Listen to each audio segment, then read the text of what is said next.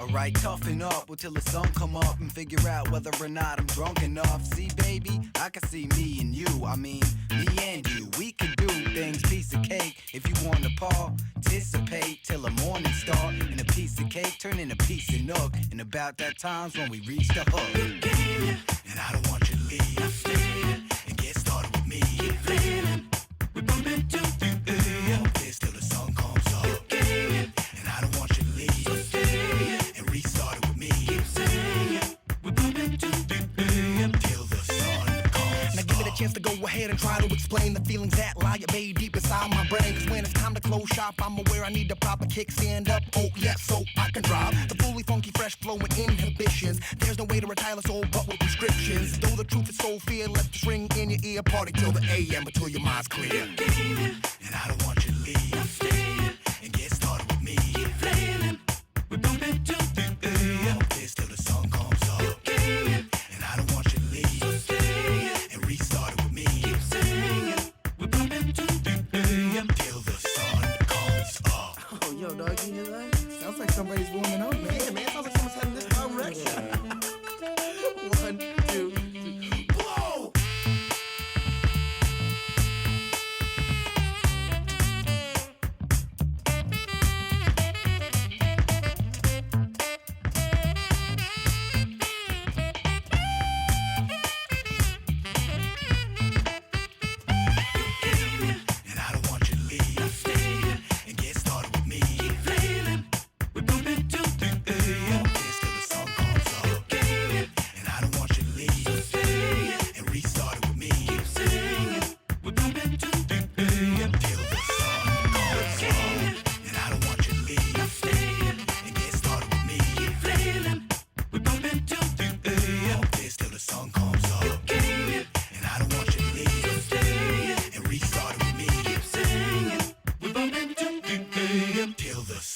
comes up.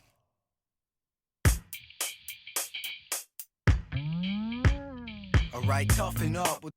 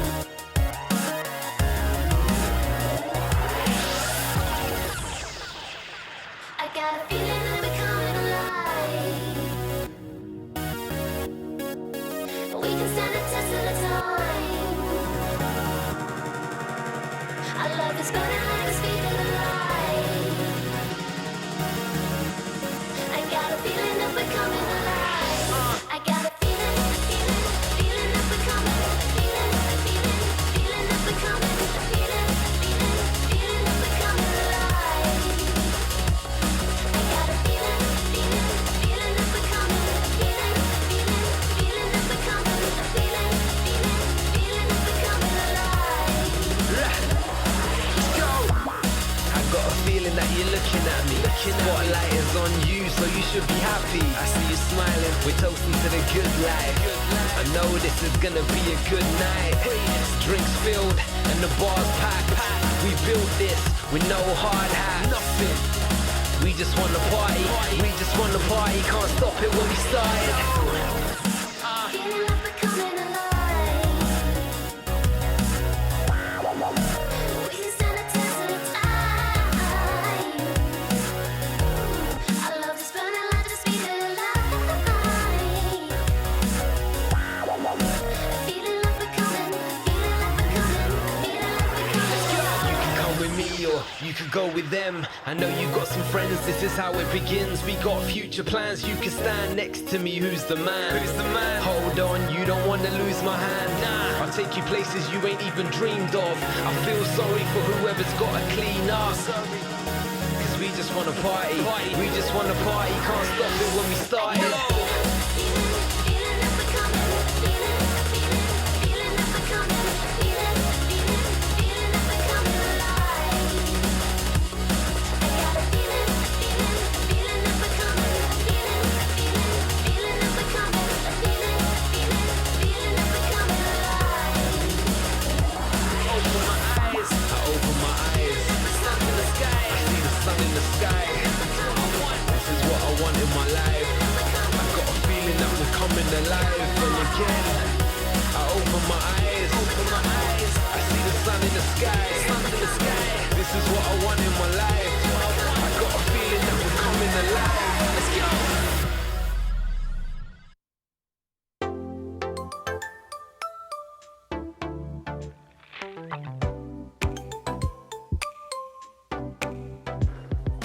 I don't believe a word that you say, but I seem to listen all the time. We can't achieve the things that every day are easy to friends of you and I. Anything I ask you for, you're too slow. Anywhere I want to go, you'll follow. Anything I need to know, you don't know. Every day I try to show your shadow. I don't think that you can read my mind. I can't always ask you if you'll try. If you find out what I'm like inside, you will see that we're just wasting time. I thought that I've been asking too much, as I find I'm asking all the time. I might be grasping at what I can touch, but now I know that it's just not my style. Anything I ask you for, you're too slow. Anywhere I want to go, you'll follow. Anything I need to know, you don't know. Every day I try to show your shadow. I don't think that you can read can't always ask you if you'll try. I don't think that you can read my mind. I can't always ask you if you'll try. If you find out what I'm like inside, you will see that we're just wasting time. I don't think that you can. I don't think that you can. I don't think that you can read my mind. I don't think that you can read my mind. You will see that we're just wasting time.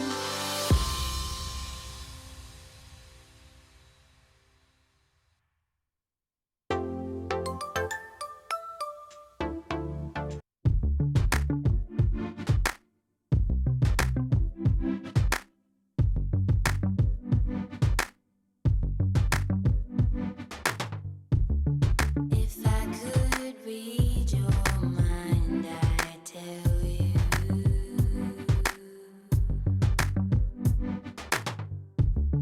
It's not an easy thing to do.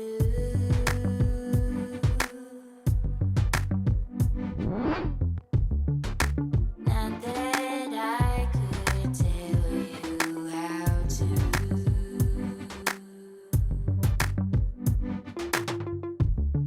It's such an abstract point of view. Every time I say I want you. Every time I say I need you. I can feel you even closer now that we're speaking out. All the time when I was lonely. All the days that you were hungry. I can feel my heart is younger now that we're speaking out.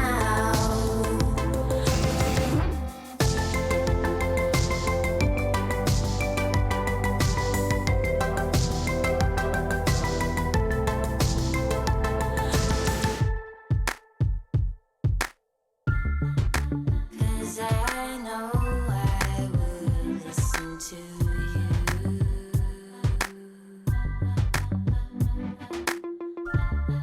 If you could do the same for me.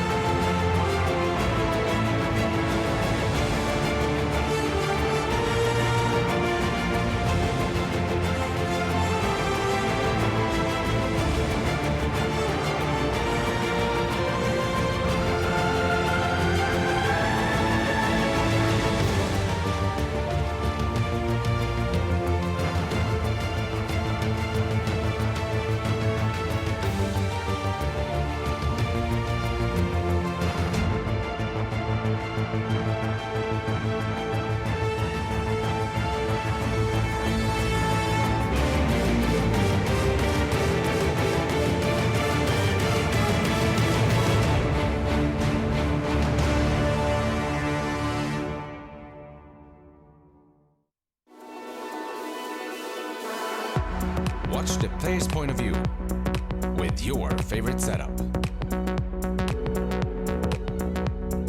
Follow your favorite Dota 2 player in every detail. Watch esports your way. Get your digital pass now.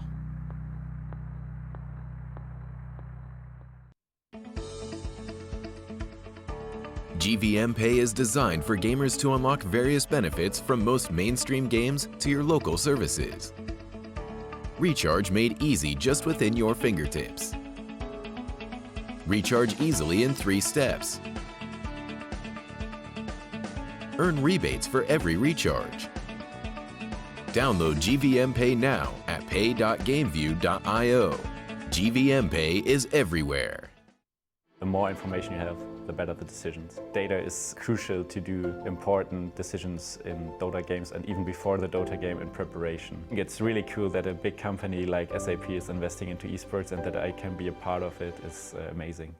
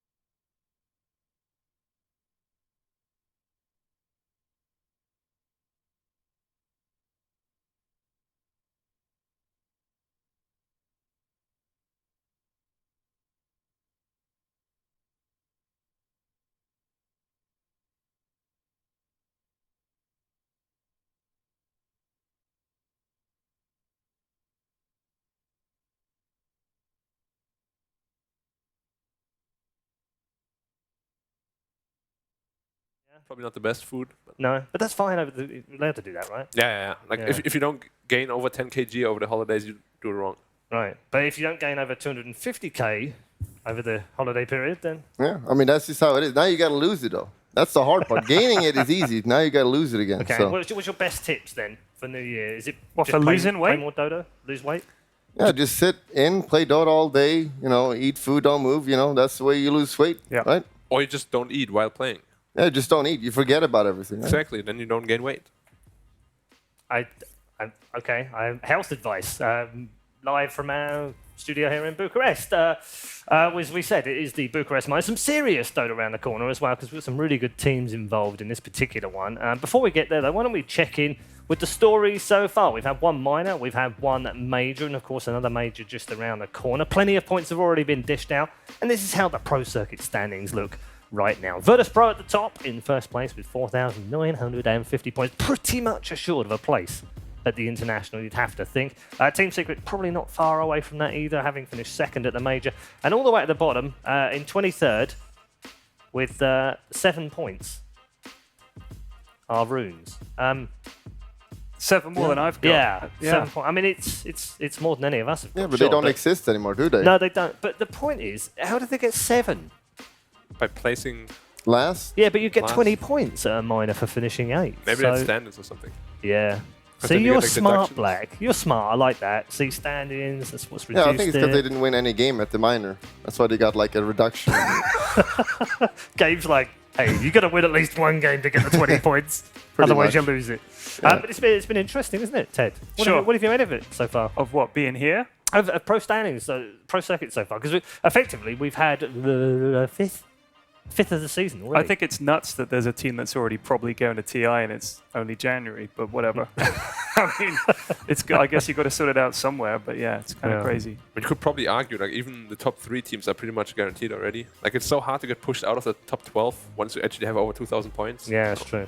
Yeah, I think was it 3,000 odd last season got you in, but that was top Top 8 only, right? 8, I think, last Yeah. season. Right? But I guess roster swaps and stuff cost you points, right? So, like you were saying, so maybe that's how you Yeah. could slip out. Yeah, If you were or unlucky. slip in. Or slip in. Maybe. Yeah. I don't know. We'll have to see how it all pans Yeah. out. 8 teams attending this one. Some very notable teams amongst this one, Black as well. Yeah, NIP and OG probably Yeah. the ones that are considered the favorites by most people. Yeah. That OG is not at the major is probably more surprising than anything for most people as well. Yeah, I think people probably, you win a TI, people expect a lot, but they kind of had I don't want to take anything away, but they had a hot streak. OG before TI didn't do too well, and now afterwards they're not doing too well. So, I'm not. We also saw them just lose against Gambit 3-0, so they're. I wouldn't say they're favourite anymore coming into this one for sure. Yeah, there's 8 teams, as we said. Boom ID, of course. Playmakers, we've got Team. Looking forward to seeing IX Mike on a LAN for the first time since 2011.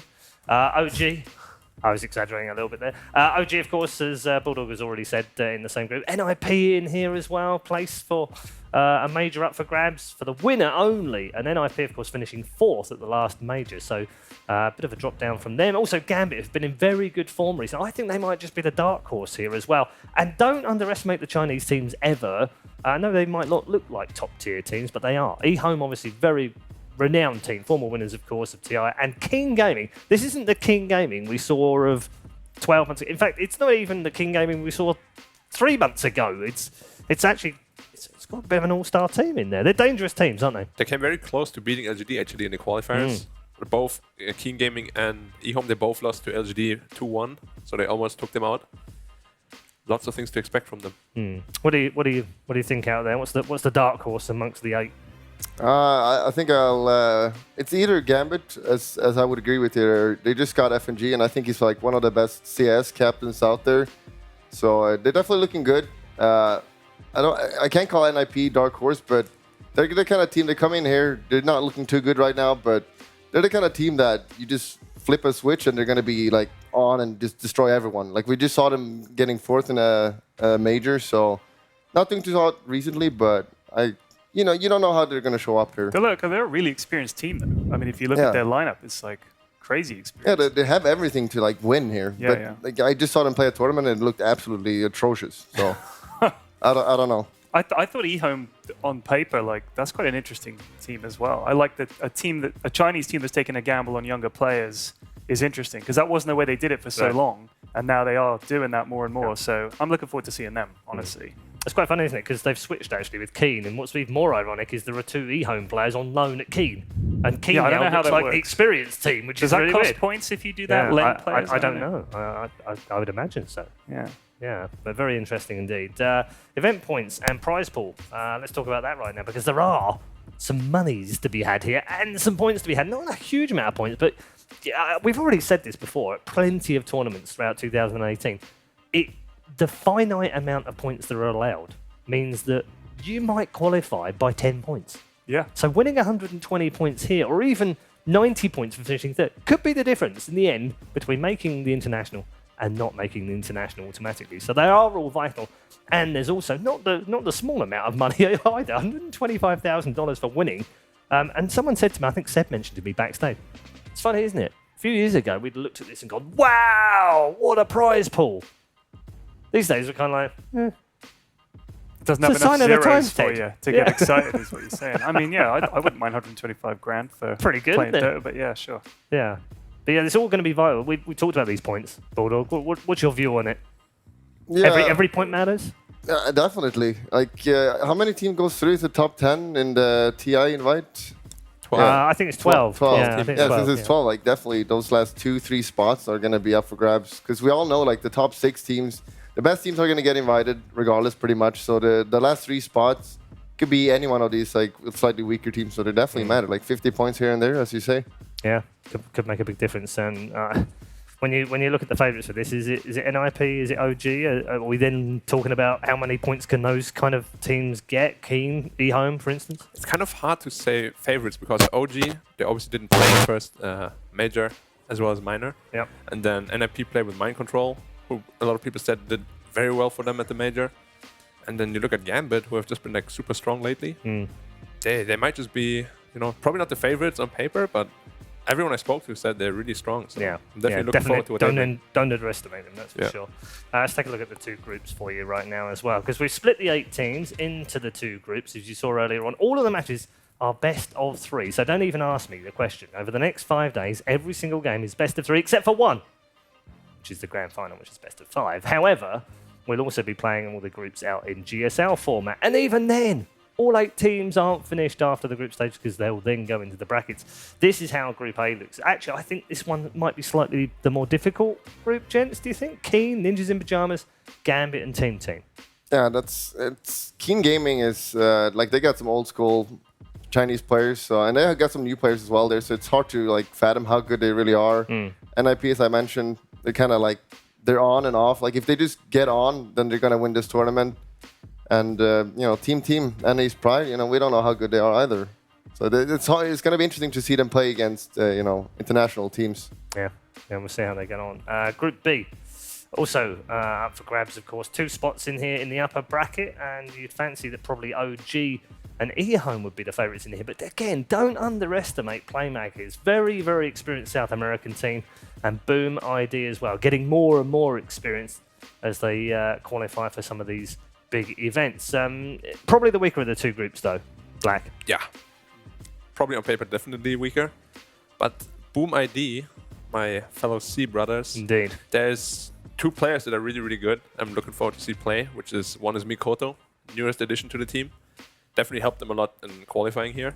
And then I have Dreamocell, a guy who has had like a very high standing in the C scene for a very long time now. So hopefully they can, at least challenge the other teams.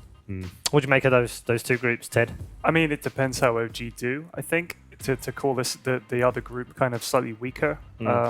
If they're doing well, then they should crush it, I think, as TI winners. But like Bulldog was saying, maybe they're just running hot, haven't been playing well. I'm personally looking forward to seeing eHome play. Yeah. But I like to see teams that I haven't seen before. The South American team, Peruvian guys, right? Yeah. I haven't seen them play before, so I'm looking forward to that. Everyone's like, real Faker? Like, that was on this team, which is kind of funny, but yeah. He switched games! Yeah. That was moved to Peru. genuine questions some people were asking, but I'm looking forward to seeing that. Yeah. Okay, good stuff. Bulldog, final thoughts on the 2 groups? Yeah, I think people are not gonna. Like, it's really hard to guess. You might want to just say NIP or do something like that, but I think, like in this tournament especially, like anyone can win pretty much. I don't think there's any like super favorite, so the groups can go any way, honestly. Okay, got plenty of matches coming up for you today as we focus on Group A. Our schedule looks like this. We're going to have 4 matches on the main stream itself. Of course, we'll start off with our first match of the day. We'll see Keen involved, of course, against NIP. And the other match will be over on Stream B as well, so you'll be able to catch that in your multiple windows, second monitor, third monitor, fifth monitor, whatever, however many monitors you've got, because I know I've got a few now, to watch all these matches simultaneously. But that's the only one that we'll do simultaneously. Then we'll move on to the winners bracket, the lower and the lower final, to determine all 4 positions on Group A. And that's what we'll focus on today. Group B, of course, tomorrow. Right then, time to get into our first match of the day.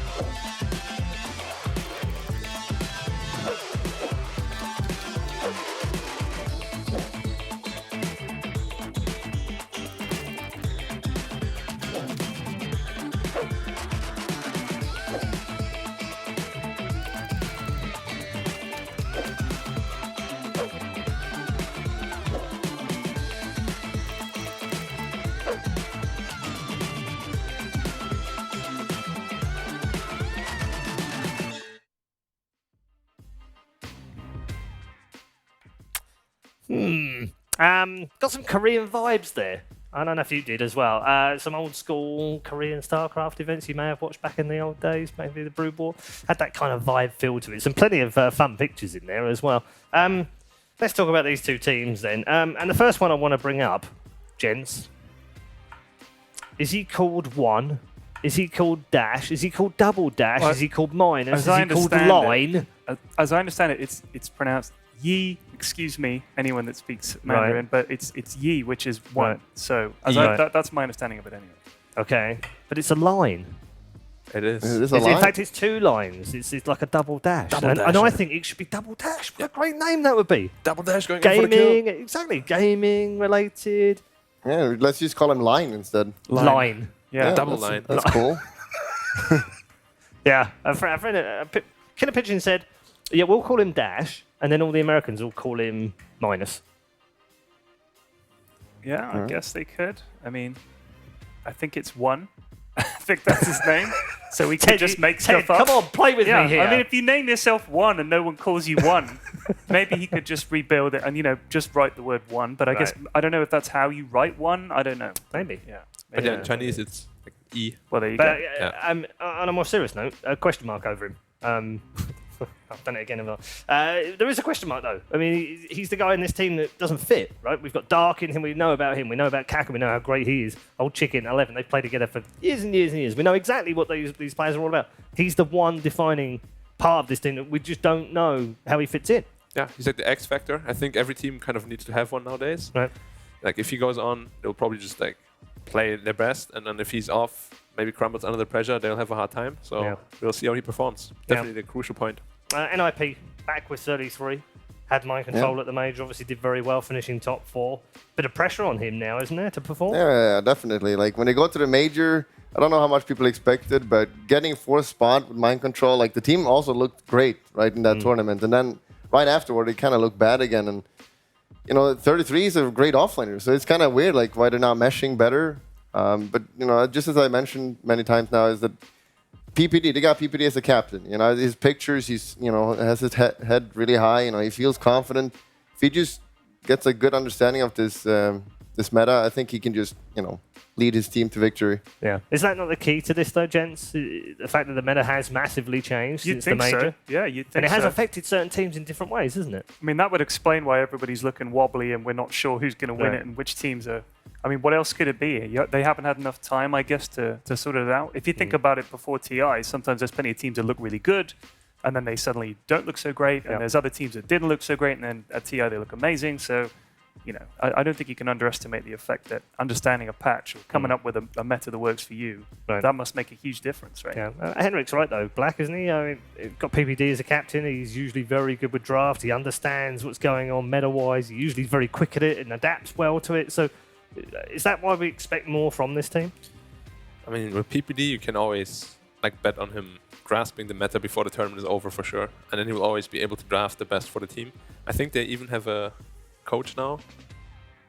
Not Do they? entirely sure. I'm not sure either. Not here, for sure. But not here? But I don't know. They maybe Yeah, maybe. something we Maybe it's like don't. a secret Maybe you're thing. leaking something. I'm just seeing people, I don't know what I'm saying. Seeing people now. But yeah, what I'm saying is PPD, great captain. Probably, him and Papi, you can probably argue the best two, and that the West has to offer at least. I think Kuro would probably have something to say about that. Kuro, yeah. I was going to say, explain. how are you ignoring Kuro, man? As a fellow German, I feel Well, very embarrassed. what are you doing here? I feel very embarrassed now. You should be ashamed of yourself. Okay, did I forget anyone else, or those three? Well, I mean, there are some other great captains Yeah, but, that have not over the past, but not. Yeah, not. You could to throw that height. ROTK in there, for instance. You just throw Zhao 8 in there. Yeah, but they're not Western. No. Zhao 8's coaching this time as well. Yeah, for he eHome? is, yeah. Yeah, And Burning okay. is as well. All the old legends coming back coaching. Yeah. What do you make of that? You okay? You fancy a bit of coaching, Black? I mean, I did it before for half a year for MVP. I mean, it's just, if you don't really have the drive to, because honestly, being a player, you also know, it's just so time consuming. You play 12, 13 hours a day. You basically don't really have a social life anymore. You have to it's true, you have to sacrifice a lot. And if you're just fine coaching, because coaching is definitely a lot easier on time demands, then it's definitely a better route for you to go. If you still want to stay in the scene, influence the scene positively. It's Or definitely come a on better way. panels. Yeah. Panel it up. Basically, if you're lazy, you just become a coach. Lazy coaches. Like you don't have to do a lot, right? It's not like being a hardcore streamer. Yeah. Yeah, It's much harder. I mean, hours. Matt just comes back for 3 months, wins the TI. What can we say? Yeah. He Yeah, I made mean, a lot I of think it was a bit right more than 3 months, but it was Yeah. more like 8 or 9 months. But I know what you mean. I mean, Oh, yeah. but that's a good example, though, isn't it? Of someone that kind of fell off a little bit, form-wise, didn't really hit the minute, but understood the game at a really high level. Went into coaching, did a really great job, won majors with his team. Then got bored of coaching, really got the itch to play again. Comes back and wins a TI. He also kind of had to, right? Like they, Well, he was sort of forced Yeah. into it towards the end. but yeah. maybe that made the decision easy. Yeah. He was like, well, I wanted to anyway and stuff. Yeah. Also, I think a lot of the time, if you look at behind the scenes, what the coaching actually involves, it's not just drafts and No, stuff. It's no, I like think keeping that's the the thing, team isn't it? together Yeah. and balancing their Yeah. heads and getting them in the right frame of mind to play. But 'Cause I love that's the fact half that of it. all the coaches are different, Ted. Yeah, they are. Yeah, like Yeah. you Some of get them some like just Will, help with the who's- draft. Yeah, Will's more like motivation, Right. trying to settle these players and make them in the right space. Yeah. Whereas Pat Sorrell's more direct in terms Right. of what he's got information-wise, data-driven, if you like. Muriel, she's kind of like, I think she calls herself, the team mum in a way, but Right. she's looking after players. But she's also working on the draft and she's figuring out the data. So she's more of a rounded kind of coach.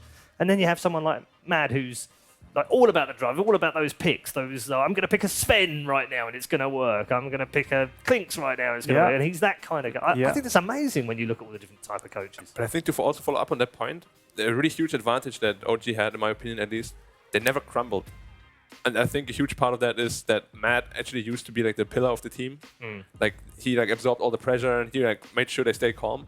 And during TI you could see every time they were down 20k, they would just make a comeback. They weren't even faced. They're like, all right, I guess we're down a bit. Let's just win. They had Yeah. crazy I belief. think Johan Crazy has, belief. Johan has something to do with that. as Yeah, well. I definitely think it's a lot to do with No-Tail. 'Cause, Yeah. like he's gotten like flack for so long for not being like the best mechanically Well, he used to be player. the big flamer, didn't he? Do you remember Yeah. back in the day? He was the guy. He was Yeah. going to go nuts at everyone. Yeah, but people change and he improved for the better, definitely. And he's gotten so much flack, but he keeps winning majors, and now he won a Won a TI. TI as So well, yeah. maybe people will just accept that he's a really, really important player. Maybe not the most gifted mechanically player, but like a well-rounded, good teammate, cheerful, and like just brings up the spirit.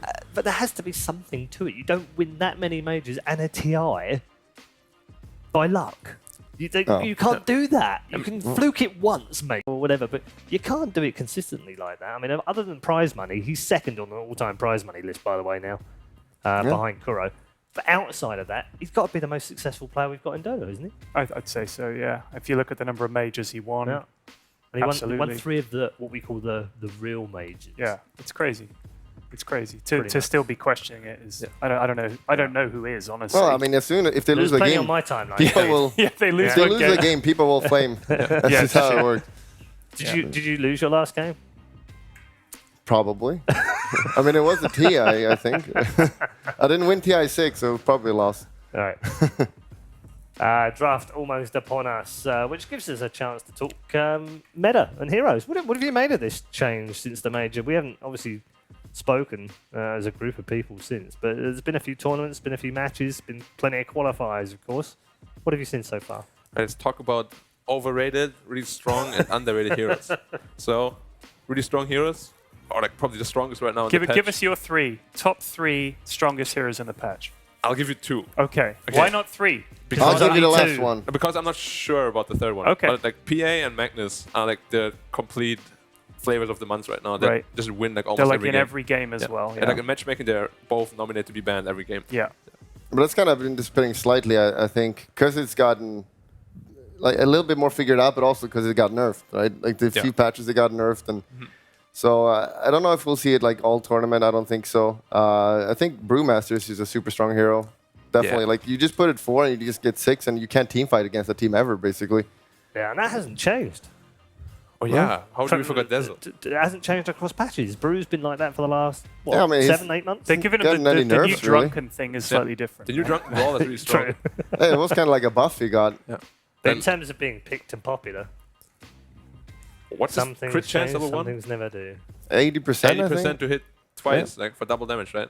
I've Yeah, lost it's- my courier to him a lot of times. A lot of times. Just swipes it. So Dazzle I've seen a lot of. Keeper. Koppel seen a lot of. Because that ult is so stupid. Keeper is, I think, definitely not picked enough for his new ultimate. It's so strong. This Will-O-Wisp. Yeah, people definitely didn't really like the changes to begin with, but I think people are starting to realize that the ultimate, like it's like the best team fight ultimate ever right now. Yeah. It's just because they were so used to him being like a split pusher. You defend, you recall that guy here. Oh no, I can't do that anymore. Yeah, But now yeah, you're like the biggest team fighter in the game, or one of the biggest. I also think like when they took away the mana leak was so good against certain heroes. It was just kind of, I mean, it was a nightmare. It was, yeah. And it's like they got rid of it, which was great, but then they gave him this. I don't understand how that's whatever. Yeah, I mean, he got like quite a big nerf. Like he lost his Ags. I mean, he still has to. You can't Right, like right. shoot anymore or move away. And you know the Mana Leak, which is like insane late game, especially, and Recall, which is like super good for mobility. Like Yeah. removing these, you think he'd be like a trash hero, but the new ultimate just doing so much work. Like you can't fight into that. And even being the, what's it called, Blinding Light, being like a basic ability now, Yeah, also quite huge for him. yeah, that's crazy. The weird thing about Azult is it's like, how come Enigma didn't get any like big black hole buffs? Because it's like a black hole that can't be cancelled other than you hit the little thing. Like, Yeah. it drives me crazy. Or I guess BKB works, True. which is True. Yeah. Yeah. All right. Yeah, I'll give you that one. Yeah. BKB Pearson. That makes up for it. Sven. tiny. Do you guys see a lot of Sven in your games? I see him from time to time. A lot of position 4 and 3 now. He's not a carry anymore. Right. It's just because of this shield. The buff. Yeah, the right? entire team. How much is it? 300 health, I think. No, 440. I think it 440 is. now? It's a lot. Yeah. And then that's how the Dota is played a lot right now. Like you group up at 20, 25 minutes, just win the game. You get off lads. You have a Beastmaster Vengeful, something like that, and Sven just fits into that so great because he's like, hey, everyone has like I give 2,000 health to everyone. And don't now forget you've got they also have Dazzle as Dazzle, well. Yeah. That's some sustain right there. Do you think they picked the Tiny here because it's like, well, you may have sustain, but maybe we can blow one of you up with the burst? I mean, Tiny's not really that big of a burst here anymore with the new Avalanche, but he's more like a really strong laner. He can go to any lane and pretty much just do well. It doesn't really matter the matchup.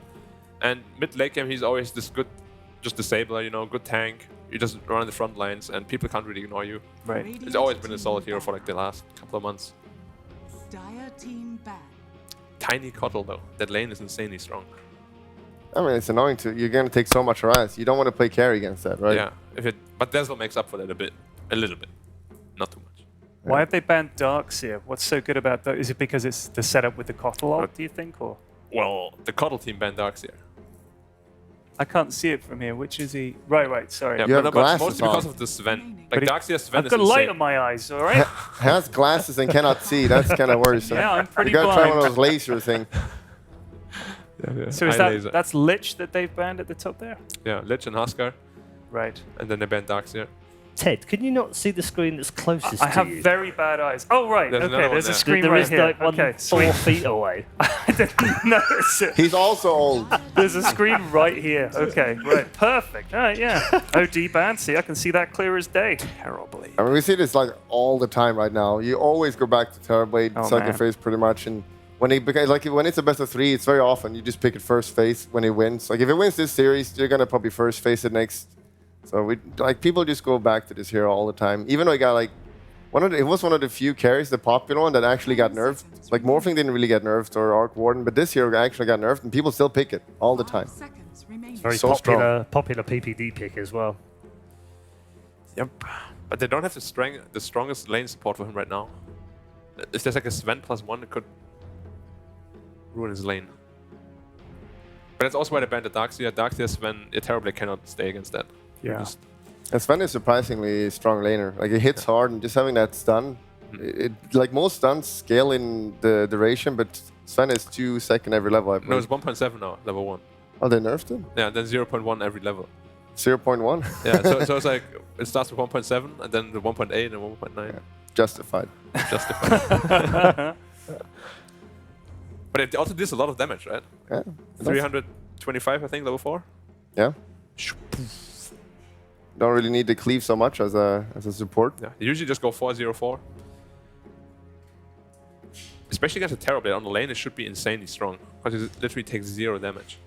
Yeah. But it's only physical damage, right? Spell damage still go through, I think. Is that how it goes? Yeah, the armor. Team pick. Yeah, it's only The physical Warcry. that blocks. Yeah. Yeah. Jakiro. Ooh. Paul, Yes. I thought you would be smiling, you would be happy, but you're just... No? He he kind of sucks right now. It's a dragon. Yeah, it's 2 dragons. With one dragon with 2 heads. I'm pretty sure it's one dragon. It's 1 dragon with 2 heads. Yeah. It's fine. Yeah, you know me. I'm a Jakiro fanboy. But you're saying I he still sucks. play him. He does suck. Right? He's not. He I feel doesn't like the suck. ultimate buff got is I pretty think he's huge. good. Do you think Before- he's good? Yeah. Before his ultimate was like, oh, he ulted, just move away, deals 0 damage. But now it's like a lingering effect. Yeah, you yeah. actually Yeah. No, finally do that's nice. damage. Yeah. That's nice. Is it more a support still or I think offlaner it's still here? a support. I mean, it's usually only run as support, but you could play it. Like if you play Sven Yakiro lane against Terrorblade as a core Yakiro, that's pretty scary. Yeah. It could also be just the Dazzle offlane. Like, right now, you can't predict any of their lanes, actually. Yeah, I mean, it could be mid dragon. Yeah. I don't know. It's been done. Yeah, That it's I'd been like to see. badly. Didn't go too well. Seriously, every time I've seen it played mid, it's been bad. Yeah, it's like only Sumail that's been kind of successful with it, I guess. Great tower pusher, but I mean, if you go for terrible a against most matchups. timing push, you want to win in 20 minutes, maybe it could work. Yeah, they just need to pick out like a good laner now, something that helps Terrorblade. Tapping a lot into the bonus time. Yeah, Coddle, Terrorblade is definitely not a thing. Like, you want to have this tiny Coddle offlane. You could have the tiny mid and pick another strong hero with Coddle, but this Coddle is not a good lane support for TV. It doesn't really matter. Like Terrorblade, the way he's always played is you get a few creeps, you use your Metamorphosis, and then at level 3 or 4, run jungle. Yep. And you don't care about the lane. You kind of just send Coddle down there to just push out the lane and save the tower. Abaddon. Abaddon? Or Abaddon. Which one is the correct way to say it? Abaddon. That's what Abaddon is what Abaddon says. Yes. Abaddon. But it's Abaddon. Abaddon. It's definitely Abaddon. I say Abaddon. So it sounds like a Japanese food, like these yakodons. Abaddon. or a Swedish pumpkin. One of the two. But is it PPD's hero? It might be. And Could it's be. just some. Has played it in the past. Yeah, he likes those kind of heroes. Played it a lot when he was back on AG as well, by the way. But TB, Abaddon. Yeah, weird. Yeah, like I don't know if he even cares so much anyway, because everybody would just jungle anyway, right? Just give him that first few levels, and Honestly, a lot of lanes right now, like Magnus is being run as a 5 right now. You just empower the carry, you let him get a couple of creeps, and then he just goes jungle. So he's probably just gonna pop every shield on him, and then we go jungle. Faceless Void. Love it. Together with the Jakiro. Love it. that is a lot of damage. Yep. Love it. Love it. Love it. Love it. Oh, but it's really good this game because like one of the worst thing about Void is if there's saves, and there's only Abaddon Shield, which is not that long range. Like if there's an Astral or like Shadow Demon to save him or something, that hero is kind of trash. But there's nothing really now that the Void is going to be a pretty strong pick here. I think Coddle is really good against Void though, because usually when you chrono, you all kind of clump up around the chrono and try to hit people, but the Coddle ult is actually bigger than the chrono. Yeah, actually, yeah, the Coddle is pretty good, I think. Yeah, and especially with Blinding Blinding Light Light as well. And they lack a bit of damage, I think. They have Sven, Dazzle, Void, all 3 not really huge damage dealers. Yeah, they gotta make sure they combo Yakir ult with Void ult. Yeah, they need like a last pick. What, like Zeus, something really big damage-ish. Yeah. Or Invoker. What's the 10th pick then? For Nip that wins the game. For Nip. For Nip, they want to have a mid, unless they want It might be tiny a mid, yeah. But Probably. I think it's 33 here, right? Something against Void. Or it could be out. Like, it's so hard to predict. 10 seconds. What are they missing? NIP is missing 5 seconds. just like a remaining. bit of. They have Coddle. But like something like a Puck or something could be nice for NIP. I mean, they have Father everything hero. already. Yeah, Father hero. They'll win with 4 heroes. They don't need a 5th hero. They're good. So what does Father like? That's good here. I think Puck is not bad. Yeah, Puck is kind of back.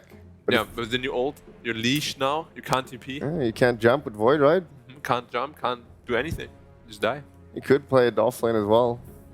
I think Puck could be quite good. They definitely want to have some kind of like disable, because TB, Abaddon, they both don't really give disable. Coddle only with the ult. So like a Puck could just keep them in place, make sure the TB can actually kill them. Radiant team pick. Razor, of course, the Fata Razor. Not a Razor. Team pick. You go for Kunkka. Kunkka. Alright, very Oh good with the boy. Void. Gives them a lot of damage early game too with the boat. Yeah, what's the last pick? You're gonna play against a Kunkka. Huskar was banned already. Yeah. Preemptive ban. Is Odie still in the pool? No, Odie's No, banned. they banned him. NIP banned Odie actually. Couldn't you go puck and you could like face shift dodge the torrent? You can do that. Against a 2K player, I guess. A monkey mid. Monkey King. Monkey. Monkey King. Is that even mid though, for sure? It definitely is against the Kunkka. Yep, it's a fan of Monkey King. Create some space for the TB. So TB Monkey's pretty good. 33 is going to go on the Abaddon. That's often Abaddon and position 5. So, Coddle, position 4. It is a Tiny. And a Abaddon. Saxa Tiny. But I don't really like the TB Coddle lane too much. Is that a PPD Coddle? Yeah. Yeah. Get high. Yeah, that's. Or Can we something. already predict? I want to go with the Void team. We're gonna do predictions, and we're gonna do them slightly differently. Ted, Yeah. we're gonna start with you. Are we going to keep a track of these? We're gonna keep track of these. Okay. PGL, our good friends at PGL, are gonna keep track of all of the scores in true Oracle format, and see how it pans out over the 5 days. And if you're wrong, So no something bad pressure, will Ted. Okay. You die. There's a forfeit to be had for finishing last. I'm going to go with NIP All right. for this one. wrong. Yeah, I'm gonna go. Admiral Bulldog, not Admiral Kunkka, Yeah, I'm gonna go with Keen Gaming because because they've got Kunkka, and Yeah. he's an admiral. they got a dragon as well. I like Yeah, dragons. yeah. And you know, And you're an NIP is. admiral, and Yeah, no, a there's Bulldog, Admiral there as well. I'll Yeah. go with that. Okay, I'll go with Admiral. Go with Admiral. Like? Keen. I'll go with Admiral too. Wow. So you're with the admiral and the admiral. Double Admiral. Yeah. So I you're with think Keen NIP as well. is probably, they should be the better team on paper, but Right. I believe in Keen. Better draft. No, NIP just better players, I think. But the draft Okay. goes to Keen for me. Okay. so. All right. Let's also ask our commentary team as well. Bring them into the mix because they get a chance to give their opinions on the draft and make a prediction as well. Because we're going to keep scores, gents. Okay, well that's interesting. So, Yeah. do you want to go first? Yeah, I want to get fired for the first day. I'd say I'm going to go with Keen Gaming, double minus, playing Dazzle, and we have a double headed dragon as well. I like Double they have dash. so much team fight potential with Double these dash. heroes, and I don't like Monkey King as their last pick, even though they just picked it as a counter to create space and a good mid laner. So King Gaming, all right. King okay. Gaming. And Mr. Pigeon, I'm gonna go with Keen. I'm keen for some Kunkka. Okay, King I'm for some gonna. Kunkka. So I'm not saying that just because he went with it and he knows better than me. Right? I believe in it God. too. Wait, have we just ended up with... Let me get this right. 4 of you have gone King Gaming, and 1 of you, Ted, Pyrian Flax, has gone for NIP. Guys, have you lost your minds? Let's find out as we head into game number 1. I mean, that's the question. Have we lost our minds, or do we just believe Lacoste? Maybe Ted is just on another level. 10 years ahead of the meta. He knows what's going to happen. Yeah, right? probably. So, Well, there's the key man, right? Like the Faceless Void for Keen is definitely going to be central with this draft. Like we were kind of disputing this a little bit before we came across from the panel. Is like it's a bit awkward. They're playing around 120-second cooldown, but they've substituted that with Kunkka, for example. Lower cooldowns, a lot more pressure early on. Yeah. yeah, but everything else they have is pretty much low cooldown. They can fight all the time. If you look at the HP they get in a team fight from Dazzle Heal, from Sven's Warcry, it's just insane. Kunkka's boat. It's gonna be so hard to team fight. And that's the thing. This is a Dazzle mid, so he will have a decent amount of gold. We usually see this utility build of things like, we see the Necronomicon for level 1 push. Then you'll see things like a pipe was quite a regular occurrence for these mid Dazzles at the moment, just so you can get those early pushes going. I think Necro 1, just get it in this game. You pretty much can have it all the time, and then you build into any item you want. Dazzle is that kind of a hero that can build pretty much whatever. I would say Guardian Greaves is good in this game, and if Sven gets a Crimson Guard, the effective HP on the heroes is just going to be, I'd say, impossible to fight into. Could be pretty scary. And looks like Fart's actually going to dodge the mid lane, anticipating that it's going to be Dazzle mid. He'll be heading bot towards the Faceless Void, which is a better matchup for him, but Dazzle doesn't do terribly in this mid matchup, right, with the Poison Touch. Oh, Dazzle is fine. He actually went for Shadow Wave level 1 just for more sustain, so TB can't harass him and keep the creeps alive, because he can trade hits early on against TB with meta. I think the thing to look at this bot lane is around level 3, does this start to go in the favor of NIP with the Monkey King? Or maybe they get another aggression here. Farda can't move quick enough. He might be going down. First blood drawn. Karka gets the kill. You just need to watch the game. You don't need to ask questions, and he they actually just sold he just themselves died. as soon as you say it, right? It's like, is this Monkey King going to be... No, Monkey King ain't going to be a problem. Once they get levels on their heroes, on Kunkka, on this Jakiro, even though Jakiro went for Boots of Speed level 1, it's, I guess, for chasing potential. Not a big fan of that, I gotta say. He is very slow. I think the argument is how do you easily catch him, right? Because if you're a Cottle, you're charging up Illuminate, you can probably dodge that fairly easily unless he's far off the trees. So he's probably feeling quite safe. I mean, Jakiro is a very tanky hero. He's hard to bring down anyway.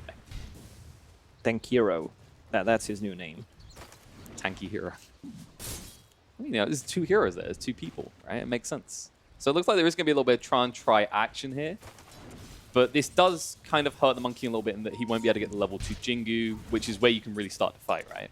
Yeah, Manka King is a hero that doesn't like to play from behind. He wants to dominate his lane, get the items, and in this game he needs to create space for TB. Also, I'm not a big fan of Magic Wand, since everyone's just getting bracers and all talismans, but in this 3 versus 3 scenario, you should always get it. And I expect Faceless Void to get to 1 point in time dilation on level 3, just to slow them down. And it looks like Keen kind of adapted to what's happening there because we talk a lot about Sven with his new Warcry, the shield. You actually already see 2 points in the cleave, knowing that he's up solo against another melee hero. He's just looking to apply pressure to 33. Yeah, I think getting farmed on Sven is way better than getting farmed on Abaddon, and they're trading. I think Sven is going to contribute way more and earlier than what Abaddon is going to bring to the table. TB picked up a double damage, not bad. We've seen plenty of mid lanes won or lost on the first rune, and double damage is always the classic one that gives a clear advantage. Of course, he hasn't got the Metamorphosis available this second, which means Dazzle isn't super... Actually, he has. He just hold on to it. I got a question for you. How do you balance double damage rune? Just don't let it spawn ever. Nah, that's a little bit extreme. Maybe, like, you don't spawn... It doesn't spawn the 2-minute, right? And then maybe it can only spawn bot. That sounds a bit weird, but it's like... I think one of the biggest controversies... well, one of the biggest controversies is, like, a DD outside the Roche Pit, right? It's like, they're just going to go straight into the Roche Pit and win now. Oh, that's a good point. I mean, it's like, I still remember, was it... I think it's TI7 was basically, when you think about it, the final match was won on a DD rune that sat outside the pit. They fought over it. They almost died for it. Top lane, that's going to be a first blood. There you go. Second blood, just Second kidding. blood. All right, well, first blood for this lane, though. Because, yeah. Right. And that's a solo kill, in fairness, which is a big deal. Now in the bot lane, Dark, is he going to go down? No! Saxo misses with the tree, hits the creeps instead. He decided he wanted to farm instead of farming heroes. Oh, new Avalanche is so good. Like, especially in 3 versus 3 scenarios. If you can stun 2/3 heroes, it's kind of guaranteed kill. The problem is Monkey King is level 2 and you want him to have the level advantage.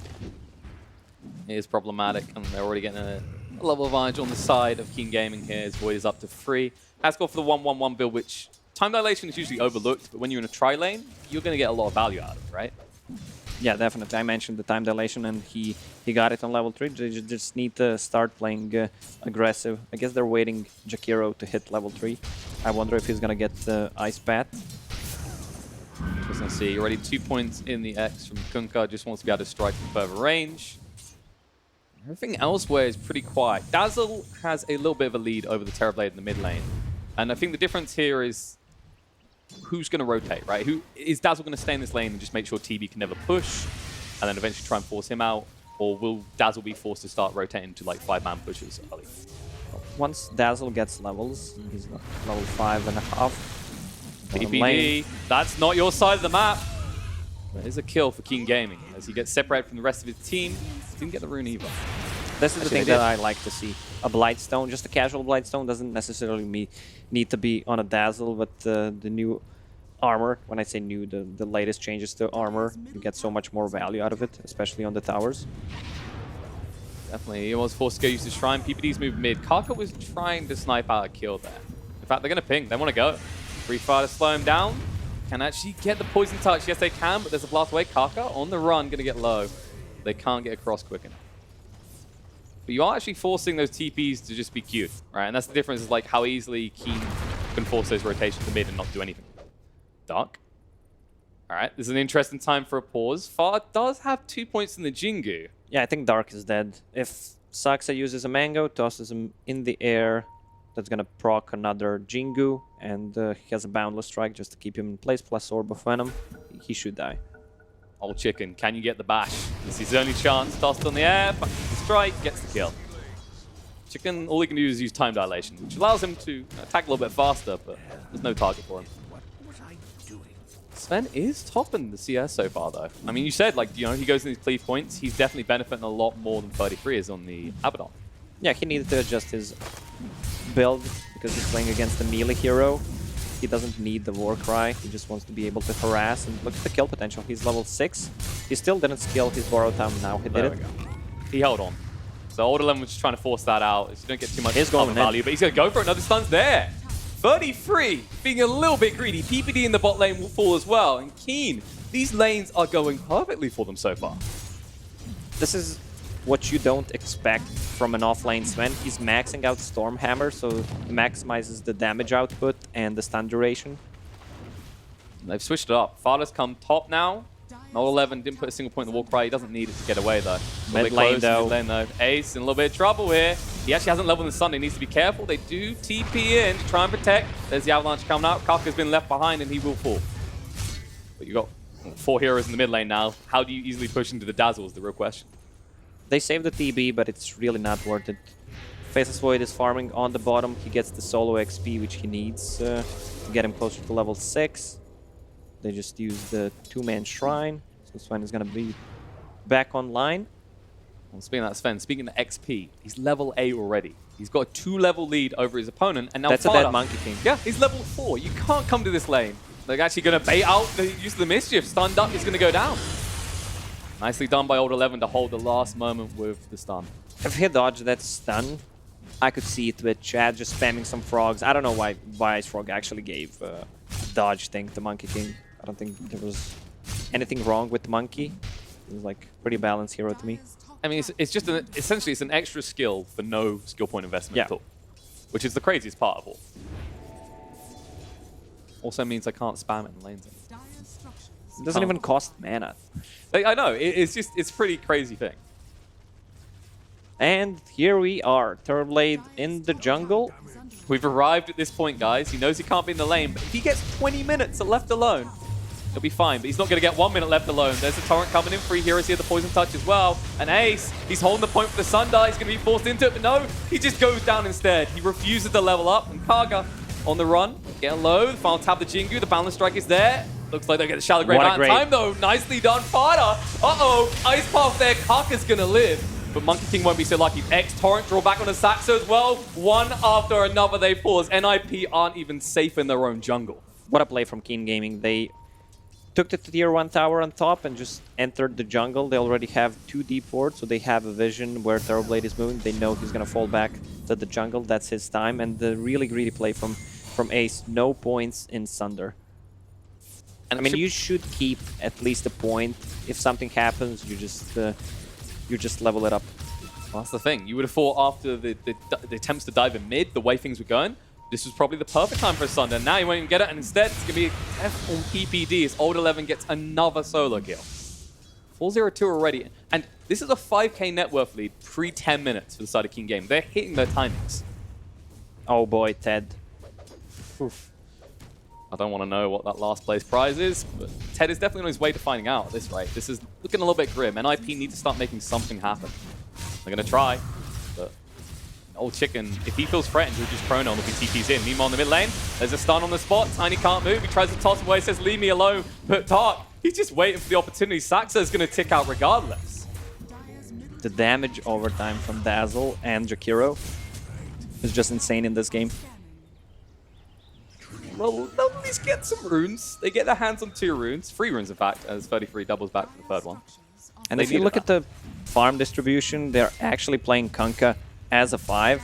Jakiro is helping out with the wards a little bit, but he has a Windlace, Void Stone, so he's building that Eul Scepter, the core item, on Jakiro, so you can use your combo. And the heroes outside of King Gaming are actually leveled enough. This is what NIP needs to do. They have Helm of the Dominator on Abaddon. They have meta up. They need to group up and try to take some He's towers pretty by deep. force. Actually, Ghostwreck coming up the stun as well. Looking at Ace, he's going to run away as the Avalanche covers him. Have they left Abaddon behind? They're trying to find a better target. Ace wants to turn around for the Sunder, but with the shield up from the Warcry, they still can't hit the Sven. They toss him away. Ace getting low, going to be ran down. The Chrono. final batch comes out. They've got a Chrono, but they don't really need it. The X drawback will drag Saxon back into his grave. And Old Chicken, there's the Chrono just for the Monkey King. They turn around. There's used the borrowed time, trying to chase on Old 11. Can they get him though? Just body blocking to make sure they'll turn around after the Monkey King kill. Clean up 33. It's a triple kill for the Void, and it's going to be another tower fallen. Oh, I thought that was a GG for a moment, but Double Minus just said nice.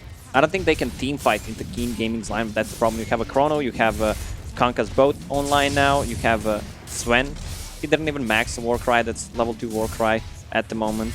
He's playing kind of a different game because he was so far ahead. So Vlad's, this is one of the best items in the game right now. Especially since you want to play the game group up as at minute 15 to 25 and just try to finish the game. And this was the key thing when they got in this fight. Is 33 was so deep, you just see them completely ignore it, right? You need to be shielding your Terrorblade. You need to be that buffer between him and the enemy team. But I mean, Keen, they identified this straight away and they pounce. Keeper of the Light is level 6 right now, so Fatus is online if they want to play around it, but the problem is they don't have meta for next 40 seconds, and feels like Keen Gaming wants to take control of enemy jungle. They have two wards on their side. So what you're telling me is by the time they have what they need, Chrono's almost going to be off cooldown. Yeah, so again, it's going to be so hard to fight into. That's always the thing. It's like you saw him commit it just to the Monkey King to ensure the biggest kill. I mean, they don't have to commit at the start. They can hold on to it as an insurance policy to stop NIP from committing heavily. They have got that jungle ward up pretty nicely on the side of Keen. They've got 2 wards in the Dire jungle. They can see everything that's happening, and they've already invaded the bot area as well. They're just starving off NIP. Sven just popped the ulti. Is gonna take their stack. Thank you very much. Hey, you know, extra bonus gold to the supports for stacking. You can't let them get back in the game. Uh-oh. X-Boat coming in. The Torrent Arcwards on Sax. He used the Avalanche to buy a little bit of time, but Keen moving in. Dash, he's going to run up. He's got his Necronomicon creeps, and they'll be enough to burn out Saxa. He's actually going to keep hunting. He's like, all right, can we go deeper? And I like what Sven is doing. He had the Echo Saber queued up, but he's going back to the Crimson Guard, which I like. Since NIP, they rely everything on physical damage. He's just going to mitigate a ton of the damage. And it's impossible to fight.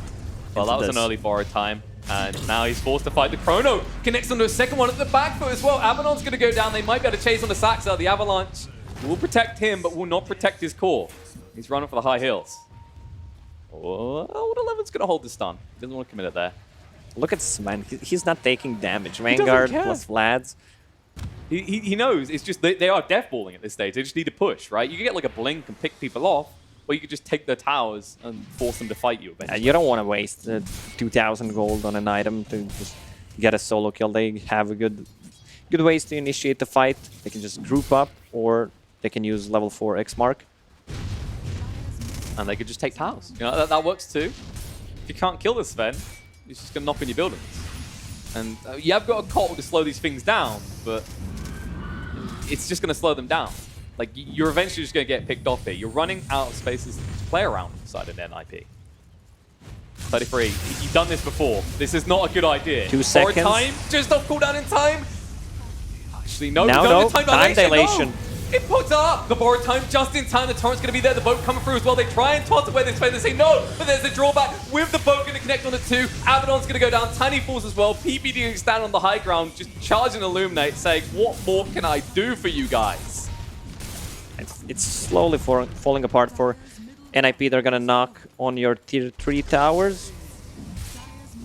TB doesn't have meta for 60 seconds. They are aware of that since he was pushing the tier 1 tower on the bottom. They're just going in. They want to finish this game. They know they can. PPD has the buyback just to try and hold this. No Ignis available though. Like I said, Metamorphosis on cooldown. Even when Abaddon's up, he hasn't got the borrowed time straight away. Keen, are they thinking of backing away here? You maybe look towards Roche, take the safe option. Don't get too excited. Ace. Okay, this is something we don't see very often. NIP have identified they need a Vlads. They've also identified 33 is not going to build it. So Ace has picked up the Vlads. So who's the most farmed in our team? It's Ace. You're the one who's getting Vlad's in this game. They need it. Like, Vlad's is the game. I think it's fair to say Vlad's right now is the game-winning item. Like, Definitely. One of the better items besides a Crimson Guard and Guardian Greaves. You always need to have a hero who can buy it. You can even see Tidehunter just going for Vlad's as a first item into Guardian Greaves. I'm getting a little bit angsty. Keen want to fight here. Yeah, but they don't know. NIP is in Roche. They This is have sneaky. enough damage. They do, but that Vlad's picked up by Ace. All right, this worked out. Old Chicken, hunting for a kill on a Saxo. This is just a distraction, though, from the real problem, which is that Roche is falling to NIP. Oh, there we go. He's had enough. He's like, I'm getting this kill regardless. Commits the Chrono, and now they're safe to just finish up this Roche. Nice. I mean, that was the hoorah play, right? They need to do something, and this was the best thing you could ask for right now to stay at the game. Second life for your Vlad carrier. Old 11. Stun's going to come in a PPD. Oh, nice Aphotic Shield just in time. I'm not sure I'd let him even touch you once at this stage. That's been scary. X onto Ace, though. Boat's coming in. They'll be able to lock him down, but can they burn him out in time is the question. They'll get him low. He has got the Sunder Veil, but Haze still running. Aphotic Shield's Another well, X another mark. X. Reasonable cooldown. No Torrent available just yet, though. They're trying to actually buy time for Old 11 to get across. And NIP, they're staying composed, they retreat. Saxo with a nice Avalanche to cover that. They know Metamorphosis is down, so they're gonna try to take tier 2 tower on top. Actually, it's already gone. If they want to take a fight, they can still do it. But I guess they want to wait, Faceless wait to get his BKB, his 500 gold away from it. And the Chrono again. It's going to be off cooldown soon. You might as well have everything ready and loaded in the gun before you take the shot. It's like, it's not terrible to spend that time waiting around here. I mean, they've got the Aegis now. At the same time, you're farming 2/3 of the map at least. PPD. Okay. I think he X-marked Sven. Yep, that's good. That usually helps with kills. I mean, they expect Sven to just 2-tap this guy, right?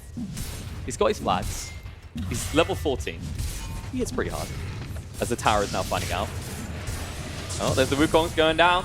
They'll stun up Old 11, but the Warcry shield. Ignis is going to connect on the 3. Can they do anything with it? There's the Ice Path to cover the escape. The boat coming in as well. The X is going to draw back the Saxo. Stuck on the spot. Torrent as well. Going to get him low. Tries to toss the Faceless Void in, but his team doesn't want anything to do. He's just giving him a good time dilation. The God Strength goes off. The stuns are going to be there. And Monkey Pinks is going down as well. Father dead. Back to hitting the buildings.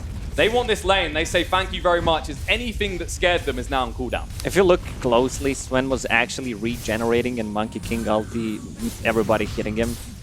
It's impossible for NIP to fight into this. And another X, the Torrent, PPD, he bought back recently. That's going to be a long time on the side for the Keeper of the Light.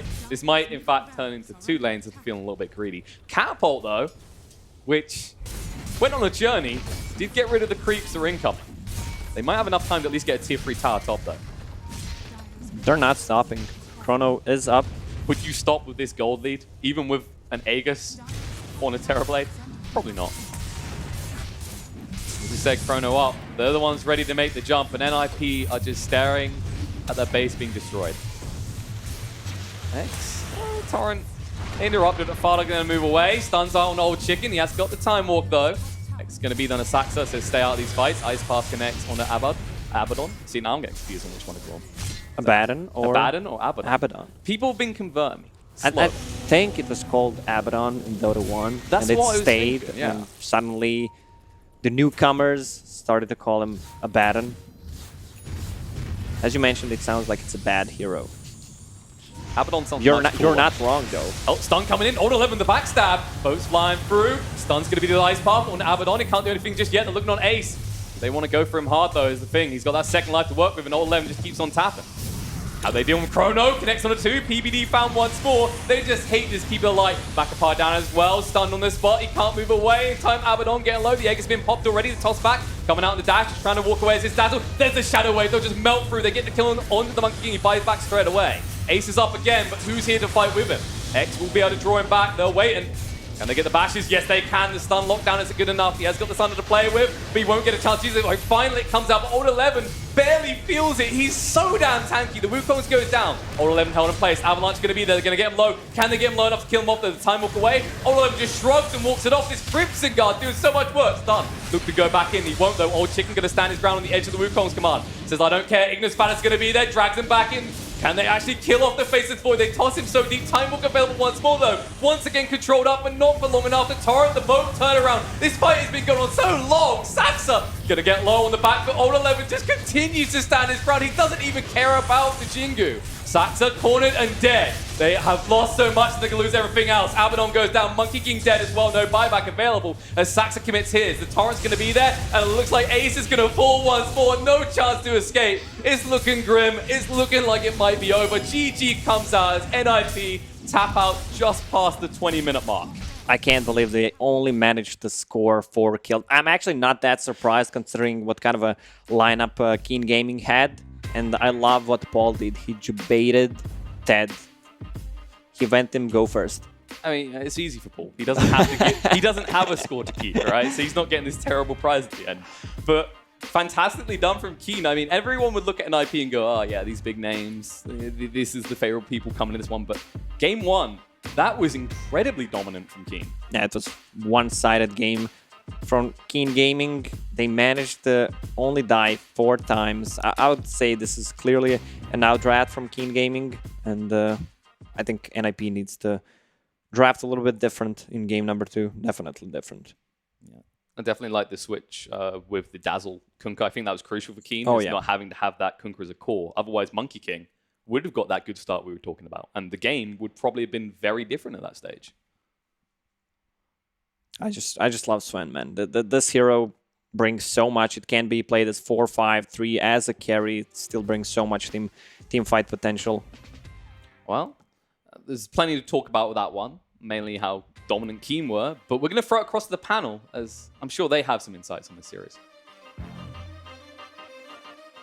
Thank you very much, La Sven and La Pigeon in the commentary booth there. Both Sven fans, of course. Well, that was... fuck it, let's just say Brutal Savage Raid. Gents. Absolute destruction. Yeah, I mean, that's a rough way to start. Debated, Ted? Sorry about that. Sorry, that's fine. You told me before you wanted to do the try and win the winter prize. Honestly, which, by the way, if nobody knows what the winter prize is, he went 1-14 at the Super Major, and so from now on it becomes it's the winter prize. Let me ask you a question. Is there a prize for coming first? No. So there is a prize for coming last? Yeah. Bingo. I'll take it. You're winning. Whatever the prize is, I will have it. You are winning right now. Sick. I'm leading the bottom of the table. You're 0-1. Way right ahead. Now. Perfect. Second is school tournaments when you get a trophy for coming second. You're also a winner. Yep. Everyone wins. Everyone wins. Participation awards. On a serious note, Mr. Bulldog, that was brutal. It was a brutal destruction from Keen. From like, I think Ted pointed out, it was like, oh my god, it's like 6 minutes in the game and they're already grouping up and killing them all. I mean, it's like from the start. Yeah, it's definitely a problem. Like, the key factor in this entire game is obviously Sven. Like, absolutely demolishing. He cannot die. His item build just rushes Vlads for his team. He has got the aura from his E as well, and then goes for Vanguard. Like, he cannot die this game. And a lot of that is because his lane was so good. He laned against 33, and he got a solo kill, which it probably shouldn't happen. I guess Abaddon shouldn't be that good against Sven in the lane, but you probably don't want to die. And just from that death, like, it just snowballs out of control just from like one mistake like that. And, you know, mind control would have killed the Sven. You know, that's why they got 4th at the major. I really liked Keen's draft here because every single hero seems to enable the others, I think. The Kunkka's just like, if anyone's getting away, we're just going to pull them back and we can kill them. Sven makes everyone tanky. If there's a big team fight, Jakira can get his shit down and stun everybody and do loads of damage. Dazzle can save people, and they have a Chronosphere if they need it. So it's like, it all makes sense. And their shit is all super low cooldown. They just like, oh, meta's down, let's just run at them. What are they going to do? And they can't stop them, they can't get away from them, and they can just go and push. Amazing points, and yet you still picked NIP. Well, I can look at it now. I mean, ahead of time, I just thought, well, geez, I wouldn't want to play against Monkey, Terrorblade, and Tiny. They'd scare the shit out of me. Ted, you've forgotten your time machine. That's true. It's easy for you to make out now like you knew what you were talking about because you were proven right. But all I'm saying is your basis 50-50. for picking Keen was Admiral. Yeah. I mean, as I said, I think NIP on paper should be the better players, but I thought Keen Gaming's draft was just way superior. I mean, what can you say? After this game, can NIP I've already recover? said it. What is gonna happen next? Find out. No, but like, there's not really much to talk about this game. It's just they literally ran at them every time. NIP threw all their ults on one guy, and he didn't even care. Was at full health. Like, the problem with NIP's draft is that they don't really have a lot of damage. Yeah. The two cores are physical, and then Sven has the aura and the Crimson and Vlad's. Like, you cannot kill anyone. And Tiny's he supports this game, right? So he's not going to do a lot of damage. And Abaddon losing his lane, going Dominator in 2019, you know, it's like, who's doing damage? No one's doing damage. Were you concerned not just with the draft for NIP, but also with the way that they laned as well? I don't think anyone predicted their lanes, honestly. No. Even if I saw it, I was like, what's happening? A Terrorblade middle, and then Abaddon solo. I was like, I don't... That's not what we predicted, right? So... Yeah, we thought it would be MK counter and Conquer. But yeah, if MK doesn't have a good game, this game, they have nothing. Like, no damage, they have no team fight.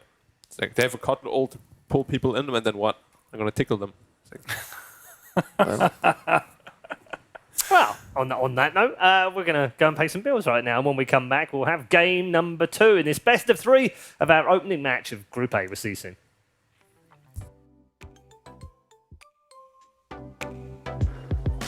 I don't believe a word that you say, but I seem to listen all the time.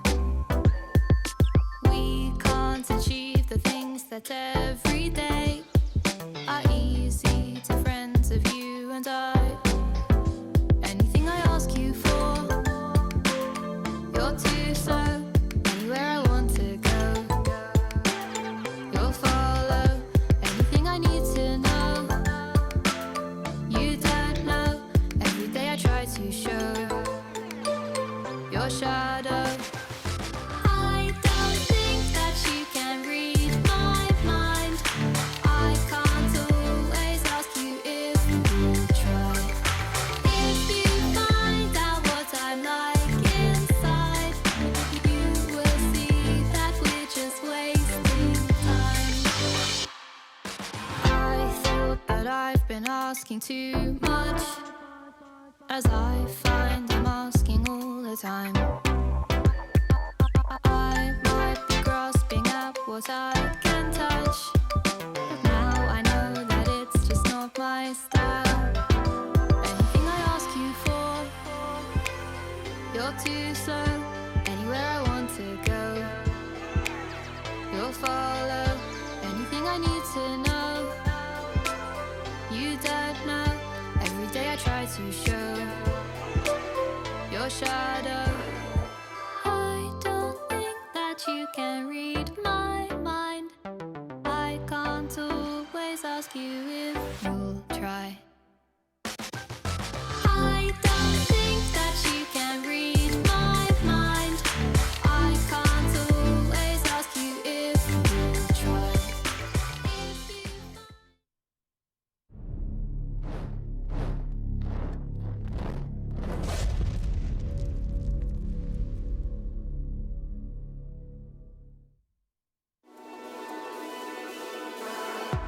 Watch the player's point of view with your favorite setup.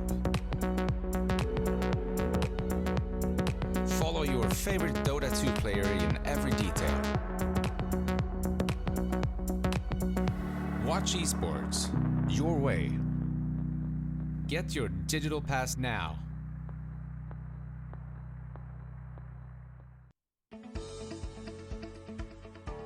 GVM Pay is designed for gamers to unlock various benefits from most mainstream games to your local services.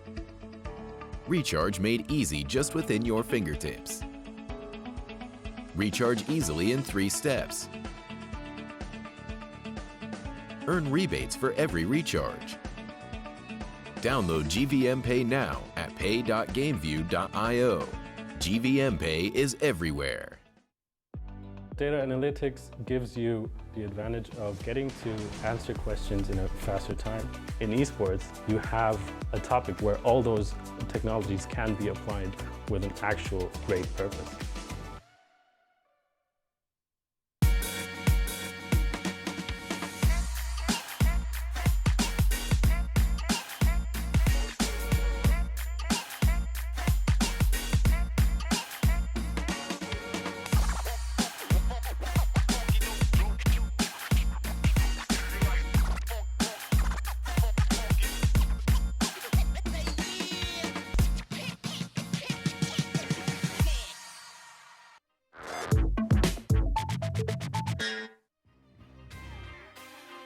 A very warm welcome back to Bucharest for live coverage of the Bucharest Minor, the first tournament, I guess, for 2019 as far as the Dota 2 professional circuit is concerned. A place up for grabs in the major, of course, which happens very shortly. For the winner only of this tournament, it's worth $125,000 and a whole heap of points as well. We're in game number 1, or rather game number 1 has just been completed of series number 1 in Group A. So a long way ahead of all these teams before they can claim that final place and head off to China.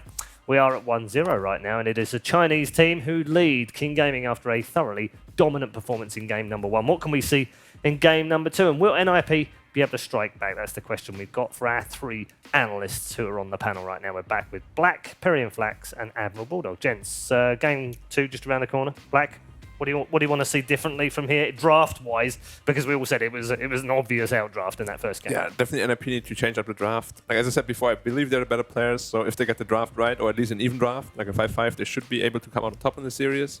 But the last draft was just so lane dependent. If you lose lane, you lose the game. That can't happen. And then the draft is very one-dimensional. Does it surprise you, Henrik, that NIP had last pick in that game? And usually Peter is very good with. He's usually able to pick those I've got the winning. I've got just the hero that's going to win us the game in this game, and he does it so often.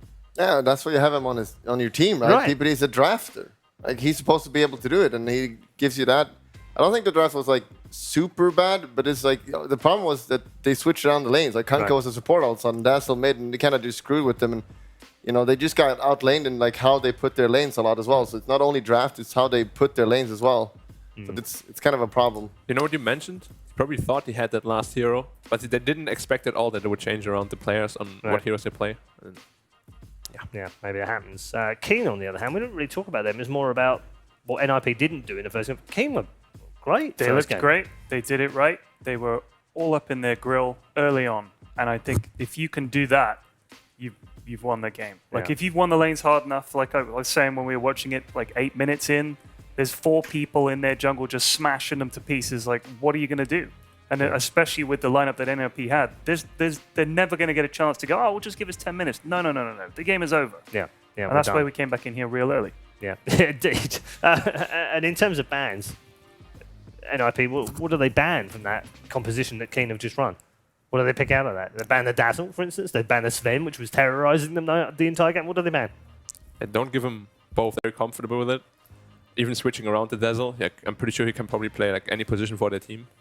I think Sven was the main problem, honestly. Because he will also, if they pick it, they will just put it 4 as well, for sure. They don't rely on playing core, I'm sure. They just get some 5-man push strat and just win the game. So just getting rid of that Sven, if any hero. I think Dazzle is he was super powerful a few patches ago. He's still really strong and versatile. That's the thing, but it's not. I don't feel like he's a game-winning hero anymore. Line dash. What did you make of his performance game on? What was he Void? It didn't have a name, so I couldn't see who was playing. It was I didn't have a name. I didn't know. That's probably him then. Yeah, he played who? Yeah, who? Was it Dazzle or? Who's on first? Void. You got the question. He was looking at you. No, he was definitely looking past me. Cooler names. He stands out. Otherwise, you're not going to get recognized. Yeah. You need to have a cool name like Black. Yeah, or Bulldog. Yeah. Or that game, by the way, finished 33-4. 33-4. 33-4. I thought it was 25-4. Yeah. There were obviously a few kills at the end. There is 33 right there as well. There were some garbage kills at the end, yes, in garbage time. 11 went 5-0-21. Kaka went 2-3-14. 1988. What? Okay, that's one then, I guess. Yeah, I'm guessing it is as well. 1998. He went 11-0-12 11-0-12 on Dazzle. So who fed on their team then? Should they kick? Conker went 2-1-22. And Old Chicken went 13-0-8. Wow. So Kaka died 3 times. Yeah, Conker died once. And Kaka died? Jakiro died 3 times. Yeah. Kaka was on the Jakiro. The supports, A coach in, Kaka out. Damn noob support is feeding. Unacceptable. But in your pub game, the support would say, you can't carry me.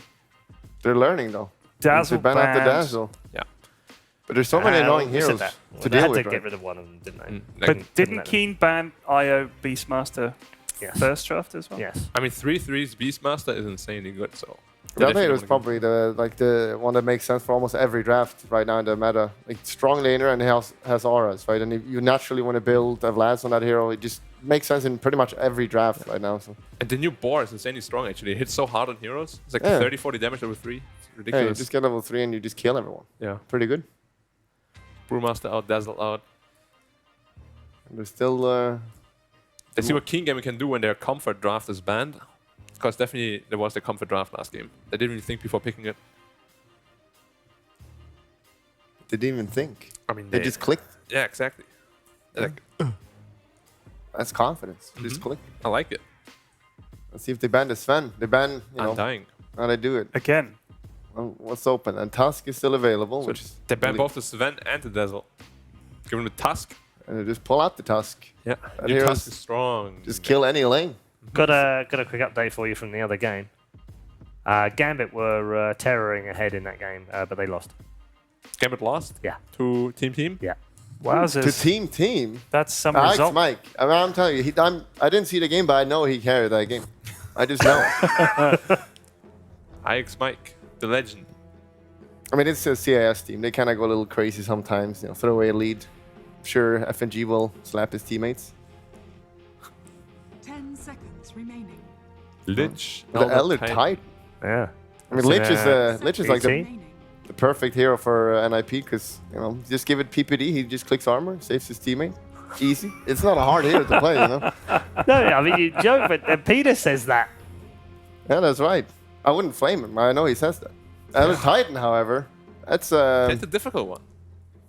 Like, how do they play it? Always support? I think 33 plays this as well. Yeah, because I just lost to this hero in a pub yesterday. Carry Titan? No, it was tops and middle. He just smashed everyone. Damn it. A mid ET from Thompson. It was not fun. Against the Brewmaster? But he's definitely like the PA. We do have the PA. So Magnus will get banned out now. Yeah. Honestly, PA without Magnus is only half as strong. So. I've seen a lot of games where that hero just destroys anyway. If she just has a good lane and gets Vlads, yeah.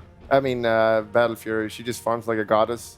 But obviously, just getting a free Battle Fury is pretty nice. Pretty nice. If you're a carry, I'm sure you would like that. You'd appreciate that. No, the issue is if you have Magnus, you can just put him in position 5, you just empower any carry, and you can't stop him from farming. He'll just last at every creep, you can't do anything. Yeah, and it just takes any gank from you. Like, he just takes the smoke, stands in a good position, kill me instead of my PA. And then they go on you just skewer in, they can't do anything. Yeah, and then you ARP him, and then your carry comes in and just one hits him. Yeah. Skewer? Skewer? Skewer? Skewer? Skewer. Sorry. Sorry. It just English. sounds Germans. really German. Ah, you can Schmetterling. Schmetterling. It's the harshest word in the German language that there I you go. know. And it means butterfly, of all the things. It does. Of all What's the butterfly in Swedish, huh? Fjäril. That's a good... Fjäril. See, Fjäril. that sounds like it's Yeah, nice. it's so nice. and You know, thing. Fjäril. Schmetterling. I mean, that's just because you're ganging up on me. Schmetterling. Yeah, you're just ganging up It's on like, me. Germans. German is a fun language. I enjoyed learning Anyways, it a lot. because he just pulled that, he's predicting first again. That's right. Me? Yes. Ted wants to go first. I He wants to go will Yeah, take he it. demanded. I will take Okay, it. He good. demanded to go first this because is gonna- he's trying to go for the Winter Contractual. Crown. It's going to be a hard one, like Elder Titan. I have not seen a lot of Elder Titan. How do you Yeah, predict no, this I hero? haven't seen him too much, actually. to be Mechanic honest. question for you, Bullock. If the Tusk has his aura on and the PA throws a dagger, do you apply bonus damage or not? Yes. Because the dagger is kind of exactly like an attack. So it would, right? But you can still throw the dagger when you're disarmed. Did you just use logic? Yeah, I'm a logical person. He really is, actually. But I am. you used logic on Dota. Yeah. Well, do you know the answer though? Like, does it? I actually don't know. That's why I'm asking you. Oh my god. You don't know. Oh my god. Oh, but pretty it sure it should. What do you It do? should. It should. But Dota 2, Yeah, I don't so you just doubt- don't know. I don't know. Ice Frog, he... Magnus The banned, mind of Ice Frog. Yeah. so they But can't I don't- skewer Who him. knows? Skewer.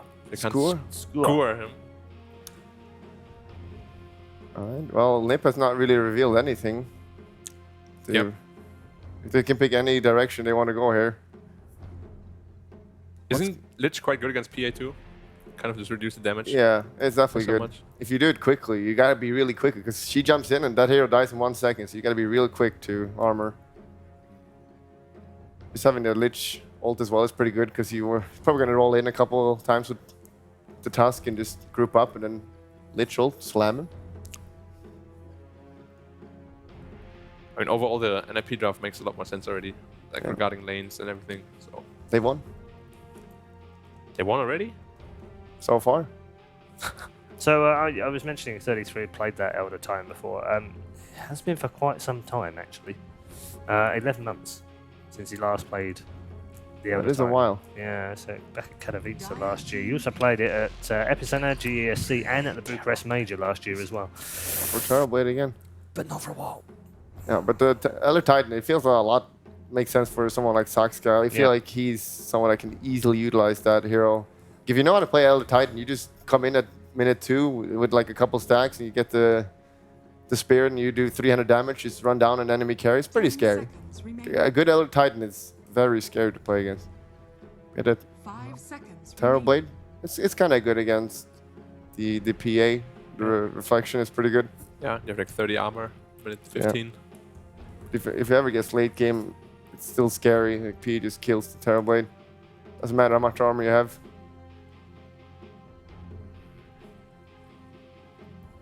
NIP banned OD last game. There's OD potential here. Yeah. For the 4th pick. What do you think about the new OD? I think it's way better than the old one. Yeah, definitely. I mean, it's being picked like every pub right now. It's pretty annoying. Yeah. Get just insta-free, full mana, or whatever. It's pretty annoying. I haven't actually played the new OD. I like the old OD, but it- then he was kind of garbage for a while, and I stopped playing him, and then they changed him, and I just haven't bothered playing him again. You have to. He's way better. Yeah. I mean, the annoying part about that here is you never know how much his ultimate is going to do. Like, will he one-shot you from full health? You don't know. Like, Yeah. sometimes he does, like, nothing, and then you just die.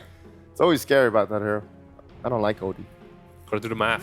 Quick math. You gotta do a lot of maths. Grimstroke? Crikey.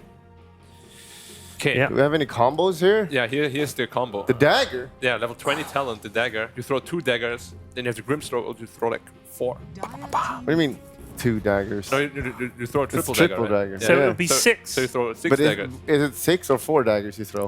I'm pretty sure it's 6. I mean, I've seen this combo a lot of times. That would be pretty nutty. 6 daggers. That is pretty poke. Can you And double punch as well or not? Yeah, I mean, you punch the other guy. It's Grim ulti, I think. I don't think. I think it says it doesn't. Kick works, however. Kick works. Yeah, Yeah, you for can sure. kick someone. Doom in Hello? 2019. Hello. They're all in on it. Okay. So partner's My the Fata God. hero, I'm guessing? He Might needs to be get an 53 Orchid hero. as well for the Mega Doom. Quad Doom. I was honestly surprised we didn't see more Doom when it was first changed. It just seems so strong with the health region in lane and whatever, but You can't bully him out of lane for sure. yeah, no one picks him. But the Chinese, maybe they're bringing him back. 5 seconds remaining. The Chinese TB is should always, have a terrible lane, right? Against Tuss Doom. It should be pretty shit. Like, I'm pretty sure if I'm the TB, I just want to go jungle level 3. yeah, you can't really harass out the Doom, right? Lich terribly can't do anything. Yeah. Dire team banned. Askar banned. And Doom has very low attack speed at least for Tusk. Well, the OD's out of the window since they have partner. What's like a good mid here? It could be Grimstroke mid, but that's very Calm down. adventurous. That's a ban. Kunkka is still around. Yeah, I was thinking something like Kanka, I guess. Remaining. Okay. It could be nice to have a range here as well, maybe. 5 seconds remaining. Nothing really beats out Pugna in the mid lane. He's one of those all-around heroes that never really loses mid. I like Puck 2 for them. They don't really have a lot of lockdown. They're kind of missing like a great initiation hero. Tusk is like kind of, but not. You don't really want to snowball in. But there's not too much for mid lane, right? They can initiate really well. There's like a Puck. It could potentially be a DK. I guess Kunkka could work. Like DK maybe. Dire team pick. They're playing some weird here. I think OD's OD. banned. It might be Kunkka or DK then. Is Timber a hero? Not really. Nah. You definitely want some lockdown, I think. Otherwise, the lineup is so hard to play. Yeah. If they ban OD, they just want a melee hero. Has strength probably. Is there any other hero that DK Kanka? 10 seconds remaining. I mean, King Gaming, who knows how they play? I mean, they might draft whatever. You And don't the know. NIP with the last pick Monkey again. Yeah, that worked out well. Radiant team pick. Go Yep. for the Kunkka again. He's Monkey happy about King. that. Don't worry, lads. And last pick. Is it Monkey again? Do they believe in their monkey still? Can they switch around their lanes this time around? The sports can't Less really go so middle. this time, right? Grimstroke mid. Yeah, it doesn't sound that good. Or does it? I've not really seen a core Grimstroke. Level 3, you can kill the range creep if you hit everything. It instantly dies. It's so much damage. 5 seconds. It's very hard to lane against. Have you played it? I played against it and I got pooped on. You're not very good though.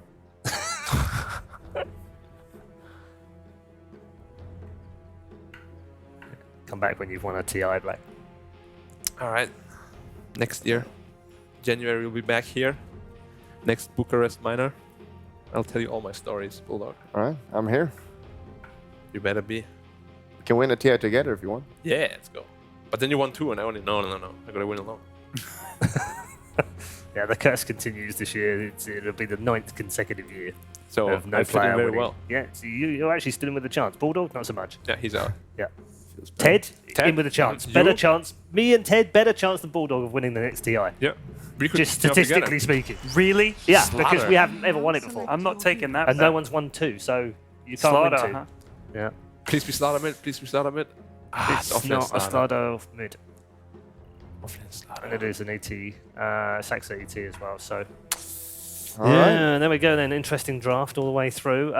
It does mean that we get 2 predictions, which means I'm going to start with Pyrian Flax. I'm going to go with Keen. I like the draft. And they did well with the Kunkka last time. And they've got PA. It's a different player playing the Kunkka though. It doesn't matter. And they got Grimstroke. And I think they're terrifying. I'm going to go with Keen. Double X mark. Okay. Well, I wanted to go for Keen as well, but since Pyrian said it, like I need to just reconsider and think about it for a little bit more. Okay, No, but- Black. Yeah. I mean, Okay, Black.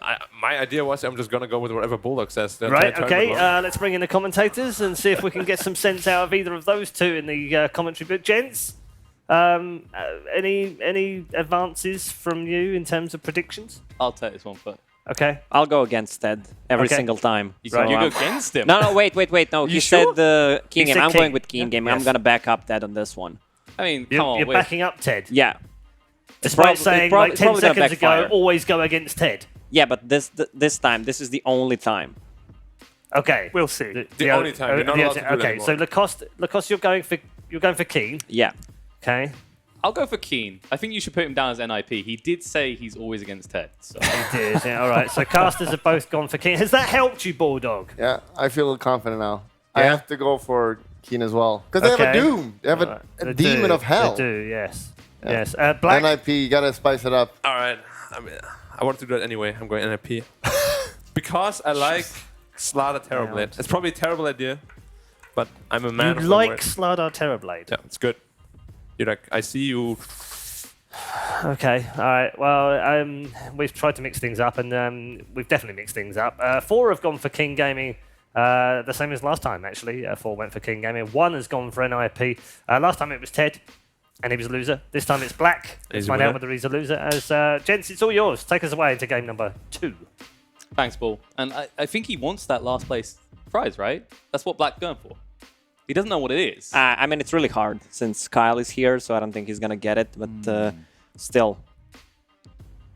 This is definitely going to be an interesting one. I mean, NIP, they've got a little bit more early presence with the Pugn and the Slardar than last time, right? But at the same time, these Grimstroke combos. X, Oh, double Doom, X mark. Jesus. Don't feel the daggers. You're almost at your level 20 talent. So how many daggers can you shoot on Oh. level 20 with Grimstroke ulti? 6, right? It should be 6. Or is it going to either 6 or 4? Either way, that's a lot of daggers. What about and a lot of 5? pain. we mid ground in the middle. 6 seems too much. 4 seems too little. 5 seems like a reasonable number. Maybe. A lot of aggression coming out from NIP, but there we go. Inkswell's going to be there. The Frost Shield as well. Stunned up. The Slardar stuns up to in return. The Rune is actually going to go away. Old Chicken, so Keen pick it up, but they do give over the first blood as the big staple gonna sack, so it's pretty effective when you get a buff from 3 heroes. He might get a next one as well. Nah, he's a little bit too far away. Frost Shield's still on cooldown. And Dark did level into the tag team, but not to much effect. Yeah, I think Astral plus a Frost Shield way better, and we have an AoE stun from Slardar. Slardar already TP'd bottom. So 33 is gonna have way better game than what he had in the previous one, even though Saksa got the first blood. Mid matchup, we're gonna see Kunkka against Pagna. Definitely a Pagna favored matchup early on, but once Kunkka hits level 5, he's gonna keep harassing him a lot as well. He's actually harassing him right now as well. Doing a pretty decent job. And of course, Kunkka always has that beautiful thing called level 6. And when it hits it, most of his opponents, especially squishy ones like Pugna, die. Speaking of dying, it looks like Lich will be going down, actually. A little bit of aggression coming on in the top lane. Are they going to... I feel like I've seen this a lot with Tusk. It's good to start as a tri-lane, right? But you basically hang around 2-3 minutes, and if it doesn't work, you have to get out. You can't spend too much time lingering in this tri-lane effect. Yeah, TB just popped his meta, so they can start playing aggressive again. They have a really good combo once PA hits level 2. She has a Blink Strike, plus an Ink Swell, and also Tusk, once he gets to level 2, especially level 3 with 1-1-1 build, his kill potential multiplies. Speaking of Tusk, he's getting low here. Oh, Jawan's just in time. He's going to stay alive, tries to move away, but the final right click coming out from PPD. Still gets the kill. This is... I mean, this is meant to be the king of Brawler. This is meant to be the hero that comes and punches you in the face and just doesn't stop. And he's the one who is suffering in these right click battles right now. Yeah, in bottom lane you have a Doom who still doesn't have a creep. Fun one eventually. If you get Satyr level 1, game's over. Well, you say that. This is looking a little bit of a grim start for Keen in the top lane. So things looking good for NIP up here. And if Slardar just gets levels, a little bit of gold, he's not exactly complaining as a solo hero. Yes, this is definitely way better lane for Slardar. Look at him. A bash, another stun. You're playing against a hero who has 1 armor, 3 when he's sitting next to the tower. How much are you going to keep him under that tower, though? Mid lane? Actually, could get a little bit low. He'll finally be forced to salve, but he's been fine for so long that he now has 2 salves on. Stockpiling, no? When you got that advantage, don't stop building them. Just stack them up. 33, he's going to need some more regen down here. This is the biggest thing about the new Devour, is just because you get that natural regen, you can easily force to trade, and you're probably never going to need regen yourself, but your opponent definitely will. 33. Tag team's going to be there. Hasn't got enough of the Slithering Crush, hasn't got any mana, hasn't got any life. They will be able to find the pickoff. And good to see Tusk finally getting out of that top lane that was proving to be his downfall. Yeah, you mentioned that if Tusk can't do anything, he just moves to another lane, one of the better, if not the best position for in game right now. And Doom actually has a ward on the side, so you can see which creep spawns. No, it wasn't. I'm surprised I actually didn't try and block that camp anyway, because just the first minute or 2 stopping any Devour coming out is a big deal against the Doom. Bottom mid lane, rotation coming with 3 heroes. He's got no easy way to escape. This Ink Swells on him, stuns him up. The Crepify runs out. He runs out of time to live. Nice aggression coming out from Keen, showing us what they show us last game. It's not in their lane, they'll go find it elsewhere. They do leave Old Chicken alone, though. Yeah, the problem is PA is not getting anything out of this, and there's no Magnus to buff her up. She's only level 2.5, but they're playing other lanes correctly. Another move coming to the bottom lane. Old Chicken, they're going to die for him here. Can they get the final tap? Yes, they can. PPD gets the kill with the Frost Shield pulsing. So they are throwing the PA under the bus, but if Kunkka and Doom get off to a really good start here, I mean, if you win 2 lanes, now beg my maths here, I think that's a pretty good scenario. And as they find more kills, they'll actually break off from the 3-3 score and take 1 kill lead. Yeah, now Tusk is level 3 with Boots of Speed. We could see Saksa after the kill already TPing to the bottom lane, but they have a ward, so they spotted him. They're just trying to force that tri-lane to break up. NIP, they invested a lot to make sure Terrorblade got a decent start. Ace was, of course, the most valuable hero in the last game, but wasn't able to do anything, even with his quick Vlad's pickup, which I believe we've been seeing in the other series as well, is just these cores being willing to pick up that item for the early pushes. DPD doesn't get the room and doesn't get out. I mean, he gets out in his own way. He'll be back in the fountain in 10 seconds. So what is it? 4? Okay, 3 for 1. Yeah. Ace was the only one to pick anything up for them. Yeah, it looks so weird when someone bottles it and then it feels like there's an 8 runes spawned. 33. Chasing on here. Old 11, the bash is going to be there. They should have the Slithering Crush available and they should be able to finish him off. So tanky, but not tanky enough. Snowball in the mid lane going in though. They're looking for a bigger kill and they find it. They notice the attention bot and use it to their advantage to go mid. The life drain comes out. Kunkka, no! Makes a mistake and Fada manages to snatch a kill. Will he live is the real question. Trying to juke in the tree line. Right click's coming out. Dark goes down. He does finally fall, but he takes multiple heroes with him as Eltine cleans up the third kill. Yeah, someone even popped the smoke. Not sure who it was. Trying to stay alive. Probably Saksa. But it's hard to get a kill on Pugna once he's level 6. It can easily backfire because Kunkka was not level 6 there, so no damage mitigation. That's the thing. They actually just wait for him to have 6 as an easy kill because you've got the X, the bow, and the Torrent all can break that life drain. And if you actually just hit him with all of them, he's probably dead already. The bot lane, Old 11, he's got up to level 6. I don't want to rush towards Doom. 33 has got 6 as well. Ice Shard's not on the mark for Dark. A little bit off to the side. He tried to block him near the trees, so he can't move. Give Doom enough space to get close and use his ulti. It was an admirable attempt. Meanwhile, on the river, Sax has been found. Will be slowed down. The tag team is on him. The Inkswell pops. And now you need to be careful. 33 showing up. First phase is going to be there. Slivering Crush does not connect. But don't worry. There's a life drain if need be. They're just going to run him down slowly. And they will just suck through all of his life. So Pugna's... This is kind of the interesting thing, is Pugna's getting kills instead of towers right now. It's a different way to play the hero. I usually pick this for that early aggression onto towers. And it's not terrible in this scenario where Kunkka gets forced to start rotating. You're just going to start taking that mid tower instantly. Yeah, but Kunkka deals well with the creep wave. But the Pugna, as you mentioned, is using a lot of time getting those kills, so no pressure on tier 1 tower. Doom used. Yeah, they throw it out on them. They can't chase him down now, and there's 3 heroes there, so worst case scenario, he gets denied, but I don't think he's even going to get to that point. Level 1 Doom doesn't do too much damage anymore. In the old days, it was a little bit disgusting. On mid lane, Boat just in time. Kunkka, he stays alive. He's going to turn around. Dark looking for the kill. Snowball lockdown. Fada trying to make his escape. Going to go for the TP away just in time. Inkswell. All right, that Stroke of Fate was a little bit too late from Kaka. But maybe a little bit too close for comfort for Pugna. Kaka caught up. He's level 4. He was level 1 for almost 5 minutes. And we didn't talk about neither PA or TB. TB, the biggest winner in this game, 36 denies and 52 CS, while Phantom Assassin is only level 4, sitting on 17 CS. So Ace is having a way better game than what he had in game number 1. Hey, just look at it. Poorest core versus richest core. This is not going well for PA at this rate.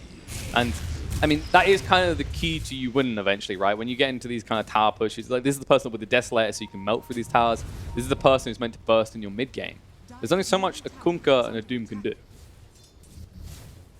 Meanwhile, when you look on the side of NIP, you know, you've got this Terrorblade that's going to have half up time. You've got a Slardar to initiate for you. You've got Pugna for the early aggression. Be careful. Keen need to actually start maybe applying some pressure to this Terrorblade. And because it's double value, right? You're going to slow down TB, but you're actually going to allow PA to catch up. That's what they do.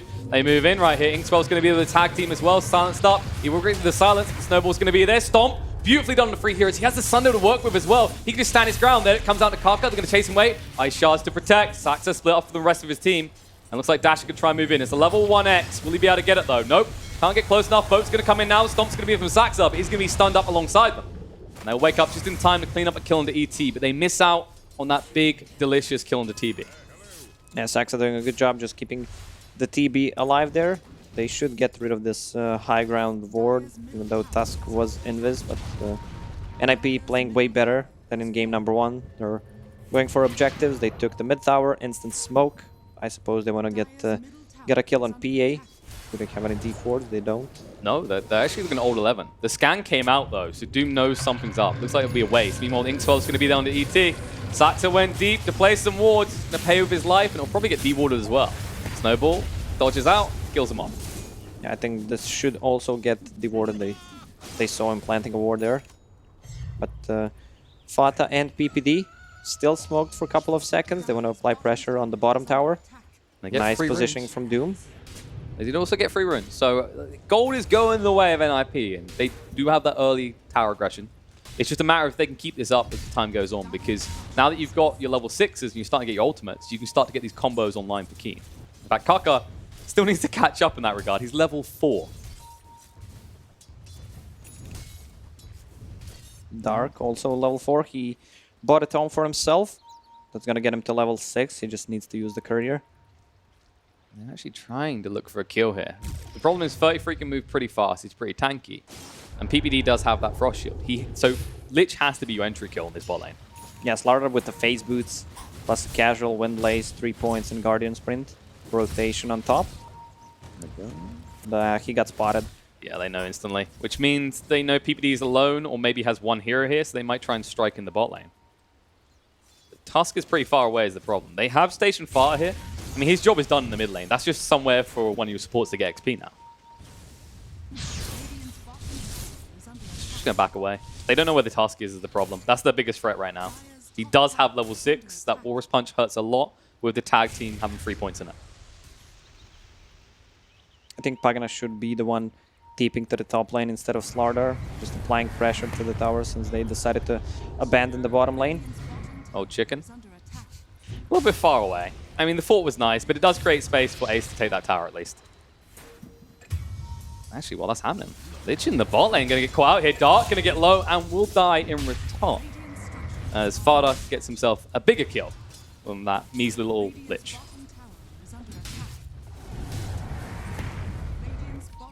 Actually looking to see, where can Keen really play? Do they have to bring the PA to the bot lane and just try and be in a position where if NIP do come to killer, it's a lot of extra time wasted away from objectives? The problem is they don't have anything that pushes the wave quickly besides a Kunkka. Doom doesn't punish the wave, bottom lane. Beacon of Doom, they're trying to move, Inkswell doesn't connect. He hasn't got rid of the silence yet though. Pugna, give me a lot of trouble. Drawback with the X. The boat's going to be there. He does Decrepify, Stomp. He can turn around if he wants in a moment. He needs to get rid of the silence. He doesn't. Instead, he tanks the Phantom's Embrace. They're going to keep chasing. Dash needs vision here.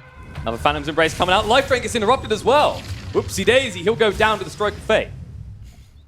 That's a really bad execution. It bought him just enough time for Terrorblade to take a tier 2 tower on the top lane. They're responding now, but will they be able to find anything is the question. He's going to get him. Nope, misses. Ace looking to fight. Here's going to stand his ground. Doom comes out, snowball in. Everything to ensure that he falls. But he will take Old 11 with him. No!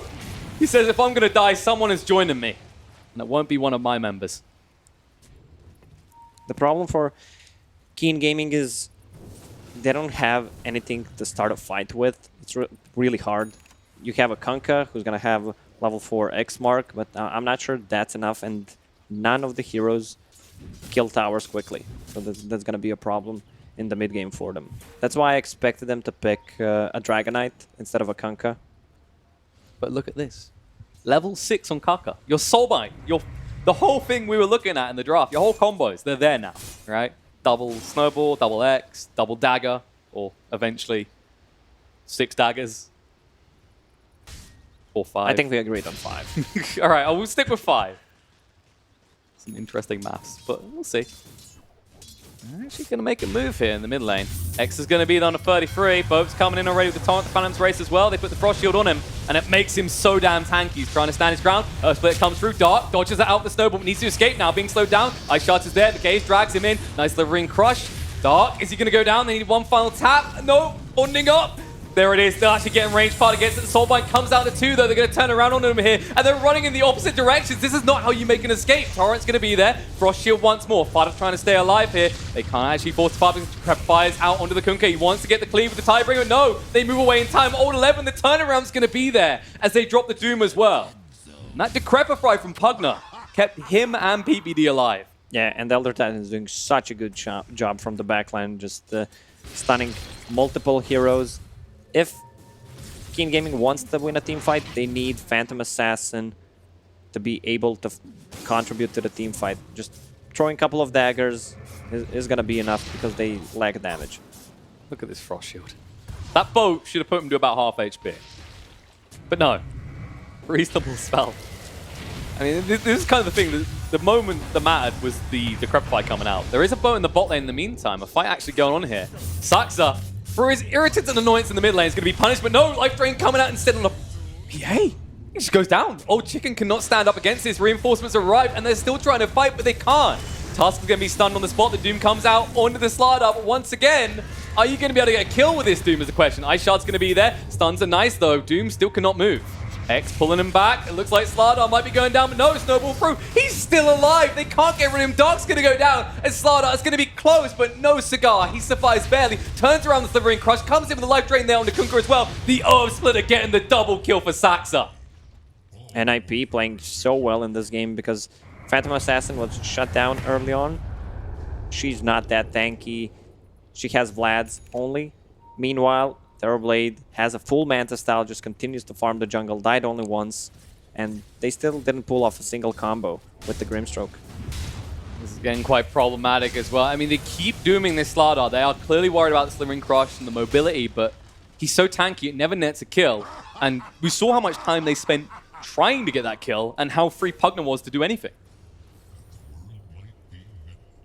That win probability, good lord, 81% already, 16 minutes in. It's looking a little bit grim for Keen. They need a solution, they need it soon. Their PA nowhere near the point of being that solution just yet. Life Drain, the Stomp as well, Old 11. Slithering Crush doesn't connect there, but connects on another one. Chain Frost through. Kunkka getting low. The boat's finally going to come out, but is it too late is the question. Nope, they draw him back. They'll be able to move away. They'll turn around. 33 goes down. Dark does not even use the Roarish Punch. Moving across, trying to get it off in time with the tag team, but he won't be able to. Needs to be careful. Soulbind connects onto Fada and to Saxa. They're going to turn around, look for Tusk as he just breaks it up and forces them away from the rest of his team.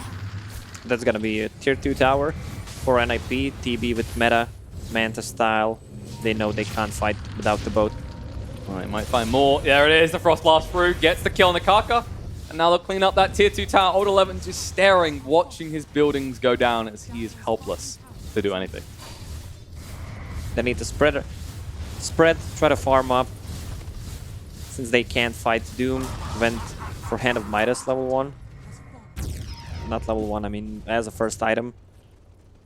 The classic choice when you know you can't do anything right. This is pub Doom. This will see you in 20 minutes after I've been in the jungle. He needs the tank up, definitely. And that's the problem right now is you either have to go for this greedy farm build and hope you got enough space, or you're just building these tanky items early on. But you're always going to be fighting without your PA because, as we saw the last time she came to a fight, it didn't end so well. But yeah, at least you can farm the jungle with that wonderful blur. If NIP takes one good team fight, or if they just decide to smoke, maybe right now, Kunkka. they could go for Boat buff a is Roche. on him. Life Drain is getting him low, but the buff just in time won't matter. The bash is coming out. The Earth Split is going to be there. Won't even be able to finish him off as Fada gets the final tap. They could go for a Roche right now if they want to. They 30 should. seconds without Kunkka. And you got Corrosive Haze. There's nothing to really stop you from doing this right now. Vlad's is, of course, online on 33. And this won't take you very long. You don't necessarily have to commit the Metamorphosis either. Even if you had it. Like, you get what I mean. It's like you're going to do this, and immediately you're going to push an objective afterwards. There's no extra investment. Yeah, and TB Illusion is giving them enough vision to see where the heroes are. Phantom Assassin showing on top. Doom on the bottom lane, so they know they can take this Roche without being contested. What do you contest with here anyway? You get the boat. You got, Soulbind's good in that tight area, but I'm not sure you got the damage to follow through. Instead, they'll follow through, find a kill on Nakaka, and chase them on the Dark next. He needs to get out. The Decrepify does connect. Sats are moving forward. They've got vision on this. 33's running on his way in. Slithering Crush charging at the ready. He won't get a chance though. Saxa just uses that staple gun to great effect. What's your front line? Like this is always a question when I'm looking at Keen. They're initiating when your Kunkka is essentially your front line right now, right? And that means he's getting stunned up. By the time he gets a boat out, he's already half dead. It's a big problem for Keen. Maybe it changes in the next 10 minutes if Doom gets enough Midas usages. But he's not even going to get to use it here. He needs to run across for a creep, but where are they? They won't be able to be in range.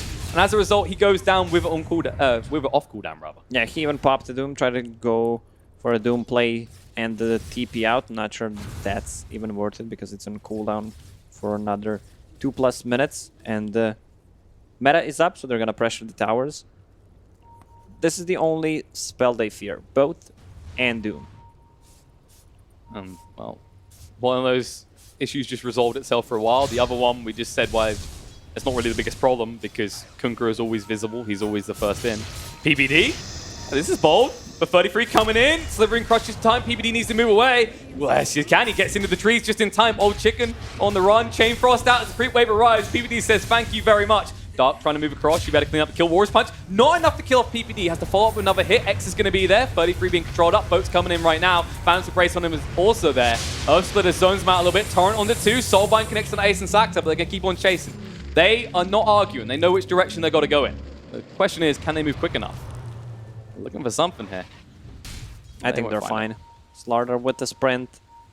He's looking for a different kill. He's up in the tree line looking for the Grimstrike right now. He might actually find him. It's a really long TP. Yep, but it doesn't matter. 33 looked the wrong way. What a greedy play, but NIP has the ward there, so they know where he TP'd at. All the while, Fado was just sitting in his bot lane, forcing Doom to be here to protect his high ground. Someone needs to protect his life. He's getting pretty low.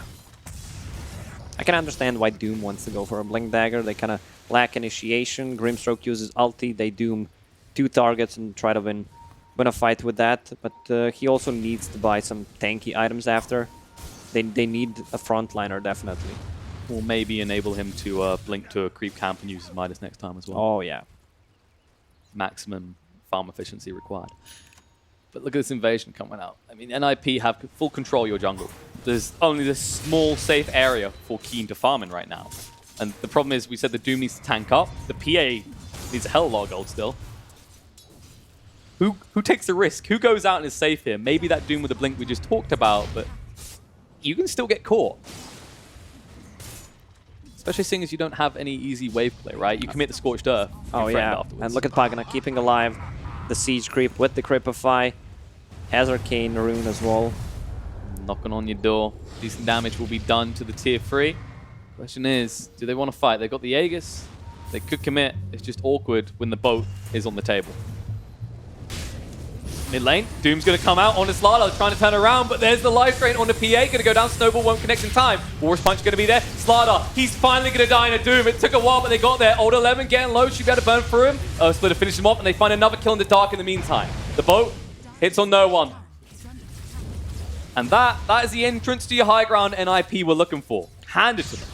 33 tanked every single Doom in this game, and that's exactly what he wants to do. He goes in, uses the stun, bash, and then tanks the Doom, goes out.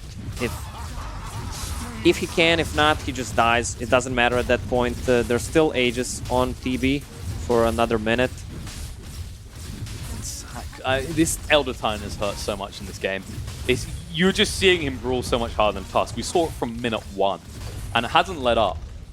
How many kills is he up to now? He's sitting 7-13 right now on the possible ET. A lot of murdering being done, including buildings in this case, as one lane falls for Keen, and that gold leading up to 12,000 for the side of NIP. And the win probability, we're not at the 1% chance yet, but we're getting close. We saw comebacks from 1%, so anything is possible in theory, right? In theory. But this is a PA going for a Battle Fury. This is a PA saying, I need to keep farming, which means you're struggling to fight.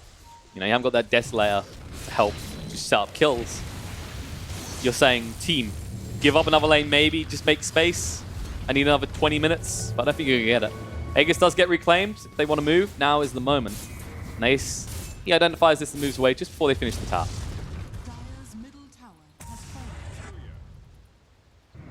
The thing as well is like taking that mid lane is quite nice because you can just station people in 2 jungle areas, right? And you're just starving off PA's safe area of farming. And at the same time, if something happens mid, you're in range to respond. Yeah, and PA is on a different side of the map, just trying to farm up her Battle Fury. They're trying to drag this game as much as possible since they can't fight right now. Gotta buy time. We look at Doom's item progression now. He has got the blink, of course, going for the BKB after that, which isn't the wrong choice here with the Slardar. Well, you still get bashed with Bash Deep, but, you know, Slivering Crush and the Life Drain as well. Not something you have to worry about anymore. The problem is, once again, even once you've got that, the PA isn't going to be fighting with you necessarily. Or if she is, she's going to be poking from the side saying, you go in. I'll just stay back in for daggers until I see an opportunity. With the DD. No Metamorphosis, so there shouldn't be too much aggression. Instead, Keen are the ones looking to make a move. They smoke up, the pings come out. Slide on the river. Soulbind's going to be there. Snowball through. Connects. Walrus punch as well, but the stomp on the back line means they can't do anything. Life Drain's going to be there. Doom getting low. He did Doom up with the Terror Blade. They might be able to deny him if they want to, and they will be able to do so, or maybe they even try. Yep, he's going to survive. Both of them are going to survive, in fact. And Old 11 running for the high hills. Saxa standing his ground against the entirety of Keen Gaming all alone. Is going to come out to Crepify, drags him back into the ghost ship. It should be enough to make him fall. No, finally they get him with the clap of the Tidebringer. But they might turn around, look for some now. Life Drain goes out. Dark able to tank this up with the double bracer. But for all that, for your big combo, all you get is an Elder Titan kill. Man, Saxa is definitely MVP of this game, even though the game is still not over. His positioning, his stuns were just amazing. And his Earth Splitter, it doesn't necessarily need to do damage. He's just buying time with the good positioning, so the other heroes can survive. Also, PPD, his ultis were amazing in this game. He's not afraid to use it just to get a solo kill. I mean, that's the big thing about NIP. The genius behind these picks for NIP and support roles, right, is you saw that Tusk opener, and you know they're going to try and stack up to brawl on you, right? They picked 4 melee heroes. If you've got an Earth Splitter that forces them to split up at all, they're not able to actually maximize their kill potential here. Don't get me started on that Frost Shield. DB with full butterfly, they have nothing that goes through evasion. Falling on the physical. As a result, Ace moves in with the Metamorphosis activate, goes straight for the melee racks. Torrent slow him down a little bit. You need to do a lot more. These look how split up the illusions are to make sure Tidebringer is not a problem. Play him another lane, and Keen, they're just watching it. They're watching their base crumble. What do you do in this scenario? Doom was still on cooldown. No chicken. He's almost got that Battle Fury. You can smell it. It's going to be a 30-minute Battle Fury. She's level 15, even decided to go for extra cleave. She's got the cleave talent before she got the Battle Fury. You don't even need it anymore. So, how much time can you buy? You're basically 2 lanes down, because the range racks are still there, but we know that the true value is that melee racks falling. Well, if you think about it, you know where they're going to enter your base, the 3rd lane, so you can prepare. This is true. Initiation coming in on the Kunkka then. Prepify, Life Drain, brings out the boat, but too late. He's already gone. Whoops. That's your, arguably your tankiest hero right there. Just evaporating. PA needs to be out of the base. Oh, no, Dark! They see him, they walk into the tree line. The snowballs could have come out, but Saxa says, I know you have nowhere to run.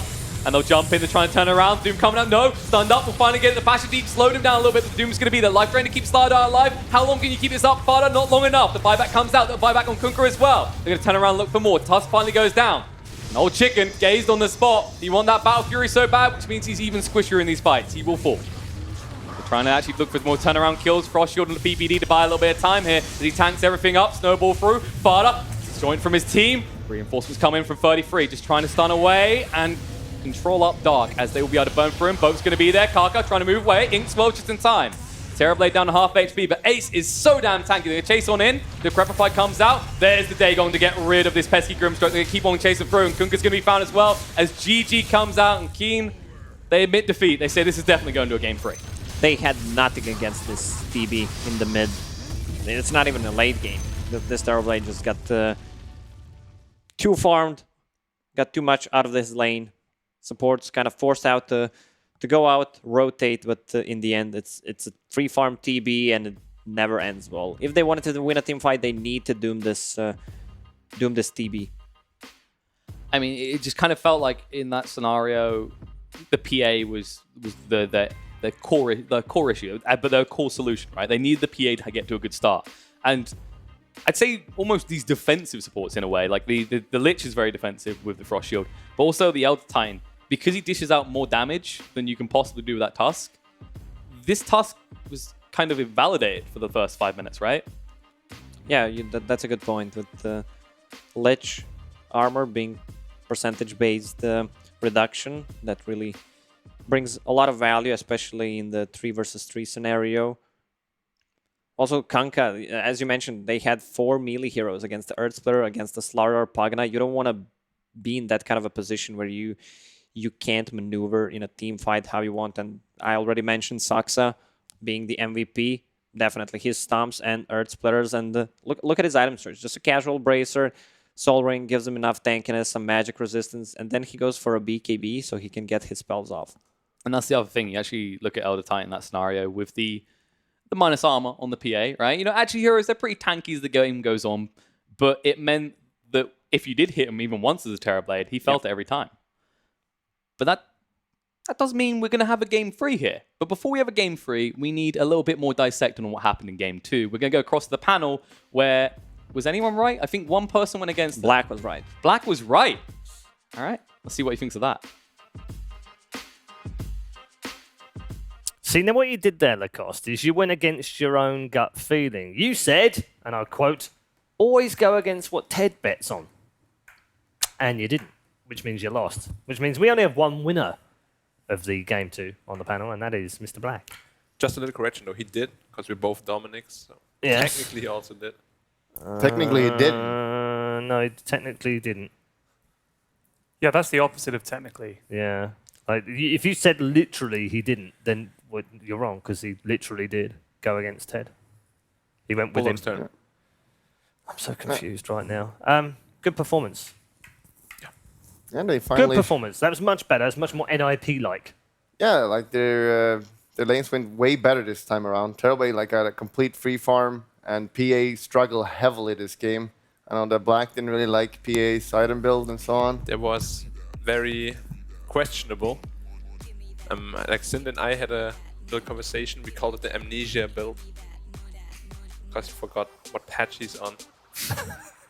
PA was like level 4 at 9 minutes or something stupid like that. Like, I mean, you don't... Okay, it's not so a good lane. every game your team needs a Vlad, but on a core, I mean on a carry, you only ever build it if you have a Magnus on your team, honestly. If you don't, then the Doom in this game should definitely build it. But he went like Midas, which is completely unnecessary. And then PA went Vlad's first and then into a Battle Fury, which heavily delays her farm as well. And Yeah. I have a question actually related to the Magnus, which you can all chip in on. Why wasn't the Magnus picked first 2 alongside? Could have been. Couldn't have been counted. could have been, but they first picked the Tusk instead of the Mag. Yep. I mean, I'm not entirely sure why. Maybe they're scared that NIP would take the PA or something, which isn't like terrible. But yeah, like not sure why. Like, the hero's fallen out a little bit out of favor, honestly. Like, But paired with the PA. Take the Magnus and the PA first 2. I don't think is that not an option? I mean, that's like a few patches ago. People still do it in pubs, but I think pro players have realized that the laning stage is not that strong with Magnus. He doesn't really contribute that much. So in laning stage, we see like you have Lich instead. He literally wins the lane against the PA for his Terrorblade, and he gets a free from Terrorblade. You know, Magnus would have just run around, click and power, pretty much stacked for his core. I actually think Team did it in the first game. They had a Magnus PA. I don't know if the first 2 picked it or not, but they definitely had the 2 together. So also on this game, it was a first official Valve LAN match. The Grimstroke. For Grimstroke, yeah. Didn't look too hot. No, Ted wasn't impressed. Yeah, it kind of felt like, I think Ted also said that, like he was out of position a lot. Like he always came like a bit late everywhere. He was never on time to like any gang or to defend your core. Just, you know, like a little bit faster on anything there, and he would be really good. On a positive note, Saxa, MVP. Sure. Great performance. Yeah. I mean, you guys were eulogizing about how amazing Elder Titan can be. And, I mean, I think Fata played really well. I think Pugna was a really good pick. And when they came mid and tried to kill him and he just turned it around and got a double kill and, all right, he died. But it's just, I mean, look at that. 10 kills, 15 assists. Dude did great, so I would think Fata would be my MVP, honestly, but sure, give it to Saxa. Yeah, Saxa played really well. The problem we talked about the last pick for Keen Gaming, that kind of wanted a range hero, but they picked Kanka, and it makes it so easy for him to, like, they're all melee pretty much, so getting these ultimates, getting his stuns off, it's pretty, well, not super easy, but like it's way easier when there's 4 melee just clumping up, so it was a really good Elder Titan game, and when he gets the treads, gets some health, and once he gets BKB, this hero is so scary. Like, he just runs in and hits for like 300, 400. Right. You just die. You were really upset that we didn't see more double dooms. Yeah. I mean, you go Midas. You know, if you just go dagger instantly, you jump in. Yeah. You ult 2 dooms. How do you lose with 2 dooms? How do you lose with 2 dooms? And there was a fight actually around their bot shrine where they actually got the 2 dooms off. And that was probably the best fight that they had, although they then lost the game like 2 minutes later. It was like, wow, they got by the Doomsov. Why didn't they do this before? The two cores survived with like 10% health. Like, if you just did that earlier, do you need the Midas? Yeah, that was when you're like 15k down. They almost still won the team fight. They did that earlier. Yeah. Like, Midas is just like completely outdated. I think that the only two heroes where Midas is ever okay would be like Invoker and maybe OD. And Arc Warden, of course, but... What about Ogre? The multicast Midas? It's so luck dependent, though. You don't get it, you feel so bad. But it's funny, though. I mean, it's funny, yeah. If I play Pup and solo with Ogre, it's fun. Of course. But like in a serious game, you would maybe want not so to. much. Yeah, agreed. Yes. Do we put that down mainly, Henrik, as an execution problem rather than a draft problem? I didn't like the Kanka last pick. I think it should have been something else. But it was mainly just NIP just playing really well this game, honestly, and especially Saxka. It was a great Eller Titan game, and he played great. So, you know, you have an opportunity to do something big. Not everyone can do it. Saxka had a great game, possibilities, and he did something with that. So. It's left us in a very interesting place as far as the series is concerned. All tied up at 1-1. Plenty of NIP to think about as they head into game number 3, as well as their Chinese foe alongside. Keen Gaming versus NIP. Game 3 is coming next.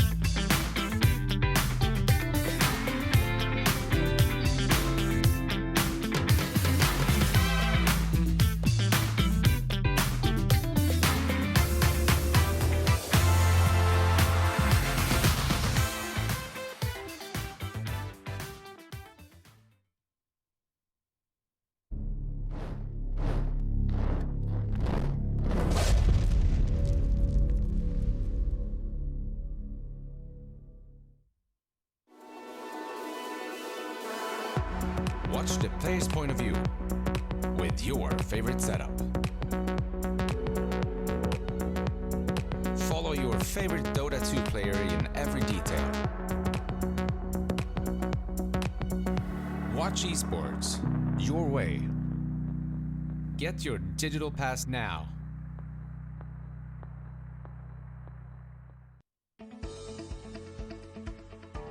GVM Pay is designed for gamers to unlock various benefits from most mainstream games to your local services. Recharge made easy just within your fingertips. Recharge easily in 3 steps. Earn rebates for every recharge. Download GVM Pay now at pay.gameview.io. GVM Pay is everywhere. The more information you have, the better the decisions. Data is crucial to do important decisions in Dota games and even before the Dota game in preparation. It's really cool that a big company like SAP is investing into esports and that I can be a part of it is amazing.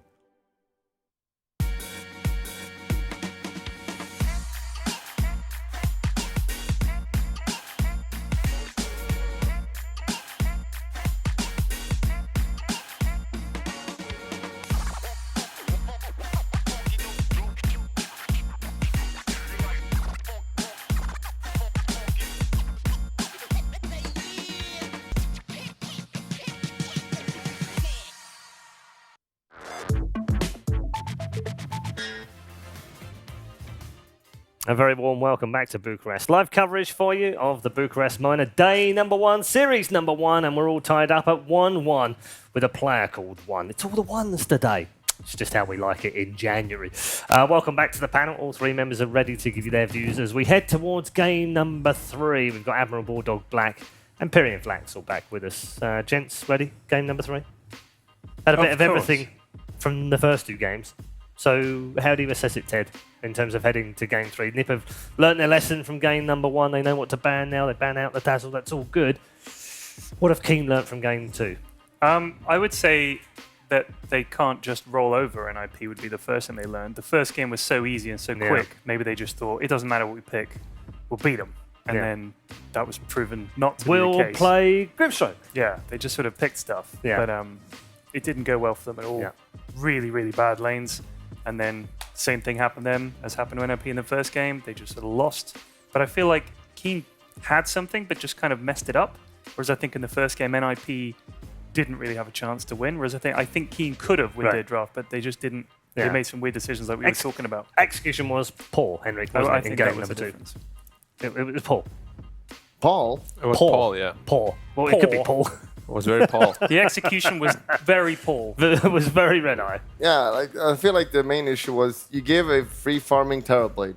They picked it first game, you punished it. This time around, you just let it have the freest game ever, and you obviously get punished pretty hard by that, as the PA had like no game at all. So obviously you're gonna lose if you have a PA in jungle, hitting creeps all game, and a Terrorblade free farm, go for objective every time you have Metamorphosis. It's like a pretty free game, honestly. So I don't know if they're gonna ban it first phase or not, because I'm pretty sure NIP is gonna pick it first phase otherwise. No.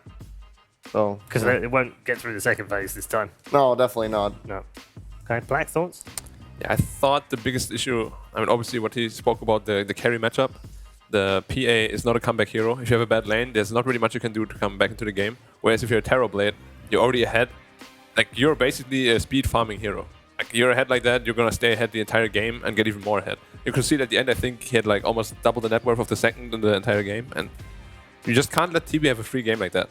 It's just like a recipe for disaster. Most of the time you don't win. Would you ban it out first then, for Keen? You can ban it, or you just prepare for it and punish it like in the first game. Because in the first game, he had almost no game. I think that's pretty much the only 2 things you can do. If you just want to get rid of it, of course you can. But it feels But would you? If you're Keen right now, would you prefer to just get rid of it and not have to worry about how do we figure out how to beat it? We can focus on what we want to play? I mean, the question is how much of it is down to it just being Terrorblade, or how much of it is the fact that they didn't put any pressure on the safe lane carry? Like, it could have been a whole bunch of heroes. It was like I'm not sure why they gave him complete free farm, and I don't think they're scared of him first phase because the NIP picked him second phase every game. Yeah. If you pick a first phase TB, then you're definitely like you're asking to get run over basically. So I don't think we'll see that. If they want to get rid of it, ban a second phase. Okay, draft is underway as you can see with the first set of bans coming out. We've got a Sven Brew Lich ban. So it's free in Tusk right now, the 2 heroes. I think NIP is going to first pick Dazzle. They wouldn't leave it in the pool otherwise as first pick, I think. seconds remaining. Keen is thinking about it. Do we ban it? We ban Dazzle? Or do we hope they don't pick it first? Maybe they don't pick it. Oh, we didn't ban it. They picked Ban it a now. Pugner. Maybe they take Tusk. Have you seen Tusk get Tusk? It's pretty good. It's pretty good. Yeah. It just rolls in and kills you. Do they not just stick with the ET? They could, if they wanted to. They're a Could go very like solid Dazzle hero. ET. I'm just expecting them to pick up the Dazzle. It's Keen's comfort hero and just generally a strong hero. Hmm. And it's just playing.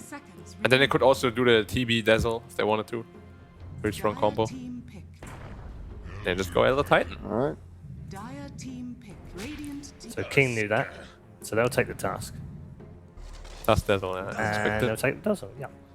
Two very strong comfort picks for them. Hopefully Keen Gaming realizes from last game you can't have like 4 heroes running in at your enemy. You need to have some more spread out lineup. Can have 4 melees. It's not good. 10 seconds remaining. See much ranged heroes in your games, Ted? What a question.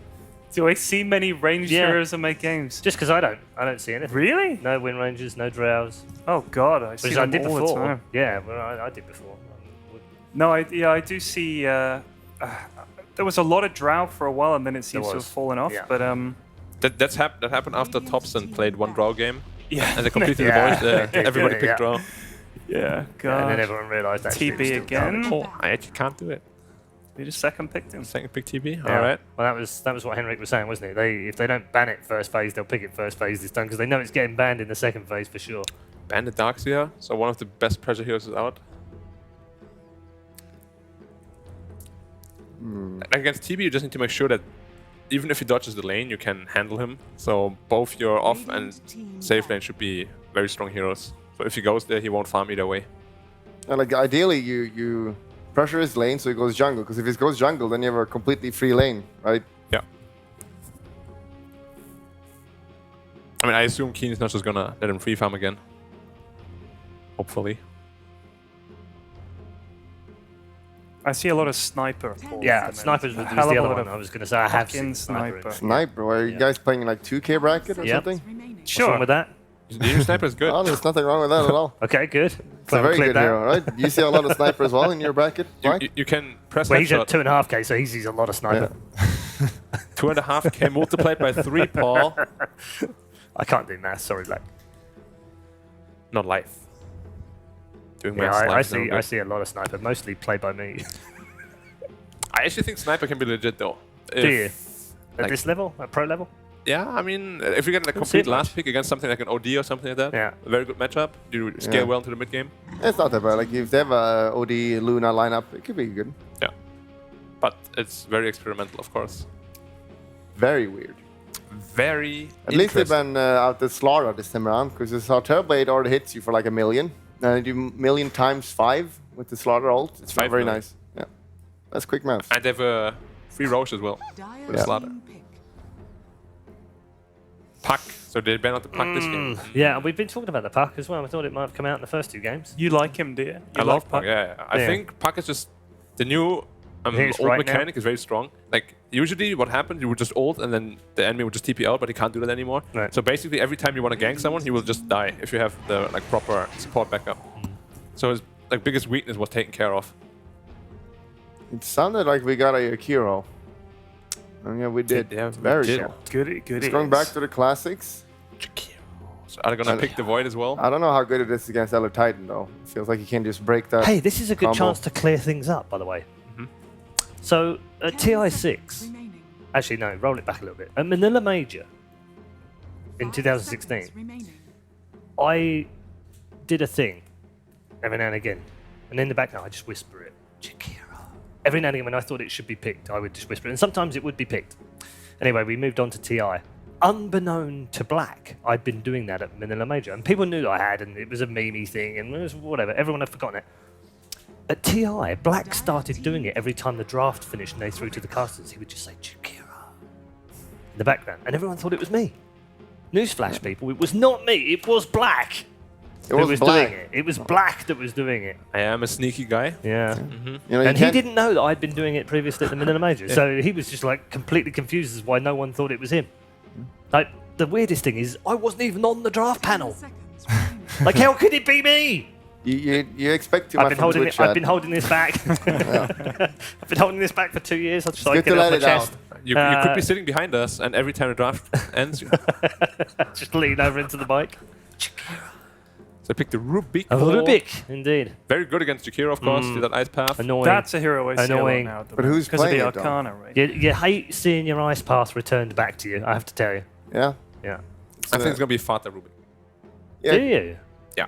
Like Rubik is only scary if you have a really good player on it. Which, if it is a 5 Rubik and PPD played, I'm not that scared. No offense. Not because it's PPD playing it, but because it's a 5 position. That's what I mean, obviously, because you don't have any Okay. farm. Mm-hmm. PPDs, I'm sure, is a great Rubik. Yeah, we probably will see it as a 2. Asaxa as the Titan.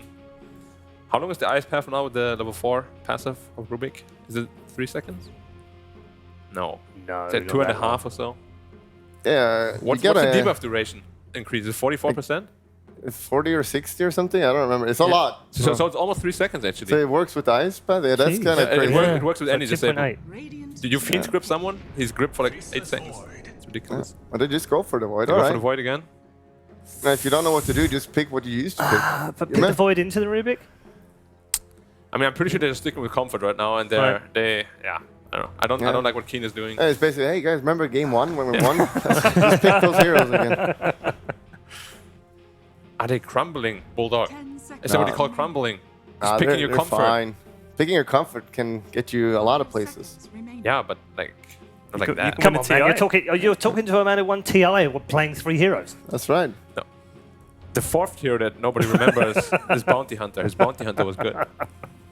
In reality, I had like 10 heroes. Yeah, in you did. reality. Yeah.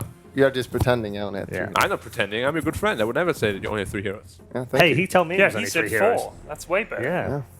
Yeah, Henrik told me it was only 3. Well, so I compliment him even more than he does You himself. did, yeah. What do you think of new Bounty if you used to like old Bounty? It's very fun. You can't play it. Well, I mean, you can kind of play it core now. In party, it's really fun. Right. Like taking someone's money, it's a lot of fun. Every 4 seconds, ching. Yeah, I'm not sure how good it is competitively anymore. It feels like with the change to Sentry as well, like it's really hard to play this hero now. Sentry lasts for, didn't he buff it again to like 7 minutes now or something? I thought it was 6, but it could be Yeah, 6 7. minutes, but I think the AoE Didn't- was increased a bit. Yeah, the AoE was increased, right? So it's like There's yeah. vision everywhere. Everywhere. So annoying. Tide Hunter. Tide. Or Void is so bad against Tide Hunter. Yeah. Alright, so That's a good pick. I'm gonna I call it love early. I'm Tide. going for NIP this game. Wait. We've still got one more hero on each side. Based on the lanes only. Shit, don't even know what the 5th pick is yet from each We don't team. need to know. Very Dude. unprofessional. Sorry. 10 seconds Oh. remaining. That's a What if they bad- pick techies? Yeah, PPD like See? techies though. That would be hype. wouldn't it? And they could. Couldn't they? Is it? Yeah. It's in, isn't it? It's almost a hero now. Like it's almost viable. Is it back in captains? Yeah. Yeah. It is. Okay. Yeah, Techie's Void. You throw a remote mine into a chrono.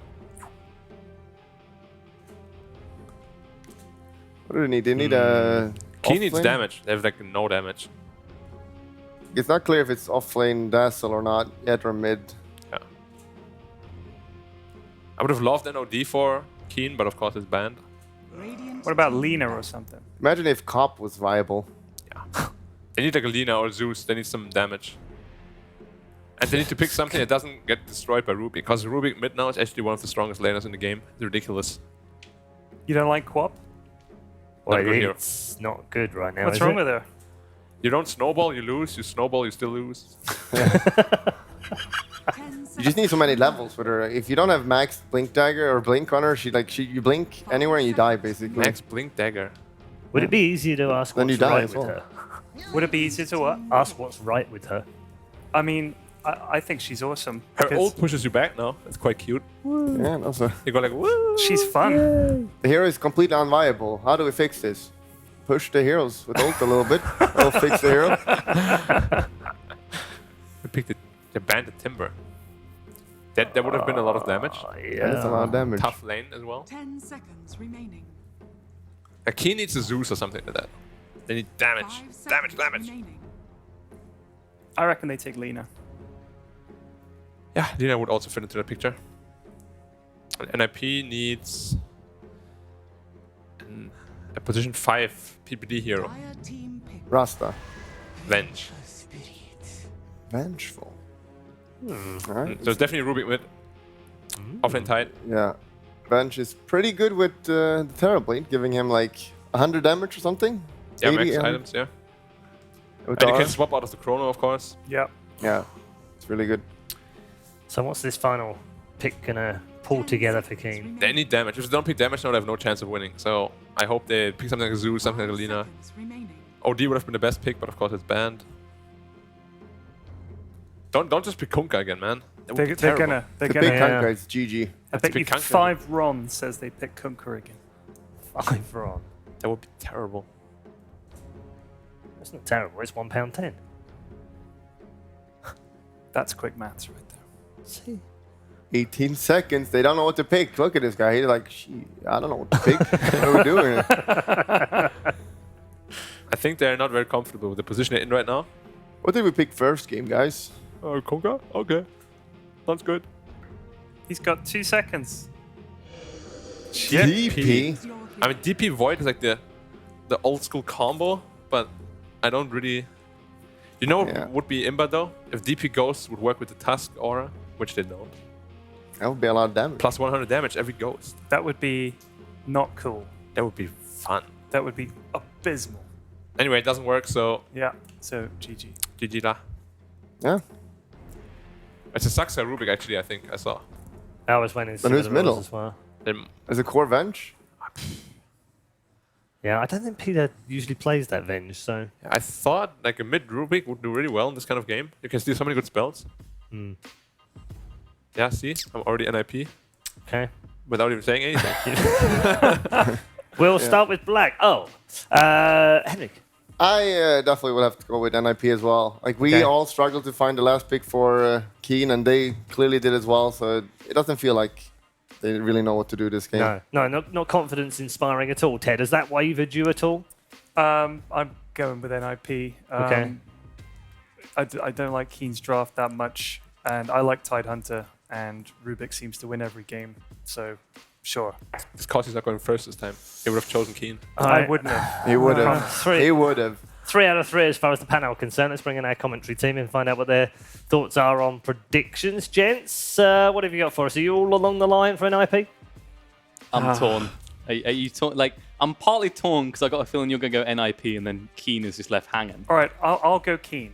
Put me down as All right, Keen. now NIP right away. I'll go Keen. All right, I'll back you up. I'm going to go with Keen as well. my all God. right? You know, they got a Death Prophet. That hero's got to win at some point. Got a death I wish. called it. I called it that profit pick. Well, I called the Void pick. Yeah, which that's why. you were like, they're that's not why picking Keen the is Void. gonna lose. If I can get into their heads, they're definitely losing it. Okay, so let me just get this right. So Lacoste, you're going for NIP. Yes. I'm going for Keen. Okay. Put me down for Keen as well. And we're changing Ted's to Keen. Yeah. Have we got that production? Can we do that? I've got to back the lads up. Okay, Yeah, all right. come on. We're good. We're all good. Right then, gents. Let's get into game number 3 and see which half of this panel is right. The better half. Well, this should be an interesting one on Lacoste. Of course, Keen, they won with Faceless Void and Jakira. They lost with Tusk. I think the key of the draft in game number 1 was the Sven. It got banned out instantly in the first phase from NIP. NIP knows what's up. Oh, look at Rubik, man. He's got his Arcana. Can't play Rubik without Arcana. At what level is he at is the question, right? That's what matters. What spells got changed in this that we're going to see, actually? I'm trying to think if there are any that get a custom effect. I don't think there are, right? Chrono? I don't know. I don't play Rubik. I don't Maybe have Arcana. You're an Amara. You don't buy these things. But No, I buy things, but only for the heroes that I play. I stopped playing Rubik. a long time ago. As you get older, your hero pool gets smaller. That's the fact. What's it at now? Slardar? Just Pudge. Just Pudge. All right, so you're a very good hooker. Oh, yeah. That's good. Because good hookers make good money. is what I've heard. But looking at this right now, how they're going to lane this, they are going to try this tri-lane action again, but it's a Tusk. If you don't start in a tri-lane and look for a kill, you're doing something wrong, right? Yeah, that's correct. They're gonna have pretty much the same. Yeah, that's actually the same lineup they had in game 1. Well, Tri-lane. mostly. Was it? Let me No, check. no, they didn't have the Oh, Tusk, it was right? Kanka. It was Kanka instead of a Tusk. So almost the same. The melee heroes, the strength, it counts. But they have been spotted out by PPD. Straight away, he knows something's up. And this is not a Saxa ET anymore, of course. This is going to be PPD on the Elder Titan. Playing selflessly in the POS 5 as Rubik is enjoying the fact he can just start with boots. Which is not the wrong choice. I mean, Rubik is a very slow hero. He kind of needs that extra movement speed straight out the gate if he can get it. Definitely, but buying Boots of Speed level 1, it just feels so weird in your inventory. Yeah, you're just there and you maybe got a few tangos and you're like, where did my money go? Oh, boots. Not like the old days where it used to be 450. A little bit more cost effective. Or when you could random get extra gold, buy Boots of Speed or Yes. Venom and just run people down. Or a bottle. Good days. Did you ever buy bottle level 1 for someone? For someone else? Yes. No, because I'm greedy, but I'm imagining you did, you good kind sir. Yeah, PPD, that's why you have though. 0 friends. That's a bit harsh. And Old Chicken's got loads of friends, as they just ganged up on PPD for the first blood. Rubik pulling the wave between tier 1 and tier 2 tower, just getting a solo XP for himself. I think they need to rotate one of the heroes. I guess he's going to be the one rotating bottom after this wave. He's going to be level 2. They need to help out this Venge. And the Fade Bolt does offset the tag team damage, so it evens things out. But the Ice Path's there, and Fada cannot escape. You don't expect Jakiro to take level Ice up Ice Path level 2. This is his best spell, besides ulti. This right there, what's right happening there, in that yes. bot lane? That's the second spell, the Ice one. But what I was going to say is that bot lane right there, that's what would happen if I bought someone else bottle and had friends. Oh. I'd get these kills.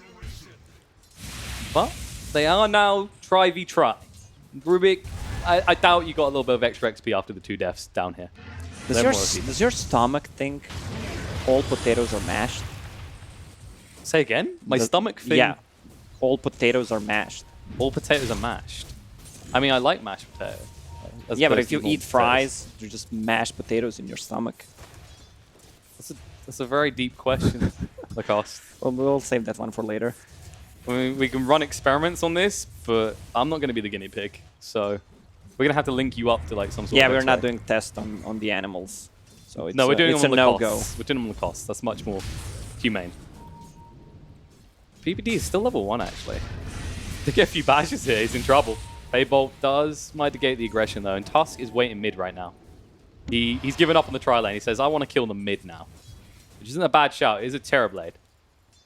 Question is, can you make it happen? I mean, the Dazzle Tusk, it's a pretty brutal combo. The rundown potential is high there. Problem is, they already know something's up. It's being pinged out, but the problem is Tusk is level 2. Can he block him with the shards? Tag team. Tag team is going to tank the tower. Dark taking a lot of damage. Shadow Wave will keep him up. Will they get the kill first? Shallow Grave level just to ensure it, in fact. And Dark salves up. He'll stay alive. Barely, though. Ace try to body block him. So the tower's going to get the last hit, and he would get the gold with the nice flash play. And you don't usually see Dazzles picking up Grave level 1. He did it in the game before. Just keeping Shadow Wave level 1. I mean, that's the thing, especially as a core Dazzle. Usually you just want to be all in on the Poison Touch and Shadow Wave and just maximize your damage that way. I mean, it's pretty costly spell. 150 mana. Uh-oh. 33's in trouble. He doesn't even realize it will now. Tag team comes out. 33 trying to run away, but Old 11 gets the final touch. That's the other thing for DP in this lane. Even when you're left solo with the Spirit Siphons against a tanky boy like Tide, you feel pretty safe. You feel pretty secure. The question is, can anyone really rotate to set up kills for you as well? Because that's kind of the thing with a Death Prophet, right? Is the more heroes that are there, the easier you're going to stay alive unless you've got hard lockdown. And lockdown on the PPD here. You're going to chase on through. Old Chicken turns around. Maybe look for a bash or two if he's lucky. Sadly, he will not get it, though. Gets pretty low himself instead. That's the other thing, because if you get like even 1 level in Venge's aura, that stacks with the with Elder Titans, right? With the buff he gets from Spirit, or is that separate? I think it's got to be separate. That should be separate. It's only base damage. I hope so. Otherwise, that's insane. Runes, just in time. He'll snatch it. He might actually die for this, though. He's got a Mango. He could go for the TP away, and he will. Back to base. Out of mana. Almost out of life. Kaka will probably do the same at this stage, which means these two are left alone in the bot lane. Problem is, how do you attack him on your own? Venge doesn't have the best base stats. You need a few levels before you're really scary. Venge is basically a melee hero, so it's kind of hard to last hit, especially if you're playing from behind. They're putting a lot of pressure on mid again. Jakiro rotating. He wants to place a deep ward, I guess, between tier 1 and tier 2 tower. Don't blink, you might miss a Death Prophet dying. They need to do something with these heroes stationed mid, as they did just lose someone top to the 2 heroes of NIP. Problem is they're going to be spotted out. Kaka's been seen. PBD pings onto him. There's more reinforcements coming as well. Venge moving across. Get some armor off this Jakiro that's so damn tanky. And there's the missile through. Secures the kill as Fada gets the final touch. Well, heroes invested there. They actually brought 4 heroes to the mid lane on the side of NIP. Tide is the only one farming elsewhere. Yeah, we were back to 3 versus 3 mid meta.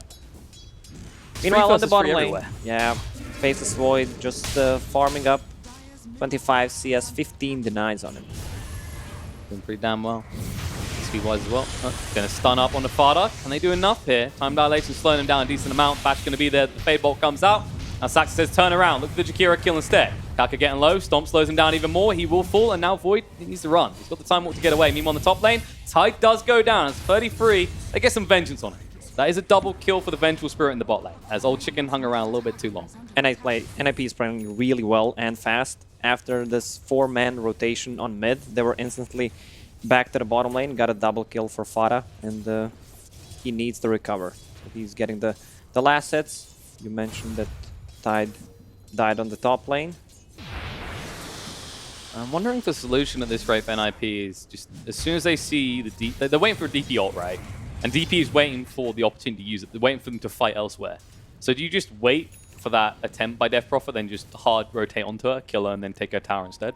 They need to rotate heroes to DP's lane and pressure the tower. Use Exorcism to get a kill, and that's exactly what they're doing. There you go. Exorcism comes out, tag team start on 33. The Ice Shards as well. He knows his life is forfeit. He'll go down, and now they can push into that tower. See, we read it right, just in time. This is good, because when you do it this way, you look smarter, because you predicted it. I was just looking the other side of the map and talking about it. But the camera wasn't. You're ahead of it. I have my own camera, that's why. Well, they should get this tower easy enough. Sax is lingering around. He needs to be careful. Ice Shards comes out. Oh, just the wrong side. Oh, they're really deep. Tidehunter has ulti. ET's TPing in. PPD knows the Hornet is running out. He wants to make something happen. He needs to be careful himself, though. Crypton comes through. They've separated Old 11 here. Stomp will slow him down even more, and they should be able to clean up this kill easy enough. Shallow Grave through, though, buys enough time. PBD turned around on. Old 11 running for the high heels. They need a final touch. Can they find out the break line the site with the tree? They're going to turn around, look on the dark instead. Sax are getting low himself, needs to be careful. In fact, the poison touch with the Crypt Swarm is going to tick him out. And Dash just keeps on running away. They say, okay, worthwhile. We get the tower. It's pretty low. And then we get a kill in exchange. It felt like a little bit of miscommunication from NIP. Tidehunter had the ulti, but his DP was on cooldown for 12 seconds, so he could not participate in that fight. At least he won't have to participate in an unwilling fight in the mid lane there. Those Ice Shards not quite on the mark. They do see 33, but the problem is, as soon as you use the Shards, it's a pretty big cooldown now. Well, of course, it scales as you level into it, but for Tusk, priority now is always tag team maxed out first, right? Not necessarily. He could max a Snowball, maybe, to have a kind of double save with Dazzle's Grave, just lower the cooldown. Tag team is great, but if you're not doing too much with it early on, you can just max out your other spells. All his spells are really valuable, so it's kind of hard to. And they might net to kill. decide. Ice Shards in the mid lane. Ace, the Diamond Snowball's going to be there. There's the Sunder coming out. Dark going to move away. Shadow Wave heals him up a little bit, and Ace a little bit too slow to chase it. They do stop the kill from occurring on the Terrorblade. In fact, PBD might be in a little bit of trouble. The Stomp does connect on a Dazzle. Problem is they're going to chase on him. Ice Path is not going to connect. They try to chase through, and now the Metamorphosis comes through. Kaka's going to be swapped back. Can't escape quick enough. He will go down. And while that's happening, well, PBD still falls to the Poison Touch in the end. Venge is so fun to play right now because of the double swap. How about Death Prophet? Is that fun to play? No. It is if you're 5-0, 6-1. This is, I mean, that's the thing. This is pretty impressive. Top net worth. This hero that we never see. Fada snatching a rune. That Shadow Wave damage, though, is going to get him low. Dark trying to stand his ground. Shadow Grave is going to be there. Ice Path follow up as well. They're buying enough time to heal into Ace, but he's going to turn around. Look at the Dazzle will get the double kill. As Terrorblade stands his ground and it pays off. Chrono in the bot lane looking for a kill here. Spirit Simon's going to be there. Gets broken as he moves even deeper. Tidehunter left in the side. Saxa being hunted for by Old 11. He needs to be careful of the Fade bot himself. And actually, NIP are going to escape towards Keen's side of the map. Safely. Or maybe not. Saxa. He's got enough mana for the Crypt Swarm. Needs to be careful about this. He needs to turn around right now if he wants. The Fade bot's going to be there. Ravage as well. Nope. Connects just on the edge. He gets him. They'll turn around. Look at Old Chicken as well. Time Walk to get away. And uh-oh, Saxa, he hung around a little bit too long. Snowballing's going to be there. Dark, trying to finish this off. Needs one more tap. The ice shots will be enough. 33 being turned around onto as well. Bash. One bash will be enough. Old Chicken, stand his ground. Needs to be careful though. 33. This man with the big anchor hits a little bit too hard. Shadow Wave is going to be there. And now 33 should be disappearing. He'll be cornered in the tree line. And Dazzle should tick him out with the Poison Touch. Yeah, and meanwhile, Kaka died to Fada. So they're going to pressure the mid tower. There's a crown on Vengeful Spirit. Not the item that we see that often. We don't really see this item almost at all. It's mainly for the drums, which he's building into. In fact, I can't even remember if it has another item. I only see it built for drums. So I'm going to stand The by only that. time you see this item is in your pub games when there's a kid who needs to feel special, so he's wearing a crown. Does he start like all chatting and telling you to do things? Oh. Like your king. Gets instantly muted. Imagine if, imagine how many more people build it if the items you had became cosmetics on you, right? Everyone will build a crown. You know you want to look like a king. Free heroes here for Keen on the bot lane. They should just give Sumail a crown. Like whenever he plays the hero, just have a little crown on his head. Sumail fanboys up in this casting studio. 3 on 3 in the bot lane right now. And Keen, they're waiting for an opportunity. The problem is it's a Tidehunter.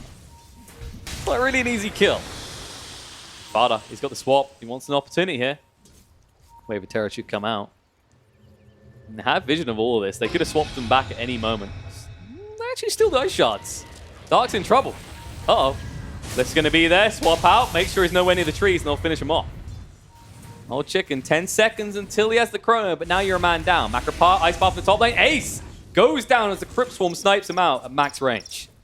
And DP TPing has Arcane Rune. She wants to pop that ulti and fight. Oh, Chicken, Chrono connects. Connect on 2. They actually rotate with the Horn there as well. 33 swapped out to safety by Fada, which means he's going to be left alone to die here. No one can help him. No one can save him. He'll go down. The town might as well. They might even find Saxa on the side. He's still slowed up by the time dilation. They get one bash. He's dead. The Stomp's going to be there. Interrupted instantly. Old Chicken hunting for more, but PPD a little bit too fast with that Astral Spirit movement speed. It's cool if you have friends like that to swap you out, but I don't think it's worth it at the end of the day. I mean, you're swapping your carry You're for worth an off more. lane. Yeah. You're worth more as well. That's the thing. Like, maybe if he had a higher net worth, I could appreciate it. But he has got the Ravage on 33. Maybe they were hoping they'd buy enough time to look for a turnaround. Earthsplit coming out. Sleep on the 2. This is going to hurt a lot. Old Chicken has got Time Walk in 2 seconds. They can't get close enough. I like the way Old 11 just squares up there straight away. He's like, I got Spirit Siphon. I'll tank everything. Even the Yules as well. This is, so far, a very good Death Prophet game. It also feels like it's a really good Rubik game. So many good spells to steal. But the problem is, they don't have that tanky frontliner. They have a Tidehunter, but he still goes down if they just lock him down in Chrono with DPLT. Especially up against this Dazzle with the minus armor coming out with the new ultimate.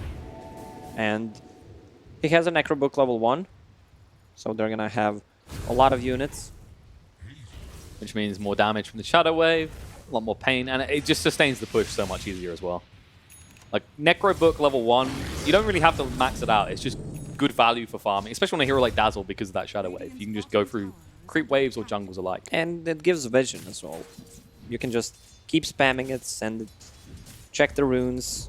They need to use smokes to actually gank you. They can actually turn into some tower pushes because Tier 1 still standing. Macropart to slow things down on top. NIP, they've already invaded. They're looking for Chikiro, but they don't get vision with the Wave of Terror. They will at least get the tower. They get it quick enough. TP's coming in.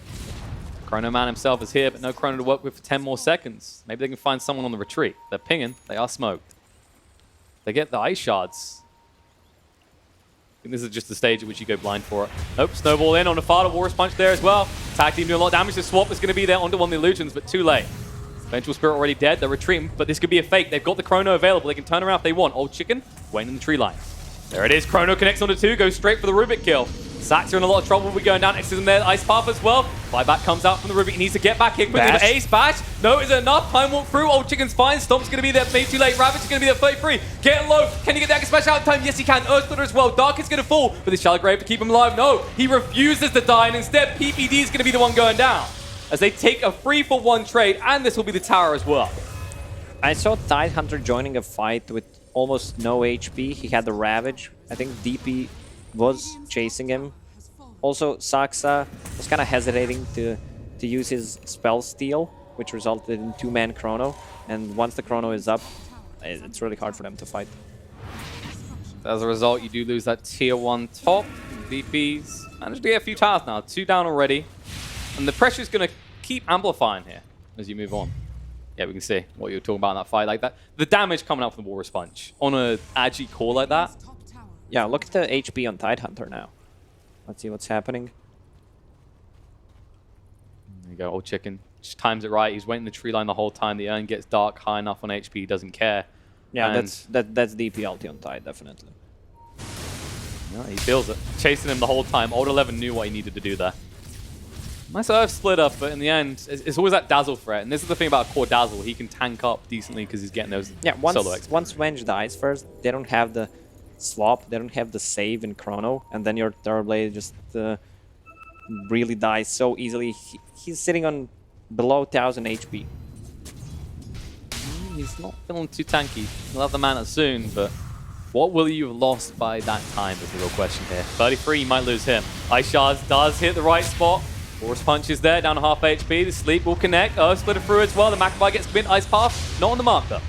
Earth Splitter doesn't do enough. They're going to keep hunting. Old 11, he has got the Exorcism available in 25 seconds. And he would love to use it on a tier 2. They might even just get the tier 1 here.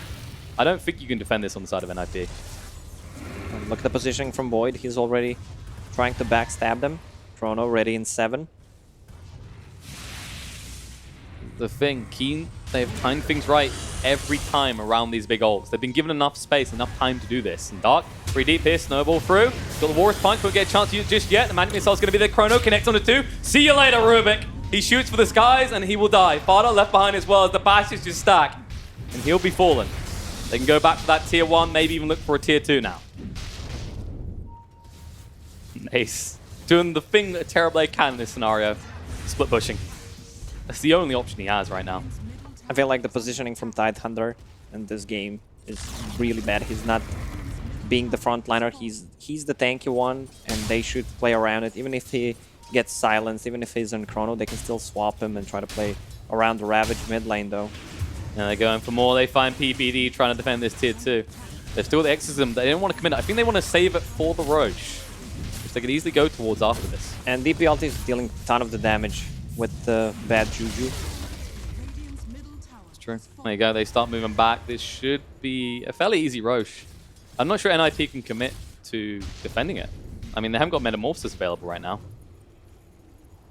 Yeah, on cooldown for 100 seconds. So this looks like a freebie. Tusk just picked up his level 10 talent. He can be a scary hero if he gets a few items. I mean, he's already got his Urn, he's got his Treads as well, which bulks him up a decent amount.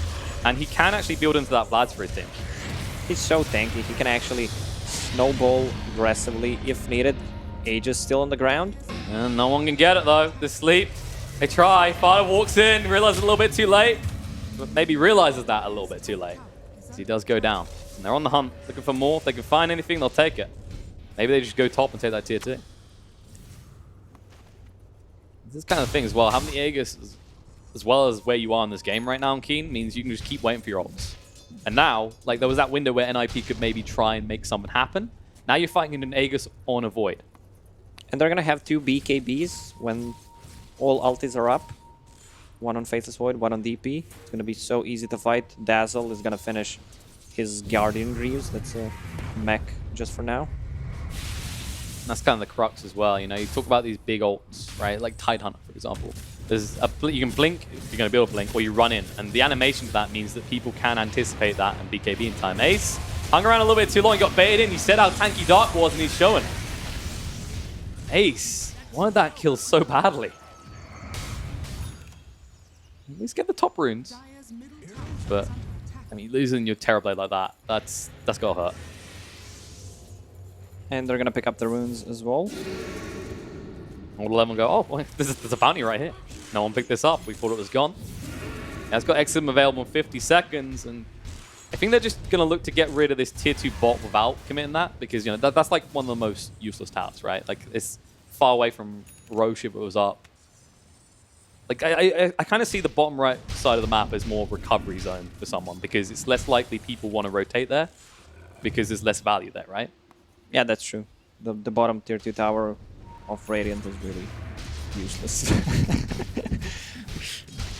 I mean, you know, the dire tier 2 on the bot isn't much different, but at least that you can go, oh, I now have access to that nice triangle that they use to farm up and recover.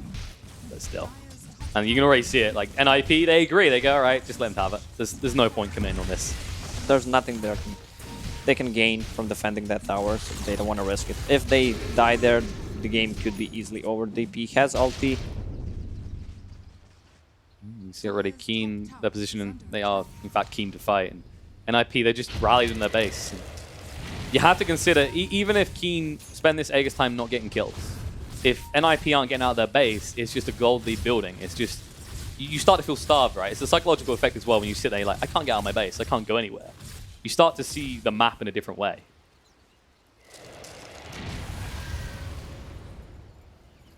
Well, they can try to defend the high ground. Terrorblade needs to be out of the base, but the problem is Keen Gaming set up 2 good wards on both sides of the map, so they can see Terrorblade actually leaving. Maybe not. This one is not going to spot him. And NIPs are really fixated around that mid area. And it's just not giving them too much info right now. They know Keen is playing aggressively because of this ward, but there's nothing they can do about it. They don't see any individual pickoff. They're probably hoping to use those wards to see someone retreating back to deal with top lane, and then maybe try and make a move.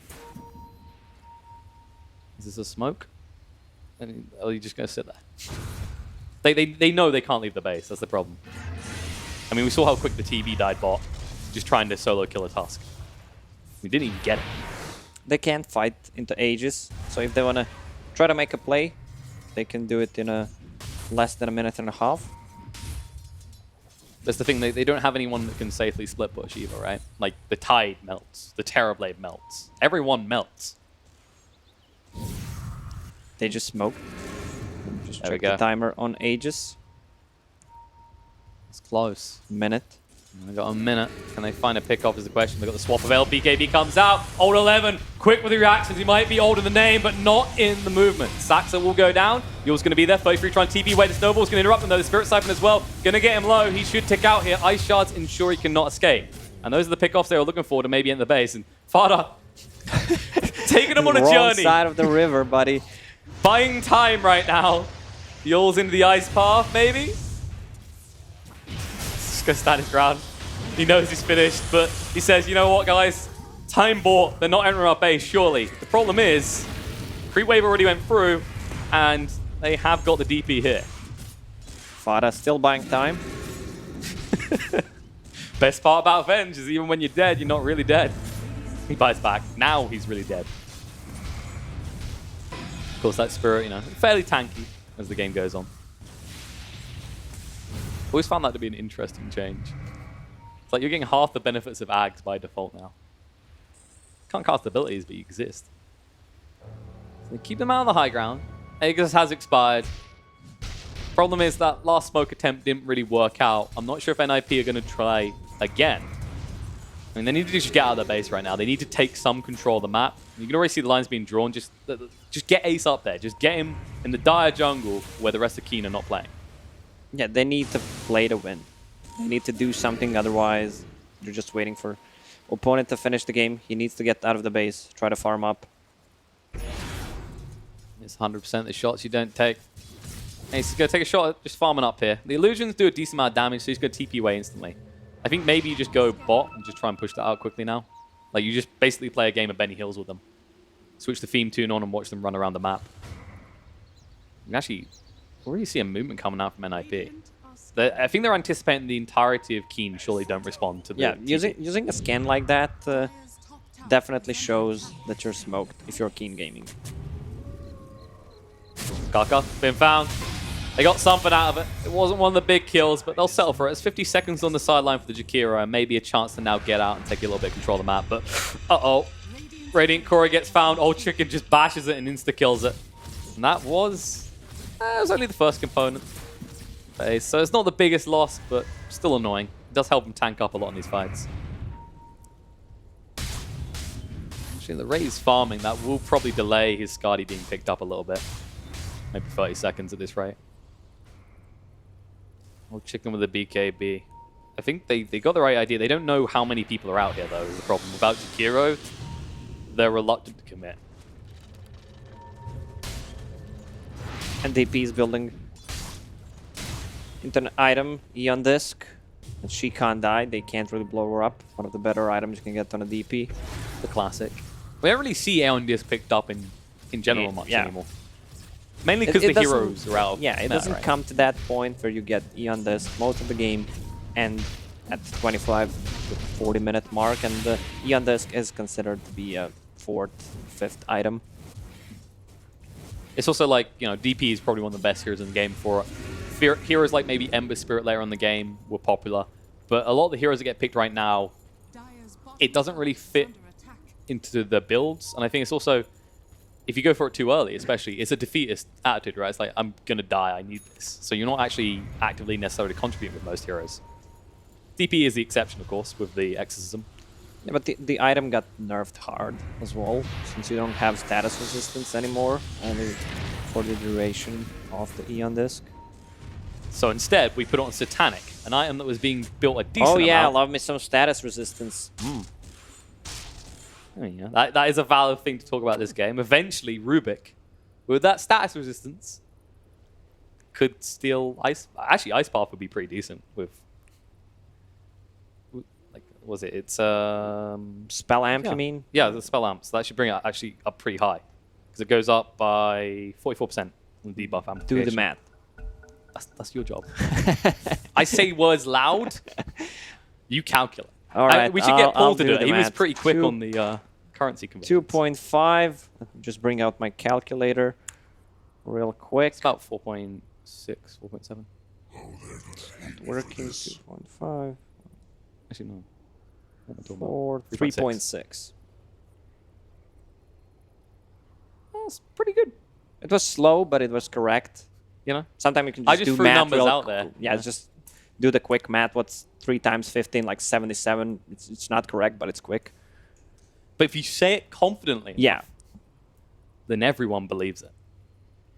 At least for the first 5 minutes. Then they Google it. And this is kind of the thing with Rubik, is if there's the right spells in the game, a perfect example is when Centaurs were being picked and Rubik was picked in response. Stomping even one hero for the length of time that you were was pretty absurd. I know Lift gets annoying enough once he maxes that out. It's also, I think, one of the biggest things to talk about with like status resistance is it changes the familiar, right? Like you go into a fight and you anticipate certain things. Oh, sorry, we took the wrong number. It's 26% instead of 44, so it's less. Oh, whoops. I'm just checking if people are paying attention. Oh yeah, no, yeah, spell amplification, debuff amplification. You're right, but you corrected yourself before. I'm right and wrong at the same time. And that's what makes it so right. They start thinking this tier 2 top.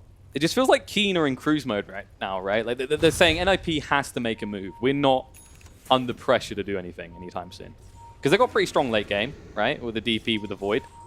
I mean, you're playing against the Terrorblade. He's under-leveled, but has full of Light of Skadi now, so that's going to mitigate a ton of the damage with the extra armor, HP as well. Correction, I'll have it in 20 seconds. Corey is finally respawning. He's been sitting dead with that Ultimate Orb on him for a long time. Old 11? Okay, he actually just about pops the smoke, but can't get across quick enough. I think they're just waiting for the next Roche at this stage. Like, they know if they hard commit onto that tier 2, there's a chance for a rebuttal, a chance for NIP to maybe do something. If they're split up like this, NIP is always searching.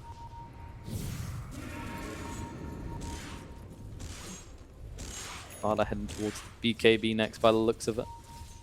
Doesn't have any intentions of swapping himself into a Chrono. Oh no. That's actually the other awkward issues. You can't really save people easily because you are a core yourself, as opposed to support benches. You have to know Old 11 is dangling himself here, though. Old Chicken has got the Chrono available. He's on the hunt. Moving forward, Tusk snowballs through.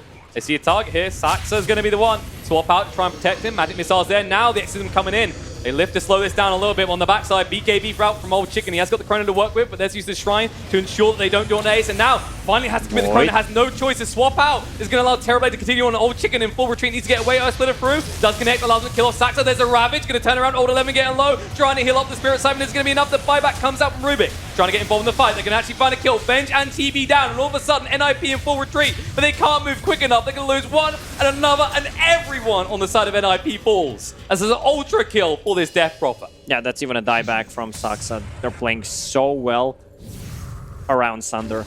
They managed to lock him down, burst him instantly, and this just shows how good of a hero DP can be.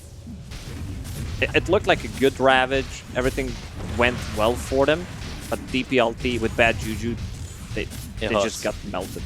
And that's the other thing as well. Like, you gotta give credit to Old Chicken. That BKB forced pretty early for him, but he knew he could tank up that damage there. Had no way of piercing BKB to stun him, so he just waited it out. Time walks off, then Chrono. Like, watch it right now. Like, watch how much damage he takes. He knows his Shrine is gone. There's no chance he kills him off. There we go. Time walks, comes back in. Swap is going to be there, and they think maybe they can do enough damage to him. But Old Chicken anticipates that, moves away just at the right point, and they can never get through this Death Prophet quick enough. Death Prophet has a Snowball, a Grave, Eon Disc, Yule Scepter, the Dream, Spirit Siphon, and Tide. Yeah, he was the last to fall, but he goes down nonetheless. That's actually going to be 2 lanes fallen. And IP, they've still got that tier 2 to protect their upper lane. But their base is looking a little bit naked now. Saxa just trying to ward up. He says the only move we have is they go into the Roach Pit hard and we punish. But he's going to be the one being punished. Macrofire down with the Ice Path as well. Dagon as well to zap him even lower. He falls. I mean, it looks like a meme, Dagon, but it's so good against TB. They even find a kill him to beat BD. Old Chicken, BKB's up, Fada, bashed on the spot, trying to move away quick enough. The time dilation slows him down. The time walk forward should ensure his death. As there's a blink away by the Tidehunter in time, but now, even if you had Ravage, what team do you have to play around? 28,000 net worth lead for Team Gaming. Caster's Curse coming through. Hey, you say that, you know, I backed them up. I believed in the Faceless Void, Cost, right? It's a classic. I meant the analyst casters. Yeah, they're always wrong. I mean, you were always wrong, yeah. So not just panelists, analysts. You're saying Ted is not an analyst? I mean, he is. He's definitely the best one. He got what? I mean, he's in joint first place with me? Or no, wait, I can't remember. Because he got 1 wrong. I got 1 wrong. Most of us got 1 wrong. Are you on 1 or 2? Or this is going to be a 2nd one. Yeah. You might get that prize. Alright, there we go. Egg is picked up, cheese as well. And if you couldn't burst through the Death Prophet without a cheese, what do you do now? I mean, she got level 20 talent now, extra 500 HP. There's no way you're killing this DP. Because they have no stun lockdown. So kill the Dazzle then. Because otherwise that bad Juju is going to hurt a lot.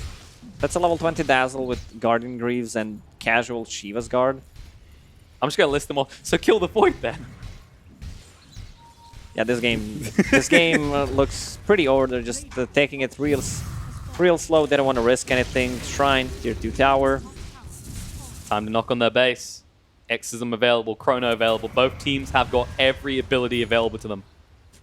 Question is, who's going to count them out on top? You know, I've watched Star Wars Episode 3 and I can tell you the high ground is a big advantage. So maybe, if you don't let them on that, you can do something here. What do you say to people who never watch Star Wars? Like, just learn your memes? This is the only good thing that came out of that movie. You know? Something. I mean, old ones are good. Yeah. New ones are pretty garbage. Yeah. I mean, there's no way to disagree with that, unless you're crazy. Yours coming out and died. They don't want to commit heavily, though. They know that's the big tanky boy, and of course, he does have that purge with the Kraken Shell. They're just probing. They know if they just push in multiple waves and force NIP's attention elsewhere, just a moment of NIP not keeping focused, they're done. When it's time to close it, it's time to close it. Come on, Keem Gaming. 33,000 net worth lead. Aegis Cheese. I think they're giving this Terrorblade too much respect. He's level 16, went for Crystallis. He just wants to maximize the damage output right now by anything he can at this point. Now, he is a glass cannon, but he's a glass cannon with a Vengeful Spirit that can swap him to safety. So, do you maybe pick off Farda first is the thing.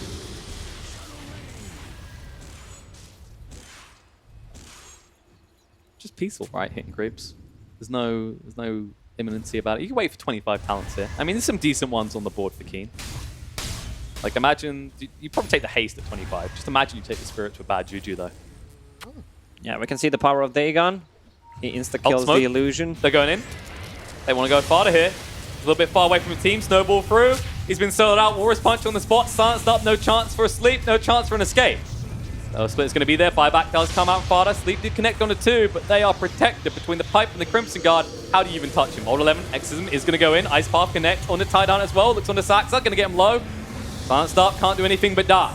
It's going to be down, and they're chasing on Old 11. Now the Snowball to save him. Go back on to 33. Exorcism still persistent. 33 has the Ravage, but holds on to it. Now he's going to throw it out. They'll be able to get the kill on the Tusk. Turn around the Shallow Grave coming out, and the Death Prophet means to go survive. And Old 11 stands his ground. They're going to fight. Chrono's going to be there. No! They connect with Ace. He's a little bit too low, though. It doesn't matter. They swap him out. Now you've just got a bench stuck in the Chrono. The buybacks come out.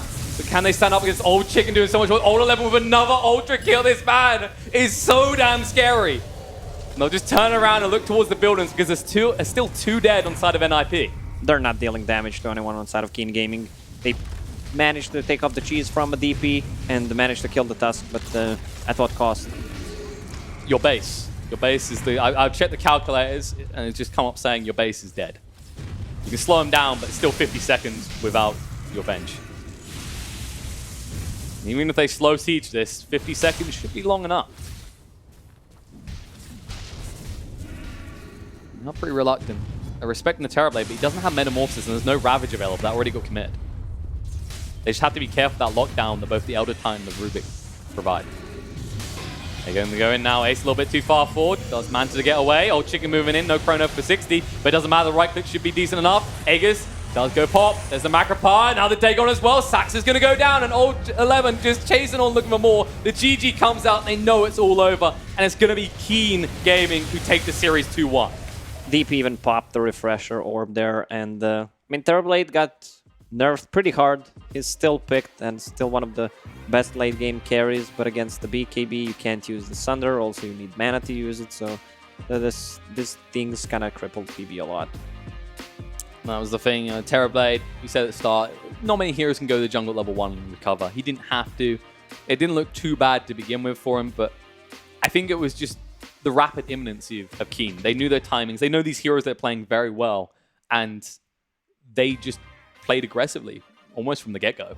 Like, Tusk had a good start, then DP was always fine being left alone. I think Panel talked about the 3 best heroes in this meta. I'm not sure if they mentioned Dazzle. This hero is just too good not to have him. He can be played at multiple roles, provides so much in a team fight, and we don't see that much of an Axe as a counter to a Dazzle anymore. Some Axe is still being picked in CIS region, but this hero is just too valuable in my opinion.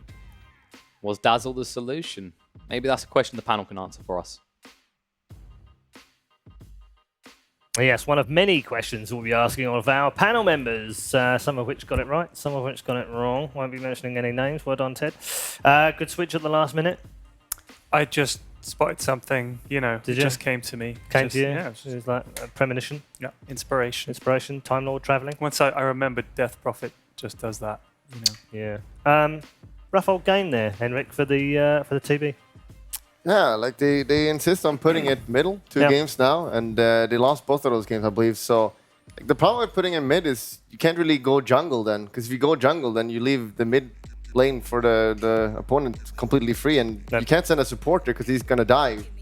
And I just don't like this TB mid. Like, stop it. They had really bad lanes this game again.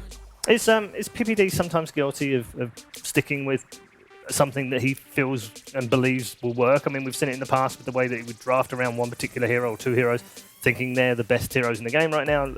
TB's picked 3 times in a row here and even moved it to the first phase as well. So obviously believes in whatever it is that it delivers for his team, whether it's the player, whether it's the hero, whether it's the situation, whether it's the meta. He believes in it, but it hasn't paid off again. I don't really think it's the hero. It's just I don't understand the last pick Venge at all because it crippled the lanes completely. They laned the Tide against TB, against the DP, and they didn't try to adjust it at all. I spoke about it in the draft. The Void cannot lane against Tide. It's impossible.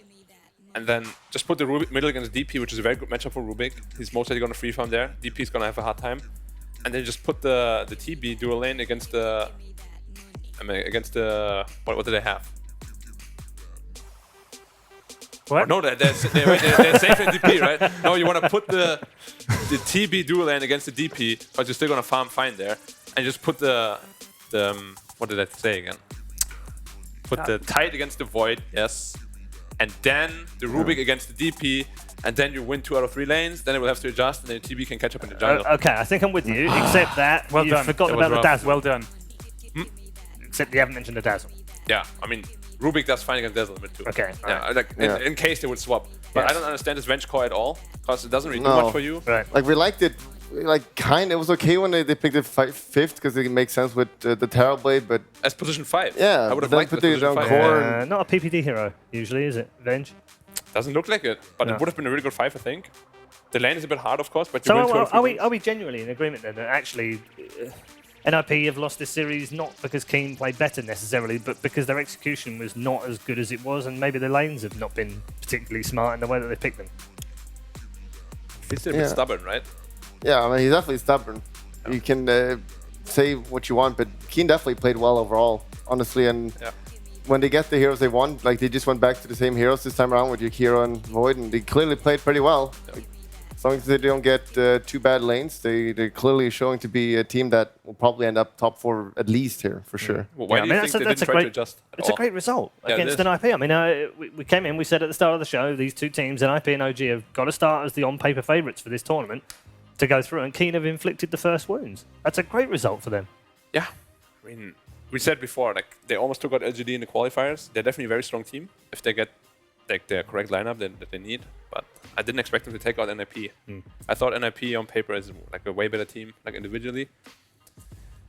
I don't understand. Like game 1, game 3, they're just completely stubborn. They don't want to change the lanes at all, how it benefits them, and they just stay with it. Yeah. Like they see the DP against the Tide. They don't want to swap. I don't understand why.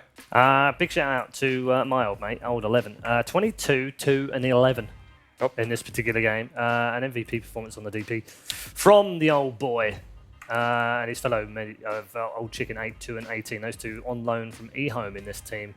eHome, of course, in the other group they'll be playing tomorrow.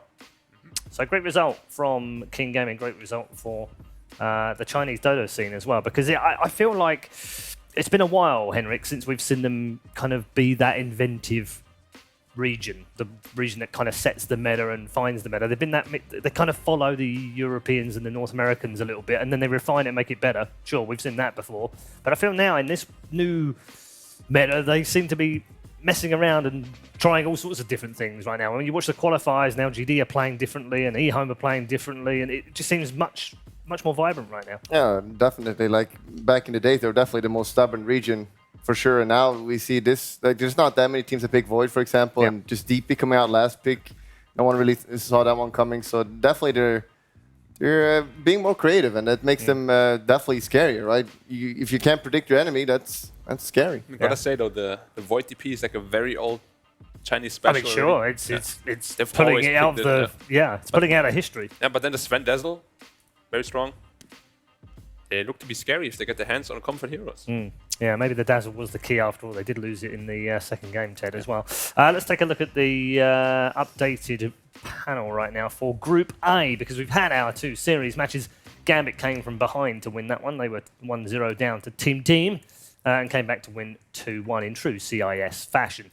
King Gaming winning against the Ninjas in Pajamas here on the mainstream 2-1. So that sets up a nice winners bracket game, doesn't it? Keen versus Gambit.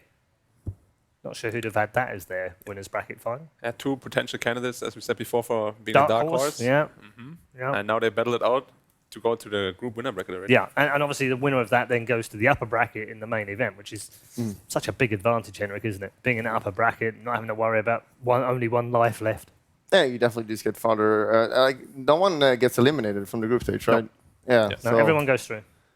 Yeah. It's just whether you go to the upper or the lower bracket, of course. Yeah, upper bracket is always nicer, right? Because you always get one stage further as well. So, and that group as well, you kind of it's the hardest lane or the hardest group we said. So, you can't be too harsh on yourself if you get third. But Gambit looking strong as well, beating Team. Yeah. What are you laughing at? You think Team is a joke? No, they're good. What did you laugh? I mean, I don't know how good they are, honestly. I haven't seen much other than the qualifier games, but yeah. Yeah. Ted, rescue us.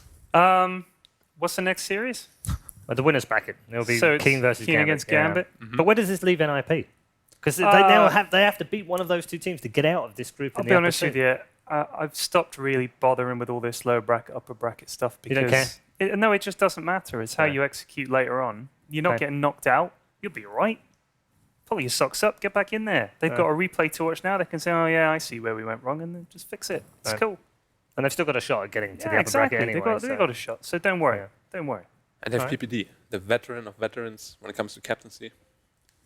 Yeah, They should be all right. It's a long tournament, right? So you get like a couple best of threes in. He will probably adapt, learn a little bit, and can easily come out winning this. Yeah, sure. I mean, as there is that old age saying that we always talk about on day one of long events, 5 to 8 day events, where what you play on day one is never what you play on day 5 or day 8 at the end of the event, because you learn as you go along. And obviously Peter knows that everyone's gunning for his team. They don't want to show too much straight away, do they? They don't want to give away their best things on day one, because otherwise they get figured out.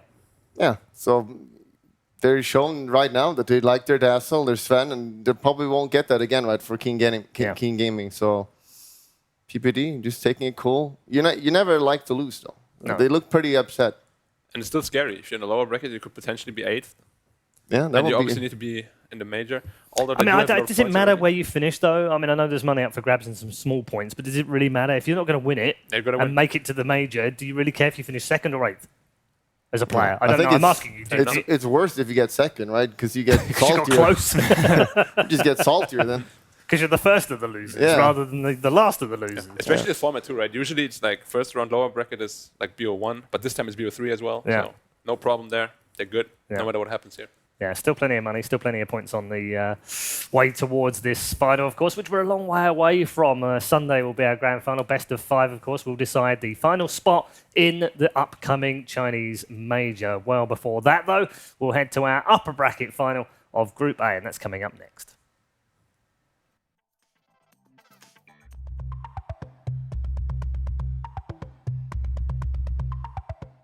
When I see Invoker, I think of Ferrari. Miracle?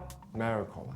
Blink. When I see Invoker, I think Miracle. I guess Miracle. The first pro player that comes to mind when I see Invoker is probably Dendi. Ooh. Miracle and Thompson. Those 2 names that popped into my head. Yeah. 看到拉比特这个英雄，脑海里第一个想到的是 FY。 Yabzor. When I see Rubik, I think of GH. It's obviously Yabzor, mostly because he's like the god on this hero. FY. Yabzor. I think of Kuroki. I think of Jarex. Terrorblade, Miracle again. RTZ. Miracle. Paparazzi. When I see Terrorblade, I think of Ame. Miracle. Miracle Terrorblade. RTZ or Envy, I guess. For Terrorblade, ILTW. When I see Meepo, I think of Abed. Abed. Abed. Meepo is Abed. Abed, I think. Ace Meepo. Weeha. Weeha. And I also think of Abed. Overall, it's Admiral Bulldog because he wants Yaris this hero, but I mean, Mind Control is also coming to my mind. Admiral Bulldog. Man Control.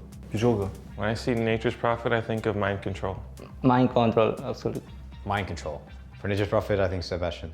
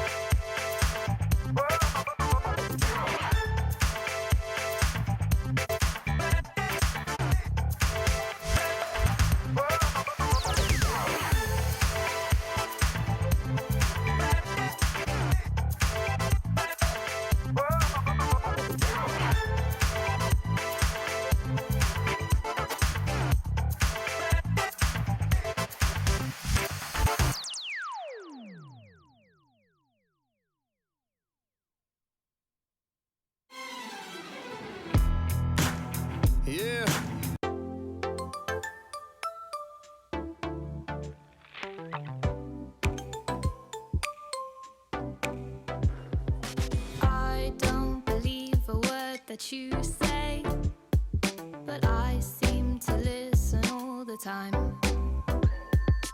We can't achieve the things that every day are easy to friends of you and I. Anything I ask you for, you're too slow. Anywhere I want to go, you'll follow. Anything I need to know, you don't know. Every day I try to show your shadow. I don't think that you can read my mind. I can't always ask you if you try. If you find out what I'm like inside, you will see that we're just wasting time. I thought that I've been asking too much, as I find I'm asking all the time. I might be grasping at what I can touch, but now I know that it's just not my style. Anything I ask you for, you're too slow. Anywhere I want to go, you'll follow. Anything I need to know, you don't know. Every day I try to show your shadow. I don't think that you can read my mind. I can't always ask you. I'm rolling out to do it big, live a life they wish they did. Gotta go for yours, no hesitations. Make the haters say congratulations, congratulations. Yeah, I said it. It's funny how they seem to love you more once you bred it. So set it or dead it, cause I won't let it get into the way of where I'm headed. Forget it, embedded in my mind as a youngin'. I'ma grow up to be something big. I know, you heard it all before. And I'ma hit the ground running, cause you gotta turn nothing to something big. I know, you heard it all before, yeah. I'ma go big. I don't know how everybody else tryna live. I had the feeling since I was a kid. I gigantic with everything I did. Baby, you know what it is.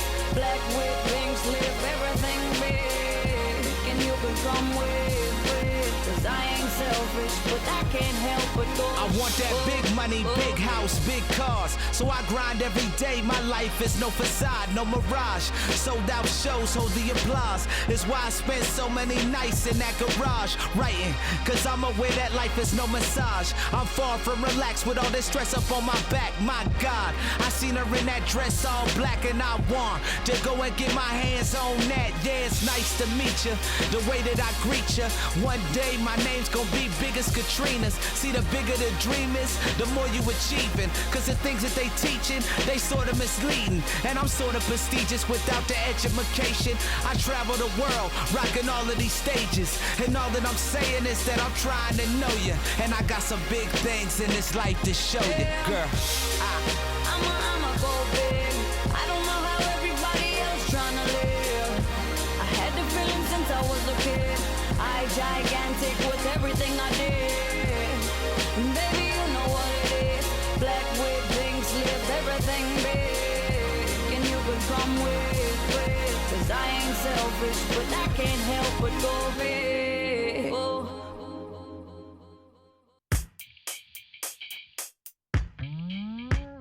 Alright, toughen up until the sun come up and figure out whether or not I'm drunk enough. See, baby, I can see me and you. I mean, me and you. We could do things, piece of cake. If you want to participate till the morning start. And a piece of cake turn into a piece of nook. And about that time's when we reach the hook. And I don't want you to leave. Stay and get started with me. Keep feeling. We bump into this till the sun comes up. And I don't want you to leave. So stay and restart it with me. Keep saying we bump into till the sun comes up. Now give it a chance to go ahead and try to explain the feelings that lie at bay deep inside my brain. Cause when it's time to close shop, I'm aware I need a proper kick, stand up, oh yeah, so I can drive the fully funky, fresh flow with inhibitions. There's no way to retire the soul but with prescriptions. Though the truth is so fear, let this ring in your ear. Party till the AM until your mind's clear. And I don't want you to leave. Stay and get started with me. Keep playing. We're bumping to the AM. This till the sun comes up. And I don't want you to leave. So stay and restart it with me. Keep singing. We're bumping to the AM till the sun comes up. Oh, yo, dog, you hear that? Sounds like somebody's warming up, man. Yeah, man, sounds like someone's heading this direction. 1, 2, 3, blow!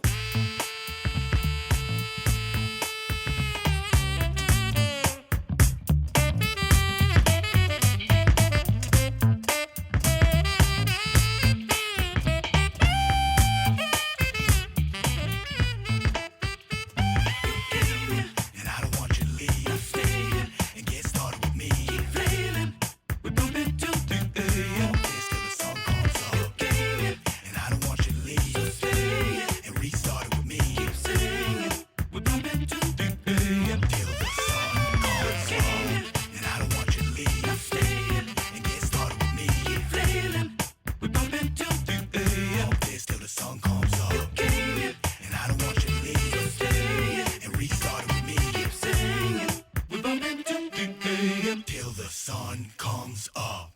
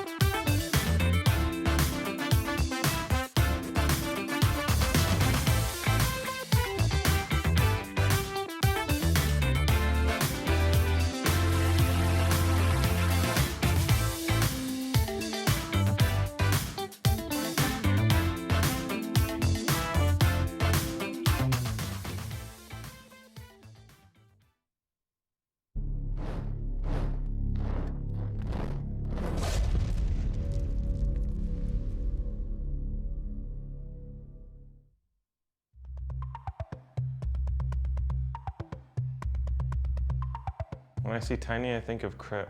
Tiny. Face spear. Them. I guess it's Resolution because in CS back then he was the one who was like playing core Tiny with Aghanims. When I see Tiny, I think about me. Limp. For Tiny, I think Chalice. Earthshaker, I think is GH. Maybe GH. GH. Them. When I see Earthshaker, I think of GH. To be honest, I don't know. GH. For Earthshaker, I think Jerax. And GH. For Pangolier, I think Jerax. 100%. Ice, ice, ice. Xingqiu. Ice, ice, ice. Ice, ice, ice. Pasha. Zai. When I see Puck, I think of Fada. S4. Fada. KPI. Puck. S4. S4. TI. TI winner. For Puck, S4. When I see Storm Spirit, I think of Sumail. Sumail. Sumail. Storm Sumail. When I see Storm Spirit, Miracle again. Sumail. For Storm, I think about Sumail Nana. Watch the player's point of view with your favorite setup. Follow your favorite Dota 2 player in every detail. Watch esports your way. Get your digital pass now.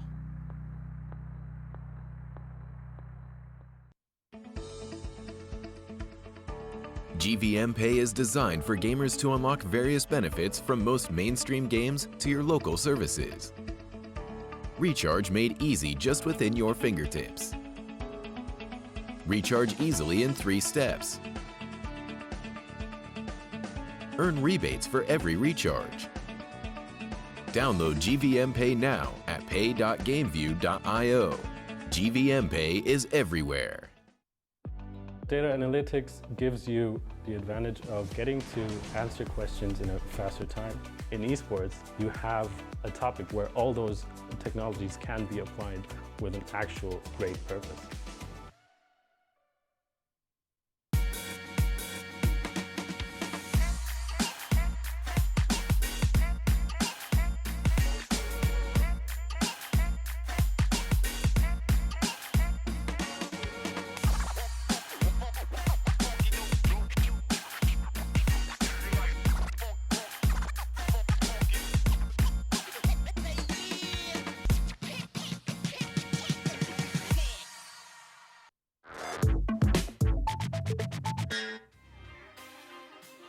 A very warm welcome back to the Bucharest Minor. It is the start of another year that leads, of course, to the International. This time round, it's the 9th edition. Will 45 players be on the ages, or will we see a repeat winner? Lots of that to look forward to over the next 8 months or so, and it really does start here right now at the Bucharest Minor. Teams vying for a position at the major, the last position in the major before we head off to China for the second major of our season. 5 more days ahead of us, of course. We're only just one down so far as Group A is concerned. We're going to turn our attention now to the winners bracket final. Keen Gaming already through after a surprise perhaps to some, winning over NIP. Gambit, maybe not so surprising, but definitely having to make a comeback after going down a game against Team. So Gambit versus Keen is our upper bracket match for a place in the upper bracket of the main event. We've had a little bit of a change here on the panel as well, so we welcome Lacoste Kyle back alongside Pyrian Flax. Gents, very, very interesting opening, I think,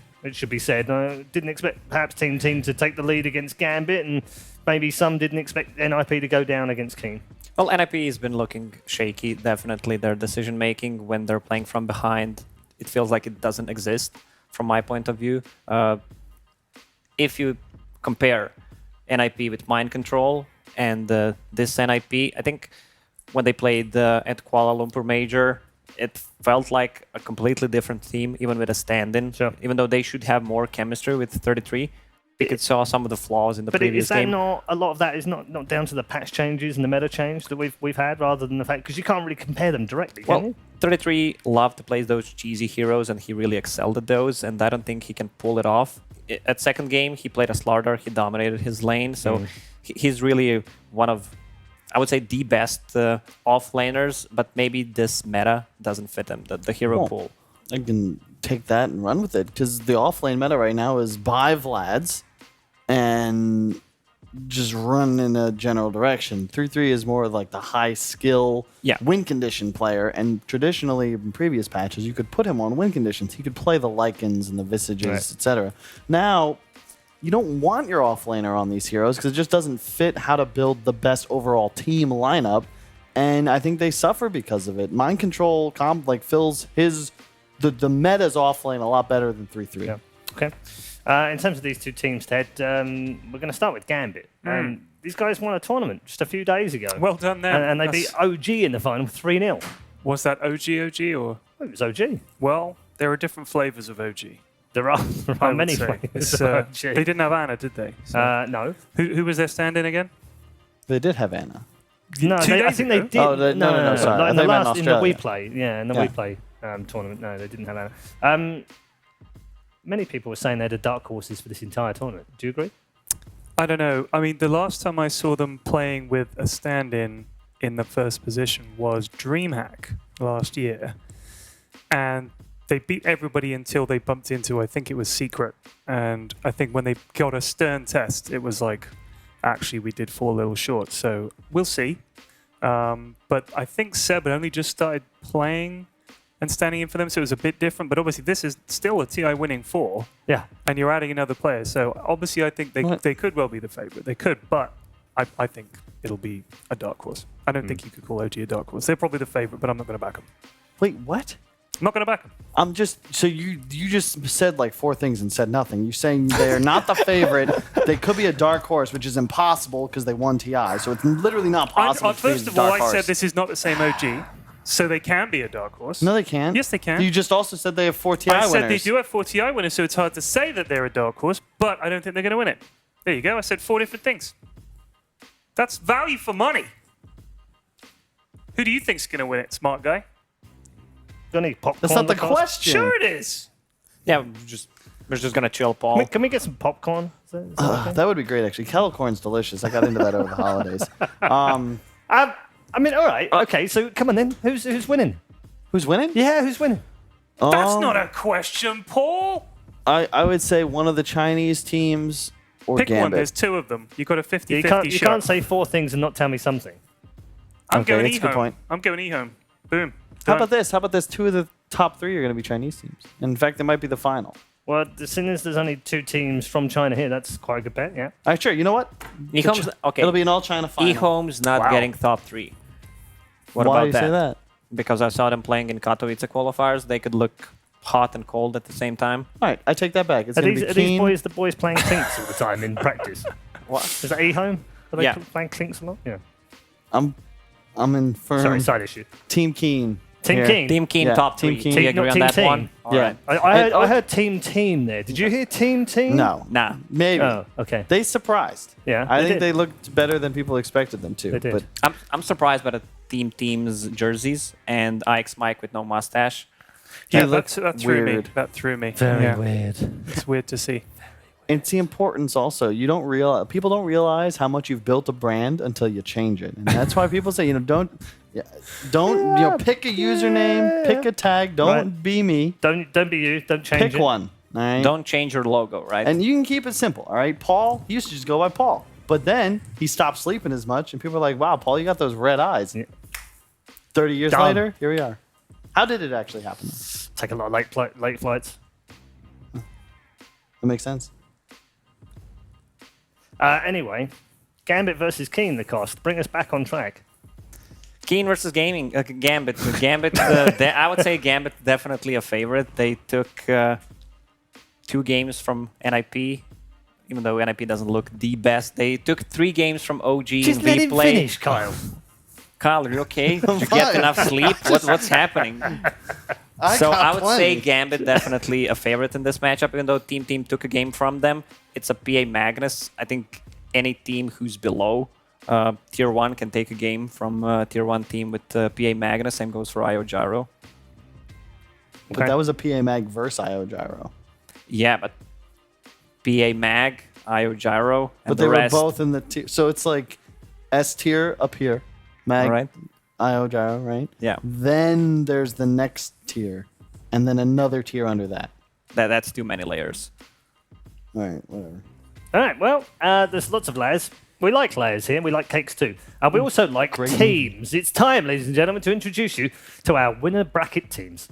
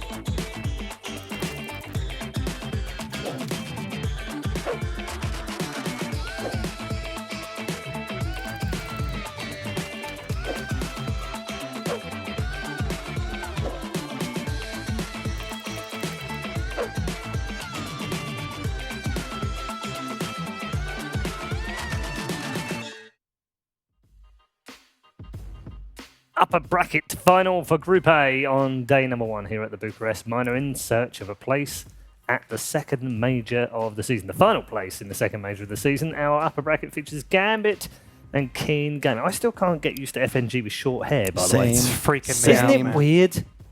It was just like you were saying about IX Mike with the mustache, no mustache, FNG with the long hair. I mean, Jesus. Yeah. It's not just that he hasn't got long hair, it's the fact that he's got very short hair now. Yeah. Totally throws me. It's why I think a lot of actors and musicians change their look up all the time, because you don't want to get pigeonholed into like into one look, and all of a sudden it's like your shit. Unless you're Jason Statham.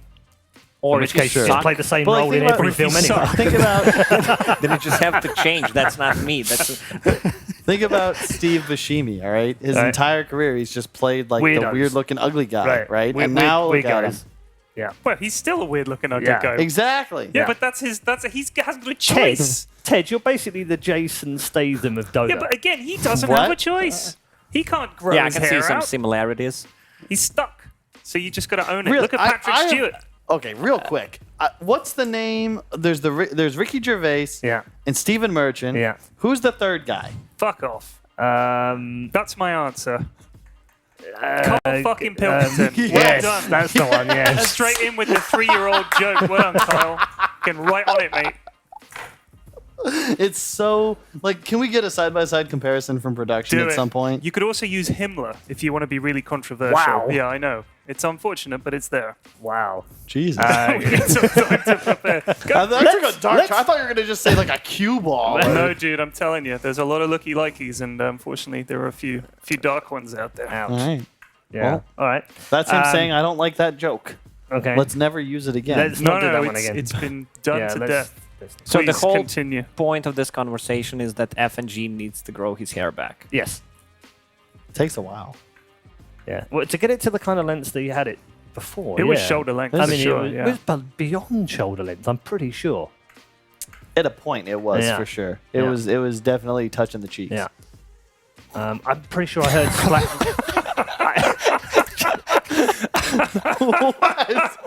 I had to think about that for like 2 seconds. I was like, well, of course his hair. Oh, yeah. Exactly. Not It's- those ones. It's the next level. Wow. The ones below those ones. Yeah. Paul, I'm happy to see you smile. It's been too long. Well, you know, it's I just hate drone people. That's all I'm going to say about it. Huh? I hate drone people. The drone. The Yeah, I drone just hate drone people. They've taken over our country. They've taken over our airports. Fuck them all. Seriously.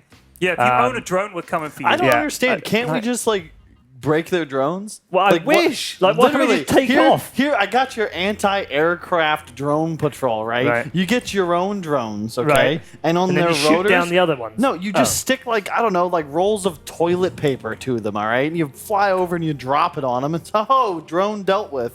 Like, Boom. I mean, this sounds like a £4 million answer. That's what I'm told it costs to fix the airport barrier. It's going to cost £4 million. I'm telling you, it takes a great, it takes a bunch of. I like your idea better. It takes like 2 groups of hooligans, right, from the London. Like I don't know how that British Wow. stuff works. Let's not go there. What? Why? Is that a 'cause bad thing? It could be, Oh, yeah. yeah, it's I mean, really bad. Carl. with your understanding of history and geography of Great Britain, I'm Right, mildly so worried. you take yes. 2 groups of youths that would traditionally be involved with potentially, bad things Oh, like dear, Carl. Oh, you've done it now. graffiti or stealing candy, right? And you Yeah, say, hey okay. guys, here's 2 million quid. Yeah. All you got to do is this entire year walk So hold on, around hold on, this hold end of the on. fence I like where and you're going with literally this. shoot No, but down. I like where you're going with this, but you're saying give 2 million quid to basically a bunch of 8-year-olds. That's what you're asking for here, right? Who will Whoa, get whoa, 2 whoa. million quid's worth of I'm candy? saying give it to the teenagers, not the government, Paul. I thought you were listening. Jesus, Yeah, we can't pay have such a attention, Paul. These conversation. are good hot ideas. We don't want to lose them. These are hot takes. Hot takes with layer cakes. Let's move into our draft. Please. No, this is It's I been just- entertaining, but I would like to move into the draft. perfect timing. I was just talking with Toby about this. This initial 3 hero banning phase is sort of that gimme time, and a mark of a good panel is to kill time perfectly so that this clock starts to tick on that initial pick, and then we get into the draft. And we did it. Because Good that's the call. real stuff. Good call. Tusk, Dazzle, Beastmaster. Yeah. Which is 2 of the 3 we've already seen Keen do very well with. I think Jakiro's got to be something you're keeping in mind here if you're keen. They love these high tempo lineups, and I think been playing a lot of it. Yeah, I was reading when they play Chinese teams, Jakiro Void, which they did play in their opening game at this tournament, are banned against them quite often in China. I think And there's the a last good one, by reason the for way. that. Yeah. And the last one, I played twice. And this Ooh, we didn't squeak through, didn't it? Yeah, he was banned every time in the first series, I think. yeah. Keen and NIP. Yeah, he and was ignored in NIP. ours, but we had a different type of Dota in the Gambit versus Team series. I bet you did. Yeah. There's like, never mind. Just say it. Say it. Man up and say it, Kyle. Own it, Kyle. Kyle, if you're going to be like that, just own it. Look, I'm saying, I was trying to I was thinking the Rocky fights, right? So whenever the Rocky fight where Can the we guy, get the Eye of the Tiger whenever music? he Is that fought not Drago, copyrighted? right? And it was literally these two dudes. I swear to God, for 5 minutes, they're just punching each other in the face, and it's just back and forth, and somebody wins. But Gambit, Keen, these are more technical teams. All right, this is a Mayweather versus McGregor. It's gonna go the distance. Well, that's good. They did that in the previous series. Yep. What don't you like? What are you? No, just the fact that they're both sticking with comfort. This is the hero that I like. Also, Gambit ran it a couple of the games. You can play it as 3, 4, even as a carry. It doesn't matter. You get so much more value, HP value out of the Warcry. Who were we seeing do this before? No Pangolier, actually. The Russian team. They really like their support Sven. And I think that it makes sense to me that it's sort of had time to filter to the scene because they were playing that in the not the Summit tournament like a month ago. And it's enough time for people to realize that this hero that, like your E Warcry is just too strong. It's a shield, it gives move speed, and your stun is 2 seconds. I was going to say, yeah, it's got a long stun on there as well. It's almost 2 seconds. Maxed out. Roundabout. Yeah, it's 2 seconds on level But 4. what did we play with? Played in the first game today, didn't it? Sven. Yeah. Yeah. Usually I see people go 2-0-4, and you're just running in. And the thing about Sven is, like, sure, you don't offer much outside of those 2 abilities, but you have 2 bracers, and you walk in with 1,700 health, and you make yourself a target. And if you die, so be it. And if not, you hit people. Really deep Sounds like the analysis, perfect Kyle. PvP hero. I gotta say, what do you think about having Luna, Sven, and let's say 3, 4 strength heroes? You get 1,000 HP from her Aura and Warcry. It's pretty good. I think it could work. I wouldn't be surprised to see it. I think that's a really cool concept. I think this concept, this idea of make our lineup unkillable is really not being fleshed out as much as I would like it to. And these heroes like Sven, they mess with numbers in a way you don't realize. Same with like Tide Hunter. I really think there are drafts that involve Tide. You can get to a point where like they just can't kill anything anymore. We saw in the first series, Keen Gaming against NIP Dazzle with Greaves. You have Vlad's on Sven, Crimson Guard, plus a Warcry. Heroes really can't die. NIP managed to kill them 4 times in 20+ minute game. Yeah, that's the same concept Gambit's running with, though they tend to play a lot more aggressive around the map. They have more mid-game lineups, and they really like Earth Spirit. This is, I think, Immersion's best hero. Besides Bounty. Do you know what I'd like seeing? Jakiro bans. Because it means he's finally back. Like, properly. I'm surprised it took so long. Yeah. They had to get some nice buffs. Yep. Yeah, I mean, I'm still thinking he's a support, but then that's just a personal thing. But I would like to see Luna from Keen Gaming right now. No, IO, 3 strength heroes, just try lane. No. Medusa, dude. Medusa is banned Gyro. out. I mean, So it no- has to go. The Ha got triple rampage in the previous series. no gyro here, yeah. And the IO obviously was missed in the first set of bans, which we've talked about almost incessantly for the last 12 months, it seems. Yeah. It could be gyro, against It has against to all be. these summons. Can and Can it be Crewstone. anything else? It could be Luna to his point. I just don't think... I don't like it here because it's too single target. And sure, theoretically, as the game continues, you can deal with the Tomb, the Prophet, and like, you're fine. But in this game, you're only really losing a Gambit right now if you're going to get run over, specifically in the laning phase. And I don't see Luna, Sven, Io contesting an Undying. I know we've only seen 3.5 drafts so far from Keen, but they've drafted really well so far. That's good. They're proper smart stuff going on. Something happened. I feel like it's the same thing that happened around like TI5, TI4, where EG all of a sudden got actually good. like to a tier 1 level. That then opened up more spots at lands for North American teams. The scene developed, and like TI6, all of a sudden you had like 3 or 4 teams that were actually pretty good. You know, DC made the finals. And now it's the same with Russia, where the CIS region, rather, VP has had enough time on top that the love has started to be shared a bit. Those scrims start to pay off, and suddenly you got Gambit, you got No Pangolier. They both look hot. And they were missing one. I think Espada was another one that had a shot at winning. Espada has to be fair, they had a good period last year as well. Yeah. There was probably 5 or 6 decent CIS teams. What was it? What's the team that Iceberg plays for right now? Always Want to Fly Iceberg? That should be Espada. No, it's not. Is it? The one that played at Epicenter last year and made waves. Windstrike. Yeah. Yeah, Windstrike. Yeah, I don't know where the hell those guys were. Yeah, But they were on top for a while. They disappeared. So Razor as a counter for a Sven. You have a guy who runs in, another melee hero as well. I'm not too sure what to feel about the Razor. I didn't see too much out of a Razor, but it can work. If he builds into these tanky items, sieges, gets Aghanim Scepter at one point, there's a lot of summons they can easily team fight with the lineup like this. Excuse me a minute. This four hero King Gaming lineup though, holy bloody guacamole! Look at it. Yeah, they're not going to die ever. No. What? What? It's just a great lineup. And Gambit has pretty static damage. Like they don't have any kind Sorry, of was burst there any damage. other point there? Yeah, I mean, you implied like it was like a revelation. Like, no, I didn't even notice. No, but I didn't really notice as it went along. But you look at it and you just go, oh. Oh, I don't know if you're asking about the Razor pick, but that's recency bias in drafting. Game 3, team. They go into the last pick. They ban Razor. They pick Monkey King. Gambit suddenly think Razor's a good hero. Mind games, subliminal. What I think is interesting, Keen have picked up heroes that were banned in the previous series. They're like, cool, we can pick these now. Whereas if you look at Gambit, they've banned Tusk, Dazzle, and Jakiro, and Terrorblade, right? So those were a lot of heroes that Keen liked to. I mean, apart from Terrorblade, they were Keen Gaming. This was almost like, oh well, these are the heroes they were just playing. But 2 of these were heroes they wanted to play in the first series and couldn't. I'm not sure it's going to work out.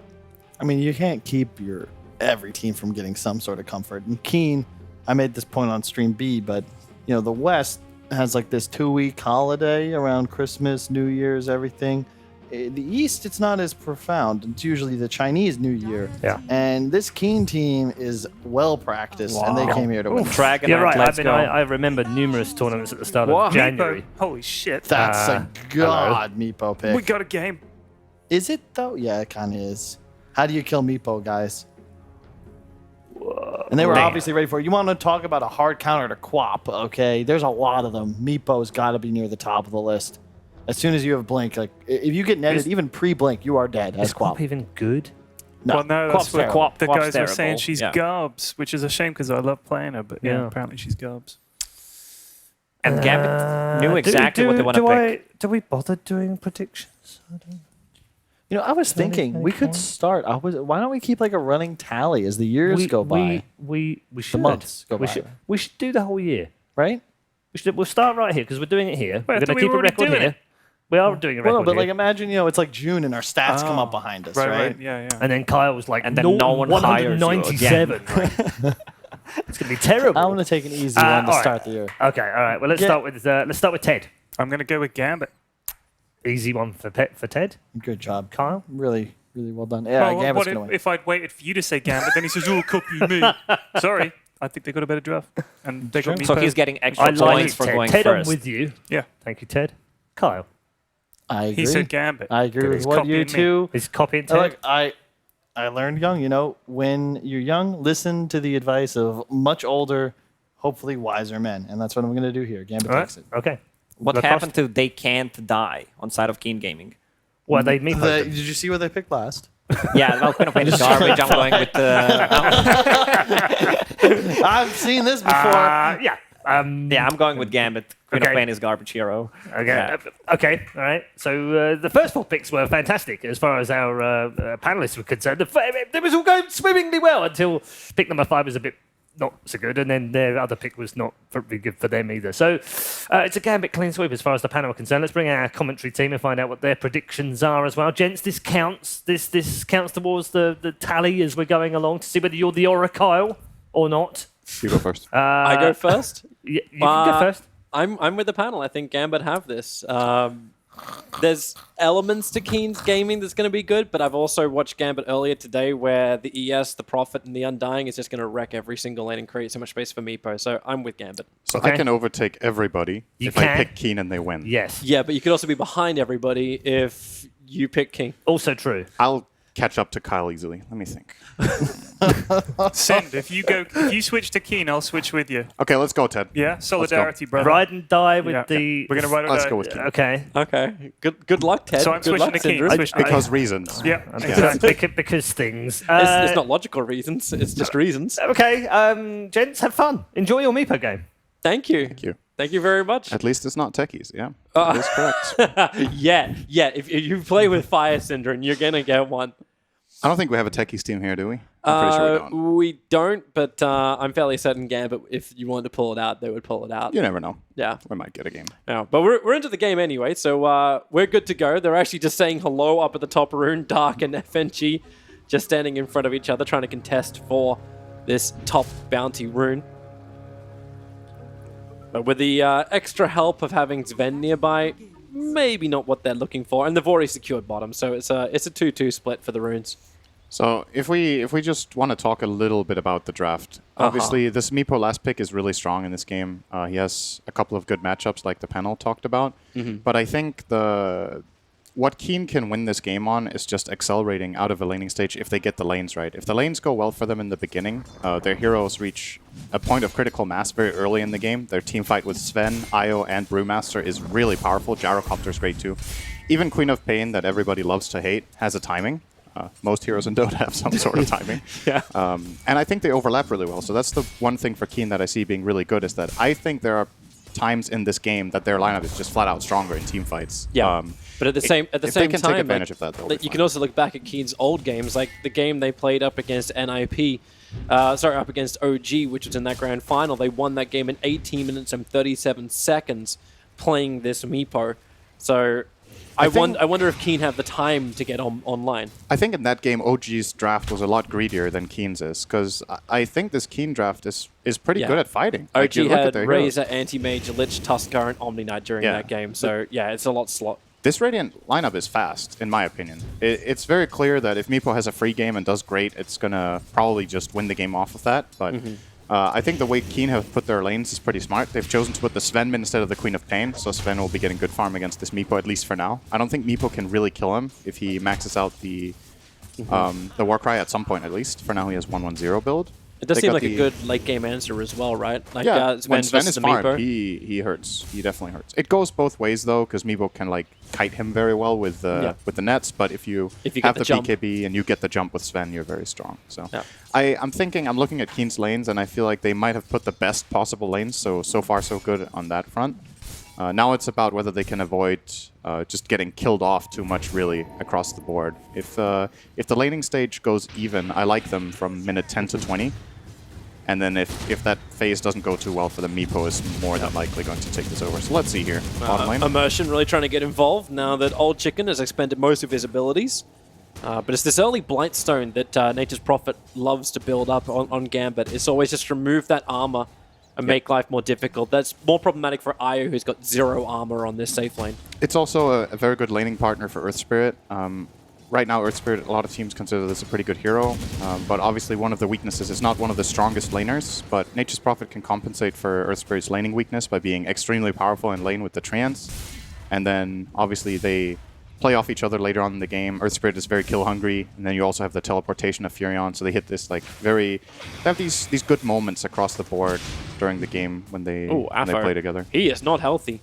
Underneath the tower, Shadow Strike is a level 2. So he's limping his way around, having to use the tangos to get some more life back, but he knows Queen of Pain can just blink and then go for it again, which is exactly what happens. Up onto the top lane, and he'll tick out to the Shadow Strike. No, maybe with the Soul Rip, he has enough life to survive, but into the trees they go, and the denial! FNG actually denying his safe laner. I really thought Dark was going to clap that through the trees. There was only one place Razor could be, but might have wanted to give the kill to the Queen of Pain. A great heads-up play from FNG there. That's actually really big, and we haven't talked about this just yet, but another benefit of the way Keen put their lanes is that they get the Queen of Pain against Razor. It's the worst target he has in the laning stage for Static Link. Everybody else would be struggling to get away from it, but Quap obviously very easily it's the old mid lane matchup, right? Exactly. We're just seeing it in a different I mean, that's lane. why they picked the Quap. The panel hates it, but it's a good hero against Razor in lane, at least. So it's not a bad offlane. FNG isn't really far here. He has a TP. He's done this before because there's no stun.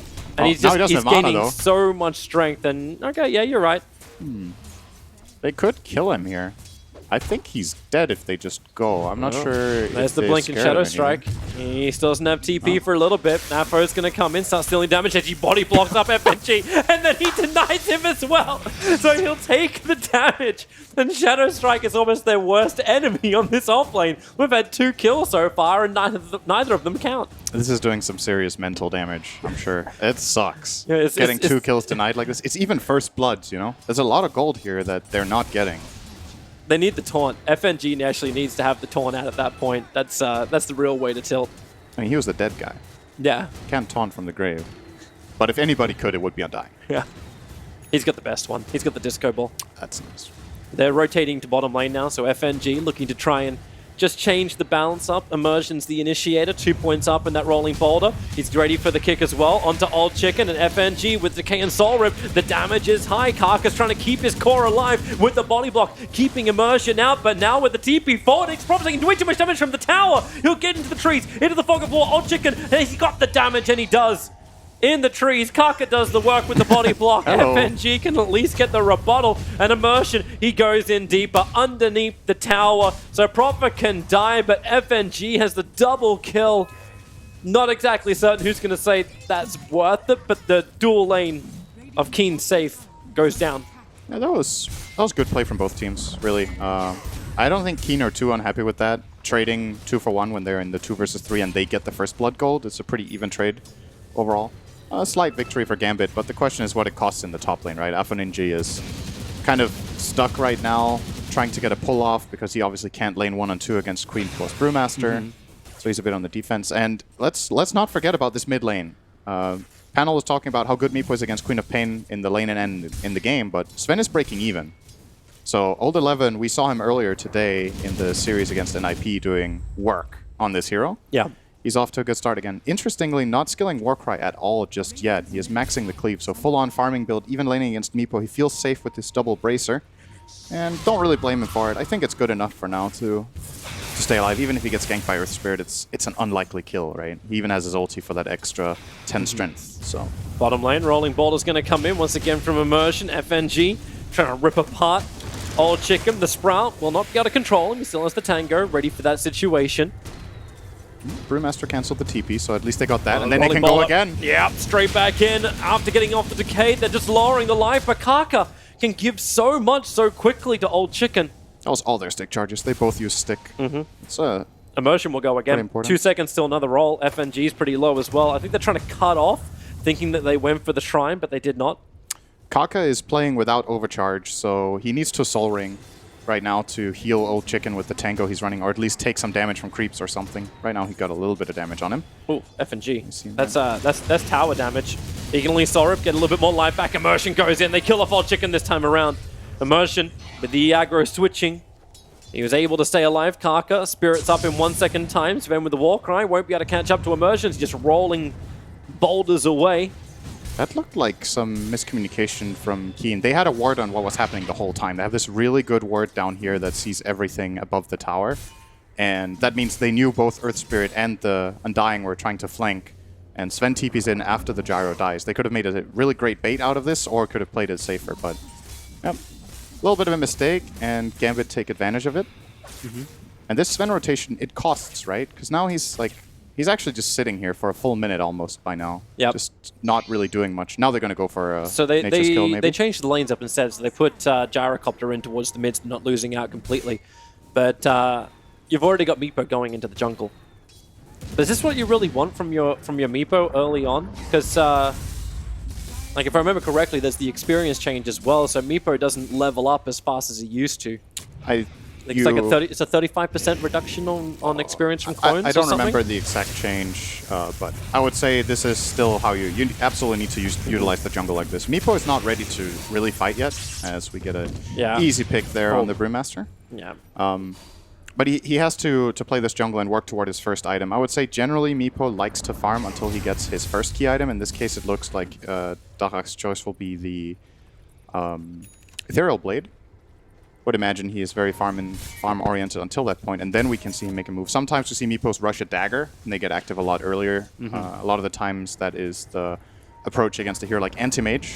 But in this case, he feels like, well, if I get a dagger and I jump the Sven, I'm not sure I'm coming out of that on the winning side. But if you blade pop him and he doesn't have BKB, then this is a lot more. It's also a nice save.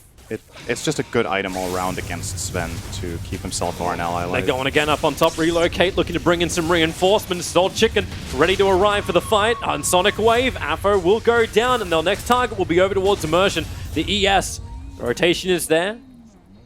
I don't know if this Meepo really wanted to arrive. The relocate will pull him back out. As Old 11 underneath the tower. He's going in with Dark. FNG's got a lot of life and still got 12 one charges, so he'll make it to the tree lines. Meepo poofing out already. And now ES looking to rotate in. Soul Rip can't get the secondary decay off. Immersion getting hit by both call-down connections. And then Rolling Boulders out. The homing missile and Stormbolt will both be connecting on him, allowing Keen just to chase through this tree line. Afro looking for a revenge. He'll get it into Dark.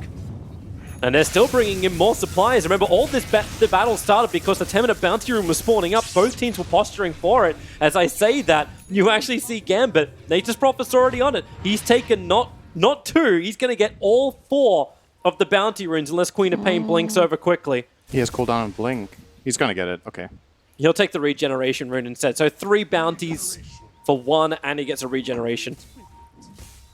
Looking at the net worth right now, this is how a lot of Meepo games go, is that Meepo is the big farmer. He will be ahead of everybody in the game. And I would say Meepo needs to be ahead. This hero is really bad if it's not far ahead. So going somewhat according to plan. Oh, that's a very dead razor. They're going after Afro. With the call down, he had no way to have the movement speed to get away, and the Brewmaster split was able to control FNG using the Storm Brewing just to send him up. He'll get another Soul Rip and Decay off, try and make him at least work for it a bit more.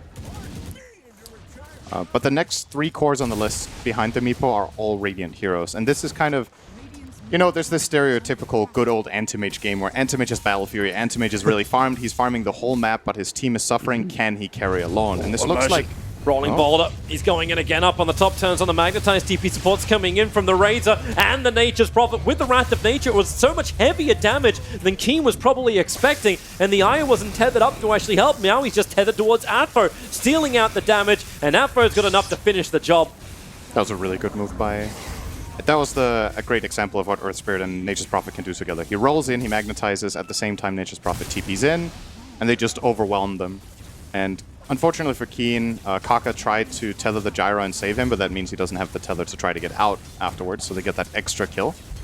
And that's a big swing. That one fight gave them 3 kills and a tier 1 tower. Yep. And they don't really lose anything for it. Seems like the perfect time as well. Like, Brew Split was still down for 60 seconds after the tier 1 tower fell, so they knew there was no counterattack.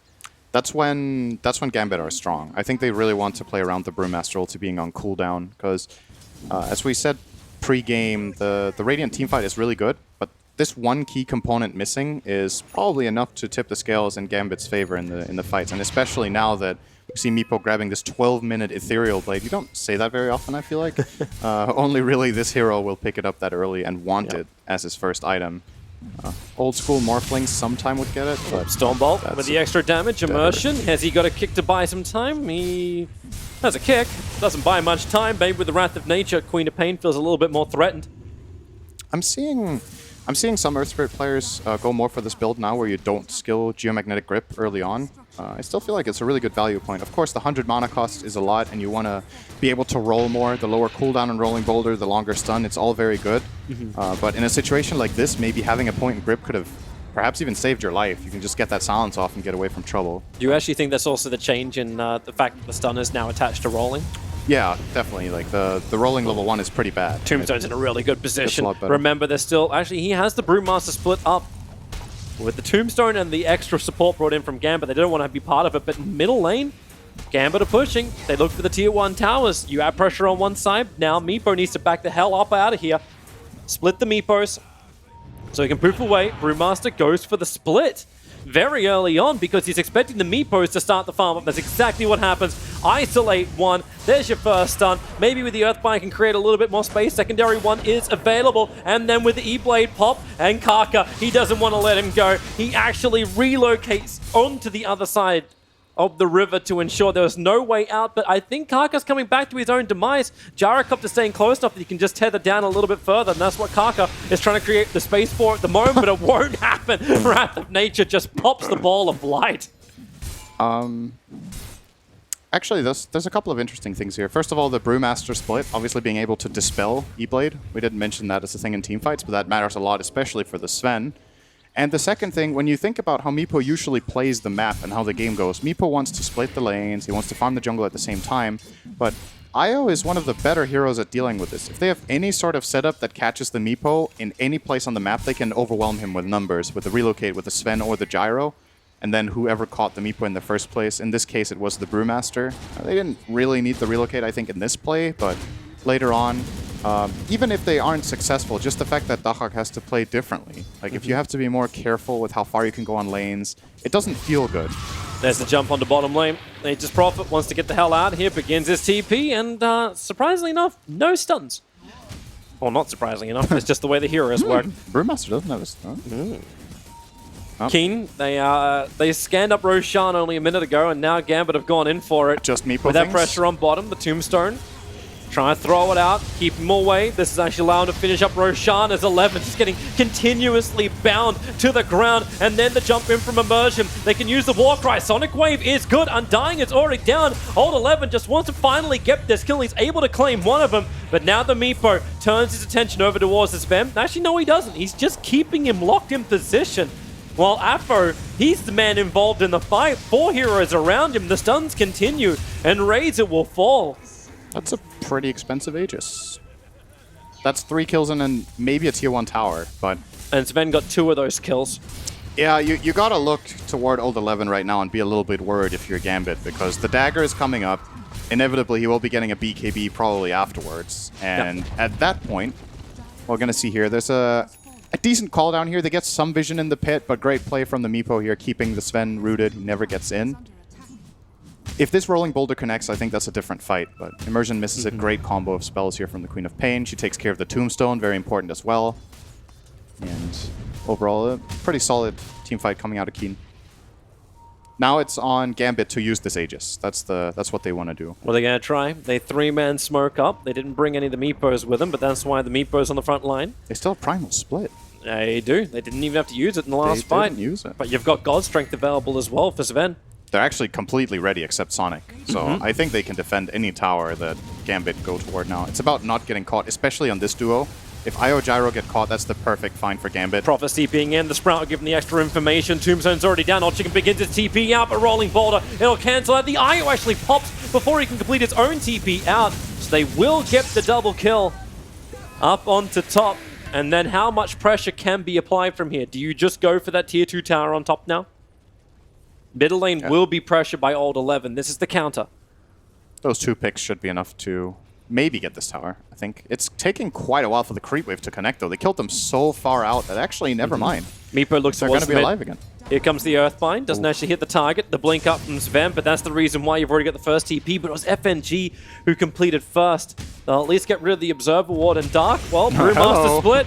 He's already silenced up the control. They will keep him silenced. It would have probably been a waste of a split if he burnt it anyway. I think he was trying to die for his Sven, but his Sven was actually fine. So they could have probably cut that without losing anybody. Still, not the biggest loss. It's a support. They forced some TP rotation. And as we talked about, the top tower does stay alive for Keen. So not too much progress on the map. I really feel like this mid-tier 1 is where the game is going to be at right now. Like, Keen will not give this tower up. They will want to fight for it, even against an Aegis Meepo. They probably feel pretty strong on defense here with all their spells. That's pretty confident to do so. Meepo is not in a position ready to fight. He's still forcing in the bottom lane instead. But there's such a heavy battle for vision. There's sentry wards going down everywhere. Everyone's just trying to have an observer and sentry watching this top rune. Oh, there we go. Well, the jump in towards mid. They got the control. Sprout creates some space between him and Alpha Ninja. Meanwhile, up on the top lane, initiation onto the Io and the Gyrocopter. They want to get out of here. It will not work. So top lane is both Io and Gyro to go down. Razor will also take a fall. Meanwhile, on bottom lane, you've then got the tier 2 tower to be claimed by Nature's Prophet. This battle is a full global. Prophet and Meepo bouncing around, Io on the map. This is a challenge. I bet Script's really happy he stood up ready to cast this, ready to observe this one. Yeah, there's a lot of global pressure. Oh, we have Weppers. I thought we had Script. All right, sorry. I thought we had Script too. Yeah. Is this? Weppers was better be taken. Was that the right one? They're the same person, Production. right? Yeah, sorry, it's Scrappus. Yeah. Scrappus got us covered no matter what. Does it matter? Can you tell the difference? Actually, they have their own different styles? They have their own styles. Yes. One of them likes Meepo a bit more than the other. you check how much they follow one specific hero. Oh, this is definitely a Weppers game. That's what they realized. Oh, we're only looking at Techie's mind, so it's definitely a Script game. That's definitely a boring game. Absolutely. Well, Techie's is more enjoyable if Blast Off is the primary ability. It's more enjoyable now. I will definitely agree with that. Yeah. The new Techies is more enjoyable. He's actually so much fun in dual off lanes. Like, you get Axe and Techies together and you're having a great time. Meanwhile, in mid, quick reaction. blink from Old 11. He saw that net for a fraction of a second coming from the tree lines. Dark was not so lucky. He does have the Brewmaster split available if they want to go in for this fight with Old Chicken and Kaka right behind him. It feels good for the Earthbind. It holds him. Immersion. He needs a little bit more time. Rolling Boulder down. Any kind of extra control. Kaka will finally get popped. The Sonic Wave. Scream pushing back. Gambit. There's still a 1-for-1 trade-off, but the Brewmaster split will wear off in 2 seconds' time. So they've lost that big team fight control they wanted. No ultimates available from Keen anymore. Then again, the same could be said for Gambit. I think Gambit's happy with that, though. They got what they came for. They got this mid-tier 1 tower. Minimal casualties. They lost Earth Spirit for the Io. And now the Aegis has expired on Dahak, so they're a bit more careful with how far they really want to push it. Obviously, very aware, I think, showing great restraint on the Meepo here. A lot of players will play more aggressively, like, oh, I'm Meepo, I'm super strong right now, I can just jump in, but he respects his opponent. He is aware of the risks he's taking by going aggressive. And even now with a Skadi E-Blade, it feels like a game where Meepo can actually just flat out die if he truly commits in. So still has to play intelligently around this fight, try to bait out a couple of spells here and there, or maybe get the enemy team to go on the Razor. Look towards the bottom lane. Actually hitting with the Plaza Field. Meanwhile up on top. Yeah, Dark is going to get completely destroyed. Old 11 will be able to complete out his TP, however. Oh, they got Quap too? And oh wow, they actually Earthbind her up. She'll get the blink. Down the lane and into relative safety. I think he had a secondary net, but he might have missed micro there. I'm pretty sure he had another one. Not the easiest heroes to play. Brewmaster is down for the moment. This is still more money coming into Meepo. He's only sitting at 15.5k net worth. Does Keen have a ward? Oh, Sven. Well, now they have vision here. I think they're actually playing blind. That is very, very difficult to do against Meepo and Nature's Prophet. So they have to get some vision out after this kill. It's always been de-warded. Like FNG used to be spending almost all of his money. Like he got Tranquils, he got a Windlace and Magic Wand. Now at least he gets something more. He's managed to find a crown. Dark bot. Oh, he has 7 sentries on his Brewmaster. 7 sentries, 2 obs. Wait, really? Yeah, he's trying to find something. They were like, why do we get jumped? Like, what's going on up here? But his there's actually no vision his sentry's in range of the other sentry, which is on the hill, but they need flying vision to get rid of it. But both of the Observer wards, which are down for Gambit right now, are watching the Radiant Southern jungle. Oh, there's a big item. He didn't go BKB. Okay. He's just going all-out damage and then a Battle Fury after? If 11 gets to hit something, it dies. They have the E-Blade, but that can be dispelled by Brewmaster, so got to be careful with that. And, of course, since he doesn't have a BKB, he's way easier to control for this dire lineup with slows and nets and stun. They're smoking, but look at FNG's position. He's running in to make sure he can actually break the smoke, and the Observer ward will already see the Queen of Pain coming out of that smoke. Nice play. And FNG just TPs away. Well, it's very good.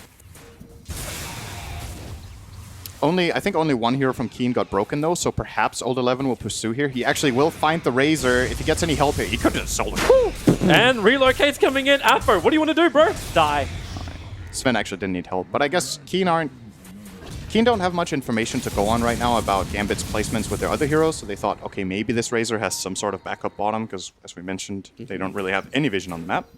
And better safe than sorry. It's a good kill. It's a core kill. FNG tried to go for Old 11. He actually dropped the tombstone on the hill as Old 11 blinked himself away. That's a very nicely farmed up Meepo looking to complete up the Skadi and just probably one more wave. So 2 Skadis. Yeah. Doubling up. A lot of stats. No mobility though. There's no dagger. So it's a bit harder for him to get in, but he's tanking up to try to survive against this Sven, and I don't blame him for it. 3k health, 40 armor. Is that the way to do it? And like with the changes to AC, where it doesn't go through BK like Magic Immunity anymore, do you still feel like that's something like I'm thinking like how they can give him armor apart from just the Vlads on Prophet? Actually, they got Crimson, Vlads, and Pipe all on Prophet. So if there's enough support for Dark, I think he's strong enough to fight for a bit now. Especially, I don't know about this Battle Fury, man. I get he wants to keep more cleave. He wants to keep his Quelling Blade against the Nature's Prophet. I get that, but I think you can keep the Quelling Blade and then get a BKB now, and then maybe consider Battle Fury a 5th item. It's obviously really, really good damage with the increased cleave against the whole enemy team and against the Meepos, but you're running the risk of being a 20k net worth hero in the fight that gets sprouted, or not sprouted rather, but just ensnared up and controlled the whole fight. The reason I say sprouted is I got flashbacks from a certain Arteezy game from a long time ago, a couple of years ago. It can happen. Like if you don't have that BKB and don't have the control. There was actually the opposite situation back then. He had the BKB but no quelling and got sprouted in his BKB. And this time it could be the other way around. Well, sure, you can cut out of the trees, but you can't cut those nets. Sven was looking for a fight up on top lane. He won't get it, however. Good read from Daha. He got out of there just in the nick of time. But maybe no. They need a little bit of extra range. This will work. Rolling Boulder in, able to get the silence off. They're all looking for the bounty runes and stealing 11's damage. It won't matter if he has a Daedalus if they do more damage, and they've actually got him. Sven, Wallfall, and Brewmaster is on the run. The Sprout try to block him in. It won't work, but then Immersion just goes in even deeper after Kaka and Old Chicken. And now maybe with a Sonic Wave Gambit being screamed back. That noise, it always makes you take one step backwards.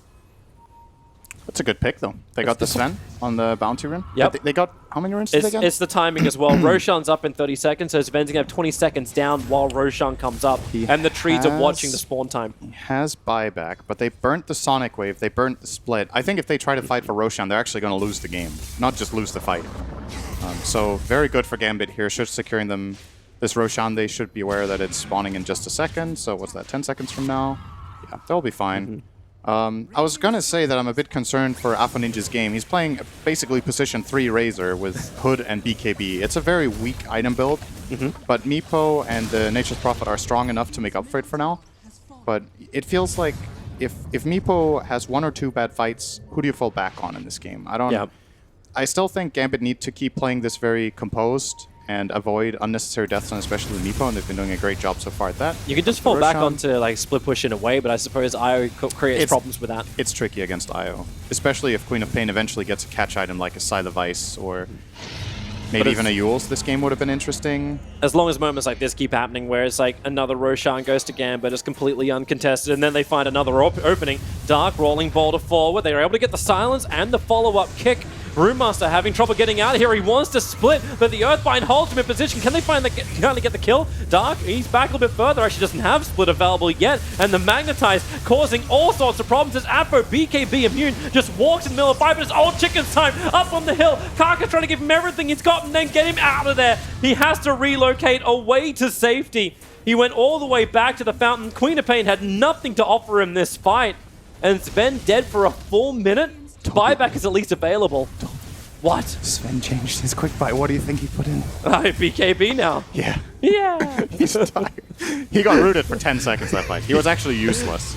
That feels really bad. When you're a hero who can hit that hard and you don't get to hit at all, it's tough, man. They're trying to hold without Sven buying back. Old Chicken's got Flat Cannon up in a couple of seconds. Earthbind already out once, twice on Queen of Pain. And they're all grouped up quite nicely, but Sonic Wave is back off cooldown once more. They need more control. FNG is running pretty low on mana, but Kaka, he's more of the problem.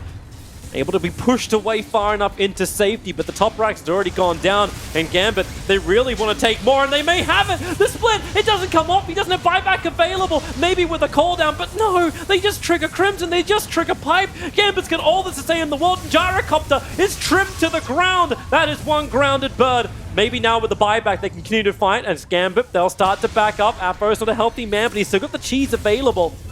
But it looks like this is enough for now. They all get out. They Very all nice. get out. They didn't burn Aegis. They didn't have to consume the cheese. That is the greatest fight Gambit could have asked for. And 2 buybacks as well. It's really important for Keen that they get this Primal split off. It's the only way. They can remove this Crimson Guard with the Brewmaster, Dispel, so they have the solutions available, but again, for me, it just comes back to Sven can't do anything. He is so farmed, and he doesn't get to use his net worth. I don't think Daedalus was the way to go in this game. You're seeing him being abused by Gambit. What I'm curious to see now is when he gets this BKB, if either Keen get a good fight and come back in this game, or if you get to see what could have happened if you had it 10 minutes earlier, and then you're just like, oh well, you know, it's just too late. You can understand the concept for it though. Like you saw the attack on the Razor on bottom. He could do it solo, and they wanted to do it, but maybe you almost go back like 10 seconds before that when FNG broke the smoke on the Queen of Pain. And anyone who was going to be in that jungle kind of just backed up. But she didn't need it. Like, Razor's more of a pain in the butt. Old 11 on the run out of here. Smoke gank. He's able to blink himself up. But ES, rolling boulders, able to actually get the stun as Sven walked into a Prophet will come and join the fight. Dark will be able to get the split off. But can they deal with these Brewlings? They want to deal with Old 11 to begin with. So Sven is already being deleted. And they're chasing down the Earth Brewling. I think he's actually the last one left alive. So say goodbye to the Brewmaster. All 3 die and the main thing is gone. Can't reincarnate if you don't have part of yourself left alive. Does that make actually Brewmaster like a Horcrux or something? Yeah. I guess. Oh man, this is honestly, it's a bit hard to watch. I'm just imagining being the Sven, and I feel so sad. You know? And the never-ending control.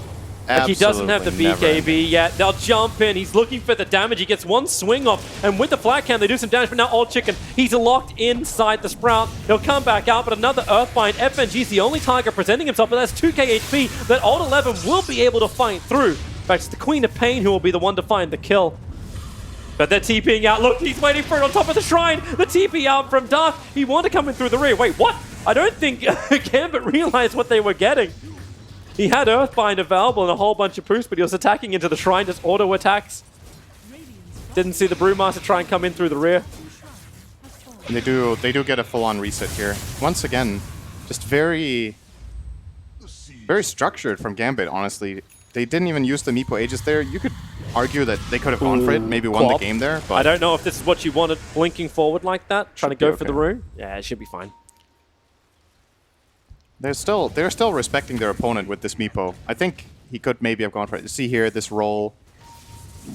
Honestly surprising 11 ends up eating that. I think that was pretty telegraphed, but mistakes do happen. Yeah. And tried to outsmart him. We'll come back live as Kaka trying to get him out, able to do so. Dark just with a clamp to create a little bit of space, but once again, it's a sacrificial IO. Oh, nice play. Kaka has to come back in unless they want to try and fight this one, while Dark is trapped. He's got 10 seconds till splits back up, and then Gyrocopter trapped. He'll get the BKB breaking free of the root, but IO cannot be so lucky. The damage out was just too high, 90 seconds dead. And Gambit are going to push up the mid, looking for this victory as Sven 1, 2, chain them up. After we're able to dodge the Stormbolt with the BKB, and there's no running from this. They're dead. They've lost the game. Gambit have 3 heroes down on Keen without buyback, and they have taken game 1. And with one more game victory, they will secure themselves a position in the upper bracket of the minor. One step forward. It looks shaky for their start today. It did not look smooth at all. But they warmed up. They're warmed up. It's fast aggression. It is. Like, you'd be a fool to bet against them when they get ES, Prophet, and Undying into Gambit. These guys, it just enables such high levels of tempo. This game really felt winnable for Keen for me, though. I honestly think they were in a position where they could... So you didn't just back him for reasons? Well, I mean, I'm not gonna just jump on it if I feel like it's completely hopeless game, you know. Yeah. But I'm seeing the win condition for Keen's lineup in this game, and I think they were getting the pieces together. They had a good laning stage. Their heroes had what they needed. Sven was super farmed. Quap had the levels. Brewmaster got some good splits actually off. got through that entire game without dying. She went 7-0-5 in that game. But the problem for me is we reached this point when Sven is supposed to actually carry this game because Gyro is not going to kill the Meepo. Who's going to do it? It's the Sven, or going to take these fights to the next level. And sure, you have this Daedalus. He actually just was locked down 4 fights in a row. He didn't get to, I think, hit twice, maybe? in 4 fights. Like he Yeah, honestly and just did hitting twice should be really easy when you have an Echo Saber. Yeah, you just need to hit once. Then hit twice. Yeah, he just got controlled. I know I've talked about it a lot with this BKB, but I really feel like the game in a big way boils down to his item choices. But we'll see. Well, what are the stink? Item choices, you can question it. Either way, King Gaming, they need to find something else in game number 2 if we're going to force another third game. We've got a good record so far here at the Bucharest Minor of 3 games. Our opening 2 series went exactly that way. Do we get a third in a row? A question for our panel, perhaps, as well as talking about item choices, the Sven, and of course, the one and only Meepo in the game. It is Gambit who take first blood in our upper bracket final here of Group A. Gents, Lacoste, we'll start with you. It was hard-fought victory, but it had a kind of inevitability about it, didn't it? Yeah, the game was pretty even until Sven decided to go for kind of a questionable items, and it felt like they were ahead. They were ahead in terms of gold, but Meepo and Furion with the kiting potential, Sven can't really deal any damage. Okay, so he's just sitting talk in place. to me, both of you actually, if you wouldn't mind coming in on this, because I think it's really interesting.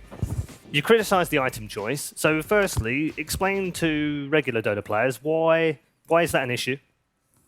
What was wrong with the item choice? And secondly, what did it not do, and perhaps what could they have done? I feel like a BKB could have been a better choice, so he can actually move. That's helpful. Definitely. We're talking about Sven here. Yeah. Like, we don't need to talk about Sven. I mean, can tell you about Sven. It's hard to play Sven into Meepo anyway, and especially when you have a Queen of Pain as your gonna call it a mid laner, since. But players out there, Kyle, they're going to be looking at this and going, "Well, I didn't think there was much wrong with the way that he itemized. So what was wrong with the way he itemized?" I think it's just a product of like Sven's place in the game more so than the items. Like I can see the concept behind it. You just feel like you're not doing enough. The Prophet had Pipe Crimson Vlad's AC. All right, they needed damage, and you're going to get kited in this game no matter what. You're going to get linked through your BKB. You're going to get sprouted through your BKB. Like it's still unplayable game for a Sven, and I feel like a big part of that is because melee carries in general right now are pretty bad. You'll notice all the ones being picked have some form of self-reach, like you can get on top of your target repeatedly, or they're like incredibly elusive, but like there's no Sven for a reason because you just walk away from it. It's more of a Sven's role in this game than items, because I don't think this hero fits as your carry. He was a mid, but still, the hero does not scale. If you want to finish the game early on, but what you want from this hero is just the sustain that you get from Warcry. Yeah, and the issue is that you need to make him carry it. Sven is the hard counter to Meepo from the carry position, at least in previous patches. I don't know if it's anything close to that anymore because you just don't. The game isn't the same. It ends too quickly. We didn't talk about Ethereal Blade as well as a first item choice on Meepo, so it cripples the Sven as well. Yep.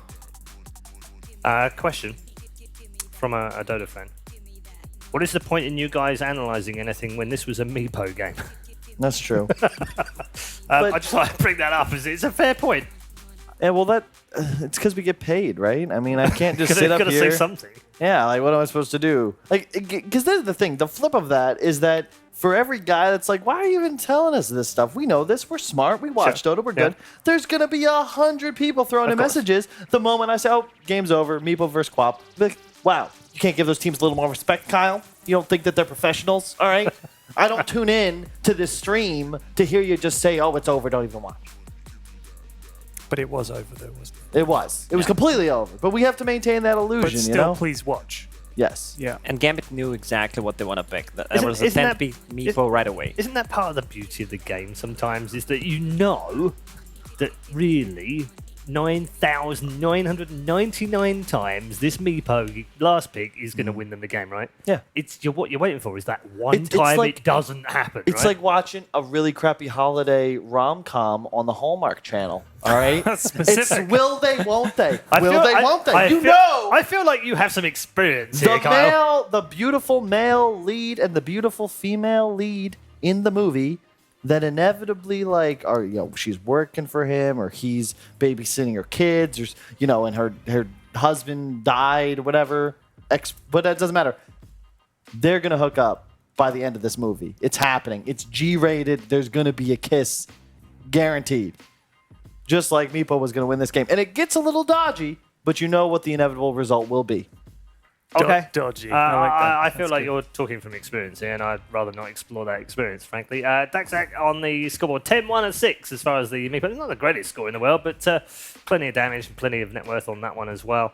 Well done to Gambit. Any other standouts on here? Okay, Kaka going 0-8-9 is not particularly fun either. Dude, how about my boy Afterlife with the full team build? Like, this is a Furion I have yet to see. I've never seen this combination of items. Vlad's Pipe Crimson AC. He needed a Guardian Greaves to complete that would have been the complete set. It feels like in this patch, whoever gets those team fight items early on, he just wins. They just win. Crimson, Mech, Vlad's. That's it. Yep. I also want to give a shout out to our friend Line, or Double Dash, or Minus, or One, or whatever we're going to call him. 7-0 and 5 on the Quap, which apparently is one of the worst heroes in the game right now. He actually made it work. He did, didn't he? I only ever see Quap at the top, or like it feels like 8th of net worth, right? Because you're always going for this snowballing build that either pays off or doesn't. This is the first time I've ever seen like the, what's it called? The poverty Quap? The middle class Quap, where you're getting, you know, a Force Staff and a Veil and a Shivas, none of these huge items, but you're just like, hey, I'm a real participant in this game. You know, I'm contributing to the economy. Yeah, I'm not stealing from anyone else. I mean, the reason why she didn't die in this game is Force Staff. It's one of the best items against the Meepo. Yes, and against Sven, not Sven, but the Prophet Sprout. Dark Shaman. Yeah. Plenty to think about. As far as Keen are concerned, they had lots of their own things banned out in that first game. Ted? Yeah, I mean, they got heroes, I think, that they didn't really, obviously in the first series we didn't see, and I kind of thought, oh, they're going to do something interesting here, but maybe they should have. I think if they could have gone back to what worked against NIP, they probably would have been happy with that, but obviously that had just been watched. And Gambit not going to let them do that, Carl. No. Yeah, two things. One, before I forget, I'm real keen to see what happens in game 2. God. Second, get him out. Second, Ted literally sat there for 5 minutes, and what he came up with was they need to do more what they did when they were winning. Well, I was going to finish, but you belong on Sky. Loudmouth just barged in and interrupted me. Would you like me to referee better? No, that's fine, Paul. I can referee better. No, I just, you know. I'm a grown-up. Okay, no, I realised that. I just, you know, I didn't know if this was MMA or professional boxing. I would say, though, it would be real British for him to get the ref on his side. Sorry, can I just correct you? It would be very British. True. Not real British. What's For me to get the ref on my side? What is that talking about? What is that a reference to? How about, do you not know the history of, like, English boxing? Y'all developed the sport. It began as a scam. What has this got to do with they the were sport fixed. of kings? Boxing? The sport of kings, isn't it? What? Or is that racing? I can't remember. I'm not sure. I'm just curious. I mean, why we we're invented a talking lot about of boxing. things, right? A lot of sports that we're not very good at anymore. It's true. We invented them. We gave them to the world, and then we did. sat back and said, we're going to stop trying. Yeah. Stop, apparently, what's that, soccer? Did I just hear soccer in my... Anyway, let's move on very quickly as we head towards a break and pay some bills. And when we come back, we will have game number 2.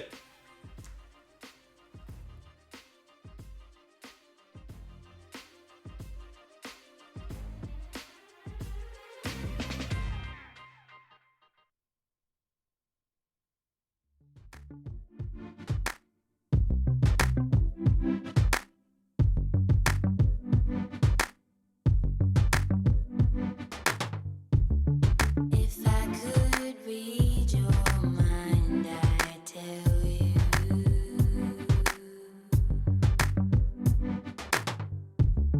It's not an easy thing to do.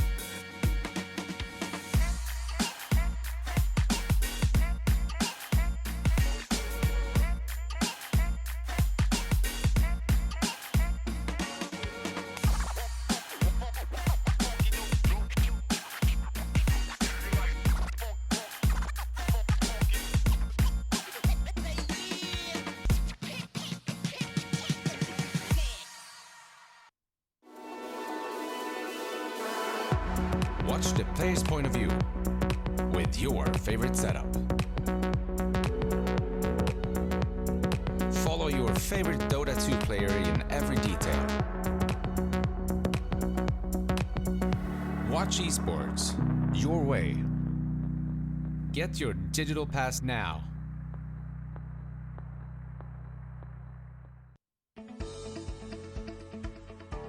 GVM Pay is designed for gamers to unlock various benefits from most mainstream games to your local services. Recharge made easy just within your fingertips. Recharge easily in 3 steps. Earn rebates for every recharge. Download GVM Pay now at pay.gameview.io. GVM Pay is everywhere. Data analytics gives you the advantage of getting to answer questions in a faster time. In esports, you have a topic where all those technologies can be applied with an actual great purpose.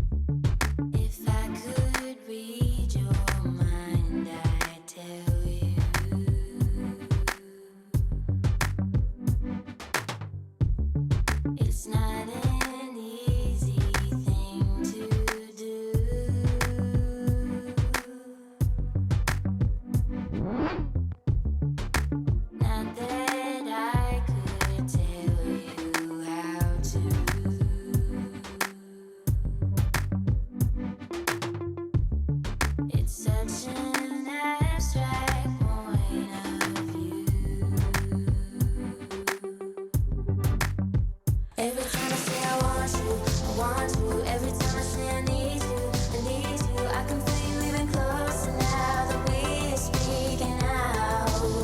All the time when I was lonely, all the days that you were hungry, I can feel my heart is younger now that we're speaking out.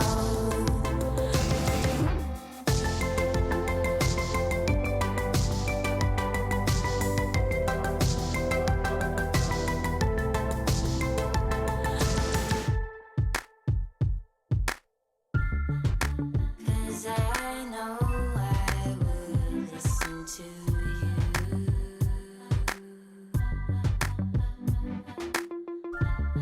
If you could do the same for me.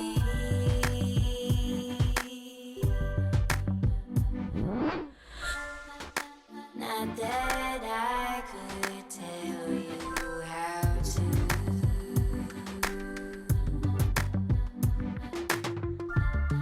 It's not an easy way to be.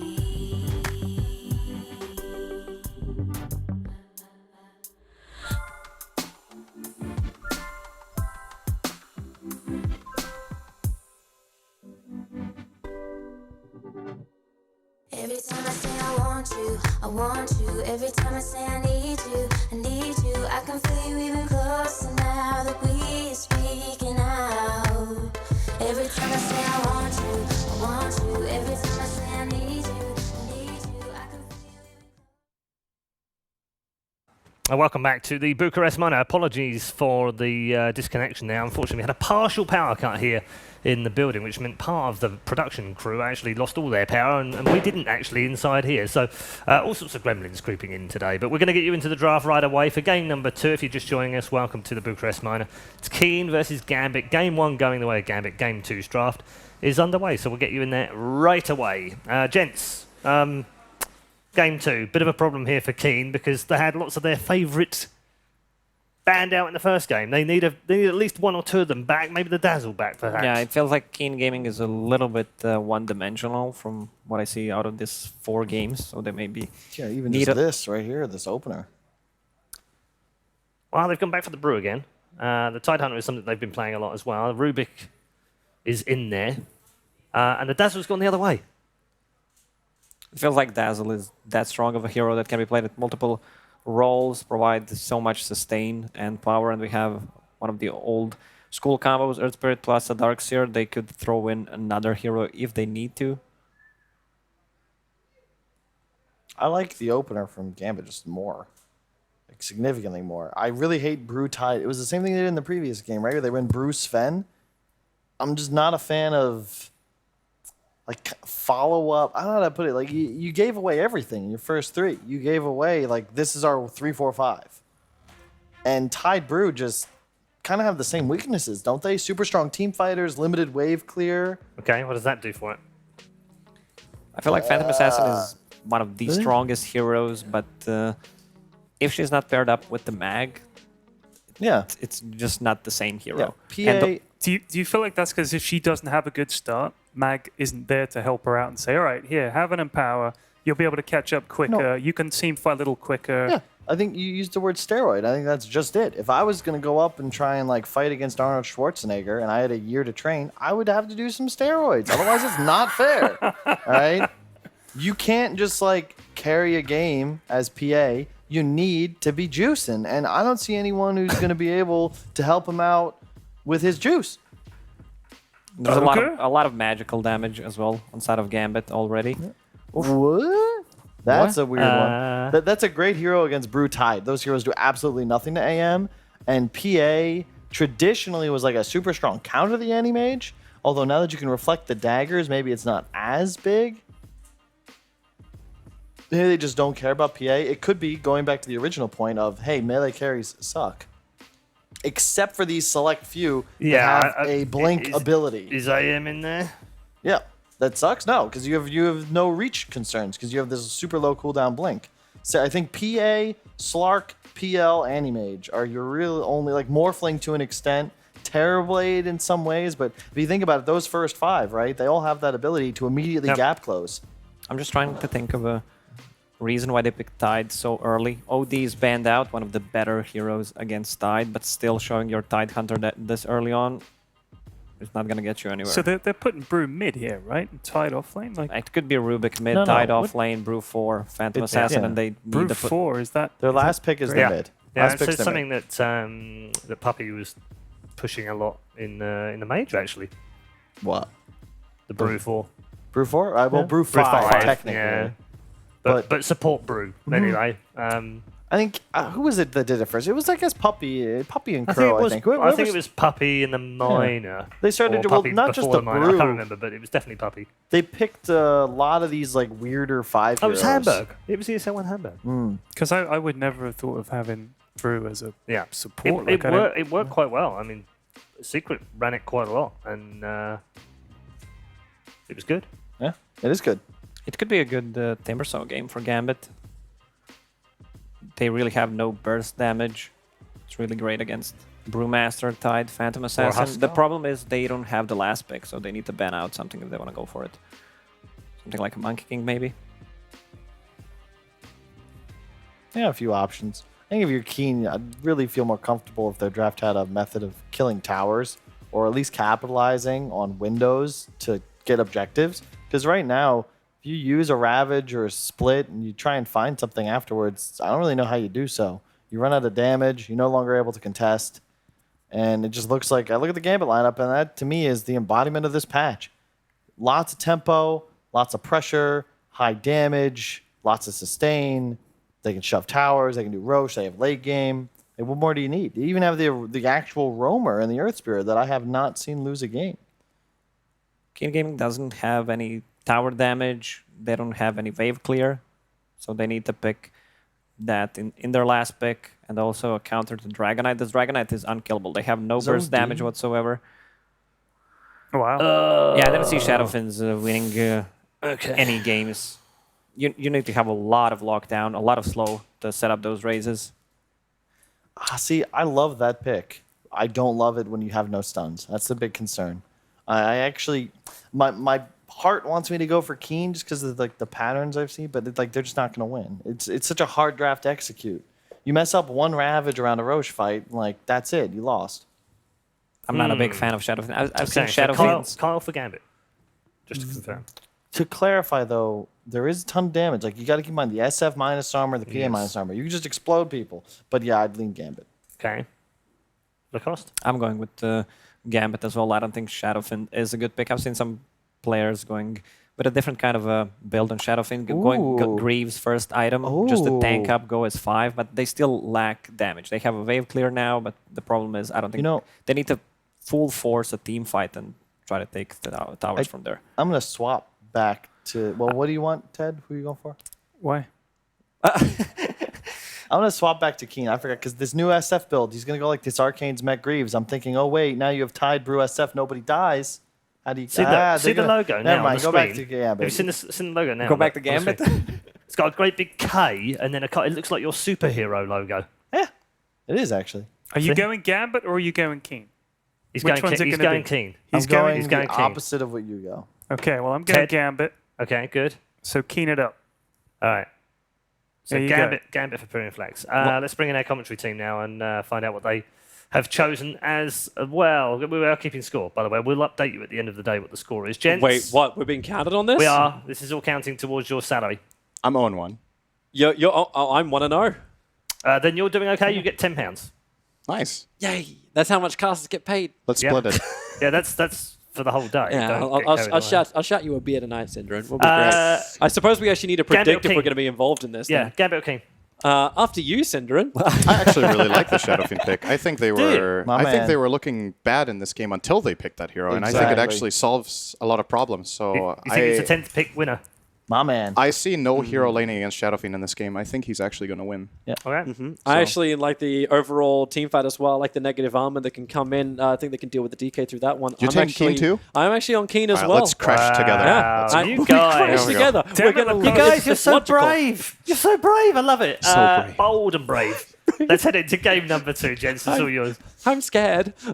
I'm not brave. Oh, I'm a coward. Meanwhile, Great prediction. T-Tours, first blood. King goes down. Goodbye, TA. Prediction goes out the window. I want to change. Production. we would like to swing as much as Kyle does. All right. So what basically happened was they Ion Shelled the Earth Spirit, and they had the Poison Touch of Dazzle, and they went 3 heroes up here, and they caught Old Chicken. So yeah. Didn't have anyone to blink to, doesn't really want to skill it anyway. You kind of need the Stifling Dagger in the beginning, so that's an easy pick for Gambit, and the runes look to be an even split. So a little bit of an advantage for them here in the start. Yeah. I want to see how this mid lane goes, because the thing that I really like about Shadow Fiend is that he has 0 bad lane matchups in this game, and I think it's one of Dragon Knight's nightmare matchups. This lane is really hard. It may also be one of the reasons to like, okay, they're going to creep skip up on top, but I'm seeing this observable that's being planted down by FNG. I think he wants to watch the courier and get rid of the courier. So then at least that will balance up the mid lane a little bit more. That would definitely be a big help. They're already switching up some lanes. So it's Old 11 and Kaka together on this dual off lane, while Anti-Mage and Dazzle get to try and defend it, but they're just diving this tier 1 tower. Old Chicken does not want this. Rubik's in the neighborhood. Actually, TP, he didn't complete it. I don't know if that was just meant to intimidate them, but now Gambit, they just feel even more okay. Massively swing and a miss. Telegraphed. I'm going to throw a straight ball. It's not fast, it's not slow, it's just a straight ball. Okay, what? Really? We're gonna... Okay, we're watching the first blood again. We're gonna get a replay of that miss. That would have been a little bit bad.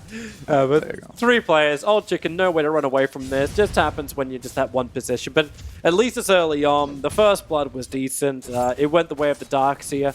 So it kind of enables him a little bit earlier if he wants to get the Soul Ring up quicker. But either way, if he wants to even go that. Definitely. He has to get a Soul Ring on this Darkseer. Obviously, you can go Boots first, but you see he's already starting to have mana problems. Instantly getting Stifling Daggered on the Clarity. Yeah, so I question myself because I see Boots in his quick buy. I don't think he should buy Boots. I think he actually has to rush the Soul Ring because he doesn't have enough mana regen on his hero right now to sustain this. Immersion, you can't win a straight-up fight there with the Brewmaster, FNG being thrown around by Kaka. Kaka's not a healthy man either. It's rather difficult to lane against a Dazzle. Like, this is like, I think we're talking about it was the ultimate flex pick. I like this though in the mid. Iron Chill up the Earth Spirit, wait for the SF to come a little bit closer. Ooh. Rolling Boulder's going to go swinging wide. The kick will fly through, but it only provides the slow, not the stun. You need to hit the Rolling Boulder now in order to get that stun. And then even an Arcane Rune as well, and he's going to get his full salve off against the Earth Spirit. He's actually taking a bit of a chunk of damage here, but this mid lane for FNG is going well so far. Generally, Dragon Knight does okay until Shadow Fiend hits level 3, and that's when it starts getting dangerous with this raises stacking up. But they've found this timing where they can go with Earth Spirit and leave Darkseer alone without him suffering too much, because the lane he's facing is double melee. It's a going again, Brewmaster PA. right on top of the Shadow Fiend is, well, DK. He's actually wants to try and find that kill. SF trying to, like, at least get himself back underneath the tower, but it will not work. The Breathe Fire is just easily timed. If Keen lose this lane, it's real bad news. This is the lane that they picked to counter. This is the lane they should be winning, but obviously Earth Spirit being freed up just by the nature of this Keen safe lane. Dazzle, FNG, he's able to just tank through it thanks to that easy Shadow Wave thrown out. And you are right, like this mid lane's meant to work for the SF, but I still remember your own words in my ears. SF's always a great hero to catch up. You can just bounce out into the jungle, just give him a couple of stacks, he'll flash farm it up. All he needs to do is just get a couple of levels up, and if the PA has a good time, then it can make up. Maybe she can actually buy that Battle Fury. Maybe she can become that scaler without relying on a Magnus. For sure, but half of the purpose of Shadow Fiend in this game is to win this lane. That's a really big part of it. If Dragon Knight is having a good time as well, that's already a big downside. Yeah. Compared to what Keen were looking for in this. And not only is he struggling on the Shadow Fiend, he might even be dying again. There's no TP support coming. It's Rubik running forward. He tries to dodge the Rolling Boulder underneath the tower. Doesn't want to salve up, doesn't want to do anything. Would have been a waste of money if he did it. It is true. Shadow Fiend can come back. At least the good news is, yes, you're losing to Dragon Knight, but it's still a Dragon Knight, so he's not going to like completely bully you out of lane alone. They do need these 2 heroes, but Immersion feels relatively free. Feels like he can keep doing this. The Darkseer is almost level 4 in the top lane. We'll be going back to base this time around, so at least some space created there. But yeah, good start for Gambit once again. Old 11's having a bit of a rougher time on bottom lane too. The mana burn makes it difficult to keep spamming Anchor Smash, so he has to Soul Ring to get it out. That's okay. It's a good item on Tide. Gives strength. Not too bad. Immersion's looking for his own fight up on top. As Iron Shell comes off cooldown, they can go for a potential opening. However, battling against Dark's a little bit more difficult. He'll get a clap off. He's still got Drunken Brawler available. That's why they use the Iron Shells. Rolling Boulder in. Able to get the stun. Old Chicken. Okay, maybe now he'll stop farming to slow down Immersion with a Stifling Dagger. But Dark, not cutting its way through the trees. He jukes it instead. Immersion still wants to look for him. There goes your Stifling Dagger, but Immersion wants to back out of this one while that happens on bottom lane. Old 11 was having a hard time when FNG rotates in with the Poison Touch at level 2. Difficult for the offlaner to escape. That was a great juke from Brewmaster. That was very well done. How many runes did Gambit get? 2 for 2. Okay, so an even trade on the runes, but they do get the kill on the Tide. They may find a kill as well on the Darkseer. He can't surge away because he knows Kaka can just pick him up, throw him back in again, and with a nerf to Surge 2, level 2 makes it difficult. Stifling Dagger, slow him up. Maybe he's got the movement speed to get away while middle lane, once again, the SF will fall and PA does not want to dive underneath the tier 1 tower. FNG. Okay, he's going to burn the Shrine. That's a support taking a Shrine against Old 11. And no Poison Touch on the Tidehunter, so he's okay. So I think at this point it's fair to say that Keen's lanes went really poorly. They're going after mid. If they don't get this kill, they don't. He's too fast. Kaka needs the lift. Yep. He doesn't have the range.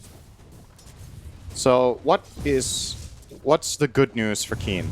They have... PA. Oh, hang on. There's more bad news first. Going in really deep underneath the tier 1 tower, but remember support was going to be there. The Clamp is out, not to mention the Drunken Brawler. Difficult to connect onto the SF. He may get uphill. No, he doesn't. The Breathe Fire from Afro is up, taking the tower the entire time. The 2 points up in Dragon Blood, giving him all the strength in the world just to live.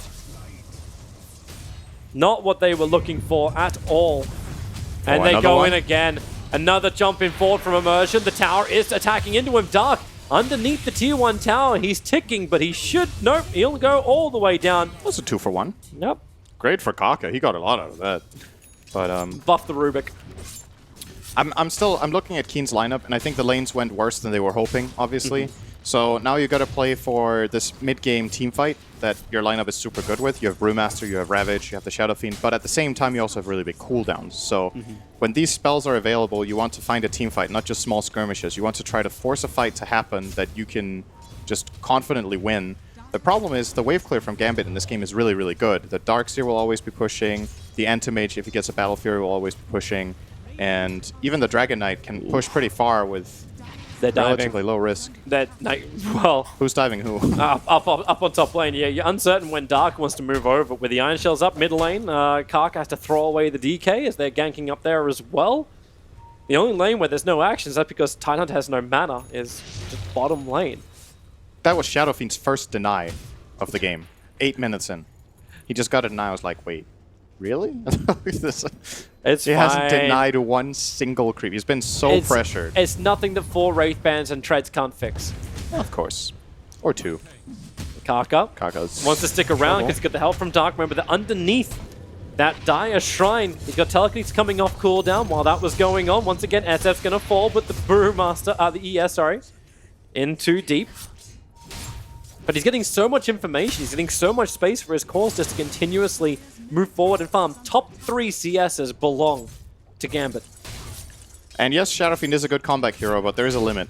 Yeah. He's 5 deaths in 8 minutes. Especially if he's got no control of his own jungle. Have they got a couple of stacks from him? They have 1 stack that I'm seeing, so not very much in the way of stacks either.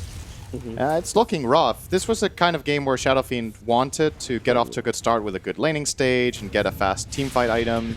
Kaka has to throw away the DK because Dark, he was so heavily stacked up with the poison that Kaka sacrifices himself for the 4 position. And SF, you're right, he's just gone jungle. He's trying to take these stacks right now.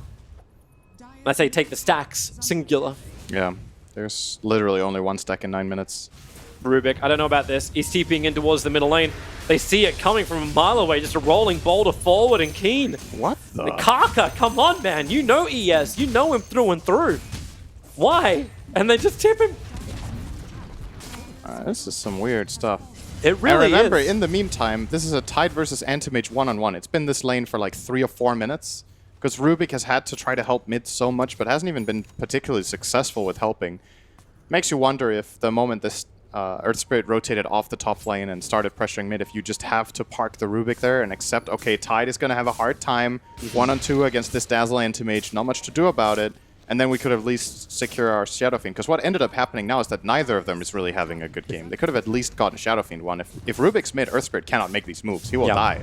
They're looking towards the top. Here's your rolling bottle forward, kick back out. Old Chicken just wants to farm. Look at him just run out of here. Does not want to be involved. They do not have a shrine to rely on. And when Dragon Form up and running, like a quick Fade Bolt is all that can come in from the Rubik to connect on 3 players. And they're rolling out. They're expecting some level of vision, so they dropped the Observer and Sentry, but was that actually... No, they had the Observer Ward a little bit further to the south, so that's how they saw him. And now the Sentry Ward revealed. But that's good for Dark. He actually just took out 2 Observer Wards in 1 minute. So the map will start to get a little bit darker for Gambit.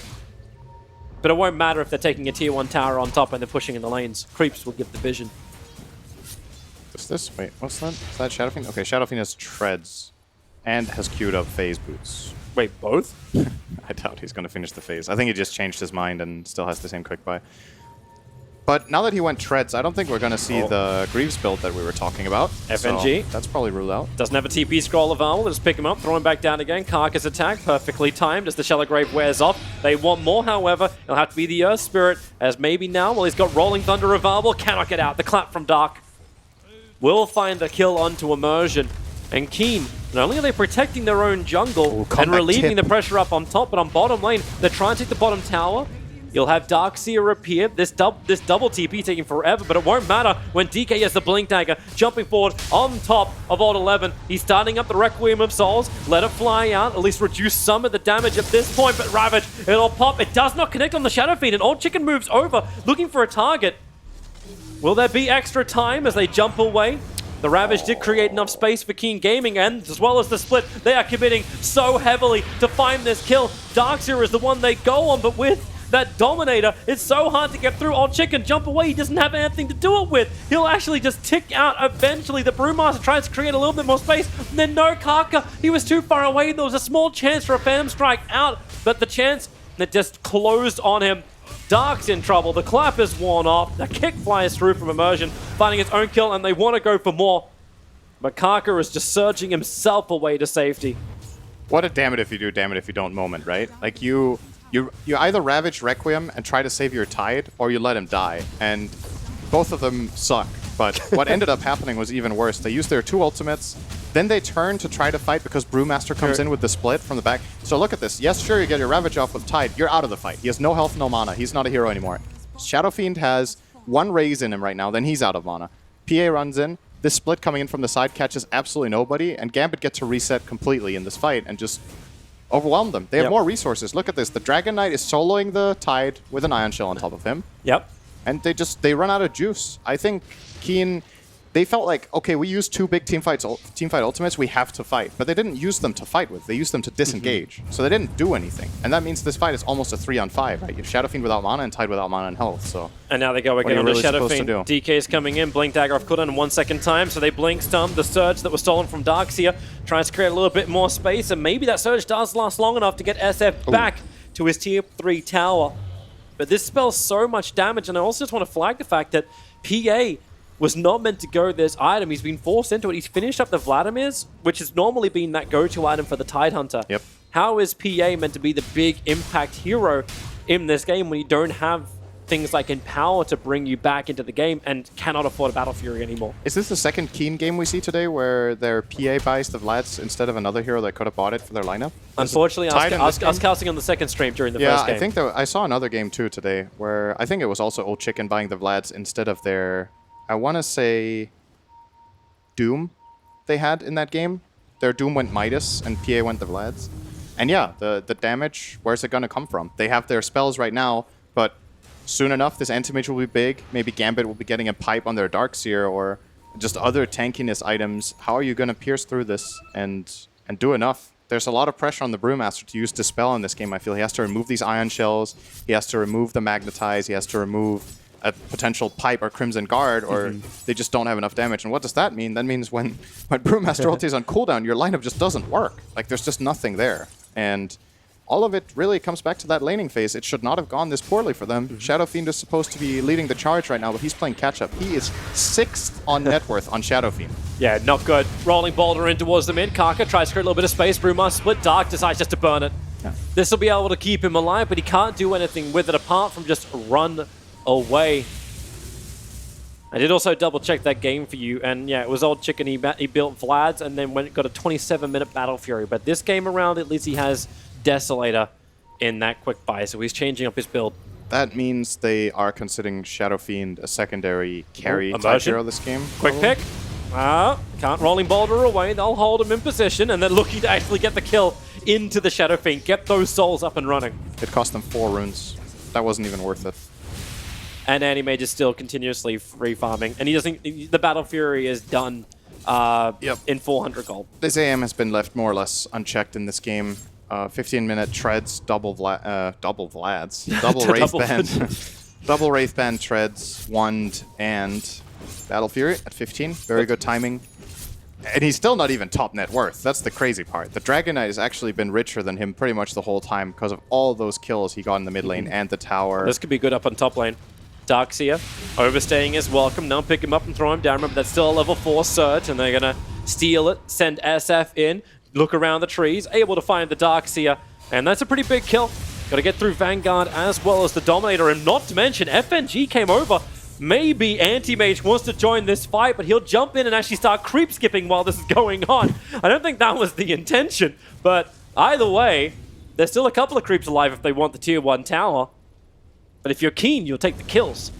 And someone has to go to bottom lane. If you're keen, you'll take anything you can get right now, especially if it doesn't involve using all your big ultis. They had to use the Requiem there, but Tide ulti is still available. Brewmaster ulti is up in 30 seconds, so might be a secondary chance for them to try to find an opening. But Mr. Clock is ticking in the jungle. Yep. He keeps farming, and their catch for this Anti-Mage is pretty bad. They have a Rubik Lift and a Ravage, realistically. Bruce Split Stun, not happening. You kind of have to hope that your catch is going to be Anti-Mage messing up in a fight and just getting hit so hard by the crit of PA that you just can't recover. Like, that's got to be it. Like, the SF's not going to get the opportunity, so it's all about, like, the control from PA. Those Vlad's crits sure are scary. Oh, yeah. 130 damage PA. Yeah, it isn't looking too bright. But at least you got the plus 15 damage talent. There's some extra. There's something. They actually pulled back a decent amount of gold with those 2 kills in the tower. They dug out about 2,500 gold in that play. I don't think that graph is fully updated. I think they were more than 5k behind. If they can just get one good fight where they don't have to burn Ravage, they could even think about Roshan. That's the advantage of having something like you wouldn't have the Vlads on the Tidehunter, but at least PA by having the Vlads can just go in and do Roshan by herself. Yep. Kaka, well, I say catch out. That was the wrong way around. Kaka will get a pick up and a throw down. Old 11. Okay. FNG will already find the kill and the Sun on Tidehunter. Damned if you do, damned if you don't kind of thing. Does he want to Ravage? No, he doesn't. Get rid of the creeps. Dark. Okay. Don't know if you really want to try and fight this. You still don't have the Rubik. Old 11 moves forward.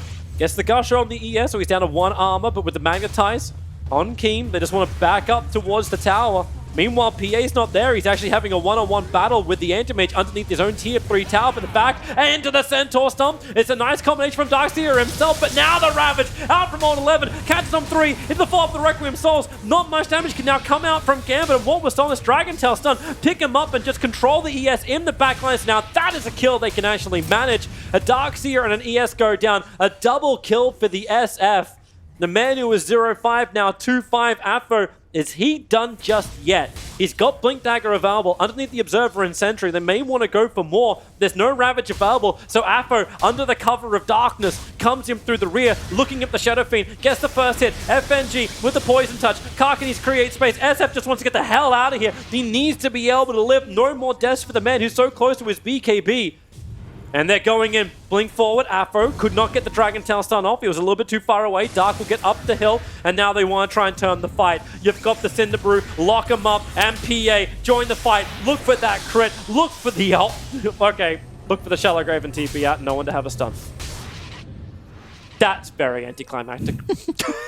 Thank you. That's the problem. They had no Ravage. The Bruce play was over, and Rubik used the lift to catch in the first place. He has a stolen Dragon Tail. I guess he used that already. Yeah. So yeah, nothing left in the tank for them. And let's remember, this fight looked pretty good for Keen. They got some good kills, but Anti-Mage was not involved. He was split pushing. He almost took the top tier 3. That's the one PA had to go back all the way to defend. This tower top is sitting on about a quarter health. Keen just smoked as well, trying to look for that kill on the Anti-Mage, and he TP'd out the second the smoke happened. He's going to have a Mantis Style in minute or minute and a hello. half. They want to fight for the bounty rune. Perhaps they can catch him bottom. Will they even... They don't have their ultimates ready for this rune fight. They will only have Requiem. Yeah, Ravage is 45 seconds away. That's 30 seconds too late. And Anti-Mage is already taking bottom. There's nothing that will stop that.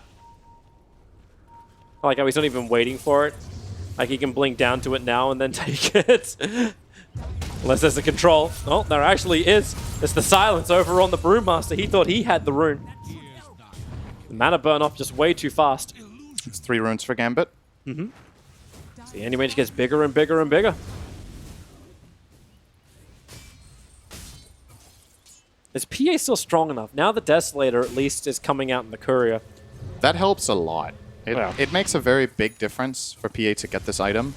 The problem is that the heroes on the Radiant aren't exactly gonna just fall over from a dagger crit. You've got a Darkseer who's tanky, Dragon Knight has 25 armor. Anti-Mage can even block the dagger crit, Aim just like can that. even block it. Earth Spirit has a lot of health. He has 2k health, 7 armor, so it's like manageable, but PA isn't just gonna jump in and one-shot crit anyone else, then maybe the Dazzle can die very quickly if he does get caught by the PA. But FNG's positioning in this game so far has been pretty good, and there's no X factor on Keen where you're like, oh, this hero could make a sick move and get in behind and catch Dazzle, and then they go from there. They don't have like that flashy hero. They have a ball that runs in, and if the ball isn't big enough, then it doesn't break anything. And that's still what it looks like right now. Shadow Fiend was supposed to be the center of that ball, and unfortunately he's kind of in the periphery right now. Oh, nice dodge. The silence will still be there, and Brewmaster TP's in just to be safe. We'll call it a dodge if you want. Hey, could Indiana Jones dodge the rolling boulder? We'll call it a dodge. He was in a narrow path. He dodged the roll. About the kick, I would say let's say a dodge and a miss. Let's be fair here, but maybe that could have actually been a kill. Don't underestimate Boulder Smash. 4 seconds slow. It's actually, people were saying this Earth Spirit will be a super nerf because now his kick doesn't stun anymore, and that was super good, obviously. But a 4-second AoE slow is no joke, and the hero is a lot tankier than he used to be. So look at that 2k health and Vlad's on your position 4. Very valuable hero. They just grouped up for the smoke, and one player moved into the tree line next to the Observer Ward. So now, counter warding coming in. They know Roshan's happening. Here comes your kick in. Oh, Chicken's not done yet.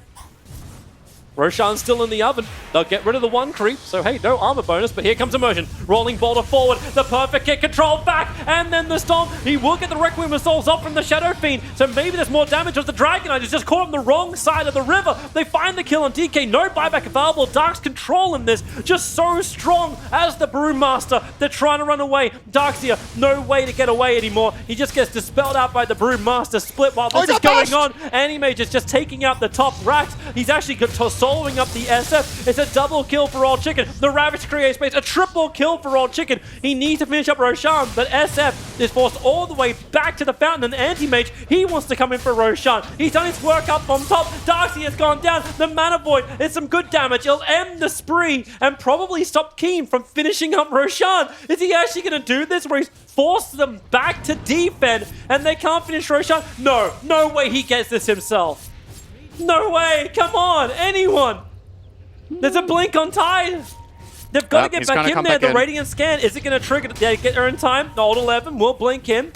He's done some work for him. DK waiting under the cover of Shadowblade, has Blink Dagger available, looks towards it, jumps in. They will have the control. There's your Breathe Fire. Another roll in for Immersion. Turns on the Magnetize. 4 heroes hit. It's a snatch of the Aegis Immortal. That's into the hands of the Anti-Mage, even though die kill off Roshan, who wins the fight now with a double Anti-Mage. They don't want this, Keen. They have to retreat back out, but it won't happen. Anti-Mage is all over him like a hot rash. Dark up the hill. There's your hit. A double kill for the AM, and back into the mid lane. Afro is still keeping the chase going. Dragon Tail in 1 second time. He wants wants the SF. He won't claim him. There's no mana on Old 11. There's no life on the Shadow Fiend underneath the tier 3 tower. He's just so fast. They surged him all the way in, block every single spell, and then the Shallow Grave to keep the AM alive. It's not like he's got a bloody Aegis the Immortal. They just keep going. Immersion finds one. Rubik can buy back, but it's an Ultra kill in for the... Okay, Rampage for the Anti-Mage. Sure, why not? Just when Keen finally... Okay, they've been waiting for this moment for 20 minutes. They're like, finally, the ball is strong enough. We're going to go Roche. We're going to force the fight. And they took a really good fight. That was a great fight from them. AM forces one guy back in the top lane with a split push. Doesn't join the fight. The fight extends. This fight was like a minute and a half as they're cleaning up the barracks right now. And obviously a lot of buybacks from both sides in the end, but the fact of the matter is Keen used their big team fight ultimates. They get a good fight out of it, but what when the second round of heroes come in? AM bought them the time to come back. They come in with the Earth Spirit ultimate, they come in with double Ion Shells, and they have no Dispel anymore. Brewmaster's ulti's on cooldown. They just... Similar logic. If you outlast this kind of really cooldown-oriented team fight, or you have buybacks, you're gonna eventually come out on top.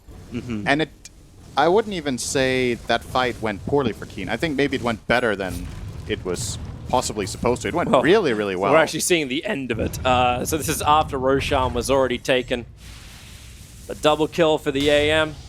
Kaka and Dart just can't do anything against it. And like, there's no Ravage, there's no anything. And Old Chicken, full life, just have to retreat. There's just no real presence from that Phantom Assassin. We go back live as the mid lane. Keen with 4 heroes together, Old 11. He's holding these 21 charges, so he's got enough mana to burn to pop his Ravage. But they have 1 lane of Rax left, that's all. Yeah, this game is... It's looking real grim right now. There was a glimmer of hope in that Roche fight, and again, it makes you wonder, just thinking back on how this game went from minute 0. If the laning stage is a draw, or even if they win it, especially Shadow Fiend's lane, how strong this team fight kind of present as their lineup would have been. But Gambit has just outplayed them. They played the lanes better, they played the rotation game better. Anti-Mage, very good understanding of when to join and when to not. They played a true 4 Protect 1 game for about 20 minutes, and now the time has come when AM is strong. I have finished farming, and ends up... And even the Aegis snatch, you know? If he doesn't steal the Aegis, who knows? Yeah. But everything just went the perfect way for them in this situation. Yeah, even though he didn't have to burn the Aegis, like the fact they still have that now just allows him to push even harder. It allowed him to play super aggressive on the following fight as well. He had no worries about diving in deep and smoke. FNG is gonna burn it. Well, I think Old 11 knows he's the bait. Frontliner, counterspell, means Anti-Mage just feels confident. There's your back, into the stun, into the silence. Old 11, is that time? Nope, at least the Rubik wall comes up, so there's a small little steal. They make Gambit think twice about running up the high ground because they don't want to fight yet.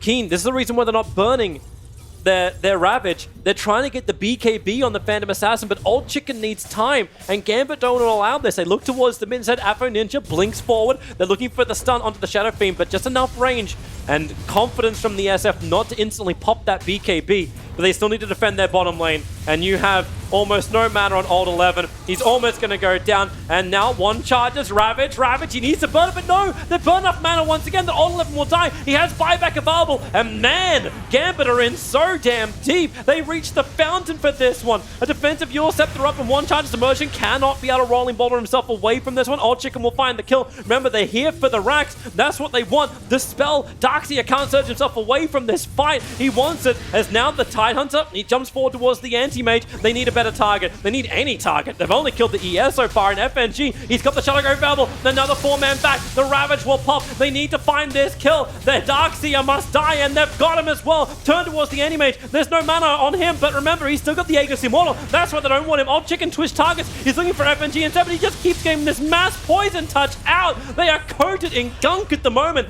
Keen needs some distance. The Aegis Immortal will bring the Anti-Mage back to life again as he blinks in and just goes in as far as he possibly can. They'll find their target. It's going to be the Tidehunter. And Keen, you'll put up a valiant effort, but really, this is the game. There is no way to come back from this. Too many heroes dead for way too long. They're about to get megged, and GG is the call. Games today, man, they're being quick. Not even 30 minutes on the clock for this one. I think the average game time today has been below 30, at least in games I've seen. Around 30-ish. Most games go between the 25 to 35 minute mark, but a lot of the time on the lower end of that. And yeah, hats off to Gambit. I think game well played. For me, the standout performer in this game, probably the Earth Spirit. Really good rotations, good spell casting across pretty much the entire game. Found some great opportunities. And just Gambit in general identifying that the way to win this game is to put pressure on the Shadow Fiend. You can't just let this lane play itself. Fortunately, you have this Darkseer hero who can deal with this dual safe lane on his own. Yeah. This is a terrible lane against Darkseer. It's awful. You're playing PA Brewmaster against Darkseer. He's very happy to solo lane that, and yeah, Gambit just good read, good play. Yep. Gets the job done. We had confidence in Keen. Like we saw. You get to see what they could do. Yeah, they could have done a lot of stuff, but at the end of the day, it's like their laning phase just doesn't work. So they were never able to reach anything. And maybe it's like, yeah, okay, you look at something like an ES and a Darkseer together, like how hard is that to play against? Afo just had to stay in his lane, and the Anti-Mage had so much space. Yeah. And even when they thought they can get a kill, FNG's there with the Shallow Grave or Burst Heal, or there's Counterspell to actually stop you from even initiating. I think there were options for the Rubik to counterplay this mid. That's what I would have liked to see. Yeah. Don't let your Shadow Fiend get run over like this. Get there earlier, protect him against the Earth Spirit, get some counter kills, and go from there. Yeah, well, I'm interested to see like if it was a draft thing, if it was something that Keen could have turned around, or if it's just Gambit being awesome. The panel will break it down for you. Indeed they will. Thank you very much, Toby and Syndrome, for the upper bracket final in Group A final which Gambit have seen off Keen Gaming's threat with 2-0 and advance through to the upper bracket, of course. Thoughts from now from Pyrian Flax, from Lacoste, and from Kyle Gents. Really good performance from Gambit in there from the moment the game started, really. Lanes, dominant.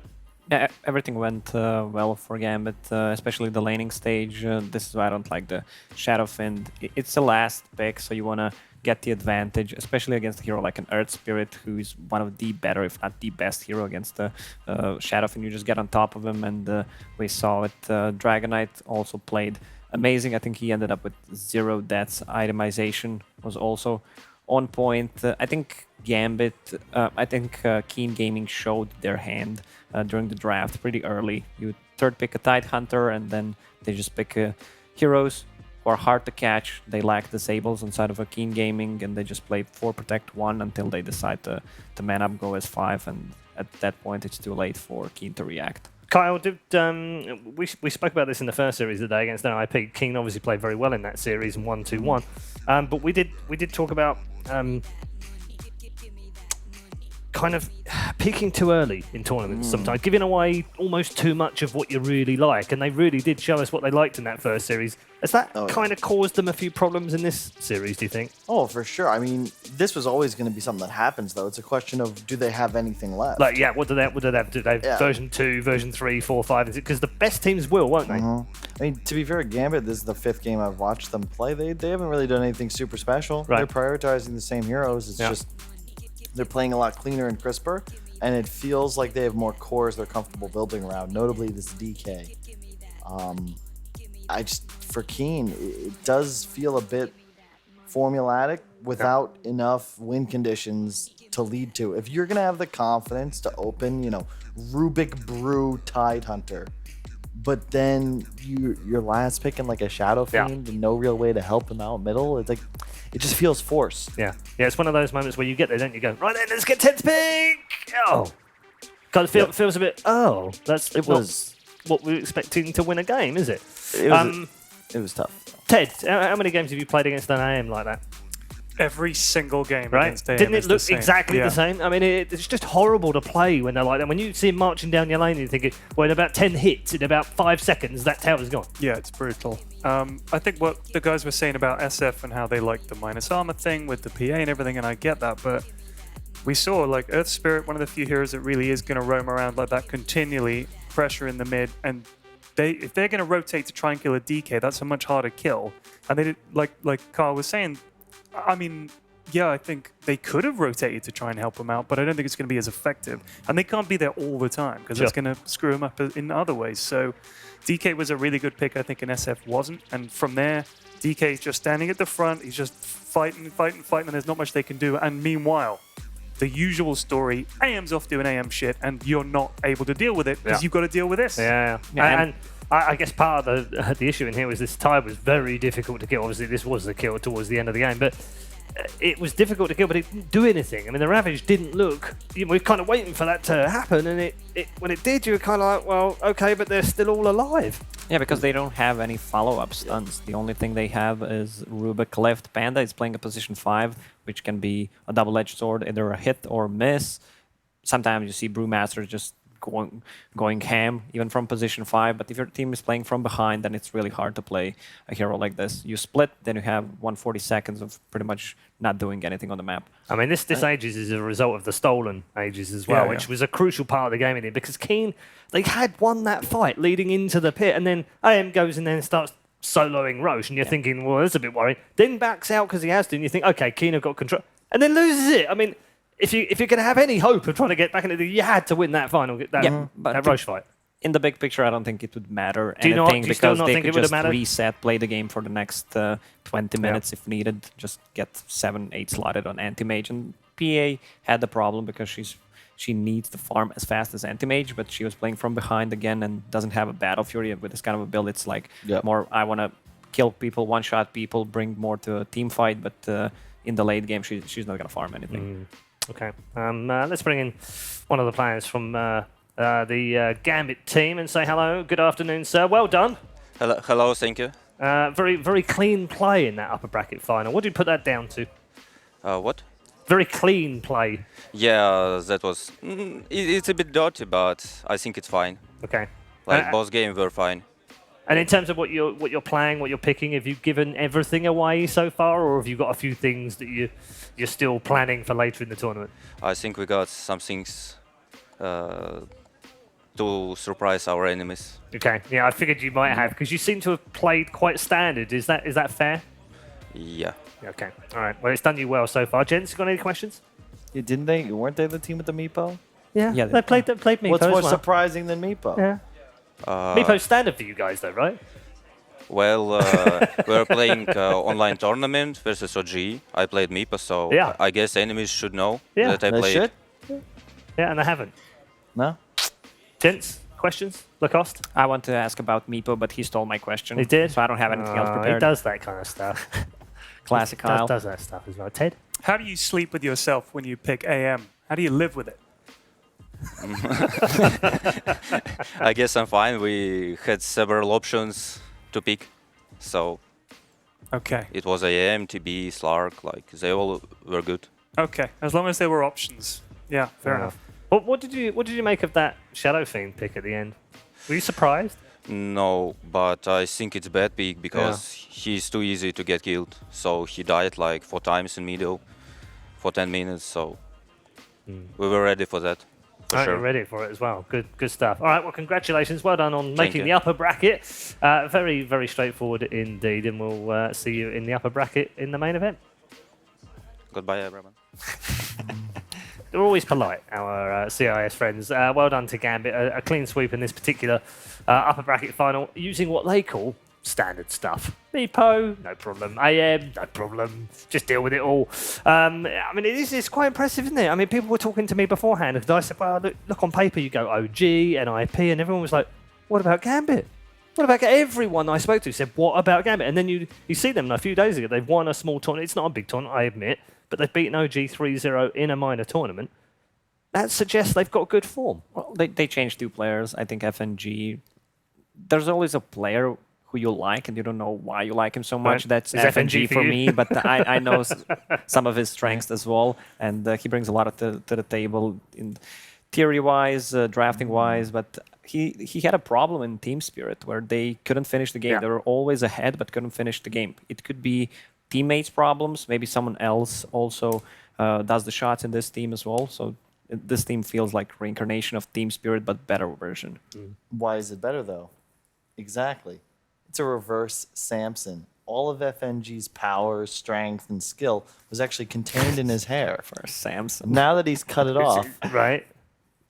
So he's what fully you're saying unleashed. was his anger is always based at the end of the hair. Look, think of it. VP, right? He had long hair, but Yeah, it was only yeah, like about here, right? yeah. They were still making TI. They were doing Right, good. yeah. Since then, his career has kind of gone downhill. Okay. As his hair has continued growing. Oh. But then all of a sudden, you cut it off. It'll take him a while to catch up to that, but Gambit's easily top. I mean, if he goes bald now, surely you should be like TI champion 3 times in a row. That's not how it works. You see, Oh. it's about perspective and change. Right. Ted went from having very little hair to having absolutely Have you none. seen his pictures from when he was a teenager? No. He had long hair, dude. No. He had longer hair than FNG did. What the hell are you talking about, Kyle? Pull It's up a on your 5-year history. window. All right, 5-year window. We It's a can't track 5-year data window going now. back that far. Ted, rebuttal? No comment. I take the 5th, whatever you can do. Is there a take the 5th equivalent in Romania? I guess there probably is, right? I don't want to talk about hair. Let's move on. All right. We should do exactly that then. Under Ted's commandment, number 5. We should move on and pay some bills with an ad break right now. When we come back, of course, we've still got more Dota. There's 2 more series to go to wrap up Group A. Next up, though, it's the battle of the 2 teams. Narrowly lost their opening series as we find out who keeps in chance, for a chance rather, of the upper bracket still. Will it be NIP or Team Team? We'll find out very shortly.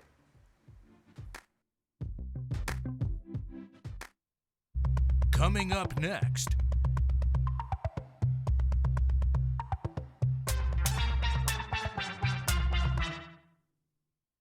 Who has the best mechanics? Probably Saxa. I would say that Ace has the best mechanics in a team. Best mechanics, I would say Ace. Probably Saxa or maybe Ace. It's gonna be either me or Saxa. The most vocal teammate in our team is probably, I would say, Fada. I think I'm the most vocal in the team. Either Fada or Peter. The most vocal teammate would probably be Fada. The most vocal teammate is Fada. The best dressed teammate? Skip. Ace. Probably be Ace. The best dressed, in my opinion, is probably Fada. I'm not sure who's active on Tinder nowadays, but probably Ace. I don't know. I don't know who actually used Tinder a lot, but I would say PBD because I think he used on Tinder. I'm not sure about if the other even use it. I don't know who has the most matches on Tinder.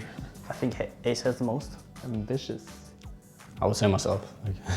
I think Peter is definitely the most ambitious. Not sure actually. I think we're all... The most ambitious would probably be Peter. I am definitely the most ambitious on the team. I think that Fada hates losing the most. Not sure either. I think every pro player who aims to be the best just really hates losing a lot. Probably Peter hates losing the most. I hate losing the most. I think I would probably eat the healthiest food.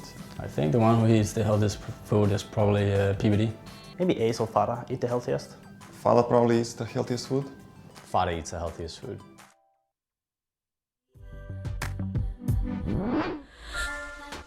Not that I could tell you how to.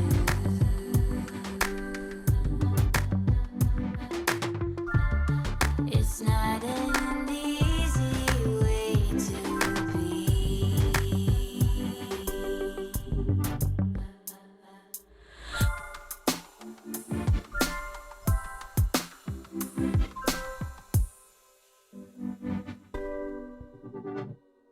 Every time I say I want you, I want you. Every time I say I need you, I need you. I can feel you even closer now that we are speaking out.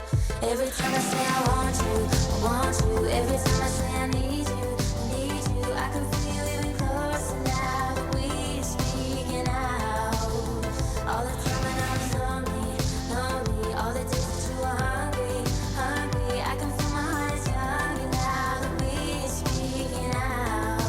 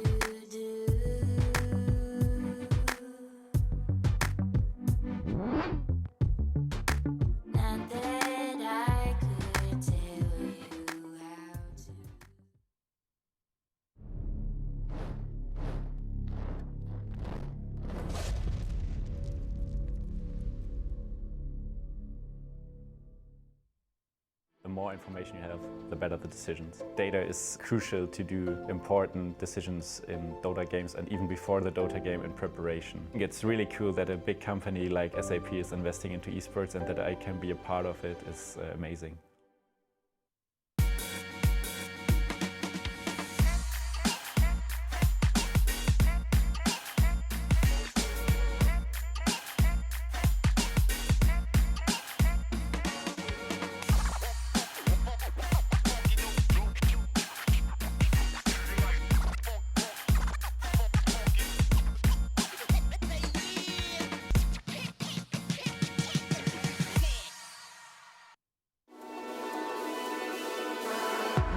Watch the player's point of view with your favorite setup.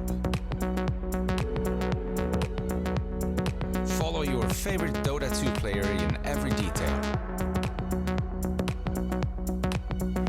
Watch esports your way. Get your digital pass now.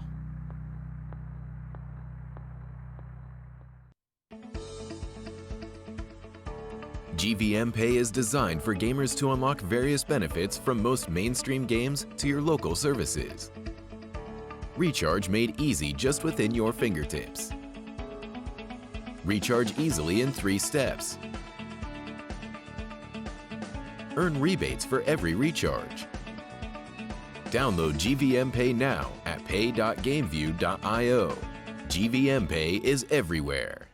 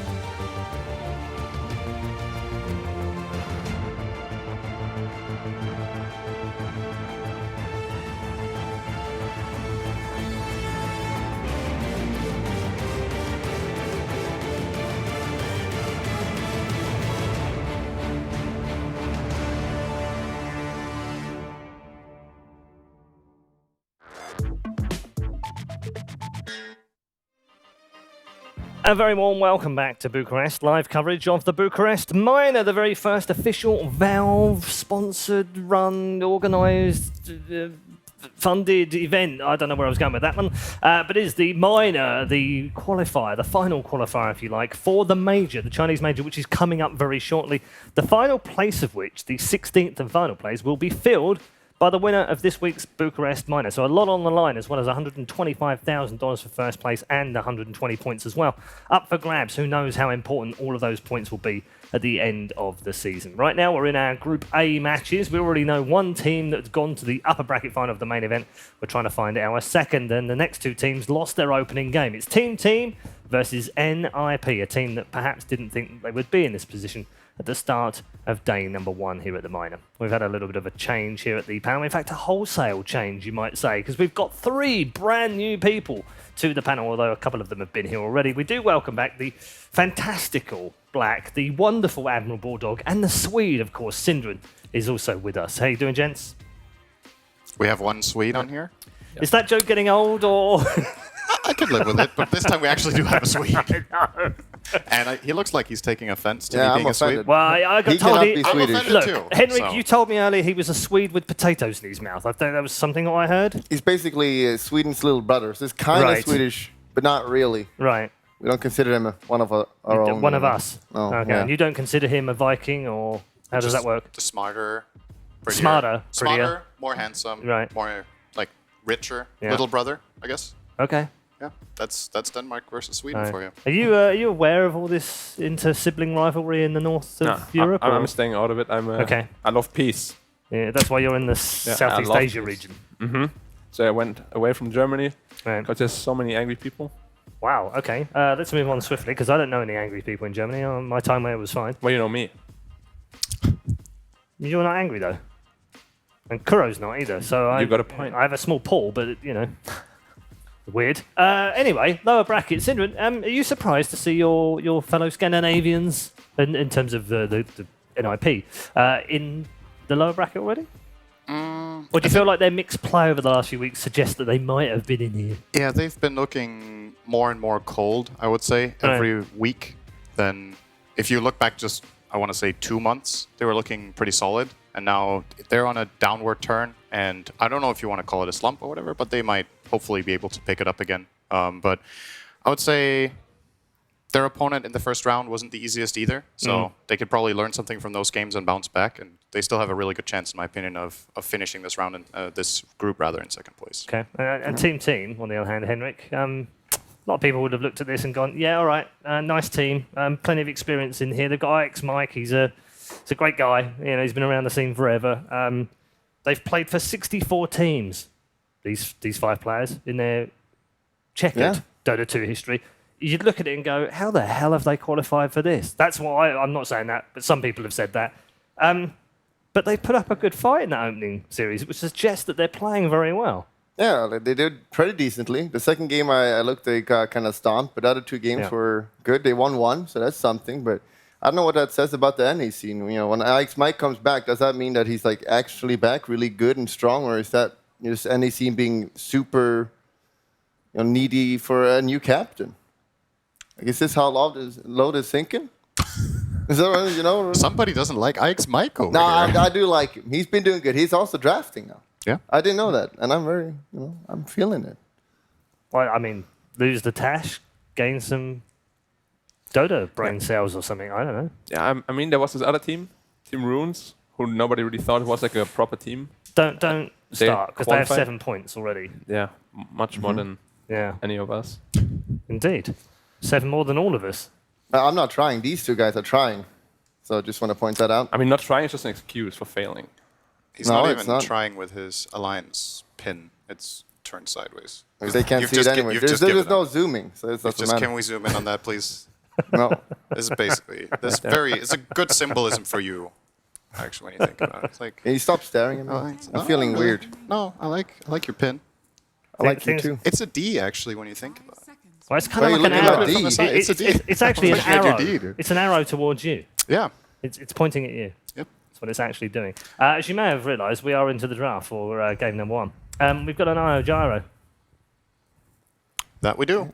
Where are you on this whole IO Gyro Mag PA hierarchy thing? I think IO is still an exceptional hero if you're a very comfortable team. I would say the hero has shifted a little bit from being just outstanding for pretty much anyone who plays it decently to now you maybe need somewhat of a specialist or at least a very good player to make the hero look good. But I still think IO Gyro is a great combination, and I especially think it's good against what they traded for it. Tusk Tai doesn't seem like a very good trade-off in my book for giving this away, so I like NIP's chances already based on this opening. Gyro is really good, right? Against Tide on the lane. You have a lot of magic burst. Anchor Smash doesn't really matter too much. I'm a little bit worried about though PPD now. Like he's losing his creativity. Like the first series, just picked the goddamn Terrorblade every game, and now he doesn't know what to pick. Just pick the Wisp Gyro. Like he's losing his edge here. But he's supposed to be a smart drafter. The third pick here is going to be Terrorblade, and then you'll be blown away. That will be next level altogether. Mid Gyro for Fata. I think I've seen that before. Yeah, but that was when he was not like super nerfed. Fata or the hero? The hero. Don't you dare insult my Germans here. You're Germans? But you left them. Yeah, I was going to say also, he forgot earlier that Kuro was from Germany. Yeah. That's just pointing that out. No, I didn't. You did. Yeah, you did. I just acted. See, Henrik, did he forget? He did. I was very offended. You were here, weren't you? That was pretty much a ban, wasn't it? But why is he offended? Because you cannot forget about Kuroki. I didn't.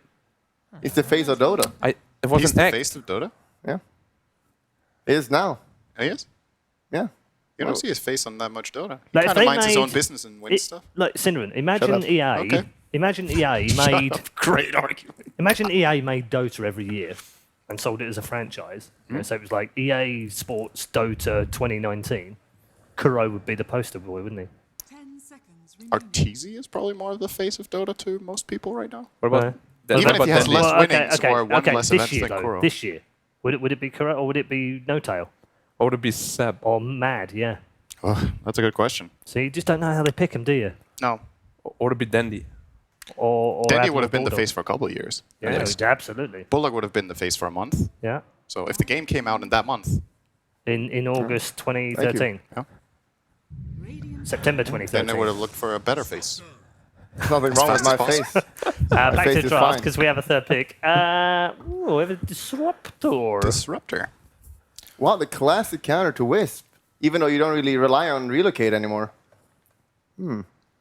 Yeah, it gives them good team fight though. They obviously have Static Storm and Ravage, so generally Ravage can set up for perhaps a 2-man Kinetic Storm at least. But Also, yeah. can I just put on record? I would love a Team T-shirt. The one they have? They're amazing. It looks really good. It's amazing. Singlets, right? Proper team shirt, that is. That's a word I don't hear that much. Proper. That's a very British word. It's a rather British word, so yeah. Yeah.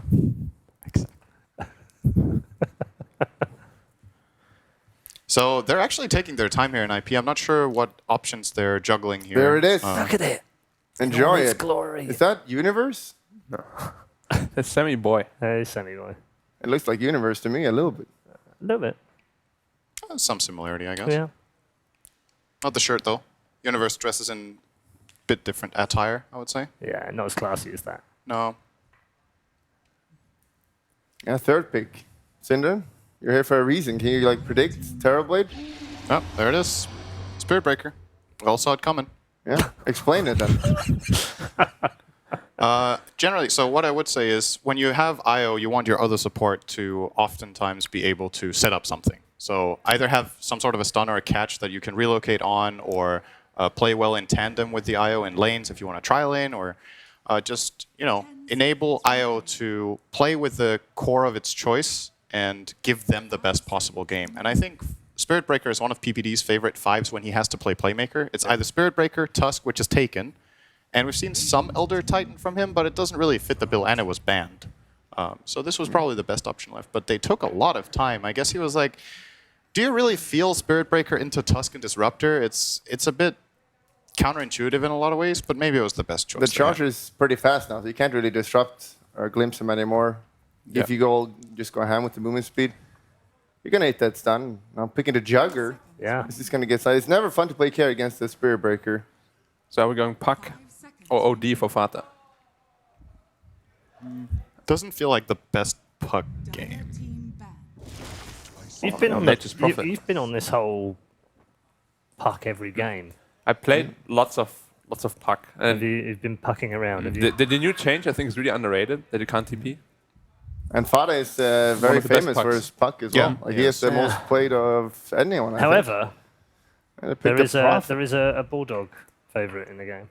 Yeah, I'm just thinking, are they going to play this as a core? It looks like it, right? Yeah. Because so far PPD Yeah. has been almost exclusively playing this hero, but this game doesn't look like that's possible. So it's finally a core Prophet. I think one of the things that NIP might not be using enough right now compared to how good they are at it, I think 33 plays really well on micro-oriented heroes like Nature's Prophet. He's played offlane Lycan in the past. These kind of pushing heroes. Visage, Broodmother, he has played for them in the mid lane. So if they get an opportunity where they feel like these heroes are good, I think it's a good grab for him. Instead of putting him on more of these static heroes like Tide that we've seen in previous games, where he's he's doing his job. It's not like he's playing bad. It just doesn't necessarily get to show his extra 10 or 15% that he can do on other heroes. And Nature's Prophet is really good with Spirit Breaker. Lots of global potential to find kills. They even have Relocate on top of it. Insane split push potential as well among these heroes. So I think it's good. This hero's not getting more picked, honestly. I think it's really good. Gambit picked it a little bit, and I spam it. I managed to get ranked 200. That means it must be good, right? Yeah, I guess. If I can do it. Yeah, exactly. I think you're right. I'm just kidding. No, I'm kidding. No. I can do it. I'm not kidding. What rank are you? I don't remember. Better than you. No. I remember that. That's the most important thing. Yeah, for now. Just kidding. I'm Should we do TI win rates at this point, or? It's probably not the best idea. What is Cinder's win rate at TI? 0? That's exaggerated. We by a lot. No, like by around 22%. Yeah. Yeah, so Cinder and I beat Winter. 22. What's Black's win rate? Just a little bit higher than that, yeah. What is it? I think it was around about 24. What's Bulldogs? Yeah. Hopefully it's not better than ours combined. It might actually it's be. about 45 from memory. Oh, that's still I'm doing it from wow. memory. Yeah. You won TI, but you didn't even win more than half your No, games. because he then screwed up when they went back. I know. That Yeah. was my team's fault, though. He's a team player, and it was his team's fault. Yeah. That's the good thing about team games. It can always be someone else's fault. Yeah. If you yeah. play, I mean, like, look, Winter went 0-14 at TI, right? yeah, he did. And then it was all his team. Even when he's not at these events, he still gets flamed. He can't avoid it. Love you, Winter. If you're watching, by the way, buddy. Hi. If you're not watching, I understand. We're just Yeah. flaming anyway. Yeah, so. absolutely. He knows. Yeah. He knows the score. Where are we going then, boys? Last pick. I think now that they have both Nature's Prophet and Spirit Breaker, they don't necessarily need the mid lane hero to be too playmaker oriented. The puck did get banned though. I mean, they want to have a lockdown, right? At Just pick the DK. Yeah, Dragon Knight seems pretty solid. It's not like the ultimate catch, but it fits very well with the lineup. I like Dragon Knight. The concern is you don't know his lane matchup because the last pick for Team is their mid hero. So if you want something open-ended, what you can do with Dragon Knight that gives him some flexibility in this kind of draft is that he can go on side lanes too, and he can even play 1-on-2 lanes, and then maybe you can put the Nature's Prophet mid, or if you want to be really creative, maybe Io Gyro mid, or just the Gyro, and play Io with the Dragon Knight or something. I don't like that so much. Or just go Huskar Kunkka. look like Kunkka good. Kunkka. Like we see, Kunkka last good. Kunkka Good. Good, Kunkka. Oh, Pugna's good. Kunkka, Pugna good. Pugna good. Well, they have 2 stuns. Yeah. They have a lot of pushing Really smart, because the Jugger will ult, and then he'll decrepify that target, and then no one dies. Yeah. That's actually insanely smart. What if he has Mjolnir though, and then die from a lightning? Ike's proc? Mike looks like he has it all figured out though, so I'm expecting the godlike counter pick here, which There is is no counter pick to Pugna. That's the really good thing about picking Pugna in this position is that Pugna has very few bad lane matchups in mid that are just unplayable. Huskar is definitely not a good one. It's banned. Tiny. Tiny. It's fine. Tiny. I kind of like this Tiny pick though. I don't think it's that bad. Cool. It's a lot of magic burst. It can kill the Pugna pretty easily in the game. You don't necessarily kill him in lane. You can kill the guy who gets decrepified really easily. I think it plays in pretty well with the rest of their draft. And they have something I like about Tiny that we didn't see in the last series is that they have some low cooldown action. You know, we saw Keen Gaming were playing a lot of these like big teamfight ultis. Now we have some shorter cooldowns that Tiny can use. So I think it's good. The Twitter Doom says 77% have gone with NIP. I'm not sure if that was after draft or just before, but I'm imagining before or during. Let's find out from you, gents, because it's your turn. Synderen, are you aware of the rules? I need to be very clear on this. What are the rules? These are being marked. Okay. Your predictions are being recorded. I was telling Toby that I'm playing this like a game of hearts. Have you ever Right. played that Yes, card game? yeah, Yeah. So if I get everything wrong, I win. It's like getting all the hearts and the Queen of Spades. Yes, Yeah. that's absolutely correct. So, and should I think go for that? Pyrion, but Pyrion's also playing that game. He's probably winning that though. Yeah. Yeah. Okay, maybe I should try to catch up. I'll go for an IP in this one. Okay. Not necessarily that much based on draft. I think both drafts are fine. Maybe an IP slightly favored, but I also think they're a better team, even though they didn't show the best form today so far. All right. Admiral Bulldog. I'm sorry to have to concur with Synderen. Makes me feel really bad, because he's usually wrong. Right. Statistically, this is a bad decision so far. Yes. But yeah, So you're also going with NIP. I'm feeling their drafts. They're looking good. Okay. And I know you wanted to see the puck. Didn't see the puck. Did get to see an AM in the last game, though, which was nice. Which way are you going this time? NIP. Because You're copying. Because Bulldog said so. Yeah. Right. Oh. Yeah, I feel like you're going to copy Bulldog for the entire show until day 5 grand final game, and then you'll just be like, right, which way did he go? I'll go the other way, and then one of us wins. Exactly. What an easy way to win the game.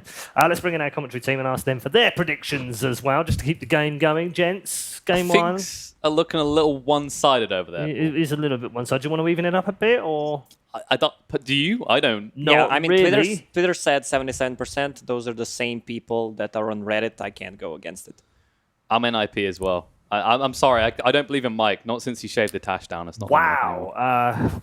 See, if I had a choice of doing anything right now, I'd be on the board with Team. So let's get back to the game. Gents, take it away. Game on. I think it's still unfair that he's never has to give a score. He should be on the board now for Team. Oh, but definitely. And this is an interesting one to look at. I mean, Team, the way I look at this draft is you have to win these lanes. You can't, you have to be super aggressive. There's no way you can sit back and say late game will be fine, right? For me, this feels more of a like a pub draft where you have a little bit of everything. Also, another early Tide reveal. But Cinderon had a good point. At least they have a Tiny, which is a low cooldown. They can pretty much fight all the time. The only big cooldown they have is Ravage. Juggernaut has ulti, but even without ulti, the hero can still fight. And Static Storm can be very useful. It's not the biggest cooldown either if it's 90, 80, 70. And that's kind of thing. The interesting thing about Disruptor as a hero is he's just this guy that if he runs in and drops Kinetic Field and Static Storm and dies... Oh yeah, that hero's garbage. I forgot to say that. Which means he's done what he needs to if he just drops those ults. This hero is so weak in a tri-lane. He uses Thunderstrike, and that's it. But the thing is, you have a Tusk, which is one of the best tri-laners, so it might work for them. They're already swapping. Spirit Breaker's on the bottom alone. He's going to get some XP. And I like 33 on these micro heroes. I liked his Broodmother and Lycan. I don't think this meta and heroes that are being played fits his profile. Yeah, I remember you saying on the panel, is like he's usually this flashy guy. He likes to get the opportunity to show off. And most of the time as an offlaner right now, it's like, have you built a Vlads yet? No? Why haven't you built a Vlads yet? We need one. And that's your job. And then just push.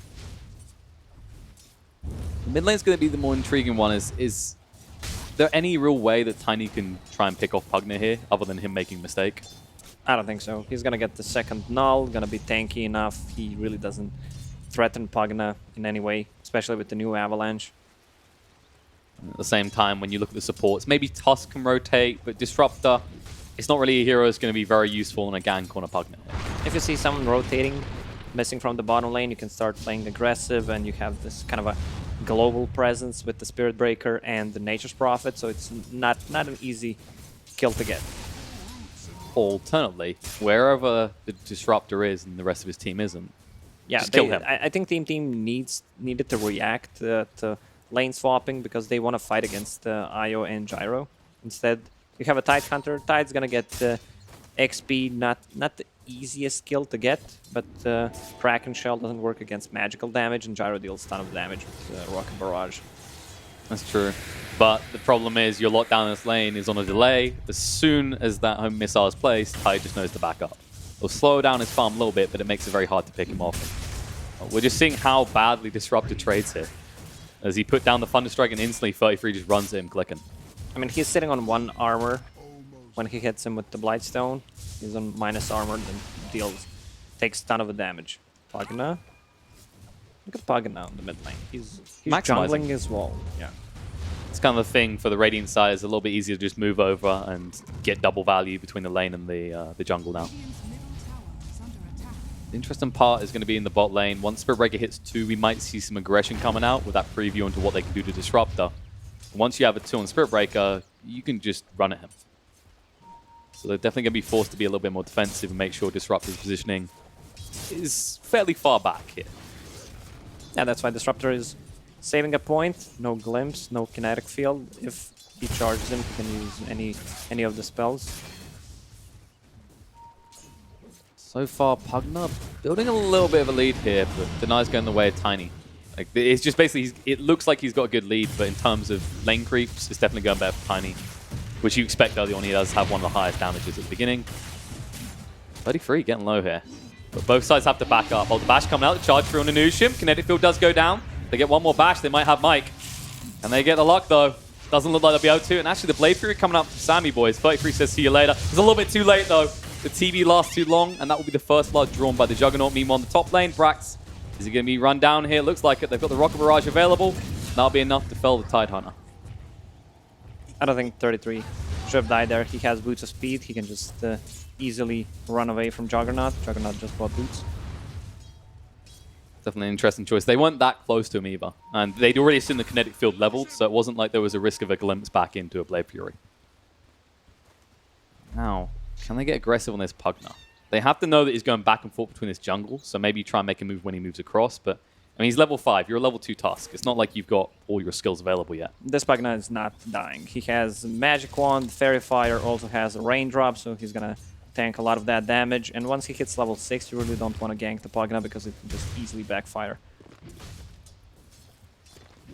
thing. Until you got your hands on maybe like Static Storm 6 on your supports, you won't feel safe going for that Pugna kill at all. And at the same time, when you look at the Tiny Pugna matchup, eventually Tiny wants to try and rotate and find kills, whereas Pugna's happy to sit in the lane and hit towers. Yeah, Tiny's gonna rely on runes. If he gets an Invis rune, if he gets a haste rune, just gank a side lane. Runes are spawning. The bounty ones. See who gets what. Looks like Team, they've got 3 of the runes. Actually, just one going the way of NIP. As Sax is able to secure them a single one. So far, things are oddly quiet for a game with a Tusk and a Spirit Breaker. And usually you see a lot more aggression coming out. They're going to try right now. The Connect goes down with the Blade Fury as well. 33 has no easy escape plan here. To charge him from PPD a little bit too late to do anything. He can't really just stand in the lane, especially when you have a position 5 Spirit Breaker. So it's kind of hard to be in this 1 versus 3 scenario, especially since both heroes are getting closer to level 3. Once you get a glimpse up, once you get the snowball, there's no way he's deeping out. It's pretty awkward as well when you look at this scenario where you've got this Nature's Prophet that is susceptible to this tri-lane, and your other support is an IO. He's not really going to sit down there with the Natures. He needs to be up here with the Gyro. So there's always that, not necessarily risk. It's more like you're stuck in one place. You are motionless as a Spirit Breaker. They need to play on a different lane. Bottom lane, they can't do anything. They should play around the mid, have a charge, have a TP. Pugna is level 6, and we can see the rotation. Sadly, both these heroes are level 2, so that's a lot of time wasted. I don't think they can get a kill on Pugna. This is the second time they've wandered around this area. Now Life Drain coming out, Disruptor gonna get out of range. The charge is on its way from PPD. Nusham at least gets a D-ward on the way out. Toss across by Ryo to make sure there's no pursuit. Kinetic Field down to make sure PPD doesn't go any further. Ice Shards come out though. They got the tag team to work with. In a few seconds, Snowball is still available as well. PPD, he's tanky, but not that tanky. Snowball, lock him in place, nicely timed, so the charge gets interrupted. And Ryoyo does get the kill. That's a lot of time to actually kill. Position 5 Spirit Breaker on the bottom lane. Nature's Prophet getting some XP. Juggernaut level 5 right now, so there's no kill potential when the supports are missing. And that's the thing, even if you have the Omni Slash available, you've still got all the Treants to work with.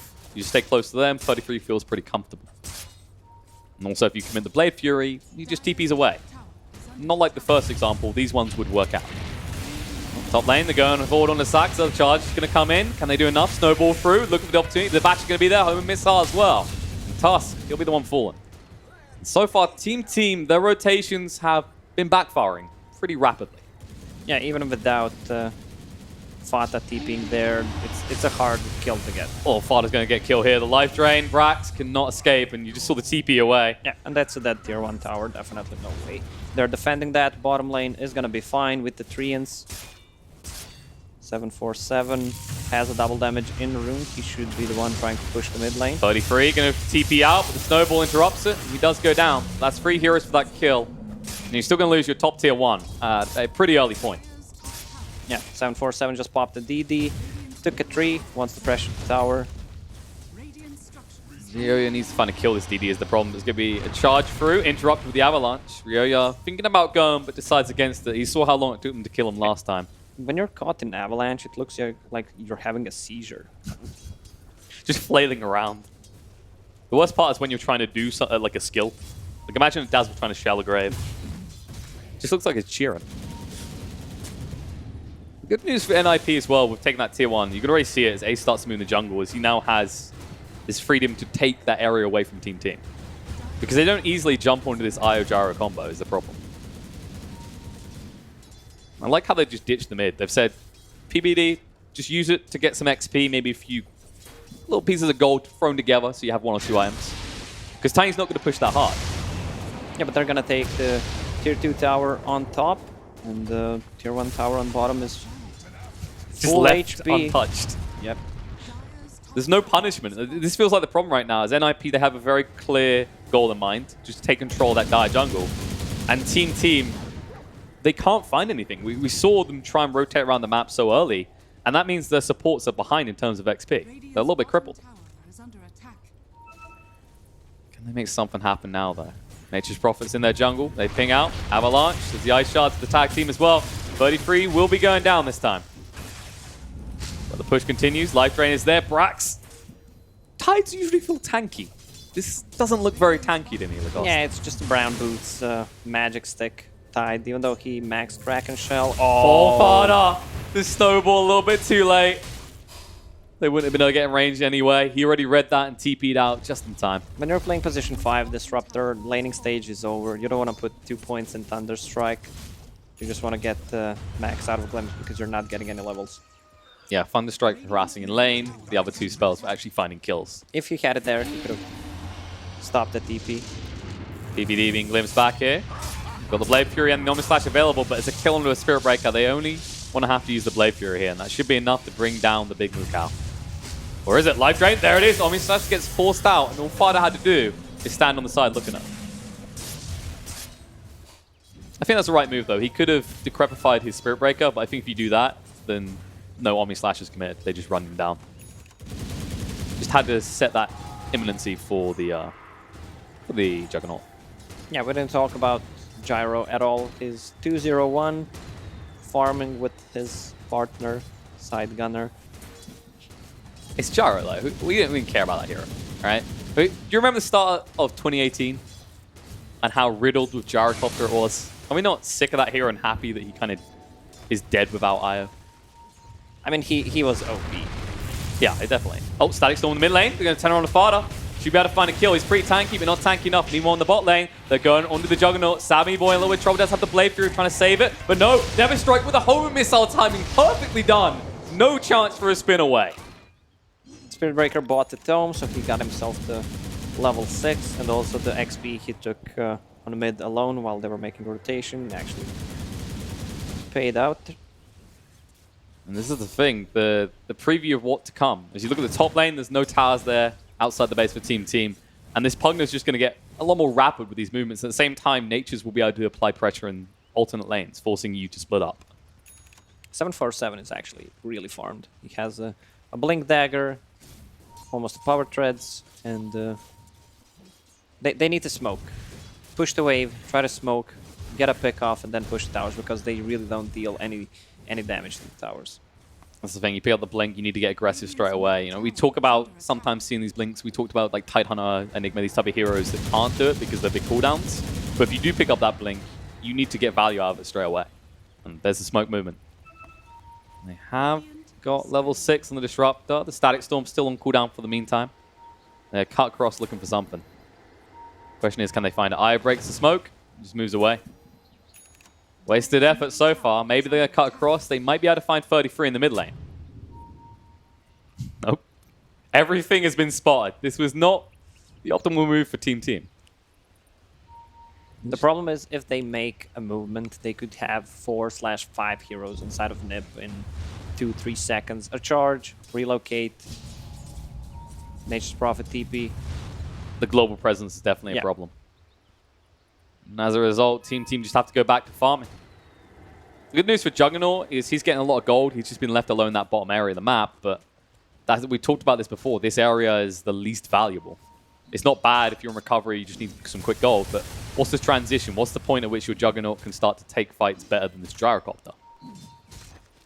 It feels like both teams don't want to fight. PPD? PPD got caught. All right, Omni Slash on cooldown. He's tanking all of them this game so far. It's not the worst case scenario. It's better than a core dropping to that because Omni Slash is a big part of Juggernaut's kill potential through the early mid game. And then eventually get to the late stage with the new one, machine gunning it with like a double butterfly.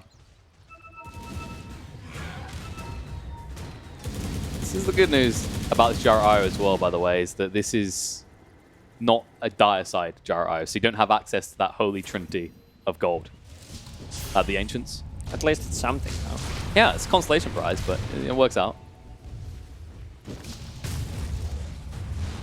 So far, I just don't feel like we're seeing any moves from Ryoya here. It's more just defensive blinks and failed smokes, which is...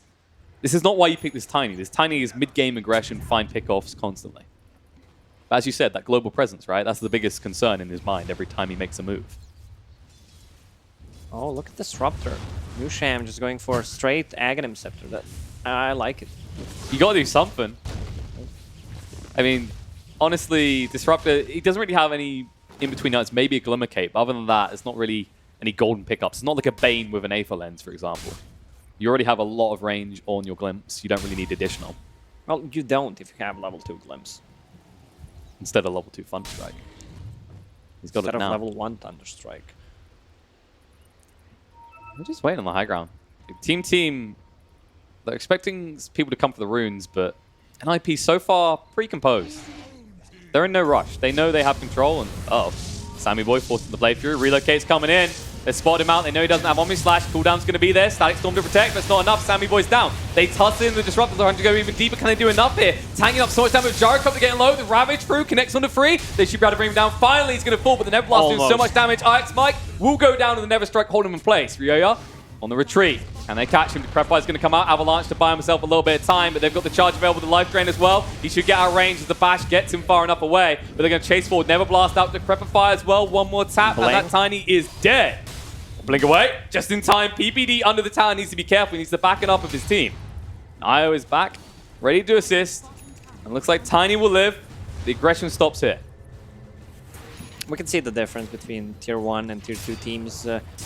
They immediately, 3 of them TP'd to save the Juggernaut, but the order of TPs is Disruptor went first. Disruptor's not gonna do anything. You want Tidehunter to go first, Ravage immediately, then follow up with other spells. This condensed area, you'd think with that Static Storm, with the Ravage, it would pay off, but... Nah, that's 4 TP was from Tidehunter.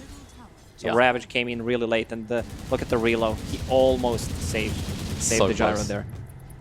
They still clean up a lot of kills afterwards. It's a 3-for-1 exchange. And killing Gyro is great, but if your Juggernaut has to die for it, it's never worth it. This is like the biggest thing to look at right now. Is Jug up to this point is keeping even with the Gyro, but this is going to begin to accelerate. As Jug has to risk his life more to farm, Gyro should start to build a little bit of a lead. So far, though, with the Battle Fury, keeping up. Yeah, he's keeping up, but it's Io Gyro. Io just got level 10, 20% XP gain, and the cores are getting BKBs, which I like inside of NIP. Gyro has it, just needs to use the Courier. Also, Pagna has one queued up. Looks like Dota Plus believes in Team right now. 60% to 40%. Which is interesting considering the state of the game. The tower's taken the gold lead already. I'd say NIP, they seem to be in a more favorable position, especially taking out those top towers so early on. Yeah, I know Dota Plus loves Io and Gyro. I don't know why. 40% for NIP. Maybe it loves Juggernaut too? Possible. So far, the only place they feel safe for Team is this bottom right side of the map. That's just not good enough. There's only so many heroes you can station there, and whenever they stick someone elsewhere on the map, you're in trouble. I mean, even for your Juggernaut, right? He can go for these Blade Fury TPs out, but you're talking about a Spirit Breaker with an Everstrike to stun you. Oh, yeah. Relocate. 747. Ryoya, can they get in time? Yes! The charge connects at the last second, and that means that that's a very dead Tiny. Oh, that was really the last second before he tried to TP out. It's a level 2 charge. Not the fastest fellow. He did max out the Bash first, just trying to maximize that damage, and Brax could go for the TP away. Should be fine. The War's Punch there from Ix Mike to ensure there's no disruption. And now, the cooldown will connect on the Tusk. Going to chase through. The Bash is there on Anushim. He's locked in place. Going to put down the kinetic field, but it's too late. Tusk is dead. The Glimpse away won't be good enough. The Never Strike bashes him back, and that will be a double kill for Ace. And that'll actually be a tier 2 as well, as Fado's already waiting here with the creep wave coming in. The problem is, heroes inside of Team, they're not that mobile. Because just see the perfect execution from NIP. They're bottom at 5 seconds after they're on the opposite side of the map. Definitely looking rough. I mean, we looked at Team and those early attempts to rotate by the supports, and the difference was that if NIP had been in that position, it wouldn't have taken them even half the time. It's the time to execute any move that matters here, and as you've said before, with the Nature's Prophet, with the Spirit Breaker, with the Relocate, practically everyone on the side of NIP can get around the map in a matter of seconds. It's only a matter of time at this rate before they look towards Roche as well. And then you have to look at the Roche fighting potential, and this is where Team do have a big advantage. You've got the Ravage, the Kinetic Field Static Storm, even the tiny Avalanche in that secluded area. Yeah, whoever takes a win in the next team fight is gonna grab the Roche. Both teams have Vlads, they have a lot of sustain with the Juggernaut's Healing Ward, with Io. So all they need is a pick-off. It's easier for NIP to get it, because heroes inside of Team are really not that mobile. And of course, NIP, they do have that BKB online, their gyrocopter now. Will make them confident enough to just walk into the pit. It shouldn't take them too long to clean this up either. I imagine Team have to know this is going on, but I don't know if they saw the BKB pickup, actually. They had a ward in their jungle. They might have spotted out, and that might be the reason that they're not looking. This is a free Roche for NIP. Team, well, it's not totally free. All right, they got 2 bounty runes. Mostly free, though. 2 for 2. Plus a Roche. I would take that trade any day. It is a decent trade. Yeah. We're on the bot lane. Ryoya, uh-oh, he shoot himself again. The charge is coming in right now. They're looking to back him up. They know they're probably going to try and jump to Tiny, but PPD actually cancels it, interesting enough. He already read this. They're smoked up around this Tiny. They're going, okay, he died here just recently. They must be dangling him, right? There's no way possible he's making the same mistake twice.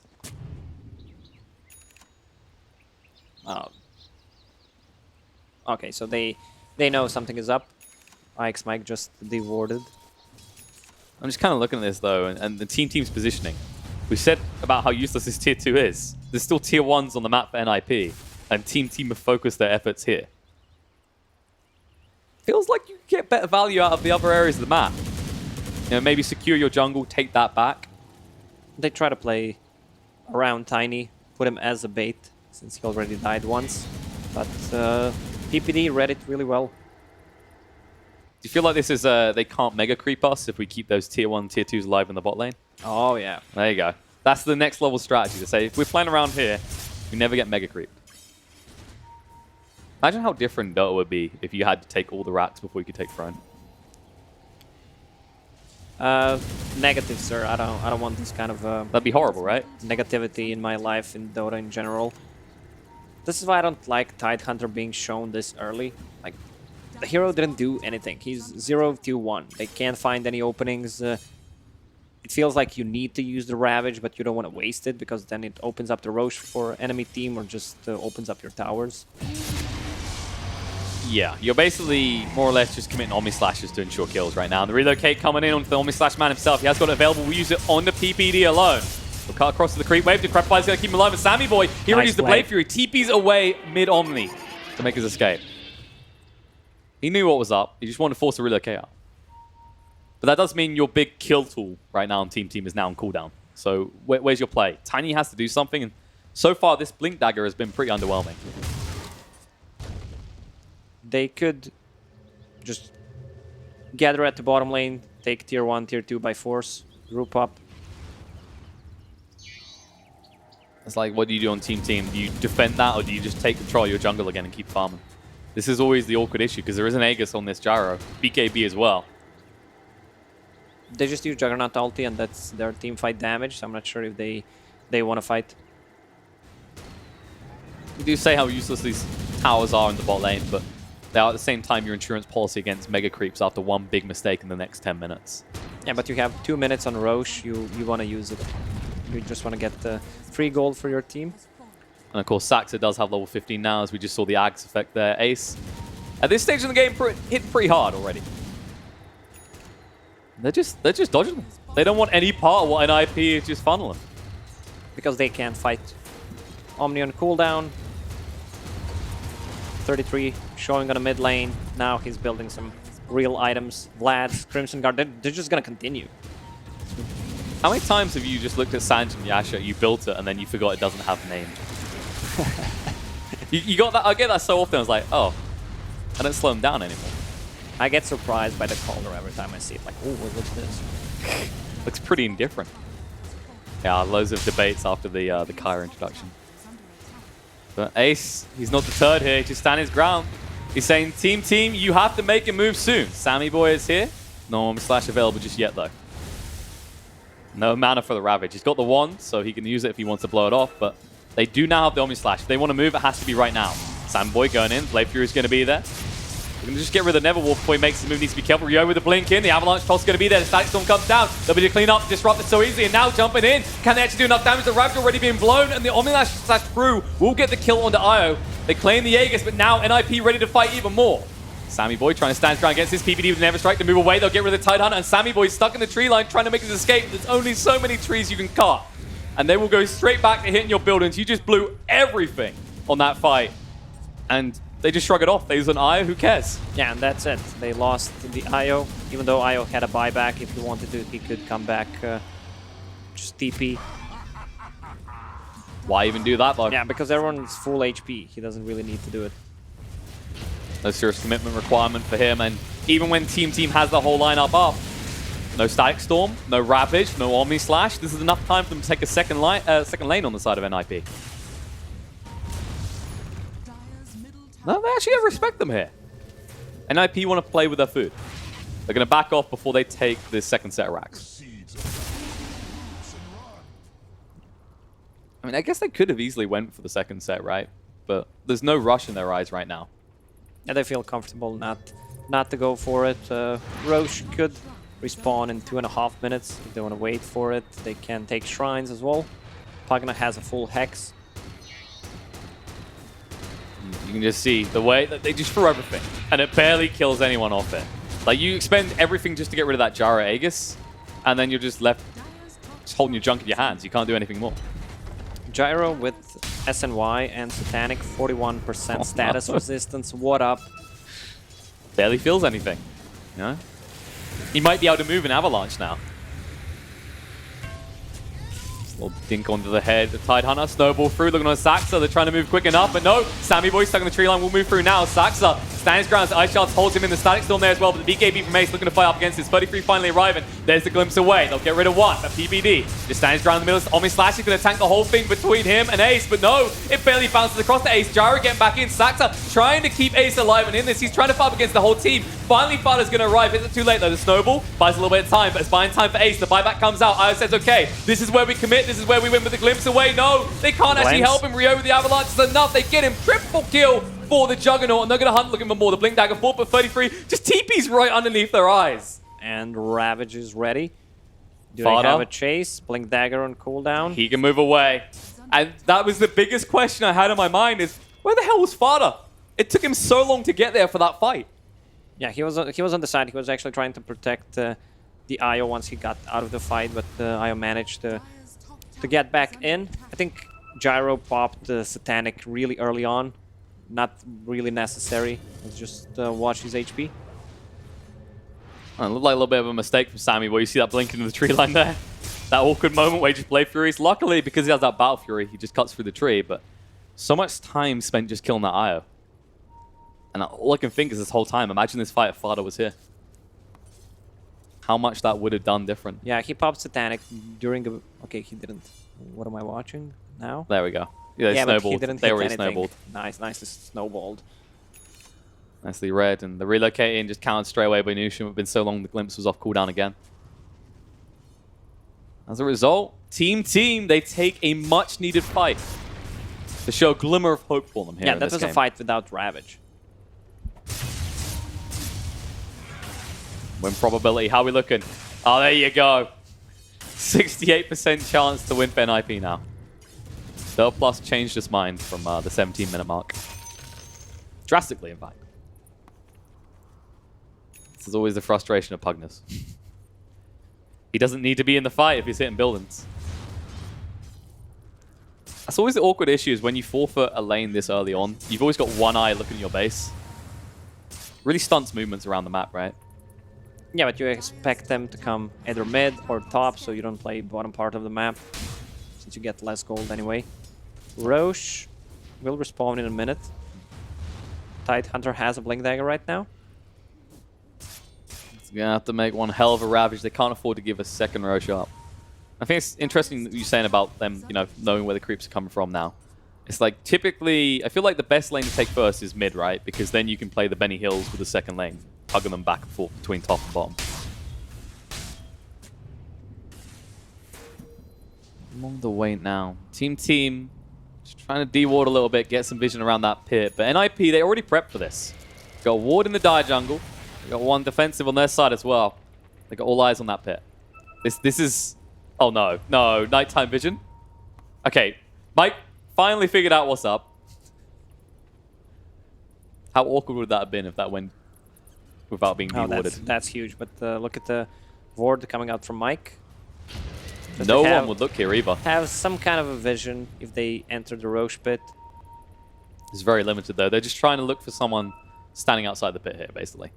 Because the Pugna's probably going to try and lurk around the sides. I mean, he can use Frozen Sigil. Just kidding, he doesn't have that spell anymore. No, he got this new spell. You may have heard of it. It's called Tag Team. Ding ding. Pretty effective. Especially with your Tide Anchor Smash. Runes, let's see how it's going to go. NIP picking up 3. With a bottle to confuse you a little bit.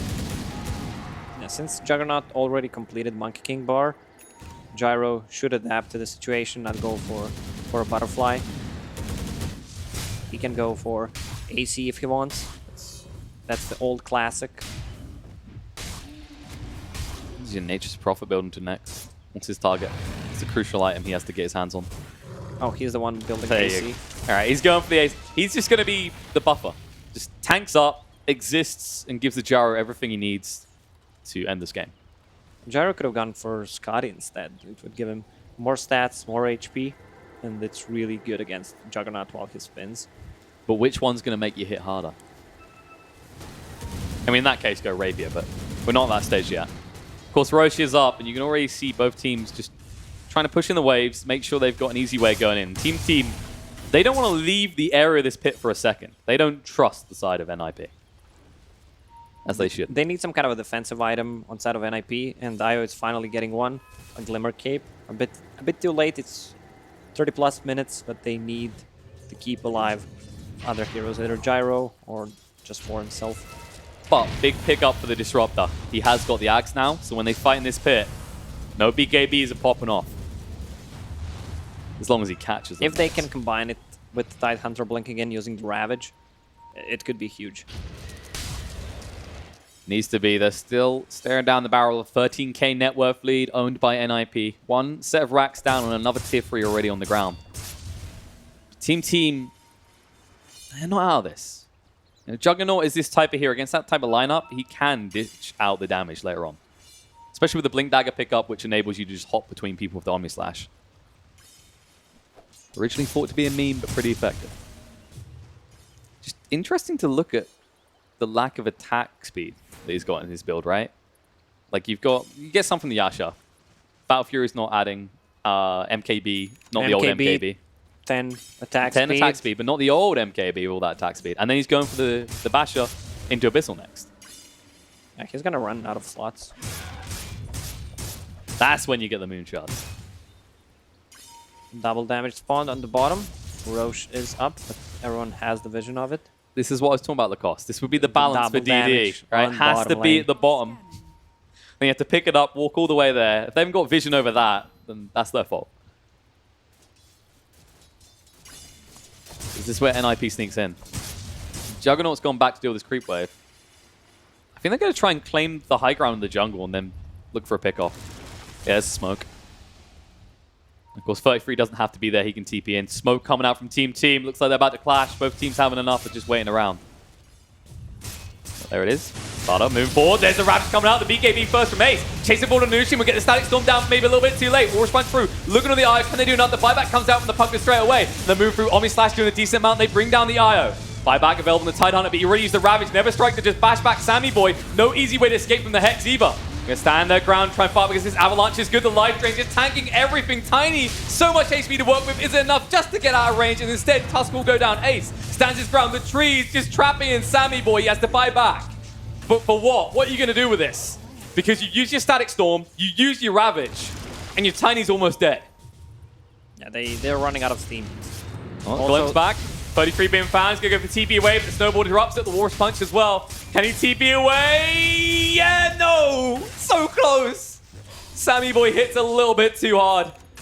Close, but no cigar for the Nature's Prophet. And actually, Team, they secure the pit. Fata was trying to play around his Blink Dagger, trying to dodge the Ravage, go. but he got gushed and instantly killed by Tiny and Tide. They want to go right now. They say Team they have one extra hero, but they haven't got any ultimates. If we go now, maybe we can do something here. Or at least force them out of the pit. But Sammy Boy refuses to leave. Dagon gets him low. Blade Fury to move away. They have no way of stopping him right now, but they have stopped him from taking Roche. And someone has to go back to deal with the creep wave, by the way. The bot has pushed in pretty heavily. Also, top lane is pushing. No siege creeps, but Ravage on cooldown for 50 seconds. NIP should just go in and try to take it. But that's the thing. Team, you can see him moving back right now. They have to fully disengage because the moment one person shows on either of those creep waves, anyone left standing near that pit is dead. You haven't got a shrine that you can TP to anymore. That was the biggest thing about all those buybacks is you saw them all TP to the bot shrine. They had to run all the way across. And IP had all the time in the world to just escape. There we go. They're going to claim the Roche right now. Mike lingering around. He knows what's going on. Can he stop it, though? The Hex is going to be there. Never Strike as well. Life Drain. They lose vision. They actually cancel Never Strike. They're going to turn around looking for kill Nefata. Can they get him, though? There's trees. There's the Walrus Punch. Gets rid of him. They pick up the eggs in the meantime. And Ace, he's on the hunt. On the prowl. Can he find anything to kill? Sammy Boy. A little bit troll turns around with the Omni Slash. They're going to go to work. Ace trying to tank it up the Satanic. Saxa, he's getting low. Can they finish him off? The Ice Shards stopping them from pursuing here. He's going to live. Ravage comes out. It's finally enough to break his little heart. And Ace, he'll run for the high hills. 33 in the back foot looking for kill Nanoushian, but he won't be able to find it either. As team, they might have lost their Roche, but they win the fight. The BKB forced out from Gyrocopters. PBD gets left behind. It's a 4 kills for the side of team. And finally, that tier 1 tower might be fallen.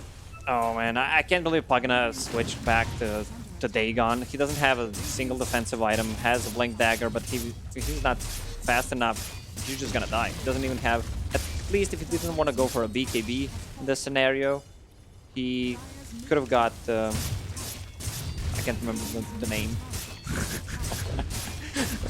That gives status resistance. Oh, the Eondis? Eondis. Yeah, the yes, Eondis. you can't die item. Wouldn't be terrible in a Sometimes scenario. your brain just freezes. I'm trying to think, like, how does that work? Because I don't think I've seen it too often when you life drain a teammate with Aeon Disc on. Does it stop you removing health from yourself? It's only from enemy From enemies. damage, Okay, yeah. Damn. There goes the ultimate medic build. As a result, team finally out on the map and finally taking control. I mean, this is the interesting part here. It's just the turnaround. The trees look good, but Walrus Punch hurts, man. It really does. The problem is they don't have any kind of damage. Gyrocopter still doesn't feel like he's doing that much damage in a team fight. Nature's Prophet's dealing basically none. You have a Spirit Breaker as well. So they're relying only on this Gyro. And he's going full glass cannon. He's getting Daedalus. You're also chasing into like a thin area without vision on that high ground against a Disruptor with Ags and a Tidehunter. You've got to expect that to happen. But picking up the Aegis, they felt confident. Maybe if Saxa didn't die, they would have been fine, but there's a point at which an IO can't linger off with the sides, and that's usually when you go into a choke point. Smoke movement coming out from NIP, though. They want to make something happen. They've still got the Aegis despite losing that fight. They have a cheese on IO as well. Still 2.5 minutes for Aegis. Look at the XP swing, by the way, though. Because it's now 5k XP lead for the side of team, the back of that fight. You know, you get some useful talents come into effect here as this goes on. Oh, Hex movement in. They're looking to make the move here, but there's a Static Storm down. BKB out first from Ace. IX Mike find time with the snowball. The Obvious Slash going across, but Ace just tanking most of it. IX Mike will fall, and Sammy Boy falls the right side of the shards. They're going to turn around, looking for the kill. The buyback comes out with Spirit Breaker. Ravage is there. But Ace, he's still healing up. They need to get rid of Io first, but they can't. Abyssal just to run away, but that status resistance from Ace means he can keep on chasing. There's a charge coming in from PBD. He's about to arrive. The Hex is there as well. It looks like Sammy Boy's in a little bit of trouble. He has no escape plan. He's going to be down. No buyback available to him. Ryoya trying to stand his ground. Will get the kill to fire up. Now needs to escape. Problem is, NIP are on your base, knocking on your door, and there are buildings to hit if they want them. Nushium, greedily looking for the kill. They'll find it. Oh, he got him side gunner. Extra attack, and this is it. There's no buyback on Juggernaut. Only Tiny and Gyro have a buyback. They could easily just go for a throne and finish the game. There's no Ravage. This is over. NIP, they go for the throne knowing that they can just end this right now. Ryo with the last two raw attempted summon cooldown is going to connect on the Brax, and that means that Tiny is all alone. And they already just rip him to shreds. He has a buyback. He's trying to buy some time, but it's not going to be enough. Brax is trying to taunt them. This might work. They're falling for it, but they're still going to go for the throne. GG. So NIP, they take game 1. And Team, though there was a glimmer of hope around that Roche pit with those choke points. They had a few moments where we saw the drop come to life. It feels like they were still recovering from the laning phase. Yeah, this Juggernaut was causing a lot of problems, and once Disruptor got Aghanim Scepter, they combined that with Tidehunter ulti twice, so it looked like they have a chance, but it feels like NIP played really sloppy. The execution was not there, the itemization was missing a little bit, but at the end of the day, it's 1-0 for them. Gyro IO, lots of building pushing. Of course, buildings are the way you win these games, and it just paid off NIP. I think the crucial thing for them was definitely Fada's movement so early on. He just said, all right, PPD, you've been lingering around, not able to do anything. Go mid, get the XP. I'll take the towers and secure their jungle really early on. And we go back again to who's going to build more team fight items. You have Mech, you have this Nature's Prophet with Vlads, you have Solar, you have Crimson Guard. 1-2 more team fighting items than what the team had. 33 definitely going for more of a team buffer build than I'm a Glass Cannon. Definitely someone interesting with a panel to talk about. We should go across to them. Thank you very much, gents. Yes, we'll return back to our commentary team, of course, for game number 2. Very interesting first game. A little bit topsy-turvy, went backwards and forwards, didn't it? Swayed in both directions, but in the end, you kind of had the feeling that NIP had their number, and it certainly worked out that way. Our panel are ready to break down their thoughts from game number 1. We're back with Syndra and Admiral Bulldog and Black. Gents, Syndra, we'll start with you.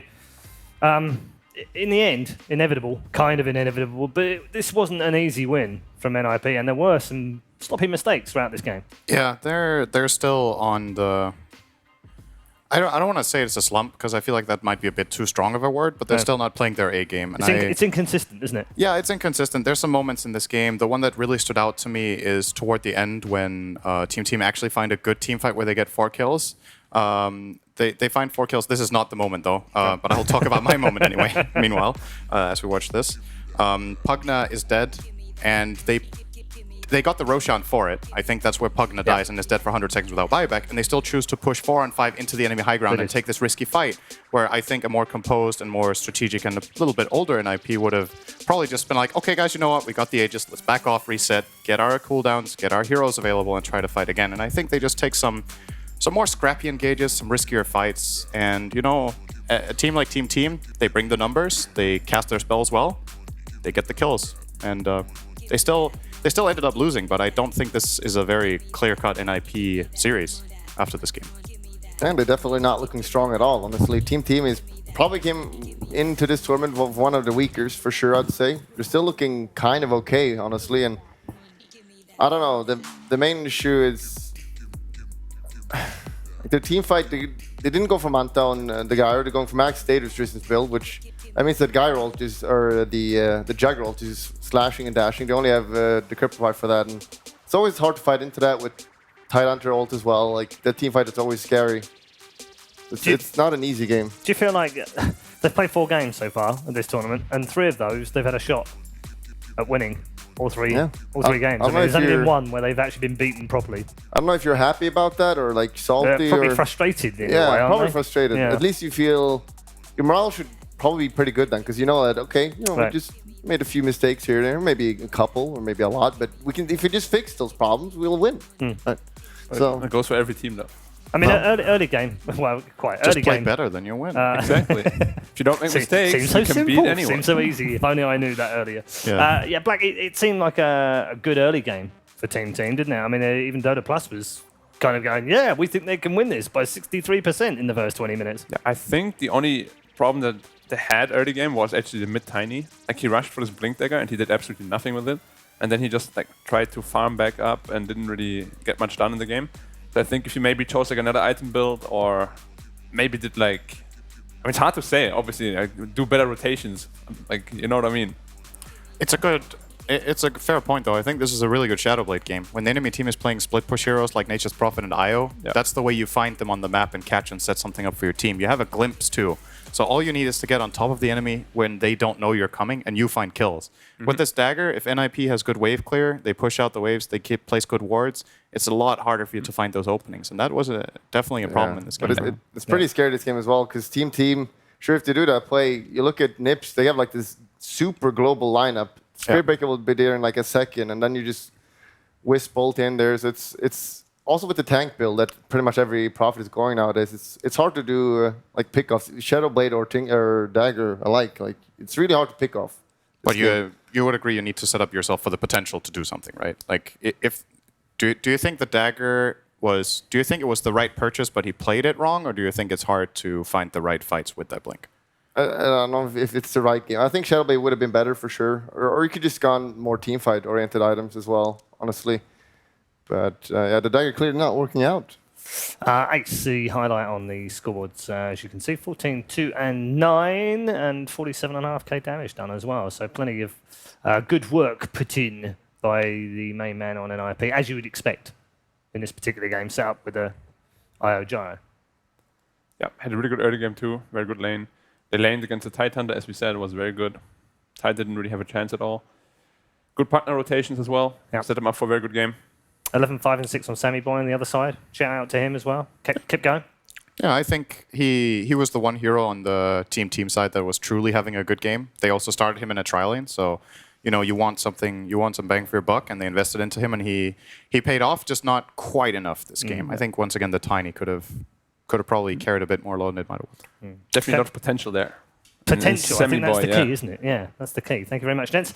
Headed to a break right now, but as Black just said, plenty of potential shown from Team, not just in the opening game of this series, but also in the opening series of the day, which they narrowly lost to Gambit 2-1. So plenty for them to be positive about, but they've got to start turning them into results, and that has to happen next. Otherwise, they are done as far as the group stage is concerned. Game 2 is just around the corner.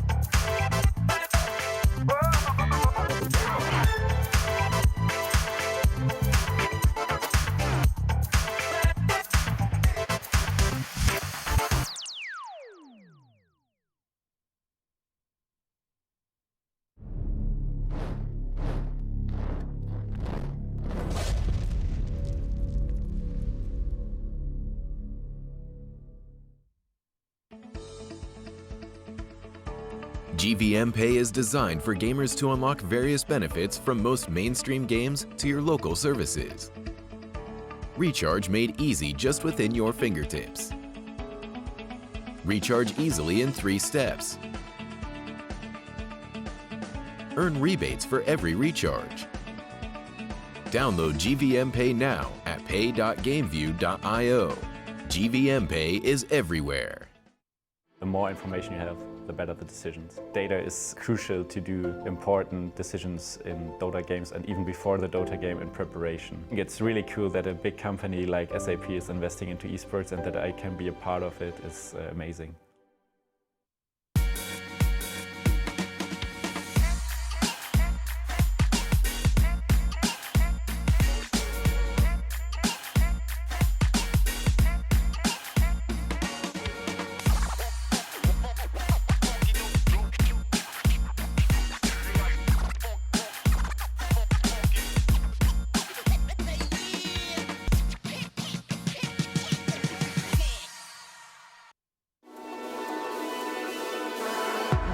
Watch the player's point of view with your favorite setup. Follow your favorite Dota 2 player in every detail. Watch esports your way. Get your digital pass now.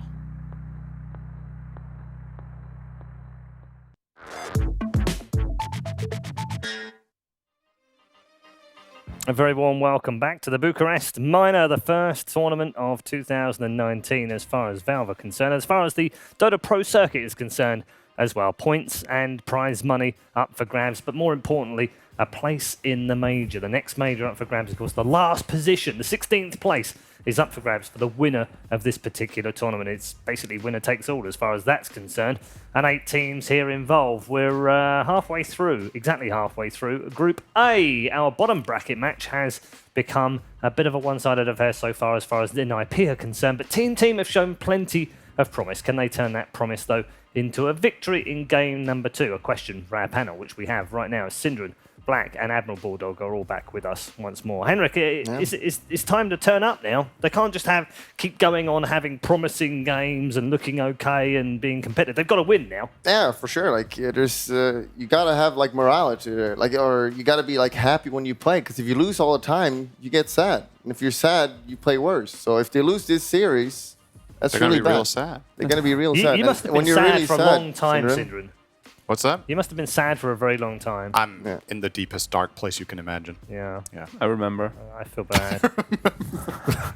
I remember. We dove into a hole together, Black and I. Yeah. Yeah, you was a dark kind of place. did, didn't you? Do, It was a bit wait, dark. important question. Do you still Yeah. remember the Berlin boot camp head throw? I remember. That was intense. I don't That was remember. insane. Did you guys play on the same team? Yeah. Mouse sports.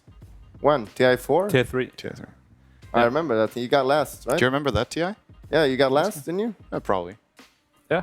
No, Winter got last actually. I mean, technically. I mean, you got last every TI. I mean, so you don't really think about it, right? Yeah, I guess. Was that the 113?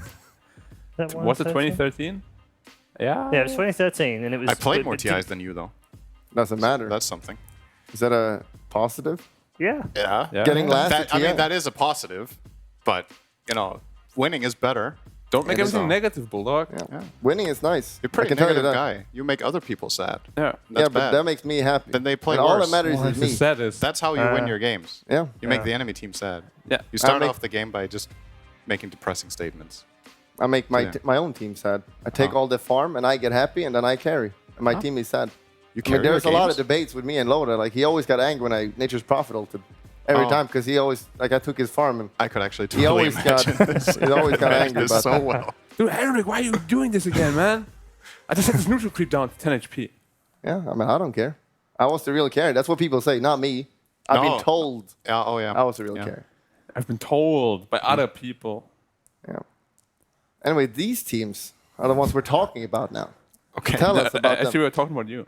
Okay. No, So that would be rude. Who do you want to talk about for this game? For team? Ace. That's the other team. Yeah, Yeah, but we're looking at him right now. That is He correct. was the superstar when he came in, kind This of. is Ace. When he got onto Secret, but now he's kind of a little bit shaky, isn't he?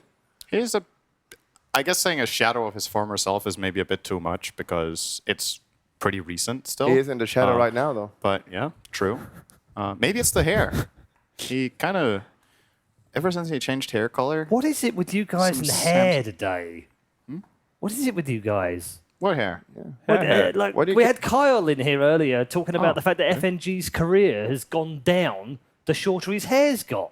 He's doing pretty well right now. He's Well, I thought he's bounced back, but maybe that's right. Maybe it's the other way around. Maybe Kyle said like when his hair got longer, he got worse. Ah. Because actually, when he was in Virtus Pro, it was as long as it could. Why am I talking about this now? I didn't bring it up. Yeah, I don't You know. brought hair up. Stop wasting our time, Paul. Yeah, Yeah, Paul, stop Paul, it. it's your please. fault. You're very superficial, Paul. Yeah. I don't like that about you, but it's fine.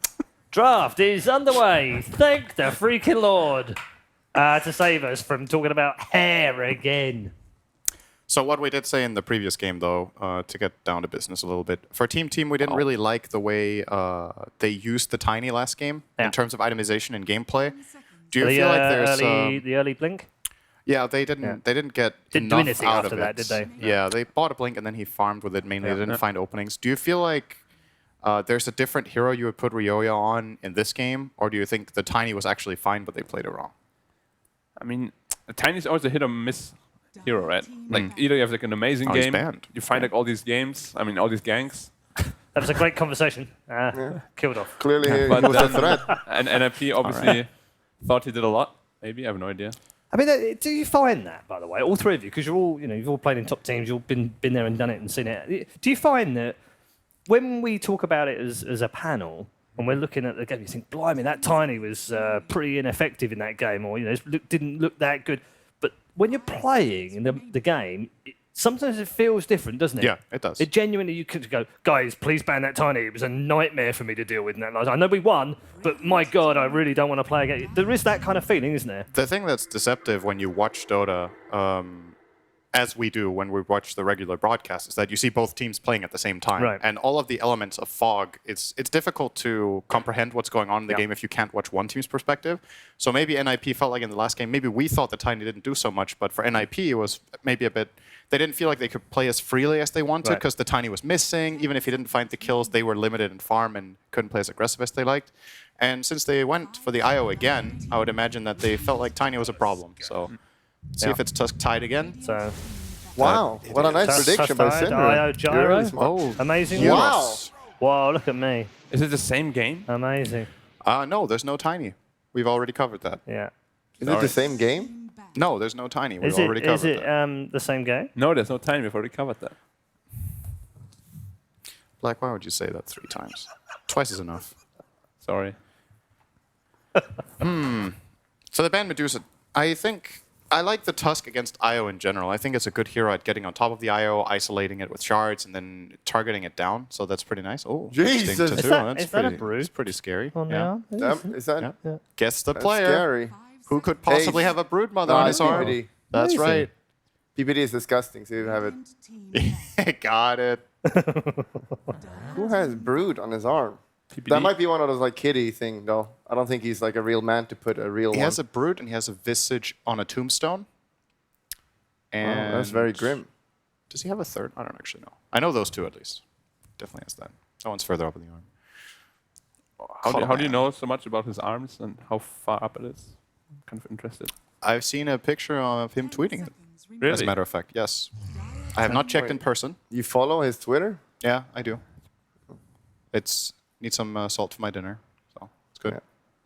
We don't season enough at home, so I get it online. He's not that salty anymore. He used to be a... He got his He's salt pretending. reputation. He's from only somewhere. pretending not to be salty. Maybe he's maturing a bit. You could learn from that. Some people grow I am up. very mature. Yeah. Yes, absolutely. I'm older than you. Are you? Actually? No, you're not. I mean, physically, maybe. Physically. He's definitely not mentally old. That's for sure. Oh, that was very rude. Like, can you tell him to stop? Yeah, can you stop bullying me? Why are you bullying that guy? I don't know. Something about him. Black? That's a ban. Yeah. That's a ban. I'm just helping you and you ban me? Yeah, That's generally how it goes, actually. He doesn't want white knights. That's right. I'm a Are you black white knight. knighting me? I'm a black knight. Yeah, true. That's how we're going to talk Dota? I mean, maybe we could actually implement something on this panel where Bulldog gets 1 ban a day. He could just throw someone off the desk for 10 minutes. He's allowed to. You're out. What do you think? You're out. Okay. I'm okay. Get out Sure. of here, please. Okay. What if you ban Production? Paul? Am I out? Am I banned by production? All right. They're not saying anything, so I guess I have to stay, unfortunately for you. I like you. Don't worry. So what's different from last game? They banned Spirit Breaker. They banned the Elder Titan again. So I wonder what PPD is going to grab for his active hero this game. There's no Spirit Breaker. The Tusk is picked. The Titan is out. Do you like it better on a more passive 5? On a Lich or an It's Undying or Bane. something that he's got like almost a one-click, like I've got one thing to do, that's it. I think he's stronger when he plays a bit more in the backlines. Yeah. As Because opposed you to in can the control front the lines, game more then, kind of. You can call things better, you can see the whole match. You get a different perspective if you are always the one who has to create the moves and engage. Naturally, you will focus more on looking for opportunities rather than looking for macro stuff for your team. But if the lineup demands it, it demands it. Yeah. I think the Bane is actually not necessarily that bad of a suggestion. It's one of the heroes left that is pretty good with IO and that PPD definitely plays. So they might be considering it.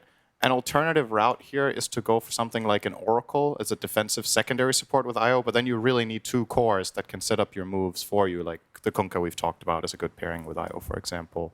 The reason I think of Oracle, it's pretty good against the... Oh, there's one more. It's almost the same hero, Sven and Oracle, I think. No, it's almost the same as Spirit Breaker in the logic how they want to use it. You think Sven... I think it's position 5. 5, yeah. It's... The nice thing about it is that it's open-ended. They could put it as an offlane hero as well. They could even technically play it with IO. I don't think they will do that, though. I think they should definitely keep IO with the gyro. If there was a meta last year, it was definitely flex picks, wasn't it? Yeah, that's been strong for pretty much since TI6. That's when 18 months, yeah.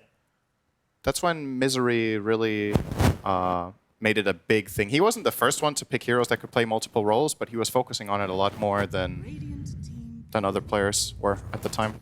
Snowstorm. Oh, right for it again. Can Who's making Black noise? stop? It's Black doing his microphone thing. What? I'm not doing anything. I actually don't know who's doing. I'm sure no one is hearing that. Oh, you talked about micro.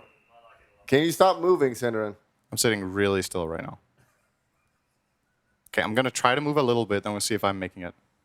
All right, I moved. I did nothing. Okay, it's not me. I mean, who knows? It's fine. No one is hearing. It's only we're imagining it, all of us at the same time. Oh, it's back. Is it? No, it's not. That's just your voice.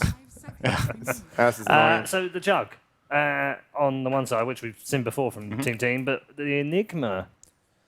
Enigma's from Ninjas in amazing Pajamas. against both Jug and Tide. Yeah.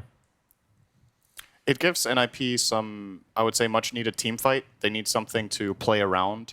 They have the gyro who can go in and deal some damage, but there needs to be a condition for him to dish it out. And I think this Enigma is a pretty good approach.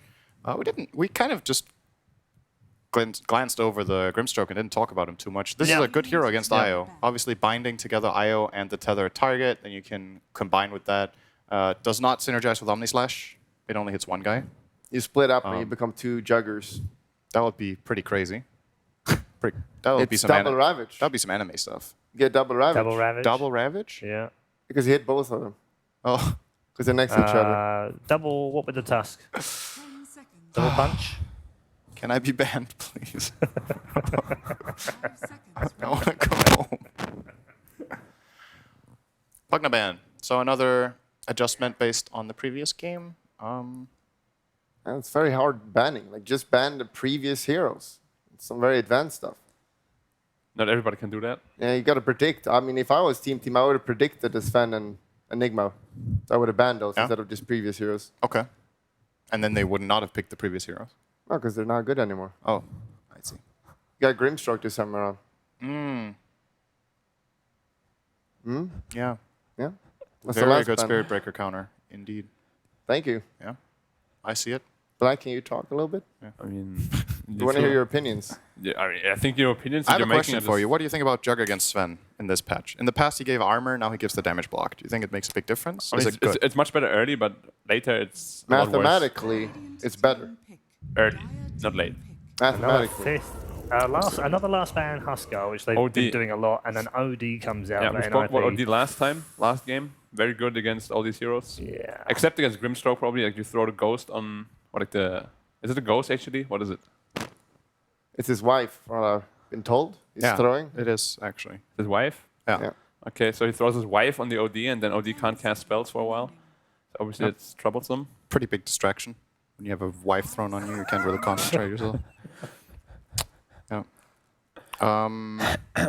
It's a phantom. That's the word. It's called Phantom's Embrace. Yeah, And it is a ghost as well. Yeah, that is true.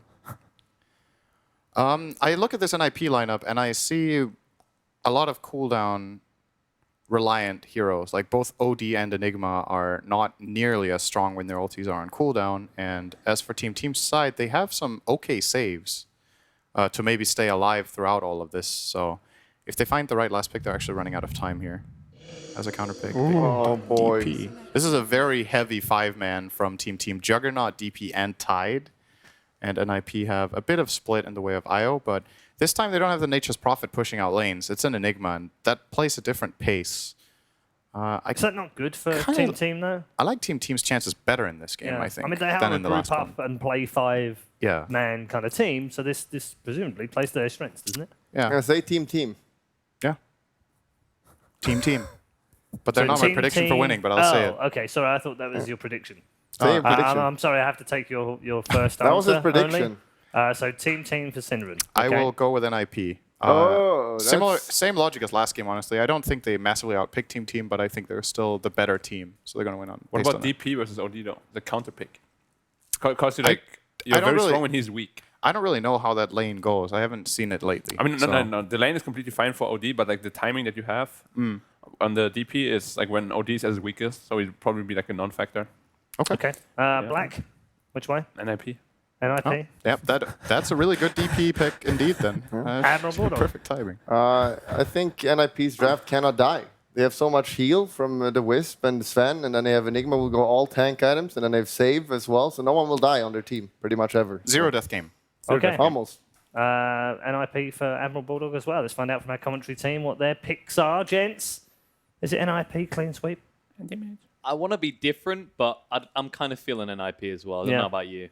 Yeah, I want to be different as well, but I lost some of the bets earlier today, so I'm just going to go with NIP. I think they have a lot of sustain with Enigma, Sven, Io, and I don't think they can match it. If they play around the Tides Ravage and DP ulti, they're going to be just fine.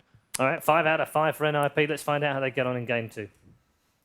Yeah, I'm not willing to risk those points, right? I'm just looking at this, and it's Io, and we were talking about the Ags benefits, especially like this Sven giving the Ags benefit over level 15 Io, and it's probably better than just tethering your What Gyro. about OD with Aghanim Scepter? One of the worst Aghanim Scepter upgrades in the game. Next.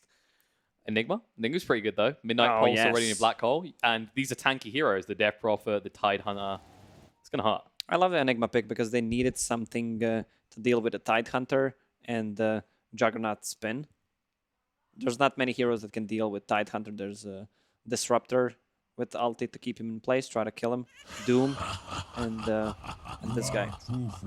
Yeah, I mean, that's kind of the big thing as well. It's been interesting to watch this with the drafts, is what drafts have BKB piercing abilities. And interestingly enough, a lot of teams have been not getting their hands on these type of skills. So that definitely gives an inherent advantage to NIP as this game goes on, and especially against the Juggernaut, who has that playthrough early on. Now, aggression coming out from Team. They stun up to try and slow us down, but it's too late. Ace will be the first blood. Took all 5 heroes, though. But the problem was, NIP have all the heroes down here as well. They didn't have Farah. Farah could have saved him with Astral. Yeah, any more laughs? You looking forward to that being removed from the game, or you love Oh, it? yes. It's fun for the first couple of times, then it gets annoying. 1st of February, I think? It's gone. There's been actually, like, some of these cosmetic effects are odd in that I've seen techies hiding their minds underneath the snowman. All right. We just broke the game. That's going to be 3 runes for Team and the first blood. And I don't want to play against it. That's why I just moved from that topic. I'll I don't break wanna... it in a different way so you don't get techies new games. Shadow Fiend, I don't know if they must have fixed this. He can deny snowmen to get souls. Frog, please. Just a few things from our overlords of Valve. Nice things that don't affect the game in any way. So this mid lane matchup, this is, would you say this is Fada favored or is this Ryoya favored?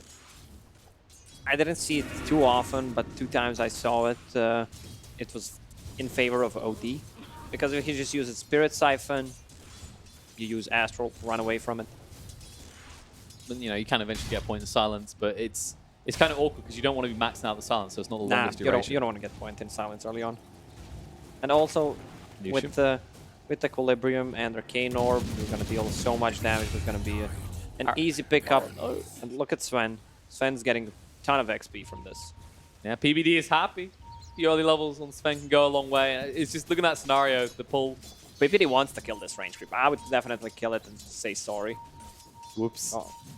Is this how you play support? Oh, he missed. He denied instead of getting a... No pressure, but we kill. were watching. He's taking a lot of damage here, but there's always the frustration. Is Inkswell you can get close enough, but it's not like having something like a Slardar with a Grimstroke. You don't have a follow-up stun to lock them in place long enough to kill. Of course, Enigma a hero that led the way in the change to the XP denial because of how easy it was for him to lane in the previous patch. He still can starve you off a little bit. It's just less noticeable than last time. Yeah, but it's still great. He's a self-sustainable offlaner and gets the lane back, which means that other supports will need to move, so you can expect their movement on the mid, and you can play a tri-lane on bottom, or just play a dual lane and rotate one of the heroes on a mid lane. So far, speaking of that mid lane, there is a lead already built for the OD. And this is courtesy of the Astrals, of course. It Yeah, just enables you once to he roam. gets Arcane Orb on level 4, it's going to become a problem for a DP. And you have to look at which one can recover if something goes wrong, right? Like a DP, you can't easily go to the jungle. Whereas Fada, if someone stacks for him, and he just comes into the jungle. Yeah, it's with those a orbs. different OD. He has a splash damage now, so he can recover even though he's not the best at it. They picked Greedy, Enigma, OD. Both of these heroes need a lot of time to actually come online, but they have Io Gyro, they have a Sven, that they can easily rotate. That's the thing, the IO does have plenty of tether targets, we said at the start. You know, obviously the OD one not so good, but the rest on the table is pretty useful. The Side Gunner, the God Strength buff up for the rest of your team, and of course that Midnight Pulse on top of your Black Hole. At the same time, you could look at that the other way. If Saxo tries to do too much, he could slip up. So do you think the main target for him when you get into these mid-game team fights is going to be Sven to buff everyone up? Or is it going to stick as Gyro? He's just going to stick to Gyro. He could pop an AoE ulti from Sven, then switch back to Gyro, and then they play it. It's AoE ulti. Also, I think OD's job in this game is going to be just better positioning. He's not going to rely that much on dealing with damage. Instead, he needs to save his teammates with Astral. Yeah, especially when you look at what's on the side of Team. Yeah. You know, you got Snowball, War's Punch, you got the Omni Slash especially. There's a lot people need to be saved from. It's going to be hard to itemize as well on OD, because you kind of need a BKB, but you don't want to buy it since you're playing against a DP and the Juggernaut. I think the other thing to look at is that Sven. Once you get points in the bubble, the Warcry, it's another form of save. That extra damage you're absorbing is going to be pretty effective against Team's lineup. You can already see, unlike the core Svens we've been seeing, like I think it was Old 11 was just maxing out stun, cleave. We do see a point early on in Warcry there. He could get one more point in stun, just for some extra damage, and then max out Warcry. We're going to use that stun on Ix Mike here. He needs to escape, but he leveled in Snowball. Luckily for him, Sammy Boy's coming across with Inkswell. They're Snowball in, they want to get a PvP. No, the Eidolons block him out from chasing here. He'll at least clean them up. Vengeance on the children of Enigma. That's a lot of time wasted. Both supports inside of Team are level 2. We saw that in a previous game as well. They're trying to rotate, and Enigma is denying a lot of their XP as well. Ryoyo just waiting for the Shrine to come up. 3-4 NIP this time. Looking pretty good, especially when you consider that Shrine had to be used this early on the side of Team. And the CS lead is growing exponentially. Like 13 to 26. 15 denies on the OD, by the way. Team can't find any openings. They need to use the smoke. Mike has enough gold to buy it, because they're not doing anything at the moment. They're just trying to pull. They devorded their camp, trying to level up on both supports. How's mid doing? 29-17 against 15-3. Well, Fada is the master of this hero. Yeah, 3 null talismans already, and it's not going to get easier from this point and he's saving a point. If he gets a couple of stacks on Arcane Orb, he could easily blow up a DP. DP's level 4 only. Sad mid-game for Ryoyo here so far. 2-level advantage for Fada. And this just doesn't get easier, because we were talking about how as you get points in there, you get your orb, you can actually go up to the jungle, quickly farm a camp, come back, continue the pressure. At the same time, a Death Prophet to do that, Crypt Swarm has a noticeable cooldown if you're trying to rapidly farm through camps. And if you run into those dreaded mud golems, you're screwed. 33, is he screwed is the question. He tries to break the trees, but too late. The ice has come out. Now the stun from PBD. Looking to turn around. The Warcry gives the shield. 33 is going to survive. Ix Mike might not be so lucky. The Inkswell buys a little bit of time. Sammy Boy with the TP away. And Mike's been left behind. They only got Mike. If they could get a Jug there as well, it could be huge for them. Problem is, there's no punishment for Fada. He left his lane, but this is a DP that's still level 5. Hasn't even managed to reach the tower yet to apply any pressure. Yeah, I feel like we saw today couple of times where you have a 10th pick and you actually pick a worse matchup for yourself instead of getting a better one. When there was a Shadowfin in game and now a DP against OD. It's been an odd day in that regard, definitely. Like, I think that Shadowfiend DK game was like if you looked at it in a vacuum between those two heroes, but you have to look at the rest of the We draft. have to give credit to Earth Spirit in that game as well. Definitely. He managed to hit every single roll on a Shadowfiend. There's a big stack on the side, top, 3 stacks for either Jug or maybe Enigma. You can also farm it. Yeah, you don't want to leave it there too long. There are heroes on the side of NIP that can take it, whether it's the Enigma, the Outdevourer, or even the Jara.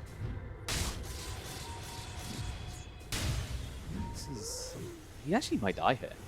To go for TP away, he reads it correctly. Home missile will not connect in time. He did TP all the way back to base though. It's just more free space. You look at the CS difference between most of these lanes right now.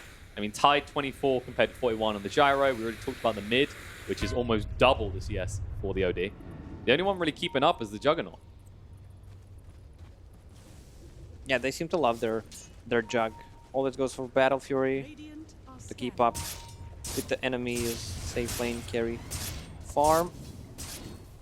And we said about how greedy NIP's lineup was, they can get away with this. Smoke movement coming in, Snowball spots out 33, moving in right now. Through Cypher slope down, Shard's in the wrong spot. He should still fall though, Phantom's Embrace will make him go pop.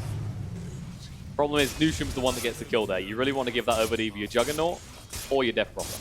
Yeah, since DP rotated, you want to get the last hit, and the lane is not in a good position. When you rotate with a DP, you want to pop that ulti and take the tower. That was what they were looking for, and you see them actually stick Grimstroke mid. They're trying to copy what NIP done last game and this game, which is gone, okay, PPD does a lot with levels. Let's just give him solo XP in the mid lane while we make things happen elsewhere. Yeah, and he's stacking as well. For the OD, who is also stacking at the bot Ancients as well. Starting to spot out the rotation coming from Team. That's an abort. The problem is they can't hang around here too long. If you waste too much time looking for the perfect exorcism opportunity, you're missing your windows.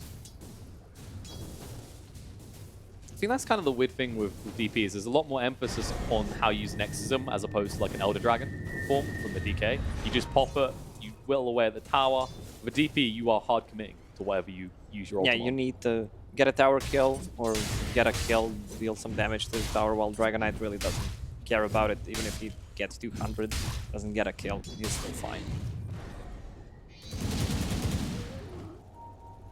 All in all, so far net worth lead in favor of NIP, and the XP lead is the more interesting one as this goes on, especially once the OD gets his skills maxed out.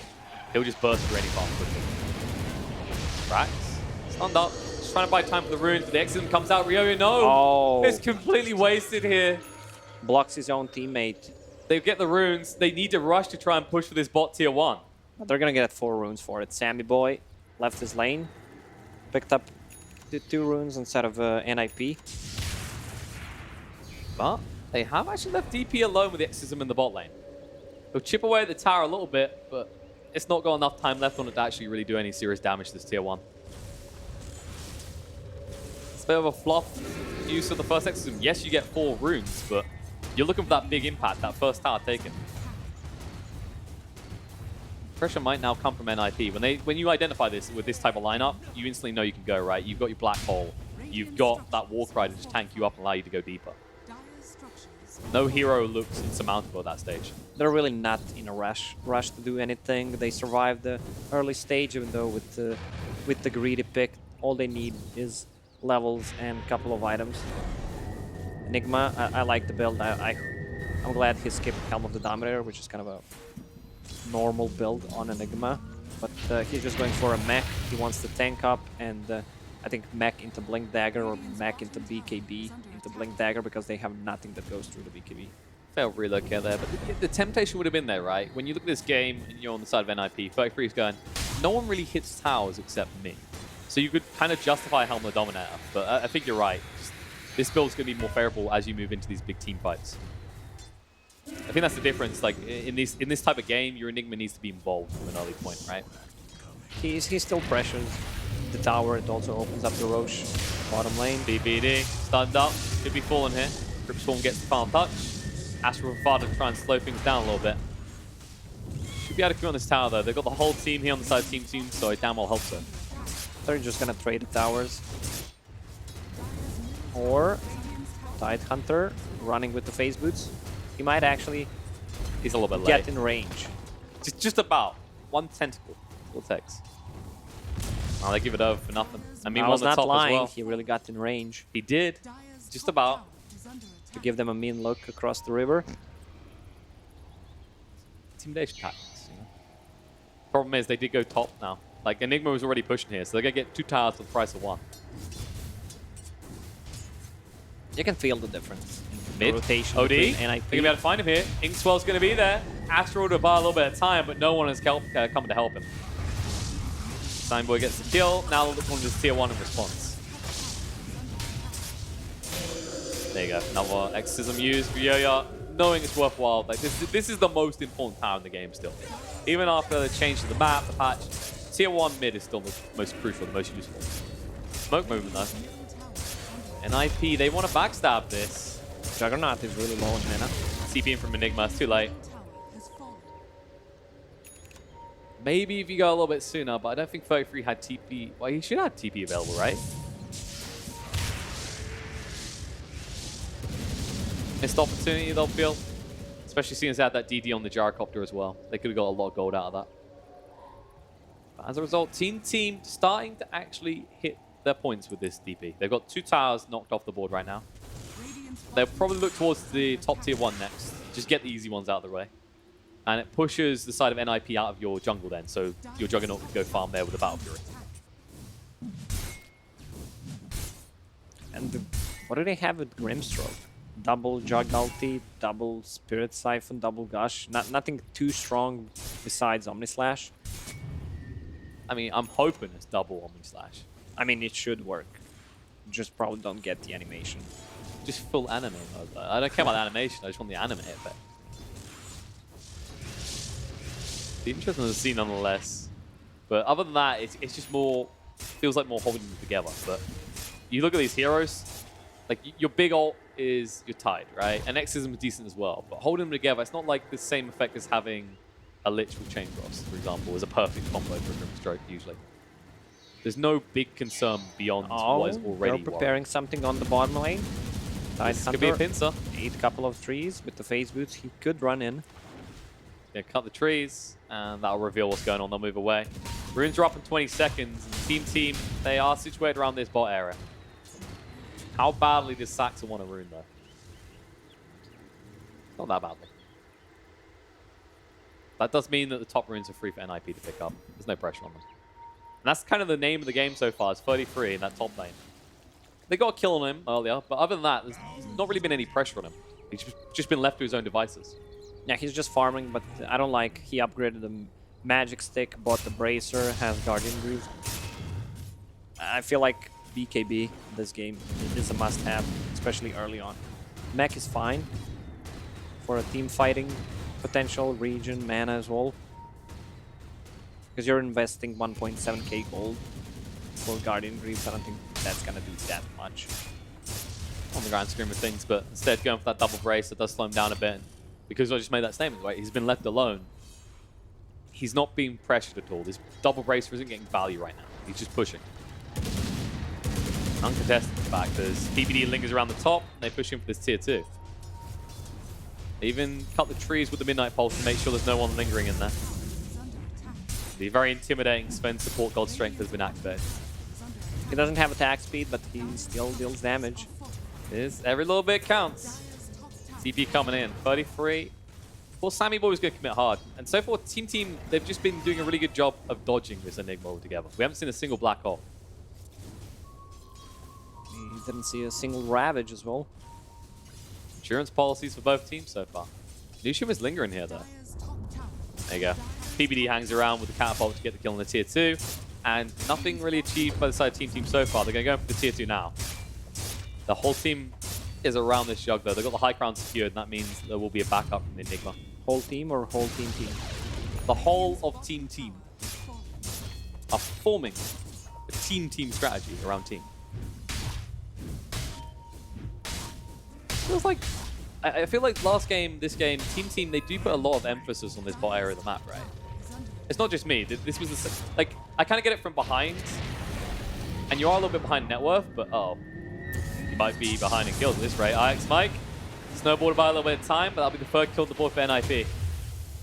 Been waiting long enough for it. We're 17 minutes into the game, and we have 7 kills. Yeah, not too much action. Both teams want to fight and don't want to fight at the same time. They feel like they can drag this game in the mid/super late game. But I think it favors more NIP. You have OD, Enigma, then you have IO Gyro, plus the support Sven. Now he has Warcry maxed out.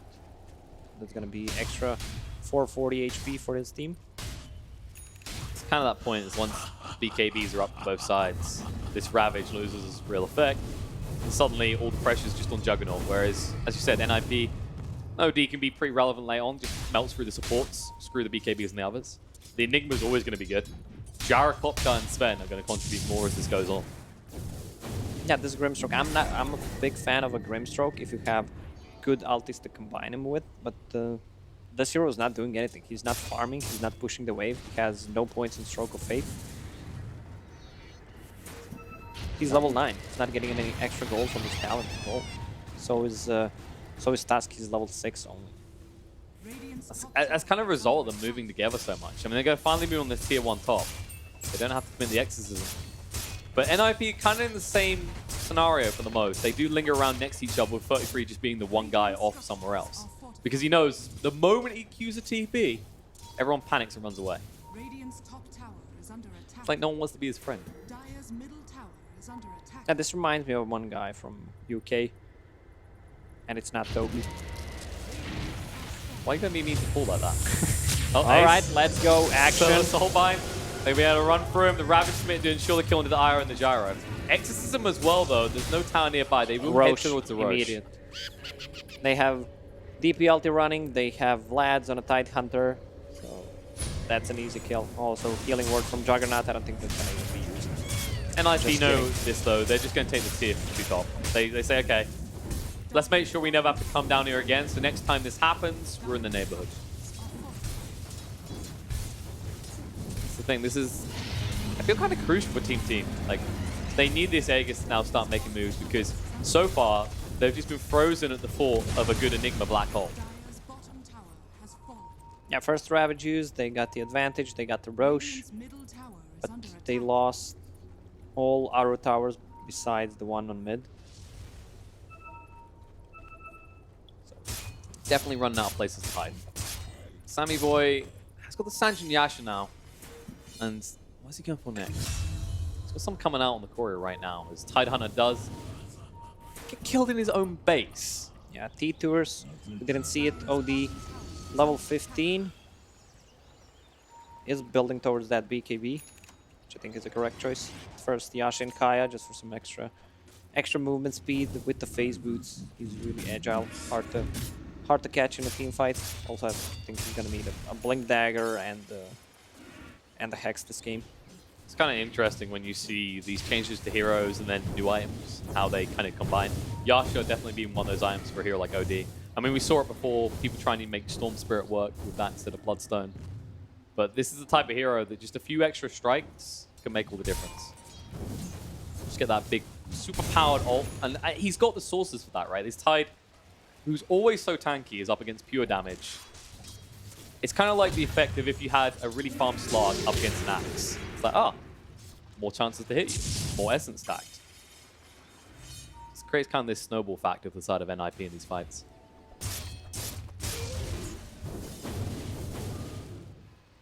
A gentlemanly argument over the creeps there. Sammy Boy is back playing around this bot area. Maybe he can just apply some pressure to this tier 3, force some people to come back because they are taking the tier 2 mid. This is the thing, NIP, I think when you look at this from the high ground perspective, I'd say NIP has an easy way to approach that, right? If you're team, you're going up into a black hole, a Sven stun in a condensed area, a big Science Eclipse. Yeah, it's hard to see. Tier 3s, they might commit, but I don't think they can. Like, it could easily backfire, and there's IO Gyro on your top lane, so they need to defend it. They're going to try and cut him off. Ike's moving across right now. Snowball Tide. through. They can relocate out if they want. They're going to catch Tide Hunter on mid. Ace. Uh-oh. The almost flash commit is going to be going down. And Saxa, he held on the relocate. As a result, he'll be falling as well. In the mid lane, they will find a kill in the Tide, but not exactly worth it. Saxa does get out, but you still lose your big gyrocopter. And Brax lives. I think Farah could have chased him. He has a phase boots, Yashin, Kaya. It's a lot of movement speed, even though Tide has phase. 2 more hits would be enough, maybe even 1 hit. Definitely an interesting scenario. I think he was worried about the response, right? You lose the gyro top like that, there's never going to be a relocate to give you strength in those fights if it suddenly happens. And you're basically diving between shrines on either side of you. It's got to basically be a stage at which you say, this is not worth it. PPD. He's going to go on the Crimson. I was wondering, this was the big question in my mind, is was he going to go Crimson or Blink, right? Are you going to be the initiation, or are you just looking to tank your team up? I guess it makes sense with the IO there, with the Enigma. NIP know they can just kind of like death ball down lane once they reach a critical mass. That might approach soon, actually, as Enigma does have the BKB heading towards the Blink Dagger next. Yeah, those 2 bracers on Enigma really not doing anything plus upgraded Magic Wand because they're not fighting at all. It was a deterrent. It stopped them ever going on it, all right? They were like, oh, I don't know, he's got double bracer. That sounds scary. I wouldn't be surprised if he gets GPM talent on 15 and buys straight refresher. It's not a terrible idea of how quick games are now. PPD, he tried. We'll just back up here. So all our towers gone for the side of NIP, and Team, they still have that insurance policy with the tier 2 in the mid. Gyro with the Brave creep cutting. Will they need to relocate this time? Will they think to use it? They might want to. Ryo's coming across now. Yule's going to be there. Need to relocate right out. Got the Impious Rune as well, but he decides against it. Going to try and stand and fight. Going to turn around. Ravage going to be there. Soulbind connected on 2. Gyro and Io down already. And Fada turns immediately around and just runs away. Yeah, I think they're overcommitting every single time they catch Io and Gyro. DP pops and ulti, they really don't need to do it. And every time, Saxa keeps holding his relocates. Is it not worth it if you get your Gyro out? I don't think he can make it. Silence was used. There was Ravage anyway, so he can't get him out. That's kind of the thing. I think that's a big thing with the change is how IO players perceive that ult now. It's not really in their minds, this is defensive, I'll save someone. It's, I need to go aggressive with this because of the channel time. Definitely was a big change for the hero. Rune's coming up in 15 seconds. Looks like Team should secure 3 of them. Sammy Boy, as ever, positioned in this bot lane. Yeah, Sammy Boy loves enemy jungle with Battle Fury. Plus a Blink Dagger, he farms so quickly. Look at him, 5,000, 6,000 ahead of everyone else. Smells like money. That Butterfly ever closer. Astral up here. Butterfly. Make a move, Nusham. He's all alone, no one's going to help him out. Butterfly is a really good choice in this game. Against Gyro, against OD especially. I mean, you're 1 item ahead, and that's kind of the key thing here, is Gyro can eventually build an MKB, but by the time he gets it, your Butterfly has already been on the table for 5 minutes at least. You already see the line being drawn, actually, as Team are going to invade the jungle, look for some kills. Ike's might lead the way, PPD does stun up, interrupts the Walrus Punch to moving in though. Ice Shard's through, not on the mark. Godstrength gets forced out with the Warcry. Sammy Boy's the target, home missiles coming in, he has got the Blade Fury to work with, he'll have to pop it just to survive. Eventually. There it is. But the problem with this is, it's not bad for Team that they didn't get any kills there because all of NIP had to respond, right? And Team were just sitting there going, Grimstroke's respawning soon, so this is 4 people to distract 5. Yeah, they're respecting NIP, OD with the 10-second BKB, Enigma with his 10-second BKB, getting closer to a Blink Dagger, Gyro. So they have 3 10-second BKB. NIP wants to fight right now. The problem is they don't have a way to start it. That's the thing. Team, this was the critical point which they probably felt they need to be ahead. 2k net worth lead might not be cozy enough. They definitely need the next Roche. They're going to look for a pick-off before it spawns though. PPD might be that. We'll probably use to try and run away. Ice tries to try and cut him off, he goes the other way. Doesn't matter though. With the Ink Spell going to chase forward, Sammy Boy should be able to finish him off. BKB on the side, Farah. Soulbind in next to 33. The sun's going to be there. Astral comes out. Ryoya, move for the exit. There's the Ravage on the back line. He's next on the Gyro, the Black Hole. No, isn't good enough. The Omnislash running through. Farah getting low. He's going to tank the whole damn thing. And it looks like their problem might be going down. They'll find the kill. The big crit on the side as Farah falls as well. They find more as the question. Enigma stunned up on the spot. He will go down. And Team, they needed someone to secure that Roche pit, and they find it. Can Juggernaut now get through that without the Exorcism? Probably. And Gyro just keeping to a side, trying to get the maximum out of it, but Sammy Boy, man, he's so farm. Yeah, he's pretty stacked at this point. You know, I said he was an item ahead. It's getting to the point where he might be 2 items ahead of this range. Blade Fury used just to make sure he can dodge the stun. Rax just running around like a headless chicken. Doesn't have to care. He's a tanky boy. He's just there to provide the Vlad's buff for the Juggernaut. Now we can look at that fight again. The problem is Sven died before the fight started, so he couldn't use the Warcry to buff his teammates. And that Soulbind, that was max range. 33, hung around for just a little second. This Black Hole doesn't look bad, but the Omnislash has already gone off. Fodder does a good job to tank the whole thing. But turns out Sammy Boy moves fast and hits hard. Yeah, I think Farah just used ulti straight away. Tried to burn some of their mana. Dealt a little bit of damage. But it was not effective. This is kind of the difference between heroes like OD and these Agi cores like Juggernaut is you saw him just chasing the whole time. With the change so you got movement speed out of agility, at this stage in the game, it's very hard to kite someone like a Juggernaut. Especially since he's got Blink and Yasha. 42 armor on Jug. Reasonable. And you know, you have got pure damage in fairness on the OD. The problem is Omnislash is off cooldown again, and he's on the hunt. Might even just look to go Roche here and then go high ground. I think the pressure is now on NIP to make the move. They have to do something about this. Especially seeing his tag team works with Roche, so it does speed things up a lot. Black Hole is in cooldown for 50 seconds, so they're just gonna try to play around it. See what the team is doing. Slow them down a little bit. Jug already soloing Roche. Yeah, he doesn't care. The rest of his team just creates this huge buffer zone because without that Black Hole, there's no way in hell NIP can get close. They're thinking about it though. Sun's gonna get on the task. There's a Rock Barrage as well, doing a lot of damage to BKB from Ace. Omnislash being tanked up by him, he needs to move apart. Is it enough? PPD trying to keep his core alive, and Ace trying to move away the Soulbind on him on 33. This happening all over again. Ace getting low, the file hits coming through. Exorcism's not good enough. The overcharge from Saxa will keep his core alive as they retreat. The buyback from Io gets good effect in the end. Might not find kills, but it keeps an important hero alive. Yeah, they're just buying time. This is good. BKBs are on cooldown, but Enigma ulti ready right now. OD ulti ready. Can they get into Roche pit? Nah, it's They got chased too far away. PPD's the only one nearby.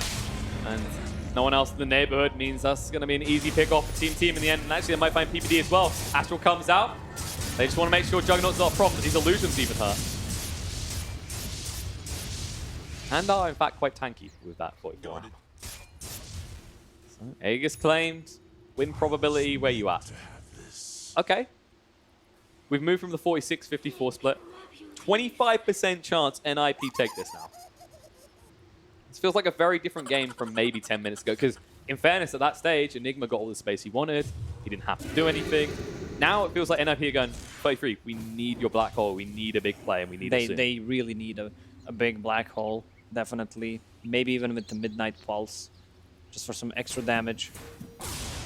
And they know there's going to be no cheeky tricks. They know they can't afford to tether to the Enigma for a second, so he's getting his own axe. It's all about Gyro. They know how in on that hero they are. And look how confident Ryoya's feeling. He's not even going for an Aeon Disc, he's going for the Sheep Stick. He has a BKB and the Yule Scepter plus a cheese, so he can afford it. Brax. Man, Brax is doing such a good job just taunting them, faking that it's just there going, just in case you guys didn't know, I've got a Ravage available, so please commit.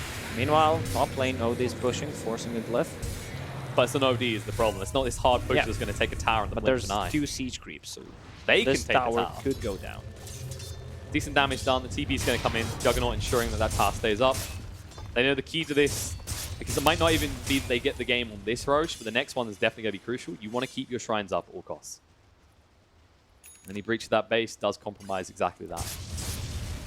That's the other thing for Team. They haven't taken the shrines despite having a tier 3 taken, and they don't really feel pressured to either. Like they just leave took them the up. Roche, so they really don't care about the shrines. They can take it a little bit later, maybe at the third Roche spawn. That's the thing. If they get allowed to do what they done last time, where they just create this huge buffer zone between the Roche and the enemy team, they don't even really need to take the shrines out of the equation. Instead, they're going to head down mid. Sammy Boy moving forward. Omnislash comes down to PPD. Says, let's get rid of this pesky Warcry. He still has the Abyssal for a secondary target if anyone comes close. OD on the split push again. Farda says, little catapults, do your work. Relocate coming in. They're going for the split push play. Stuns out on Sammy Boy. The buyback being used on the PPD. They just want to slow this down a little bit. Can they slow it down enough? There's the Abyssal coming out. Back. PPD needs to be careful. The stun's going to be there as well. The Midnight Pulse doing a lot of damage. Exorcism as they retreat back to the base to try and get rid of the Dirty Raz. Sammy Boy will go down once. Where's the black hole? He's gonna use it. He's got the black hole. He's not wasting any time with this, and Sammy Boy will go down a second time. They force the rest of the team to retreat to try and defend their base. They find a kill. They do not even lose their melee racks. They did not want any tricks there. He had a blink ready who could blink out, so he figured out black hole straight away, and they want to force out a buyback. Tide still has Ravage, no blink dagger. He can buy one if he sells a bracer. Well, here's the big problem. Force out a buyback, but Juggernaut doesn't have. And they'll realize this very quickly. Oh, he's so far away from a buyback. Well, you have Aegis, right? You're playing greedy because you're like, I got a second life. There's no way this works against us. But the moment Team went back to their base, everything turned into a mess. Oh yeah, 747 trying to cut the creep wave, but he's only a DP. They need to make something happen, but the problem is they think he has a buyback. You can see it. They're reluctant to commit too hard, even though they have 3 buybacks available on all their cores. And IP, they respect the Juggernaut. They know it's a threat. They're just trying to take control of the map again, maybe try and invade this jungle, just try and choke off Team a little bit, slow them down, bring that net worth back to even. Especially seeing as that Juggernaut is now up to 25,500 net worth. Yeah, my boy Enigma with the GPM talent. He's going to catch changing up. to Refresher Orb. Yeah, it's really fine. He needs to sell the Bracer, sell Magic Wand, and he's going to have it pretty soon. On that stage, you can easily commit the Black Hole for just a Juggernaut. And then you got a second one for anyone else who wants to fight. And also in that scenario, like say you do what you just done mid to the Jug, and you go, he's probably got buyback. You just run down mid. You go, okay, we've got a second Black Hole. Bring it. Barda. Well, they're bringing it to him in the mid lane. Force Punch is available. Won't get a chance to use it. Stunned up. Ix Mike needs to retreat. Needs to be careful. Science Clips gets him low. But this is one beefy boy. The Tusk refuses to die.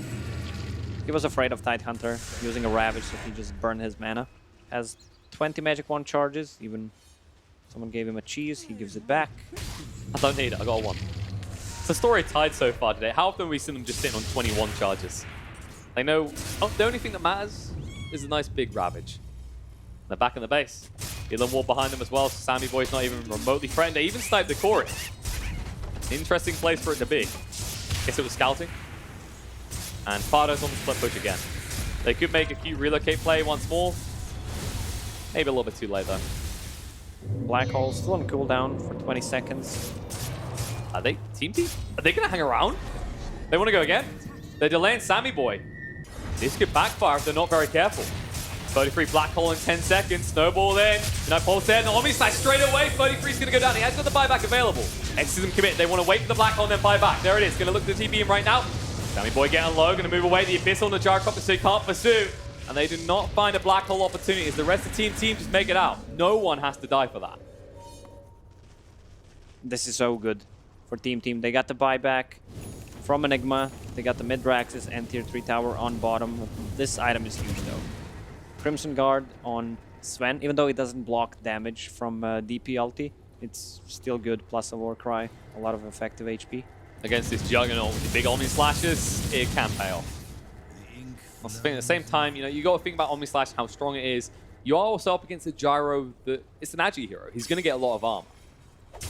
And he's getting fairly tanky himself, heading towards the Satanic next. Always remembering how important buyback is. Smoke movement by NIP. Can they make happen? PPD, because he went for this Crimson Guard, he's not their form of initiation. He hasn't got a Blink Dagger. They have got rid of that last out tower. So now everyone's base is a little bit exposed. Especially after they took that melee. Did you say the melee or the ranged? It's melee. The melee, right? Yeah, they got the melee right to the ball. We're gonna take the Shrine. Roche may respawn in less than a minute. So double Enigma ulti or double Tidehunter ulti. This could be big for both teams. Double DP ulti, a lot of good big ulti cooldowns which you wanna remove. Potentially triple Black Hole for Enigma in this rate. He's, despite that buyback, still fairly close to pressure. With the gold talent, it shouldn't take him too long. He really doesn't need that Magic Wand Bracer. He can disassemble Arcane Boots. Just stripping everything yeah, and just, selling I mean, it's go hard or go home right now. He needs 1 point. Okay, he got a Shadow Blade. Okay. Alright. That's another way to initiate. I mean, no one else would put Team Team in a scenario where they go, we need sentries everywhere right now. They have one sentry on Tusk and that's it. They did always sentry up NIP's base though. So they got some vision. There's ever a defensive Black Hole attempt. Roche. Oh, 1 minute 20 to go. Both teams already just trying to push against each other, get those waves in a favorable position so they can sneak in. I think the big concern is for NIP, because Team Team definitely would do this Roche quicker with the Juggernaut soloed like last time, or even if you stick the Tusk in there. Insanely fast. Looks like OD did decide to tank up as well. I did find that, not the last fight, the one before, he was the guy who had to tank the Omni Slash. Hex coming out. Found a good target. Tosh should be going down. No chance to respond to that. And the Astral connects onto the second one. Father with the BKB. Omni Slash going to be there though. Can he tank all this? He might be able to. The Midnight Pulse goes down. The stun on the 33 and the Abyssal as well. No! He's down! No chance for a Black Hole. And he has no buyback. Ace forced to fight with the BKB. Going to get Dushim low. Can he finish him off though? One more tap's going to be there. PBD gets the kill. Now the Snowball coming out of the buyback from Tusk. Will enable to sack for the Ravage there as the BKB runs out. Gyro hexed up in a lot of trouble. That's going to run them down one by one. The buyback's paying off for them so far, and they needed it. Alex Mike's still going to fall. They just can't stand against this Gyro. He holds his ground. They get rid of the Death Prophet, and that is what they were looking for. They'll be able to secure the pit. Oh man, 747 used the Abyssal Blade, mid Omni Slash, the stun Enigma, then he bashed him again, so Enigma didn't do anything in this team fight. But seems like everyone bought back. Let me just check. Only Except OD does not have a buyback. DP did not buy back because she lacks gold. And Roche is up. I mean, that 20 strength talent paid off pretty quickly because he could have easily went down in that scenario otherwise. As you said, Roche is now up. NIP just walk in, they go, okay. No DP for 40 seconds, and even then, no exorcism. Ravage committed as well. Omni Slash gone. That's a freebie. And that's going to be an Enigma with multiple Black Holes when he's back up. Cheese, Aegis, and Refresher Orb. I mean, there's even an argument potentially given to Ace. If he gets like, oh, okay, they're going to stick it on OD. He's going to carry it for Enigma in the meantime. But it's like Ace with the Satanic BKB now. There is an argument. Which one do you need more? Fata might hold this Refresher. Double Or double Hex, double BKB. Like the Science is pretty good as well, right? Drain all that mana. Except for that Tide. Yeah, you can't burn Tide's mana. That Magic Wand is just way too good. What? Nah, we'll see a clutch. We'll see a clutch play, right? He'll use the wand and then refresh second Science Eclipse before he can use the Ravage. It's definitely not that complicated to pull off, I swear. Looks like there is going to be a Skadi pick-up base soon. I like this as well because you saw him, right? So far, just trying to tank the Omni Slash, even with the IO, it's not quite enough. But with this item choice, he can stand his ground, he can chase for more. That's the thing. That's always been the thing for NIP is when they get into a raw 5-on-5 with the tankiness of their heroes, with these type of items, with the Warcry as well, and the Black Hole threat looming over Team Team's head, it's very hard for them to find a pick-off inside Team Team. Enigma has Refresher Shard right now, so that's double ulti if he doesn't get stunned by Jug. Look at Jug. He's super jacked. Level 25, 6 slotted, has 93 snowballs. More attack speed now. More snowmans and... just going for that moonshot. He knows what he needs. Only missing a moonshot has firework. The filthiest Jug game I've watched was... he had a Magnus, so of course it was already filthy. And he went double butterfly moonshot. And the rapid speed with which he attacked, well, that was the true anime effect. So I wonder if we'll get to the stage where he starts switching something like a Sanjin Yasha out for more attack speed.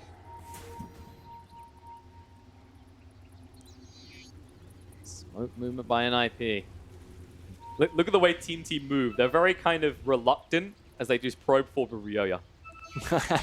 It's just him out front, right? Like, closer. Closer. Just killed Arcane Rune. Don't need it. But are you just sitting there going, Death Prophet, if you've got a ward, watch this. Just get rid of the arcane. There's a tear in his eyes. Ryoya goes, I could have used that. Especially with that Hex sitting in his inventory as well.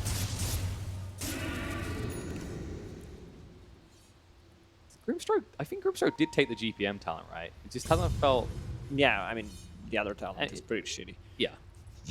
I mean, if you're taking a movement speed talent of 30 over gold, you've got problems. He's not doing too bad in terms of items, but it's weird with Grimstroke. It's not that hero that necessarily needs this big item, right? His strength comes from his abilities as opposed to itemization. He went for Spirit Vessel as the first item, just stop the region on Io, but then way too many defensive items in my opinion. Like you go for Ether Lance usually, you just want to get the Ether Lance, maybe Hex. Hex could be the item to change the game. I don't think Force Staff at this point is going to do anything. Yeah, if they're on top of you, like how do you disengage with Force Staff? Maybe you use it aggressively, right? Because that's what we don't see enough of, is aggressive Force Staffs. Get your tied deep, even though it's got a blink damage.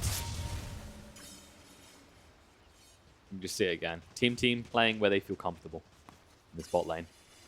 They still haven't taken the racks down here, in fairness, so it's not bad for Sammy Boy to be lingering. You push hard, you get in for a moment. You try and TP out and get Black Hold. It's all reasonable. NIP, they have pressure in 2 other lanes. This is always the crux right now, is they can be split up because of that global presence with the IO. So the only way you do this is if you jump IO instead. Not PBD. Don't jump PBD. Hex coming out. Ix Mike forced up the way. Is it good enough though? Snowball's going to be there on the PPD. Starts running, drags him further back. Can they lock him down? Yes, they can. Backfire hit him pretty hard after stealing a few in. And that's a lot of vent on him. 16 already before the fight started. Sammy Boy is trying to split push on the bottom lane. Does not have a buyback yet. 2.5 minutes. NIP is keeping track of it. Neither does your Tuss though. That's the problem. And they know this because he bought back recently. So Sammy Boy is not wrong in making this move, but you can't buy enough time doing this. They can take your whole base before Tusk is back up. They might just do that. And NIP move top. Mike lost the gem as well. You need the Omni slash Ravage of your life. Stun to slow down Brax, so you can't move in. Should be another melee Rats going down pretty easily. Alright boys, time to play for Megas. BKB from Ryoya moving in, the Hexam's going to be there, and then Omni slash going through, Ravage as well. Hex on the Sven, but he's so damn tanky, PBD tanks the whole damn thing. Black Hole connects on it too! Omni slash is not going to save you, and neither is the playthrough afterwards. Sammy Boy slowed down by the Skadi. One final tap, they'll find over the Sands clear. Buyback comes out from Ryoya, but maybe too late. Ix Mike's going to go down as well, and they can just run back into your base and clean everything up. Brax just trying to skip away, and Fala, he says, I'm already on it, boss. I'm going to run him down, I'm going to avenge the fallen. He's just ditching him. GG, that's it. Team try to go for a play around the Aegis timing, but it was not enough. At this point, Gyro with all these items, Sven, Crimson Guard, Warcry, way too much HP on the heroes to kill them. That was the thing. The Sven done so much this game between tanking Omni Slashes. We said how good the Warcry would be. And it was simple for NIP in the end, right? Even with the Ravage Exorcism, they were so tanky, they just had to group up and push. I mean, I'm oversimplifying, of course, but in the end, it just felt like there wasn't enough damage for Team to get through things. Sammy Boy's running out of slots.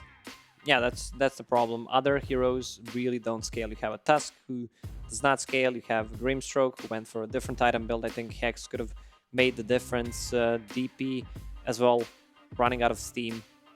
Meanwhile, you have OD, Enigma, Gyro IO. Gyro was 6 slotted. He could have sold Maelstrom by even more damage, their MKB, or just a full dataless, maybe even a Divine Rapier if they needed it.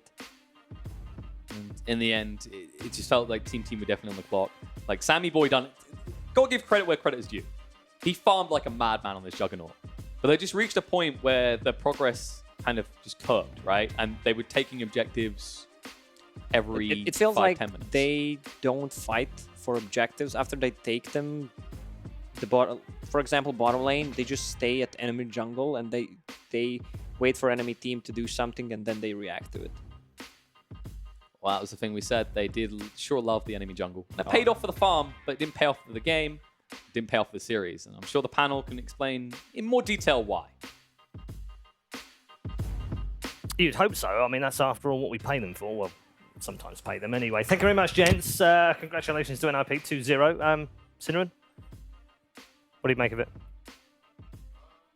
Just another game where it looks promising, but it's not quite enough. But this time around, they actually had a pretty sizable lead at one point. But when you get to these late game situations, it's a lot about who finds that perfect team fight. And NIP had a really, really strong fight. I believe it was at the Dire top shrine. There was a massive OD ulti. I'm sure we'll get a replay of that.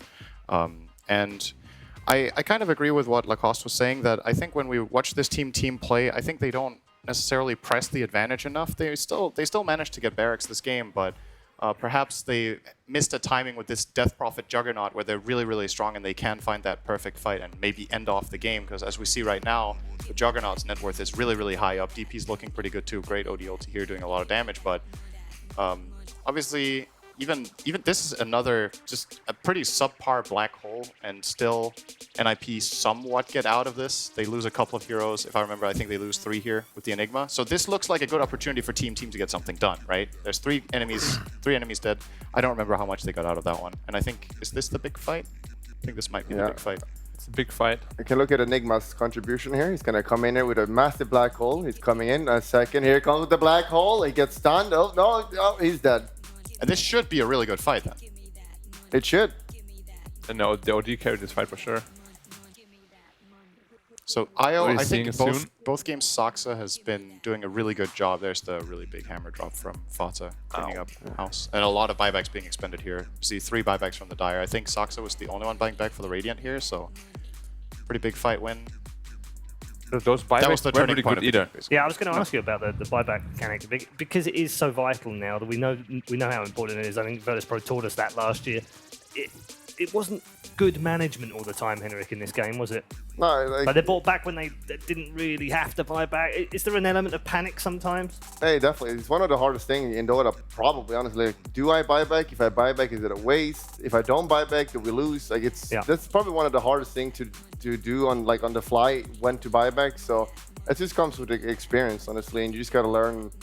Mainly just be confident, and that's one of the things these a little bit weaker teams don't have. It's, you don't follow through, and you just got to be confident. Just go with it, and if you go with it and you lose, then at least you went with it. You know, you've learned more potentially from it as well sometimes. All 3 of you, as we go through the scoreboard, it's very frustrating to watch Team in many ways. Not because you think they can't do it, but because they seemingly have done well in 4 of the 5 games we've watched them play. They've been very close. Could have won, arguably, 3 of those 4, maybe even 4 of the 4. For sure. Certainly had a sizable lead in this one, as you can see from the graph. Why does that happen to teams so often? Because I see it a lot, right? We saw it a lot with the South American teams on the DPC last season, for instance. So they would get to that 20-minute mark. You'd think, oh, they look really good. They've got a lead. They've got all the right tools. Oh, they lost. It kind of happens too much, doesn't it? In the later portion of the mid-game, it comes a lot down to leadership and just team cohesion. Like, you can have really talented players, and you can put the pieces and let them play, but at some point, when you get against the good teams, you need to play in the same way. And I could imagine a team like Team, they're still relatively new. Sure. Do they have like a strong figure that they're following, or a strong ideology of how to play the game? Are they doing that?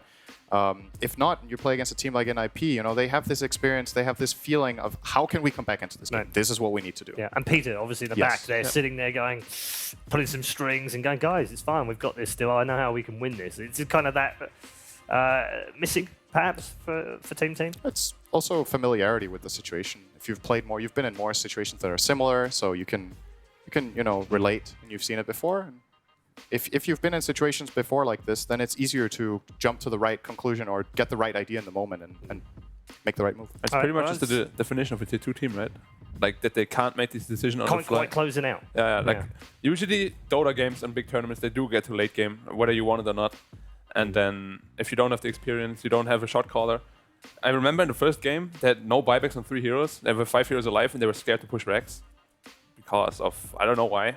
But like that's like a very big reason on why they're not actually winning these games. Right. Okay. Well, we've got a shot caller who's standing behind the player area right now, so let's bring him in and congratulate him. Peter, well done. Congrats on a quite a straightforward 2-0, but hard fought as well. They weren't easy games, were they? Yeah, our Wisp Gyro isn't quite up to par.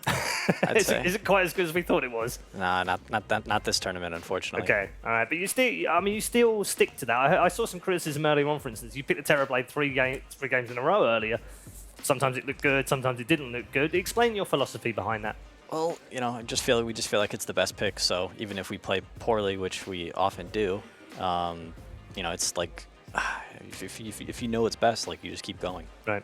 And what is it? What is your inconsistency? I think that's probably the best way to characterize it, unless you've got a better word. But your team has seemed a little bit inconsistent over the last couple of months. What do you put that down to? I don't know. I just don't think we're. I mean, it's simple. I mean, we're just not playing as well as the other teams, and we make mistakes. We don't learn from lessons, and other teams adapt faster than we do. And has the meta change hurt you more than perhaps some of the other teams? I don't think so. I think that,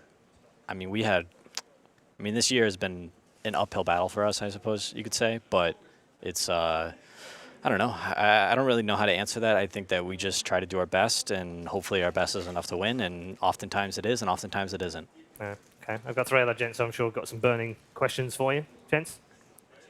Anything for Peter? Yeah, I can start, I guess. You were going up against to draft IX Mike. Were you scared about that? Did you feel like you came out on top with the drafting against IX Mike?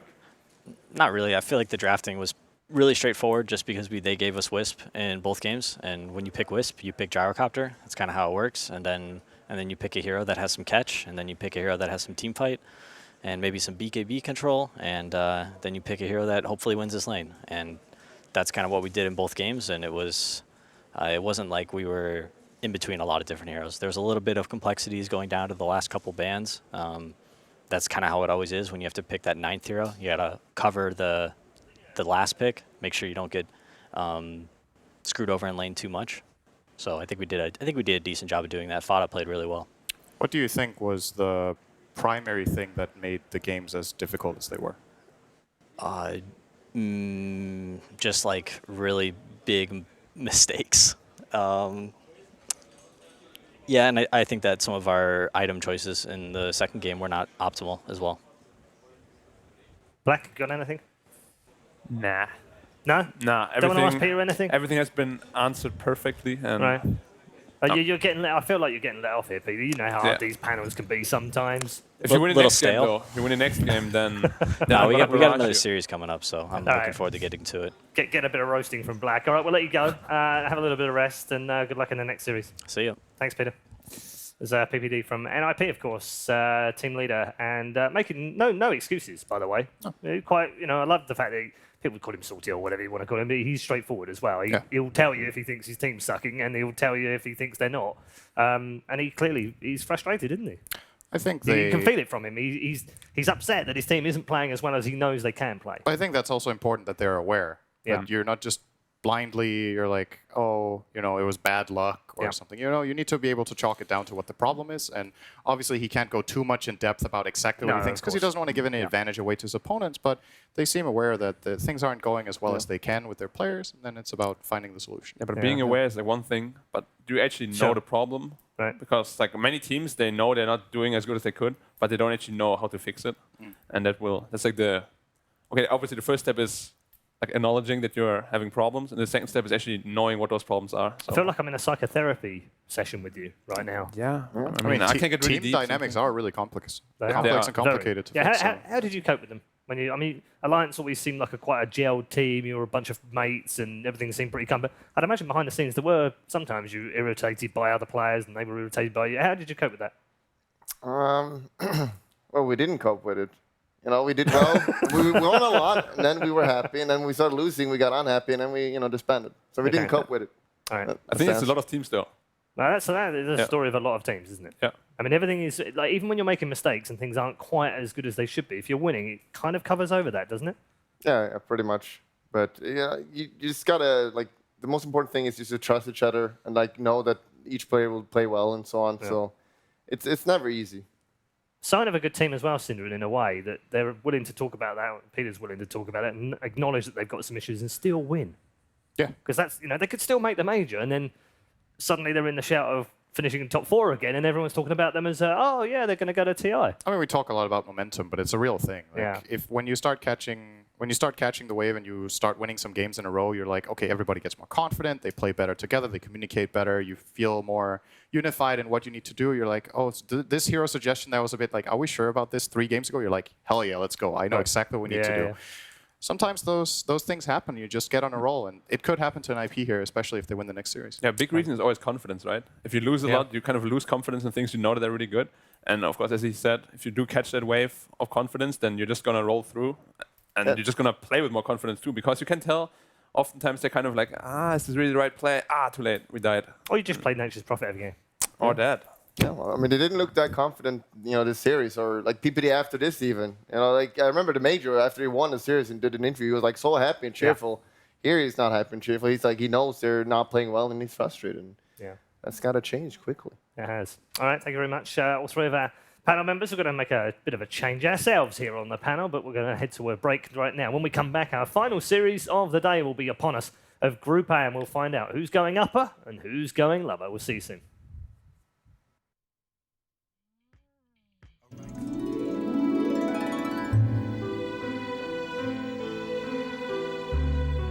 Welcome to PGL, Pure Gamer Love, Wait, what? a dating service for busy professional gamers. I'm so confused. While you were busy playing matches, we had your teammates write your lines for you. What is this? I could get behind that. Wait, what am I saying? Take it away, Team. Hi, I'm Mike. I'm a virgin. I'm fine with anything that walks. I prefer cosplayers, and it's a bonus if she has a mustache. Hey, little Sammy boy on the block. Fellow Zoomies only with me. Roll with my crew. Let's get it! Hi, I'm Brax. I enjoy listening to piano music at home with multiple cats. In my spare time, I'm a gamer who enjoys playing multiplayer online battle arenas. If you see me online, make sure to say hi, and we can enjoy a joyous conversation together. I'm looking for a fellow female. They may like to quest together. Hi, my name is Eric. I like 2D women better than 3D women, if you know what I mean. I'm a rank 10 player, but I could be rank 1 in your heart. Just want someone to go to an anime convention with me. Hey, I'm Nusham. I got 4 girlfriends. I don't mind one more. I write down my feelings in invisible ink. I like filthy rich women. I'm looking for a girlfriend with a lot of Dota cosmetics. Hit me up, girl, if you want to go 5v1. I think the movie that described my team is Avengers. 疯狂动物园。最能描述我们队伍的电影应该是《复仇者联盟》吧。I guess I would say Code Geass. You have some kind of evil mind and some guy who like brings a lot of stuff, and you never know what will happen the next like 10 seconds or 1 minute. We just like doing some crazy stuff every second. Penguins of Madagascar, because they do funny stuff always and make me laugh, and we can work together as well. 4 warriors and a baguette. If I could delete any hero from Dota 2, it'd probably be... Debo. Tekis. Labiku. Terrorblade. If I could remove one hero in the game, it would be Owl Devourer. If I could delete one Dota hero, I would delete Broodmother from the game. It is some new mechanics that I definitely struggle with, like when we're playing our competitive games. Scary hero. So it would make my life a little easier, that's why. If somebody was at my door in the morning and I could only call one teammate, I would call Sammy Boy. I think Dreamwatch. 我的chicken吧。 If I'm alone at home and someone will come, it probably should be Alpha Ninja because he brings the fun and he's like the most funny guy, I guess, inside the team. Minos, because he maybe is the only person awake at that time. I would choose Saksa because he's a big Macedonian man and he could handle it. My first call would be Sebastian and tell him to be quiet. And the second call would probably be Topias and tell him to come save me, bring the Finnish axe.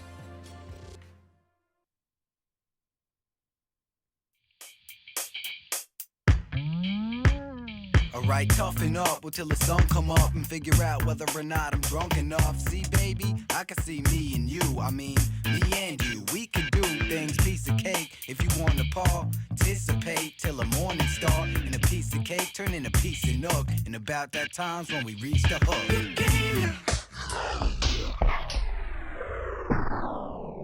Give me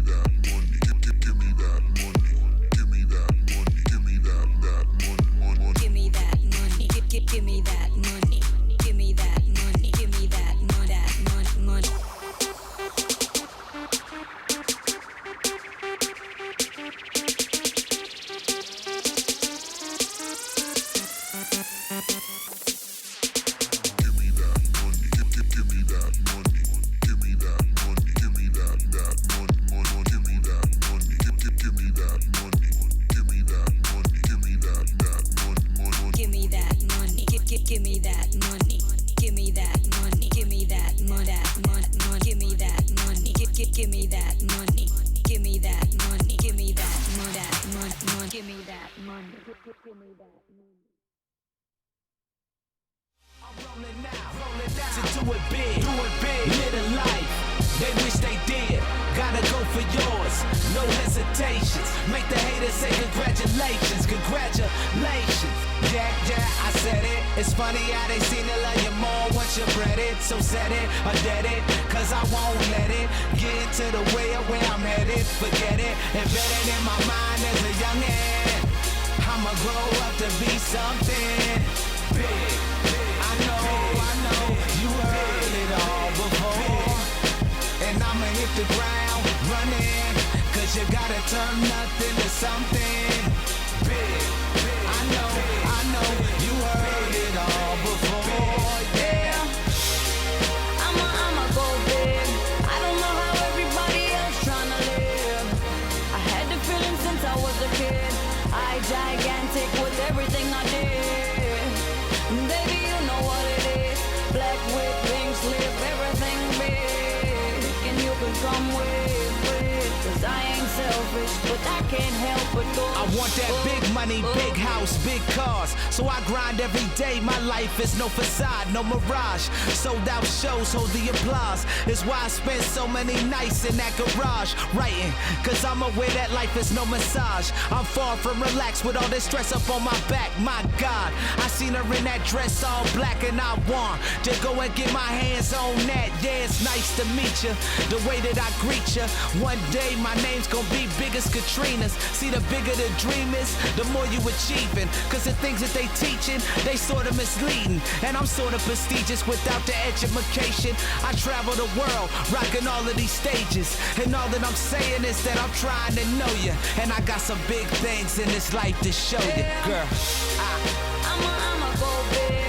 I don't know how everybody else tryna live. I had the feeling since I was a kid.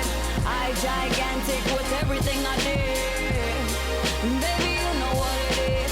Black with pink slip, everything big. And you can come with, cause I ain't selfish, but I can't help but go big. Oh.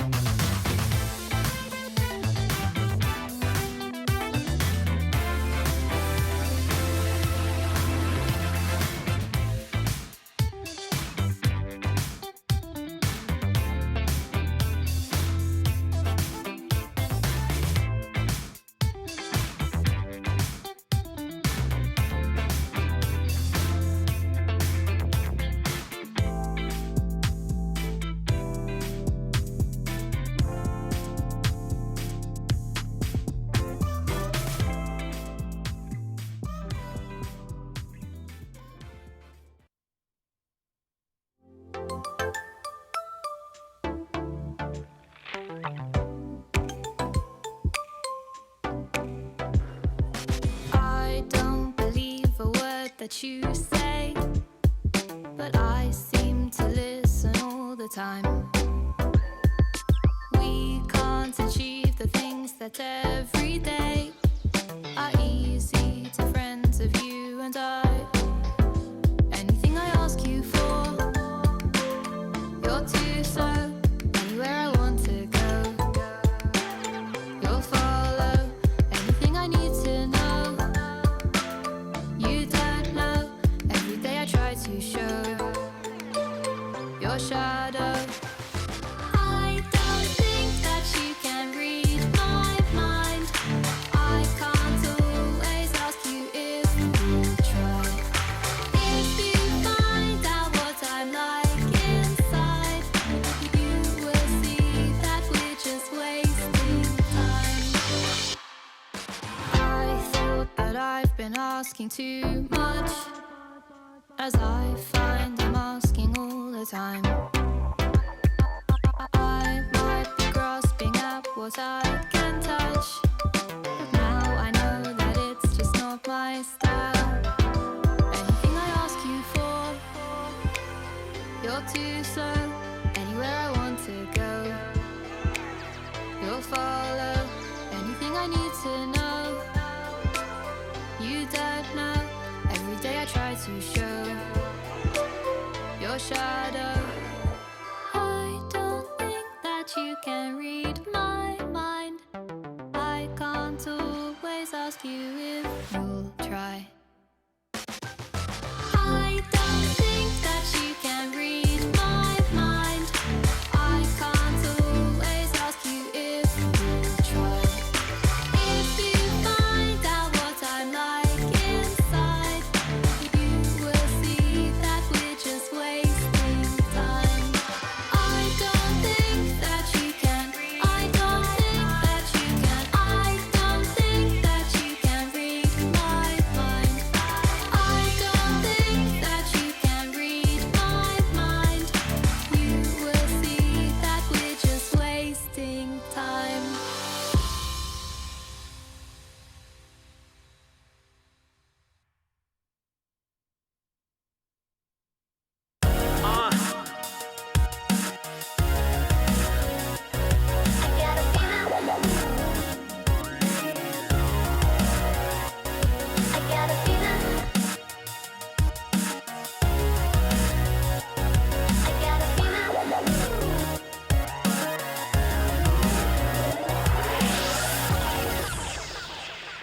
I got a feeling that we're coming alive. We can stand the test of the time. I love this burning like the speed of the light. I got a feeling that we're coming alive. I got a feeling, feeling that we're coming. Feeling that we're coming. Feeling that we're coming alive. I got a feeling that we're coming. Feeling that we're coming. Feeling that we're coming alive. Let's go. I got a feeling that you're looking at me. Spotlight is on you, so you should be happy. I see you smiling, we're toasting to the good life. I know this is gonna be a good night. Drinks filled and the bars packed. We built this with no hard hat. Nothing. We just wanna party. We just wanna party. Can't stop it when we started. Feeling like we're coming alive. We can stand the test of the time. I love this burning light to the speed of the light.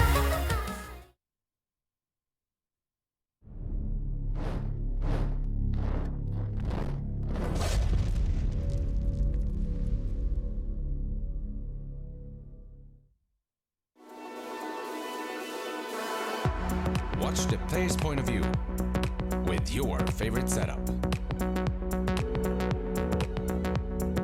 Follow your favorite Dota 2 player in every detail. Watch esports your way. Get your digital pass now.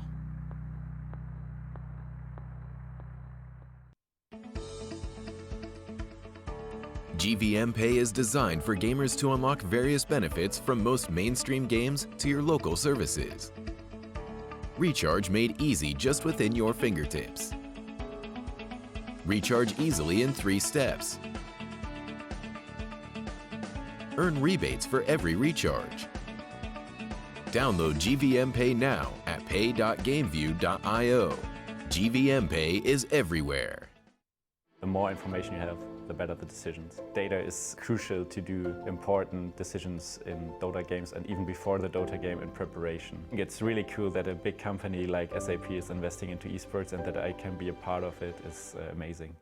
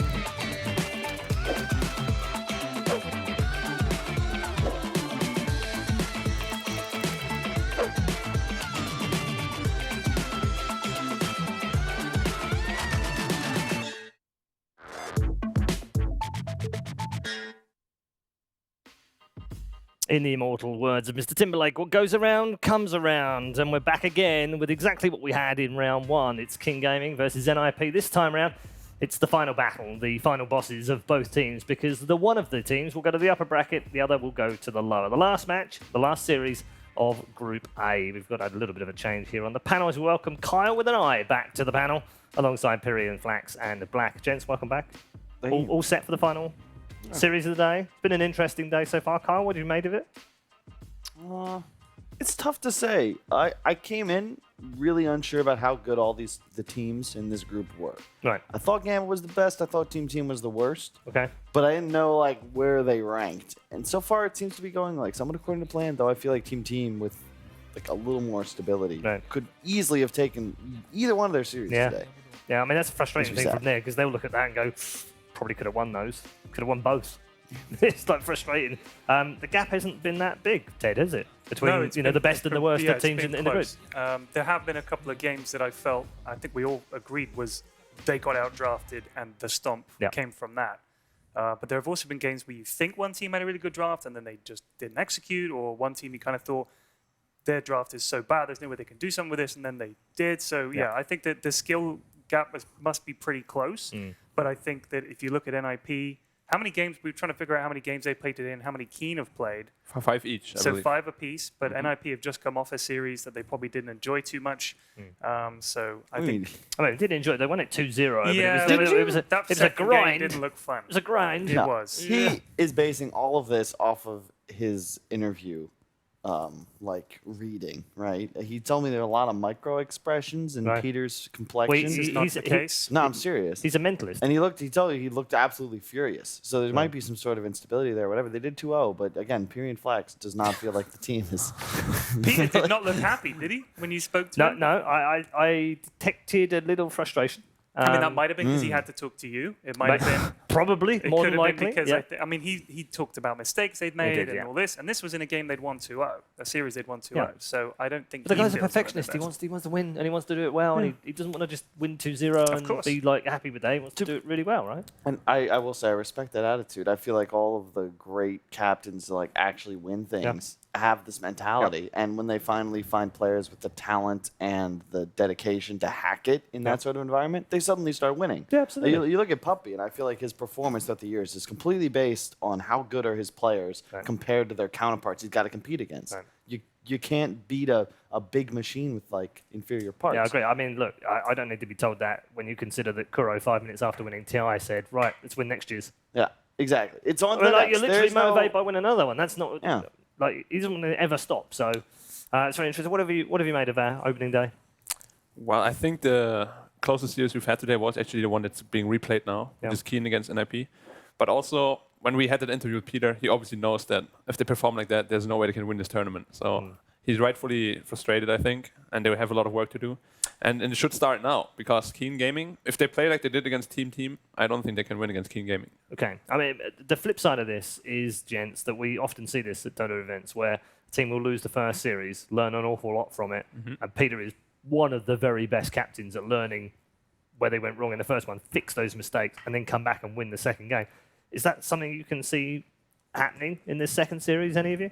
I felt like old Peter had more versatility with his drafts. Okay. I feel like he's a bit pigeonholed into what he's got to do to activate his 3 cores. In what way? They're not playing meta complementary roles for their skill sets. Fada prefers to be a 2 that shades to a 3. 3-3 is a 3 that shades to a 2. And Ace has always been like this weird... He's not your typical hypercarry player, and I know he's been giving him a lot, like Terrorblade, notably, in all 3 games against Keen, but that's different. You play TB a whole hell of a lot. Very unique in comparison to like, the AM, Slark, PAs, etc. And I just feel like he's a bit pigeonholed. That Fada hasn't really felt comfortable on anything I've seen him play in these crunch time matches. I don't care what they did last series. What about right now? What do you give him? Okay. Keen on the other side of things. What have you made of their performances? 1-1, lost 1, of course, and they're coming off the loss now into this tournament, whereas Nipper coming into this off a win. Does that make any difference? They probably have the composure to deal with it, but what I'm more worried about is NIP. If they ban their comfort heroes, like they don't get this void, they don't get this like all this.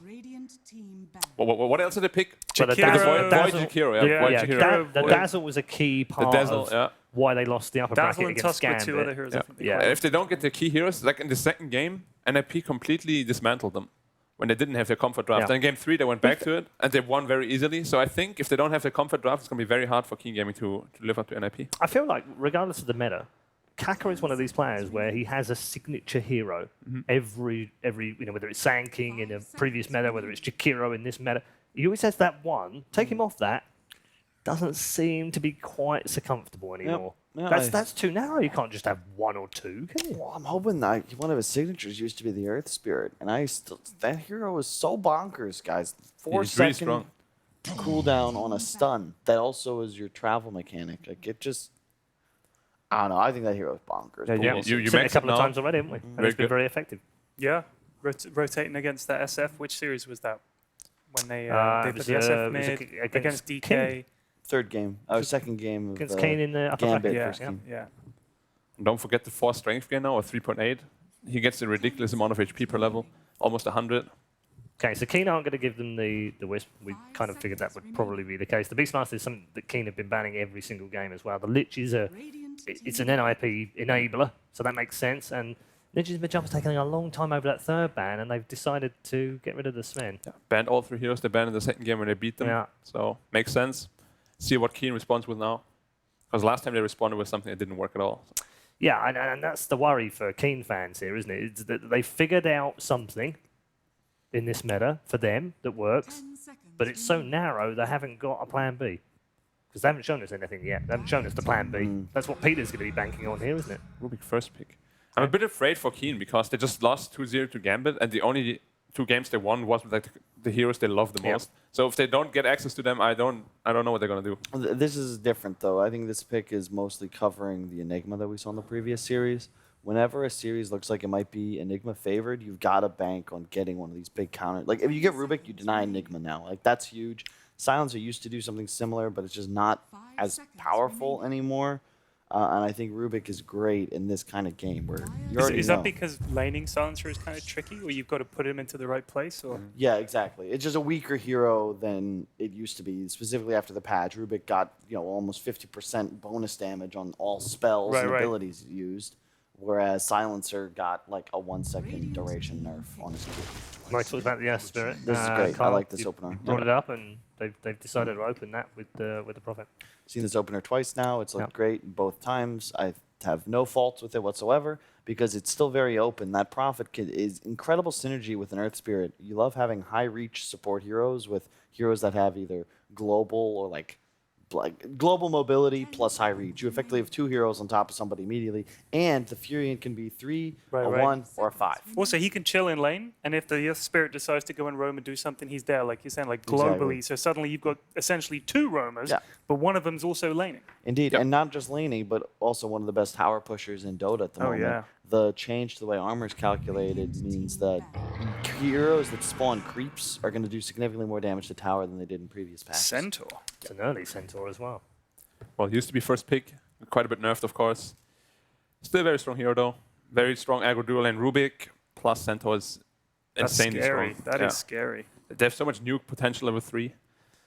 What about Rubik, though? Do you prefer him as a mid or as a support still? Because I feel like a mid Rubik is so hard to deal with. It's situational. I like it a lot more mid, but I think you need to ensure you have a good matchup. Yeah. You want to have the ability to like steal a spell from your opponent for sure. I don't like when Rubik needs to like shift lanes to be to have a playable ability. Yeah, I agree. But other than that, yeah, especially in a game like this, it's already fine because you feed to a Prophet all game if you're support, but if you're core and you have like a 4 staff plus 1, like you no problems. Dire team banned. The Black is nodding in complete and total agreement right now, viewers at home. Do you also like the Rubik pick because essentially you could switch it up to a mid if you wanted to? I mean, Rubik is a very versatile hero now. He got buffed a lot. I think the biggest buff he's gotten is the like, how much percent is it? 44% debuff duration or something. So every like 2-second stun is basically a 3-second stun. The hero is exactly 2.88. You know, we got to factor in the status resist as well, Wow. and the intelligence. There's no more status resist, only from items. Yeah. What if he has status resist?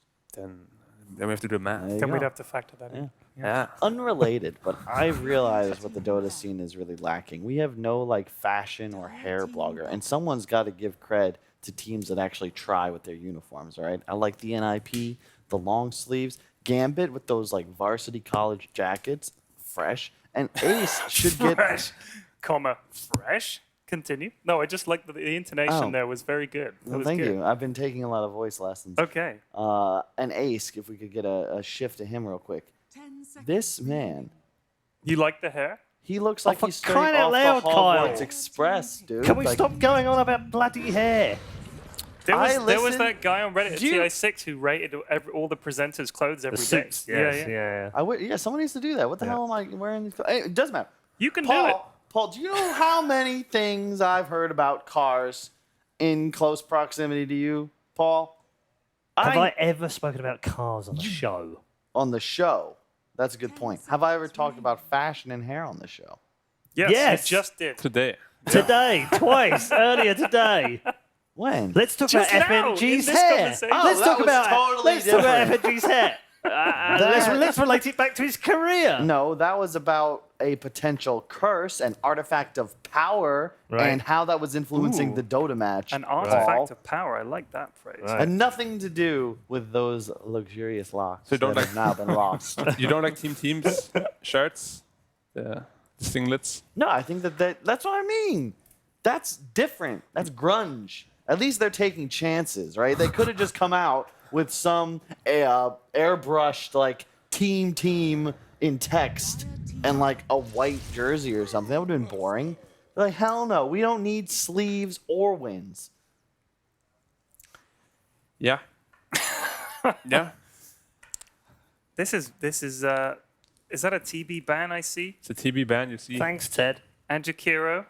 And Jakiro. And Sven and Tusk and Dazzle. These are heroes they like, I think, boys. Yes. You are correct. Yeah. But they've got their Brewmaster. That's pretty sick. How do you pick Brew into an Undying though? I don't like that too much. It feels kind of weird. Now you have this like Brew Centaur lane against like an Undying. Into Profit as well. Like I really, this is actually the exact same opener Gambit used a couple times, and it complements everything. Just works so well because Profit and Earth Spirit want this strong lane to rotate to and find kills. Undying loves just sitting in a lane and getting that little bit of help to land kills and utterly dominate a side of the map. And I just think the synergy here is great. And as you said, Brew into Undying when you already have Centaur? I don't like it, yeah. Makes no sense. Peter's sitting there right now thinking, I like Explain this to me a why lot. Brew into Undying is bad, because I want to learn. I want to learn. Teach me. Well, you just can't like play under Tombstone. Right.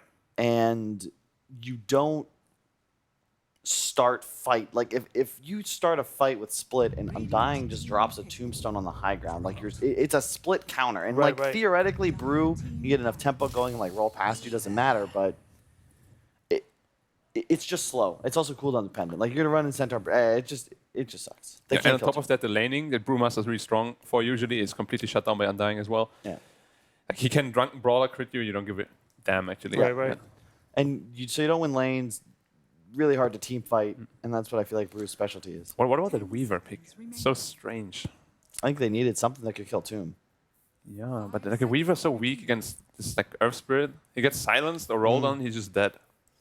Yeah, I was thinking it's because they really don't have any stuns yet, apart from Earth Spirit. But if he finds the Weaver, Weaver's in big trouble. Yeah. NIP, what do they need, Paul? I told you many times today. Have you been paying attention, Paul? I wonder if I've been listening. Could it be a puck by any chance? Oh yeah, you're so spot on. I think puck for them is super good this game. Puck's actually not bad. They don't Especially need Fanta much. puck. They would also like put them into a position that you said. Exactly. Like that's the hard part, is that traditionally you could finish off drafts with a puck and not be like, what? Whereas now it's They just can a tend to huge pick it. rarity. And I agree, it would be a really nice fit in this game. They ban would- OD, so I doubt it. It'll be a DK. It's good against Weaver as well. I think the DK's ban. I don't know. I have no idea what it'll be. the puck could be there. I'd be surprised, but it would be something. It's really good against Weaver and Brewmaster though. And Centaur too. You can never stomp a puck. Yeah, exactly. And also, if they try running away, good luck. 10 seconds remaining. Doom coil, baby. I like. What do we like for Keen here? It's kind of hard to find a good mid hero for them right now, unless they want to put the Ruby mid. But then the lineup is so. No. You can just could TA here, but I think you want a little more team fight. I wouldn't be surprised to see them Medusa. Medusa, yeah, Keen likes the Medusa. Yeah. I think that's your safest bet. And OD's banned. To your too. point about Weaver versus Earth Spirit, I actually like it for the other reasons, because Weaver finds the Earth Spirit, throws out bugs on him, and then he can't really play into you. It's also very the role is now the stun, and that's a hell of a lot easier to dodge than the kick. Yeah, when way fights easier. begin. It's also a single target, so it's just very easy for Weaver to play around Earth Spirit now. And they needed to kill Toon, and he also is not threatened by the Jet. Throw wall art. Wow. Could be a Weaver mid. That's the old school way of dealing with Complete full mid. Tombstone. Doesn't work anymore, but he's. I guess he can ult and doesn't die to Jug. I guess It's good against Jug. It's Yeah. really good against Jug. Yeah, Yeah. and Jack can never man up against you pretty much. It's really good against the Prophet lane as well. you don't attack because Troll doesn't bash you anymore. He like nets you in place, but you can't attack while netted, right? You can. Really? Yeah, that's why Man, that was a most trolls huge go for basher nowadays. Yeah. They get bashed and then netted and then bashed again. You can never move. It's kind of ridiculous, actually. Hmm. But yeah, it's not counted as a root. It's more like a Rod of Atos. Okay. Yeah, it's not like a lone druid root. Such a weird change. Do you think the bash was like the big issue? I guess it's just RNG mechanics. I think it's just that you can buy a basher now is quite good for him because there's a lot of damage per bash. Yeah. So I think they did it to buff Troll probably. It was super frustrating to get Troll bashed as well. You kind of felt like, well, yeah. All right, he first hit bashed me. I can't do anything. It's kind of a dumb mechanic. Now I'm relying on my stupid teammates. Because you keep getting perma bashed if you get bashed once. But yeah, I think Puck is still looking decent. Like Troll hates playing against an axe Puck. There's nothing worse in this world. Nothing worse in this world. world. But they might have a lack of damage if they do go for the Puck in the mid late game. Centaur gets axe. Questions over questions. What about an Ember Spirit? No. You could tinker. You could tinker, but Fata tinker, I don't know how comfortable And that right there is your big issue. Or To Zeus. answer Paul's earlier question, it's not a lack of like ability to draft, but Razor. Yeah, you're in this spot, and you're thinking not just you're not thinking what's the best mid hero here. It's what's the best mid hero for Fata. Right. And the best teams don't have to ask that last part. Yeah, he's a very special mid laner for sure. He has like this very unique. Yeah, and I don't think Razor did anything for their win conditions. They have Weaver issues. They have issues with being kited, and their staying power in this game. And now you have Razor Jug cores. It's good. It could work. Don't get me wrong, but you effectively have 3 cores that all are fulfilling the exact same role in as far as like farm priority, game impact. You don't have a true 1, 2, 3. Twitter believes that NIP have an 81% chance of winning. That's surprising. Which is particularly high, I feel. Anyway, we'll get some predictions of our own right now on the panel from the experts, nonetheless, who we're keeping track of their record, by the way. We'll update that at the end of the day and let you know where they are. Ted, we're going to start with you, my good friend. I think Keen have played better today. It's close, but I think they have. I'm not sure what NIP are going to do with Weaver. It's going to be tricky for them to catch him. Like, I wouldn't be too unhappy playing Weaver.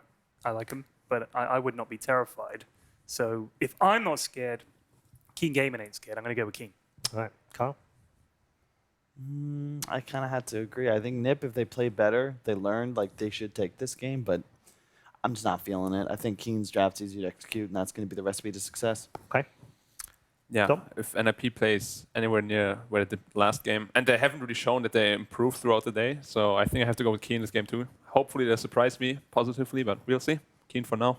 All right, okay. 3 for Keen on the panel. Oh, a Keen sweep, you might call Hey. that. Hey, it's late. Sod off. Let's go to our commentators now and find out what their thoughts are on our final series. Gents, a chance to add to the collection. Are you there, Bulldog? I'm not even in the shot. So, let me. Hold He's on. being remove the camera. It's the other way, He's isn't it? being given the appropriate amount of shot. Is he I good? think. Gents, choices: Keen or NIP? I'll let you go first. I'm definitely going to go with Keen. Based on how Nip just played poorly throughout the day, and 33 profit did not impress me. I'm not impressed. All right. Fair enough. I think, is this the first time everybody picks the same team? Because I'm going Keen No, too. we've done it once today, and it worked, by the way. I'm feeling Keen as well on this, but All right, so 5 it could out of become 5. a close game. 5 out of 5. I'm interested to see the real battle in this next matchup, which is which one of you is going to be the play-by-play. Have fun, boys. Oh. Now that's not going to be much of a battle, because you don't like talking very much. Not So- when I'm next to you. Yeah, okay. We've got that sorted out already, so now we Yeah. can talk some Dota. We have a great relationship going here, don't worry, everybody. I think we agreed that I should talk and you shouldn't talk. That's what we agreed. So, Okay. We got PPD. He's Go playing Undying. Got a lot of mangles because it's good to spam his spells. Right? That's right, Syndra. And Prophet against 3 heroes. Can you help me out? You told me not to talk. I'll give you a bit of help.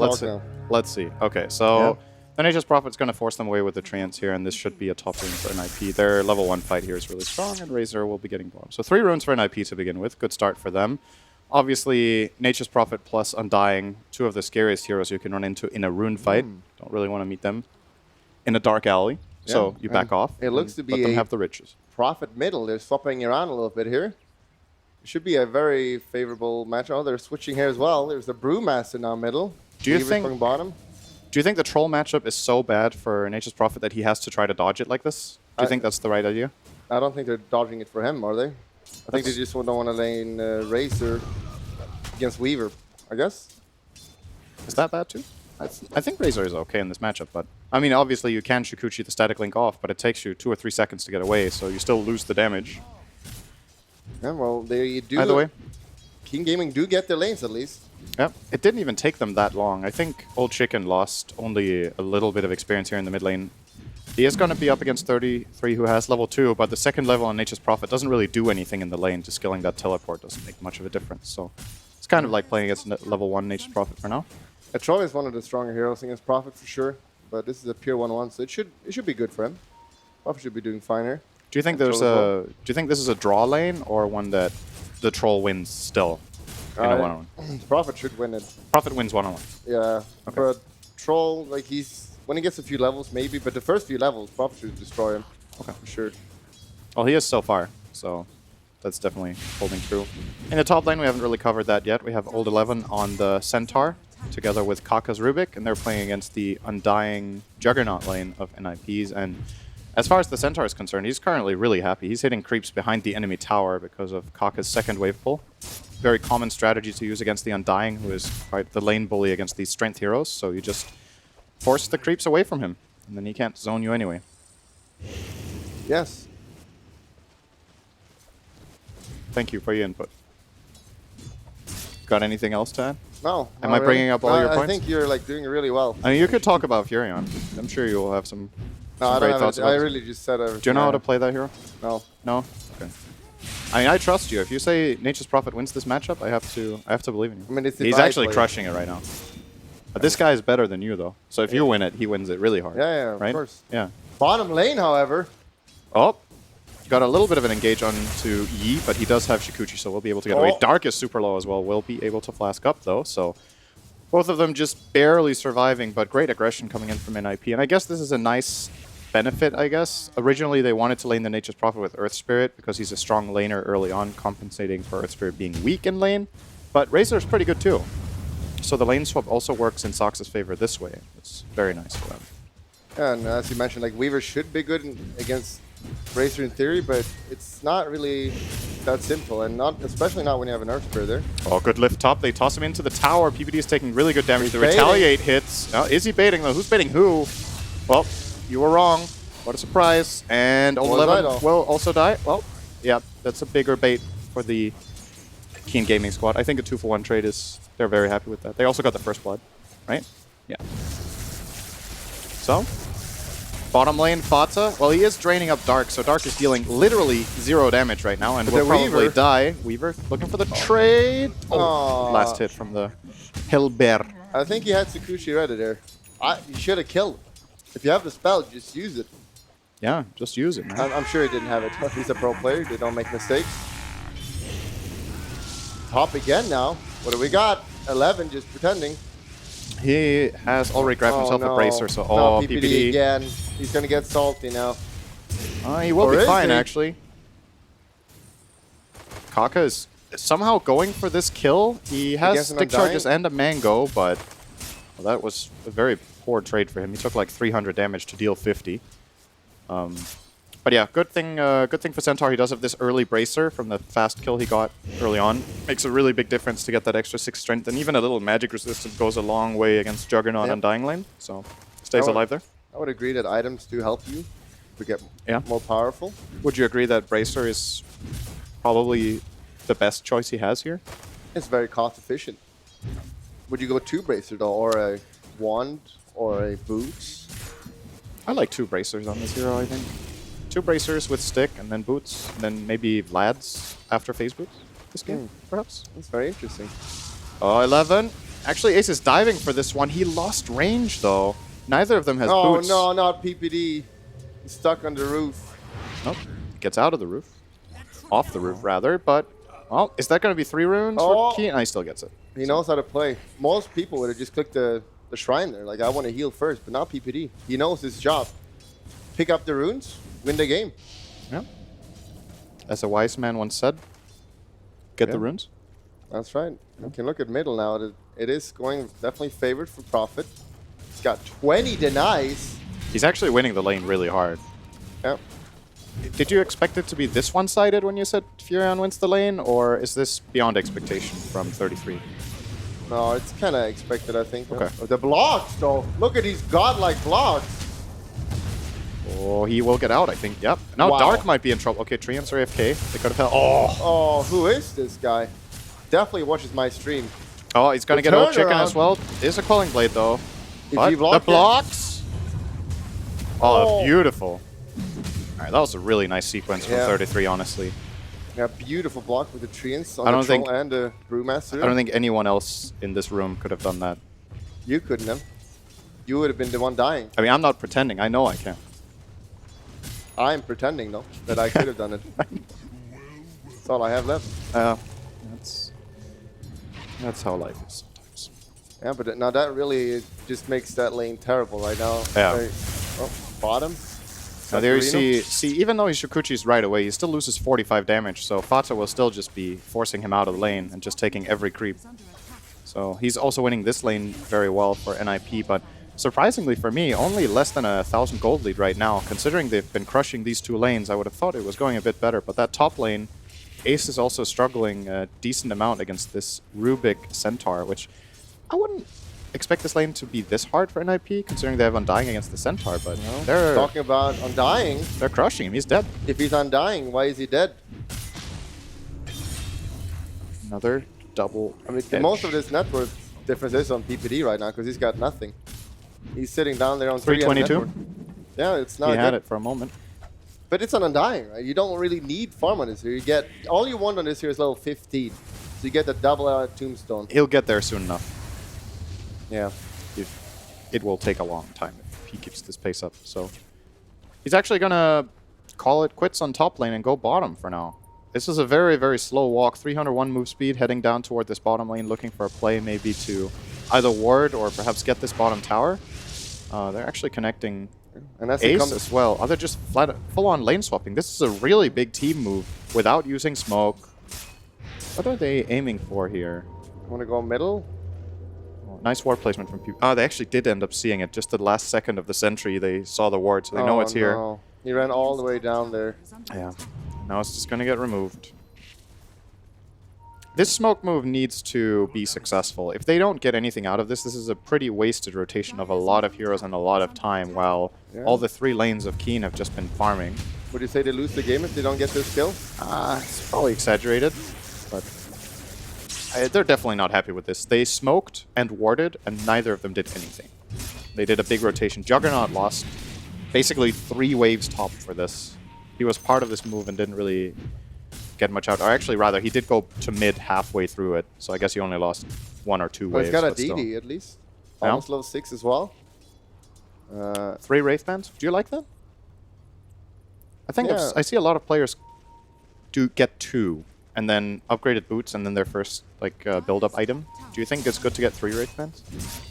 I haven't done the math myself. I don't know how much of a difference it really does if you go 2 or 3 or even 4 Wraith Bands. Probably you should probably not go over 3 though, right now. Yeah. I don't really mind it. I don't think it really changes anything. And the old chicken. ultimate, the silence. Oh, he got it off. Well, he's gonna try to do something, but obviously can't really control his hero. Is laying into Ace, but will die now to the Soul Rip. If this is a trade-off, I think they're honestly pretty okay with this, and he will die. And the roll misses from Soxa, so I think Yi will be fine. Yep, he uses time-lapse. Shikuchi's through them. Reinforcements have arrived from Rubik, but not able to find a lift here as it looks. Dark cutting in from the side, though. Gets another sentry off, so they will find another ward with this. But don't think they're going to find any kills, as NIP will retreat. But oh, wait, no, he placed an obs, not a sentry, so never mind. They will not find this ward in there. So there are 2 different kinds of wards. Yeah, some of them are blue and some are yellow. Depending on which cosmetics you use, they kind of look the same, which is very interesting.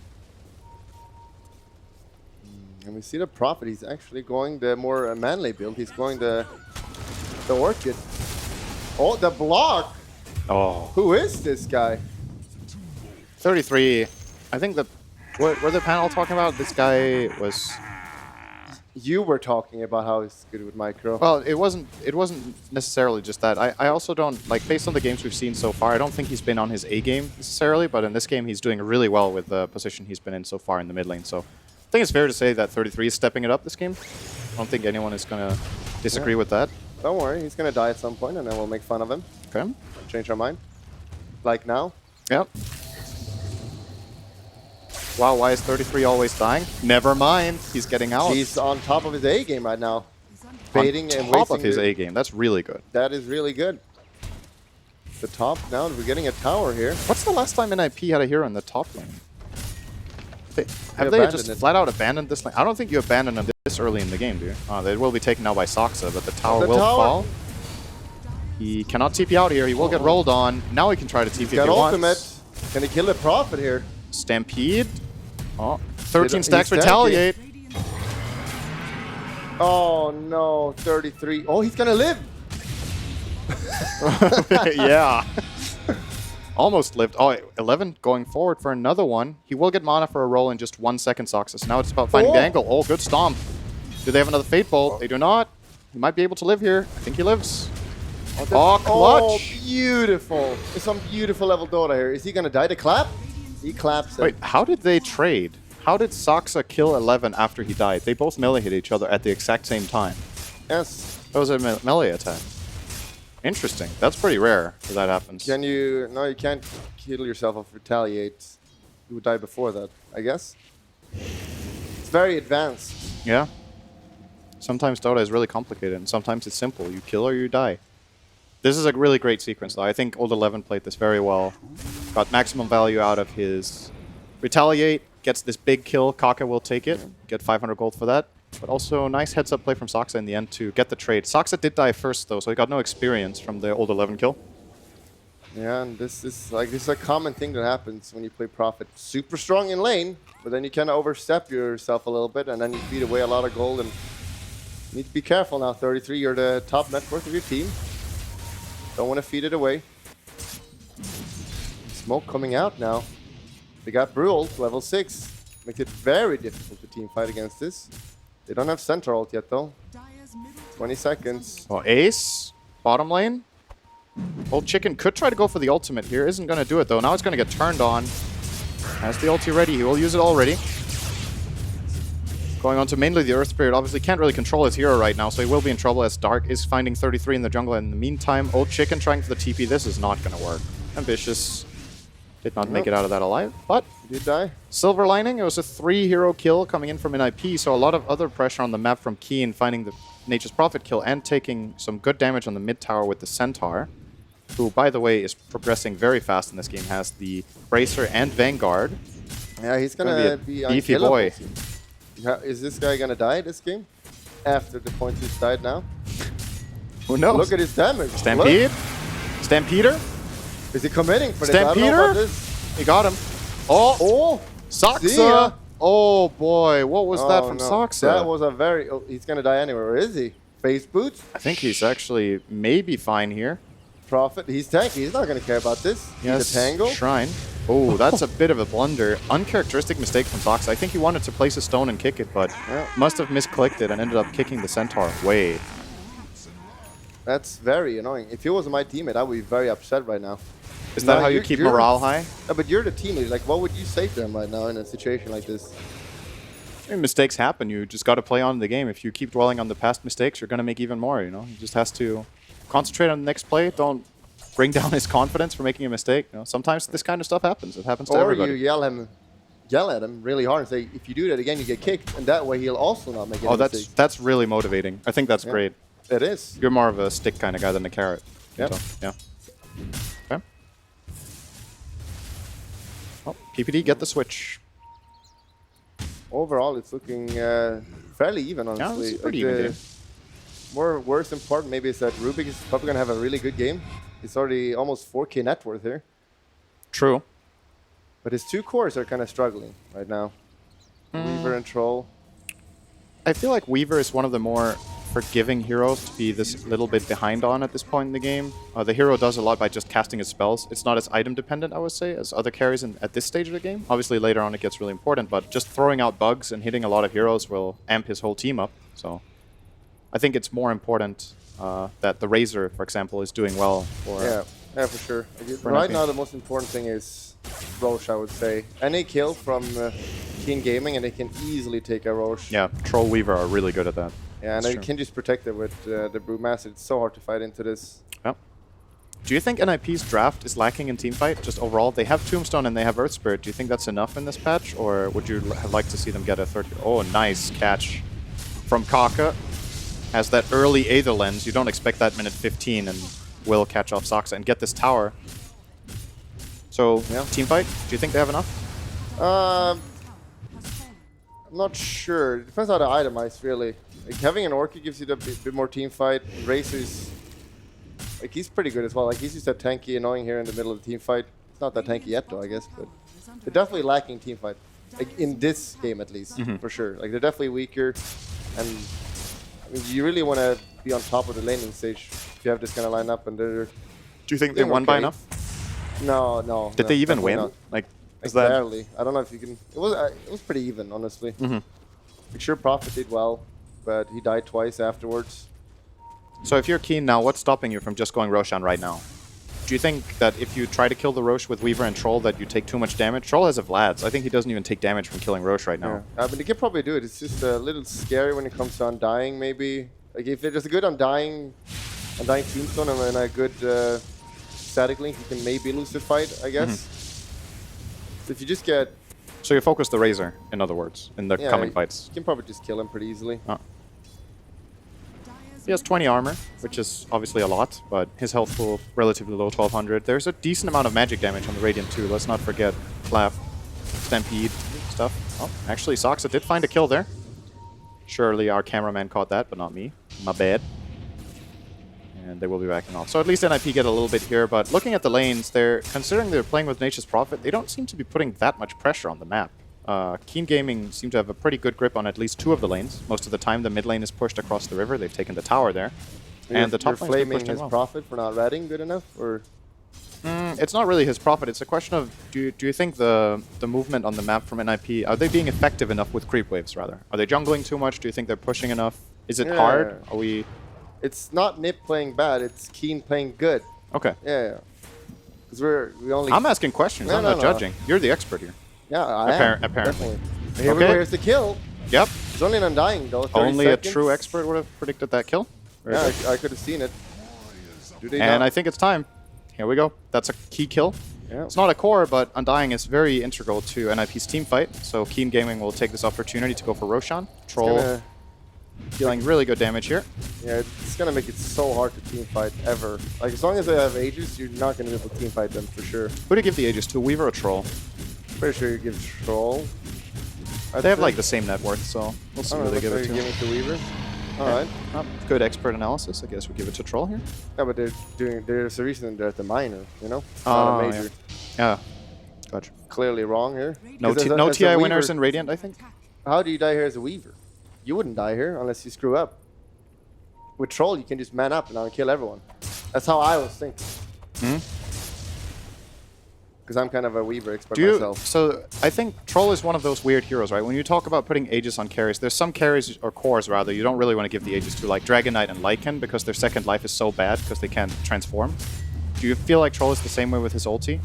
As we do catch a Centaur death, I was watching this. I was waiting for you. These 2 heroes. Okay. They have a lot of damage, Orchid and Magnetize. Yeah. Like, do you think Troll is a good Aegis carrier because he only has 1 battle trance? You kind of need to use that, right? Compared to other carries, like Juggernaut, for example. I still think he's really good. I don't think he relies on his ultimate at all, honestly. His spells have a short cooldown, they have high impact, and he just hits really hard. Found the Weaver, they got the sounds into the Orchid, and that will be the Aegis, so, well, at least he got it, but that's very little value out of that Aegis. Basically nothing. Yeah, and these picks are working out really great, so you probably should go... like, you can go Shadowblade here and just keep doing this if you want, but it looks like you just want to go for teamfight right now. Lance, Nature's Prophet? Yeah, it's like... Somebody has to buy it, right? In this patch, you kind of need this item. Yeah. I like it on Earth Spirit, to be honest. I see some Earth Spirit players go this double bracer into Vlad's. Do you think he wants a dagger here against the Weaver? Or yeah, some kind of catch for Weaver, because he's basically the only hero that can bring him down, unless Prophet gets an Orchid somehow. It's kind of hard. Yeah, Weaver is buying BKB, then it's not even a play anymore. Neither catch, really. The Rolling Boulder is not long enough. When Weaver has a BKB, it feels almost invincible, actually, this game. They can't really kill him. Yeah. NIP has 1 stun, and it lasts for 1 second. And, well, 2 seconds if it's with a rock, when it's level 4, but yeah. It's good, because Weaver doesn't really need to go damage build or anything here. He's got a good, solid team that does a lot of damage, like all heroes in the team, pretty much. Yep. Even without Aegis, they're still feeling confident. Like the team fight, there was no way they could lose a team fight with Aegis, but even without it, like they're still favored for sure. They were thinking about defending bottom, but canceled the TP there dark. They called the play off, and NIP are actually also backing off, but they have the push going with Trance and the Siege Creep, so that tower will fall. Top now instead. Like, NIP is out farming their opponent. I mean, it's very even in gold, but 2 cores. You got Prophet obviously is farming naturally super fast, but the Battle Fury on Juggernaut just speeds up his farm so much. But when we are at this stage of the game, like you're looking at one side has this Brewmaster and the other side has an Undying. Do you think it's fair to say that this Undying is going to fall off like way harder than the Brew until he hits level 15? Like in the next 10 minutes, what's Undying going to bring to the table compared to Brew? Because yes, the net worths are even, but NIP kind of drafted a more lane-winning draft we talked about. Do you think Undying is going to be useful this game? Oh, before that, we can just watch Fada die. Fada dead. Very dead. I still think Undying is like super strong with the change to his ultimate. He's doing damage as well now.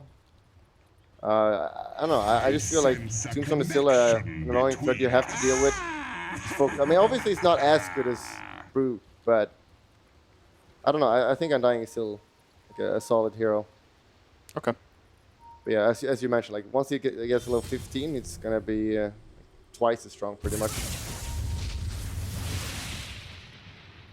Yeah, it's the panel talked about this with Troll against Tombstone, that in the past Troll would be amazing because you just use Battle Trance and anybody hits the Tombstone, but now you actually can't hit it when you Battle Trance. You still gain fervor stacks, right? When you hit literally anything. So Troll, if he's not ulting, can still kill it fast. Oh, 33. They already just had 1 core get caught up here, and now the next on the list is the Nature's Prophet, who will get committing as actually Brewmaster ulting here. Fata's coming in to help. Actually, the whole team is here. I don't know if this is a good fight at all for NIP right now. Weaver. Oh, he does get to roll out on the Earth Spirit. Has the bugs on him, but he's not TP. He doesn't have TP. Uh-oh, this is a death. Did he TP in, I guess, then? Ace, Omni Slash, doing some decent damage. Oh, gee, almost died there before he time-lapsed. He knows. He's just playing around with fire. Protecting his teammates. Yeah. That's one of those advanced mathematics. I think if he got really unlucky there, he might have actually died before he reacted. No. That was pretty close now. He knew exactly what he was doing. He knew what he was doing. Yeah. Playing out on the limit. So 2 core kills, actually, for Keen Gaming. They're pulling decently ahead now, 3,000 gold.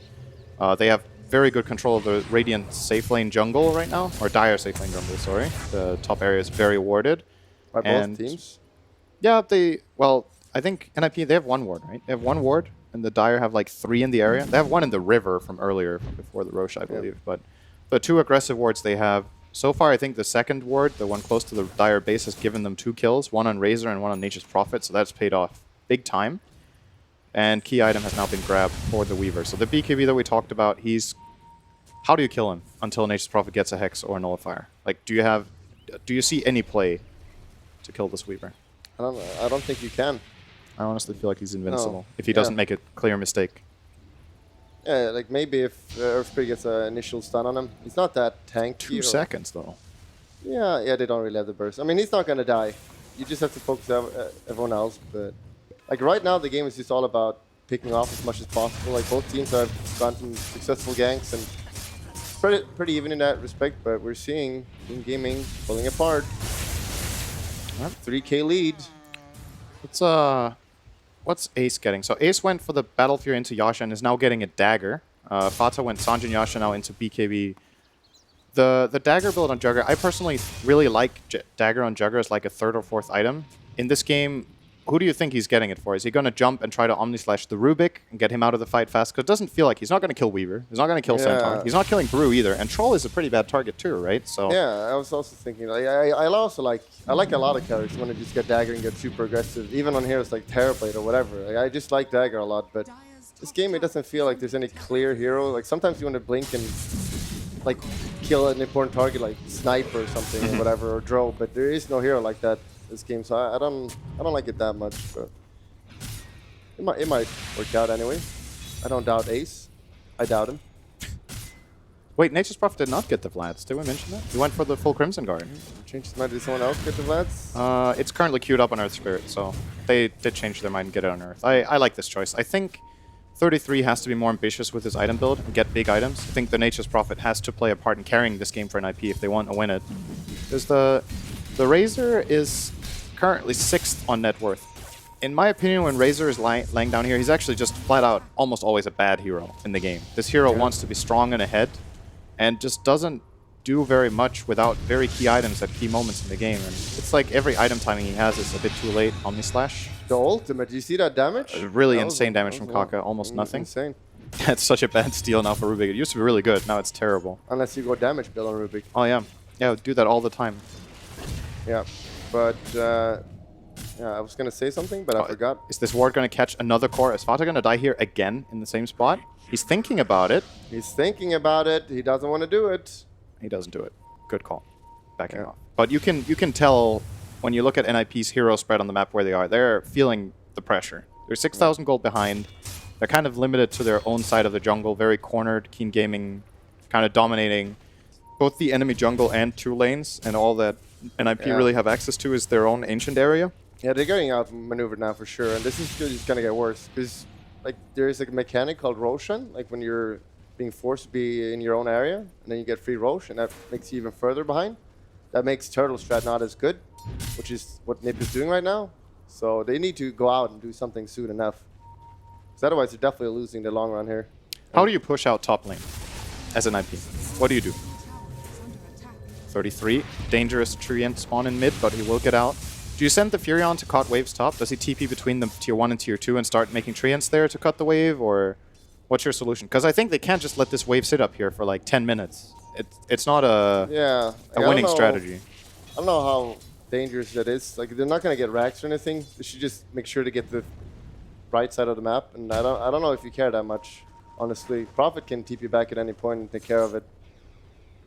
Just take over the enemy. Like we see how they ward right now. They ward enemy jungle, and you can just farm here instead. Oh, Fata getting caught in mid. Gets jumped on by Old 11, and easy pick. Trying to come in PPD with a save here, but not enough damage. Just getting overwhelmed here, right outside his base. Keen with the read. They didn't really have any vision on the map. They just had the read that NIP were inside their the Radiant jungle and just went for that core kill on Fata. Yeah, they're losing the grip of this game right now. And I mean, they have the right side of the map, which is not as good as the left side, because Roche is about to spawn in 18 seconds. One of the problems with like this Crimson Guard, which is really good for teamfight, right? It's good against Weaver. Troll has like doesn't hit super hard, but hits really fast. Then they have Brewmaster, and he can just dispel it, right? It's not that effective anymore. Yeah, I think Brew is one of the absolute best counters to Crimson Guard in the whole game. Maybe the best. Excuse me. That's good. You can stop talking if you want. I think it make everyone happy. Yeah. Sorry. Sorry, I'm back. Little extra cough. Cough into the mic next time, please. Okay. Enjoy it. Yeah, Roche is up, and there's nothing they can do right now. Yeah. It's kind of the exact same situation as 10 minutes ago. Undying is dead for 25 seconds. Let's go Roche. And so you're saying it's PPD's fault? Not really. It's kind of just NIP being very cornered on the map and not taking any initiative to try to fight. I don't think they're favored in the fight, but at some point they're going to have to take a risk and get something going. If they give Keen all initiative and just play passively, they're going to lose harder and harder by the minute. This advantage is huge. Oh, here we go, some initiative, and he just gets a kill. I mean, this is what we're talking about right now. He got the kill. Yeah. Because it's so hard to get any kills on the enemy heroes. How do you team fight? Yeah, I know what you're saying. If you just sit back, you're going to lose, obviously. But if you go out, you're probably going to lose as well. It's such a... The best situation or way to deal with this situation is not to get into these situations. Which is, you know, you got to be a very good player not to get into these stuff. Talking from experience, I've played a lot of Undying. I hate playing Undying in games like this, where you feel like you can't team fight and your hero sucks at skirmishing, it sucks at pushing out waves. So PPD kind of has no purpose right now. He can walk around and ward, but he can't push lanes. He can't gank anyone. He can only get caught and die once again here by Keem Gaming. So if they don't fight, Undying is not a hero. Like, literally not doing anything in the game. Yeah. Let's imagine he was a Caudle. He could at least push some creeps and, you know, generate advantage on the map, gain some gold, get an item for his team. But for now, he's a walking Tranquil Boots 30 minutes into the game. And it's unfortunate because Undying, when he is in this state in the game, is just hard to do anything. If you don't try to force that fight, you're not bringing him into the game. Ace being run down here by Yi. We'll probably kill off this healing ward first and then try to go for the Juggernaut. He knows there's no Omni Slash available. Help is coming in, but there's the Stomp from the Centaur. We'll be getting Rolling Bouldered on, and that's a good stun. Time-lapse, Stampede not catching anyone, actually. Fata might be in trouble, though. His team is kind of completely disconnected from him right now. Team? Yeah, Team, exactly. Team, where's Team? And Troll is also pushing the top tier 3. NIP will lose a core and, well, not a tower just yet. They have the glyph. Old Chicken really committing onto this. He is taking the cheese out of the backpack, so we'll be using that ulti. Oh, BKB didn't ulti! Oh. Old 11. Chicken. But should he have used any of it, though? Wouldn't he have just died anyway? Possibly. Wouldn't he have been just wasting resources? When the tower did fall. You should have ulted. You should definitely ulti, right? And then see. It's a 90-second cooldown. You're dead for 70, so yeah. Just click one button. He's a pro player, so he doesn't make any mistakes, though. So. Maybe it was just creating space. Yeah. I mean, he was regardless. You can also create space and press the button. This Centaur's got a heart now. He has 5,000 health. I don't know how you kill him. Yeah. It just... That's a pretty big concern for me, too. How do you actually kill this guy? And the thing is, like, before you kind of could ignore him a little bit, because it's not, like, yeah, he stuns you in double edge, but now he's got Retaliate as an addition to what it is. So he's like, when he killed Undying, he had plus 400 damage. So if you don't do anything about him, he's going to go around hitting people for 600 damage. Yep, here we go. He gets it off before he gets orchid at PPD. 3 hits, almost dies. There will be double Tombstone at least here. They're fighting without the Troll. Well, Old 11 sure is a tanky boy here. He actually forces 3 heroes away almost on his own. And it's time to start cleaning up some Tombstones. Good damage from Yi. He will pop the Aegis. Did not use BKB on his first life. Will have it on the second life. Healing Ward will be destroyed here. Stampede away. BKBs are running from an IP right now. Both of them are being fully expended.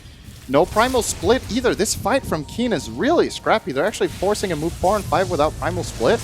Very questionable. Let's see if it ends up panning out okay for them, though, as Ace will be caught here by the Stomp. That should be at least one big core kill that they do find. He has buyback, though. Well, that's a brute buyback. He's going to come back in with ultimate. Yeah, this is scary now. Jugger. Like, this is where you lose the game, if ever.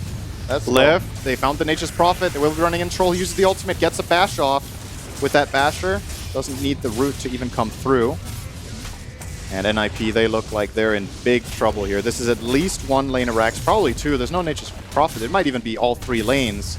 How do they kill the Centaur? He healed up to full with the heart. He's going back in, tanking up everything. PPD throwing out some decays. Nobody cares. No Omni Slash. Where is the damage? Where's the teamfight coming from? They don't have it. They don't have it. They just don't have it. They don't have it. They don't have it, Bola. So you just call GG or what?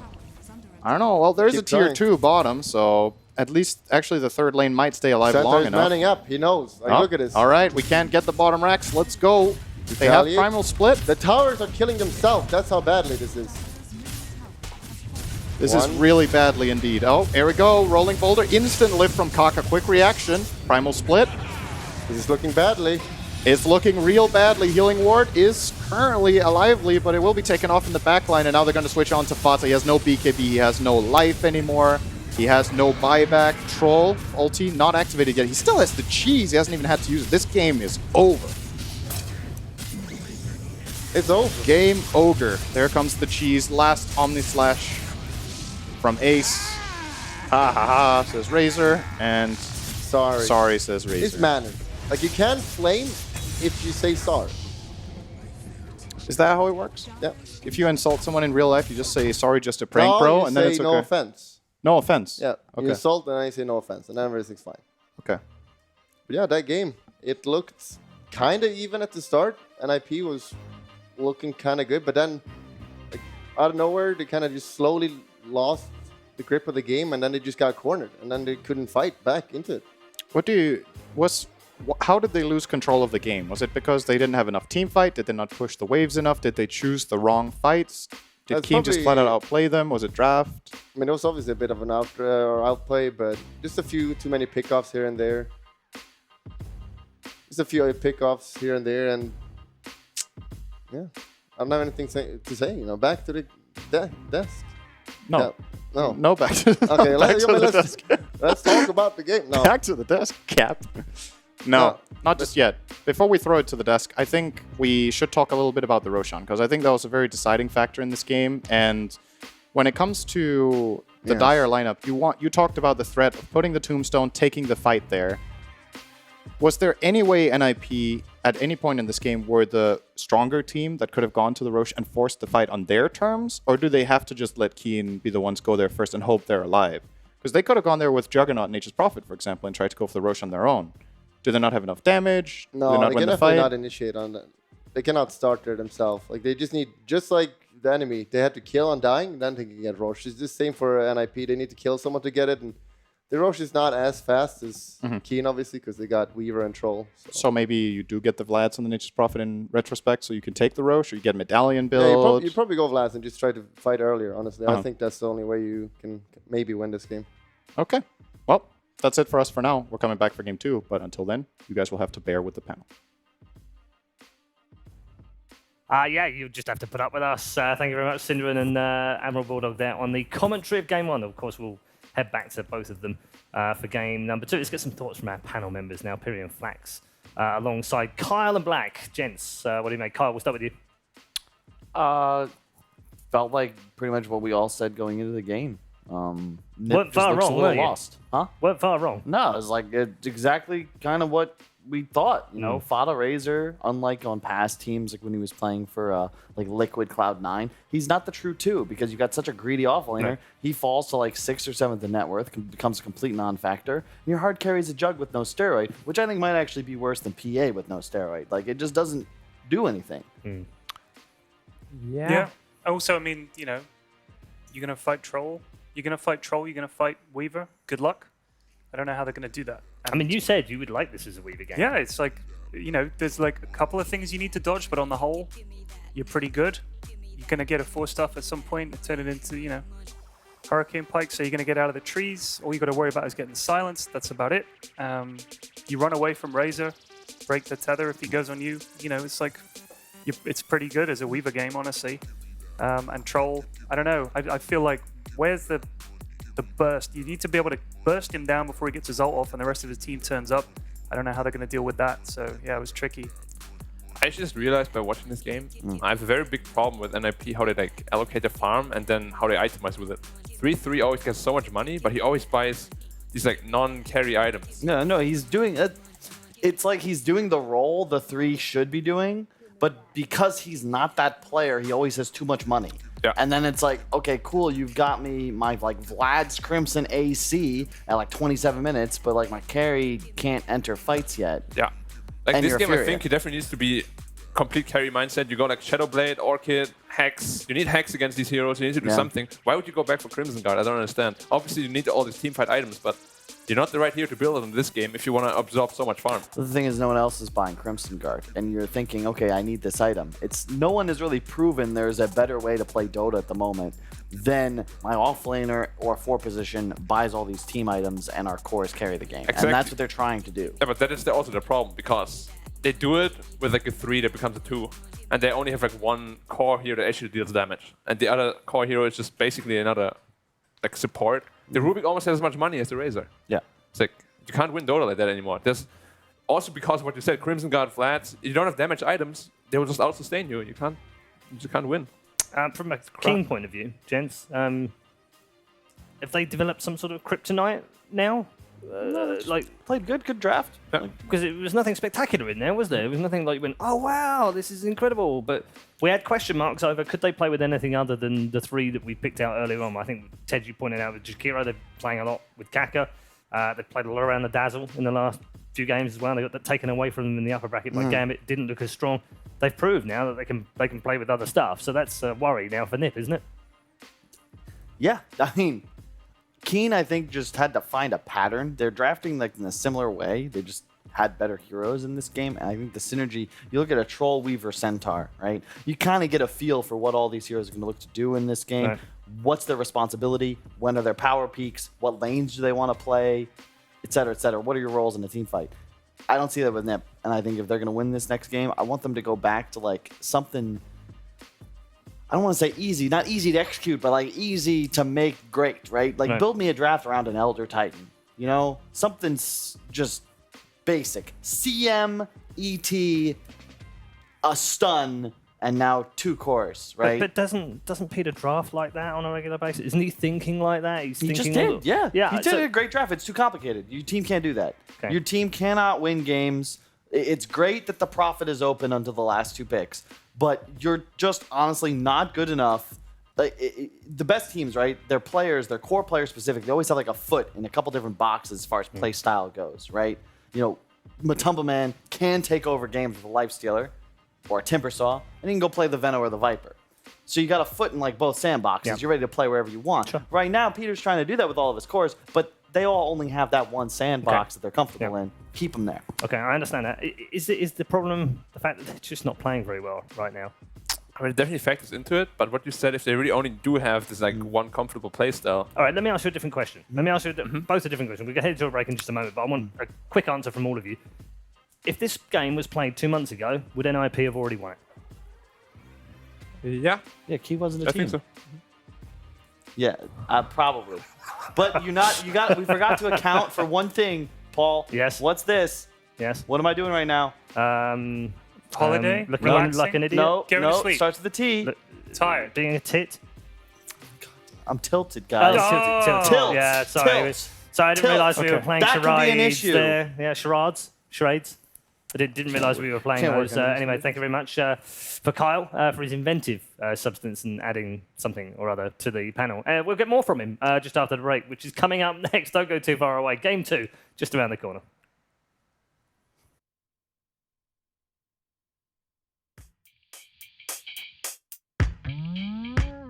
Alright, toughen up until the sun come up and figure out whether or not I'm drunk enough. See, baby, I can see me and you. I mean, me and you. We could do things, piece of cake. If you want to participate till the morning start. And a piece of cake turn into a piece of nook. And about that time's when we reach the hook. And I don't want you to leave.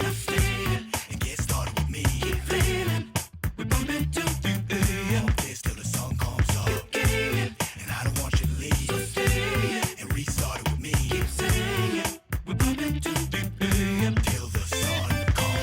Chance to go ahead and try to explain the feelings that lie at bay deep inside my brain. Cause when it's time to close shop, I'm aware I need the proper kick stand up. Oh yeah, so I can drive the fully funky fresh flow with inhibitions. There's no way to retire the soul but with prescriptions. Though the truth is so fear, let the ring in your ear party till the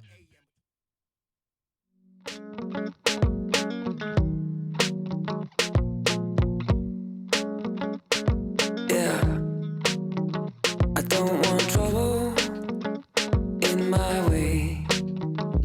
I won't go there till it's over. I'll fight another day, and it doesn't take much to make your stage. Isolation, separation, it always ends in hate and it never stops. But I will keep my line of sight. My line of sight. I don't want money for what you say. No, I can't focus on your problems. I look the other way and I know I don't make much, but I'm okay. Confrontations, exploitations.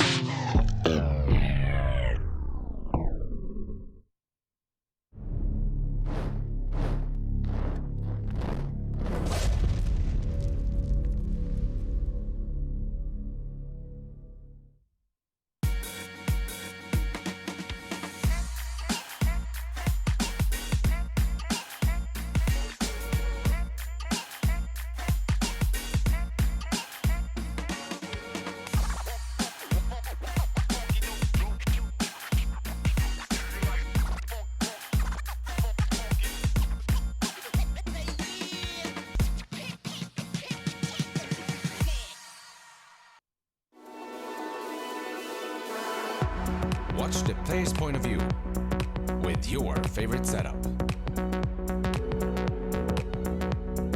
Follow your favorite Dota 2 player in every detail. Watch esports your way. Get your digital pass now.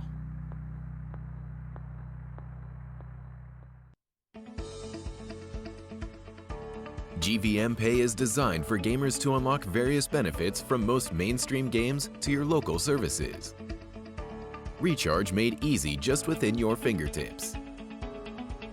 Recharge easily in 3 steps. Earn rebates for every recharge.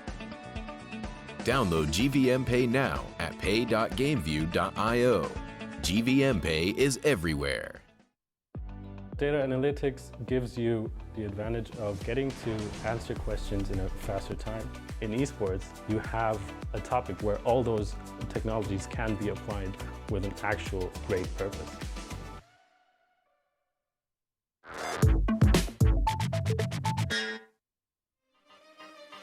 A very warm welcome back. You're with us once more for the final series of the day here at the Bucharest Minor on day number 1. That's right, but we have 4 more days to go after this. Yeah, I know what you're thinking. It's like so good to have Dota 2 back in your lives at the start of the year.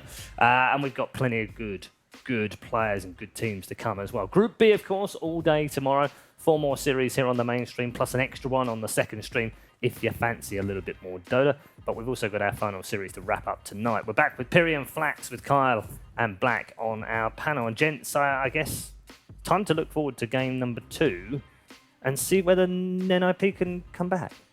But they've got a lot of question marks hanging over them right now, Kyle.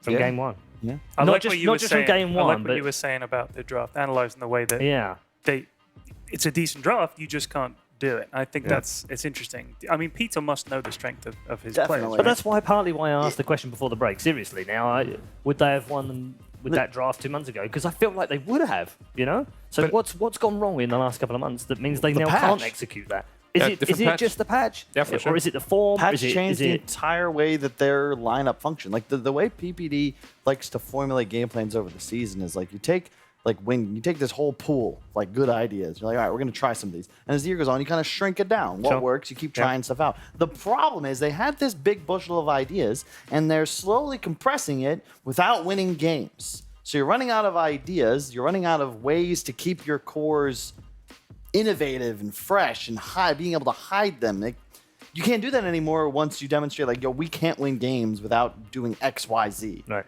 And at that point, maybe. I mean, 2 months who knows ago. what you do after that? That's all I'm saying. Yeah, but like 2 months ago, they played. member. No, you can't. You need to be smart for that. Very smart. Whatever we're doing here is not easy.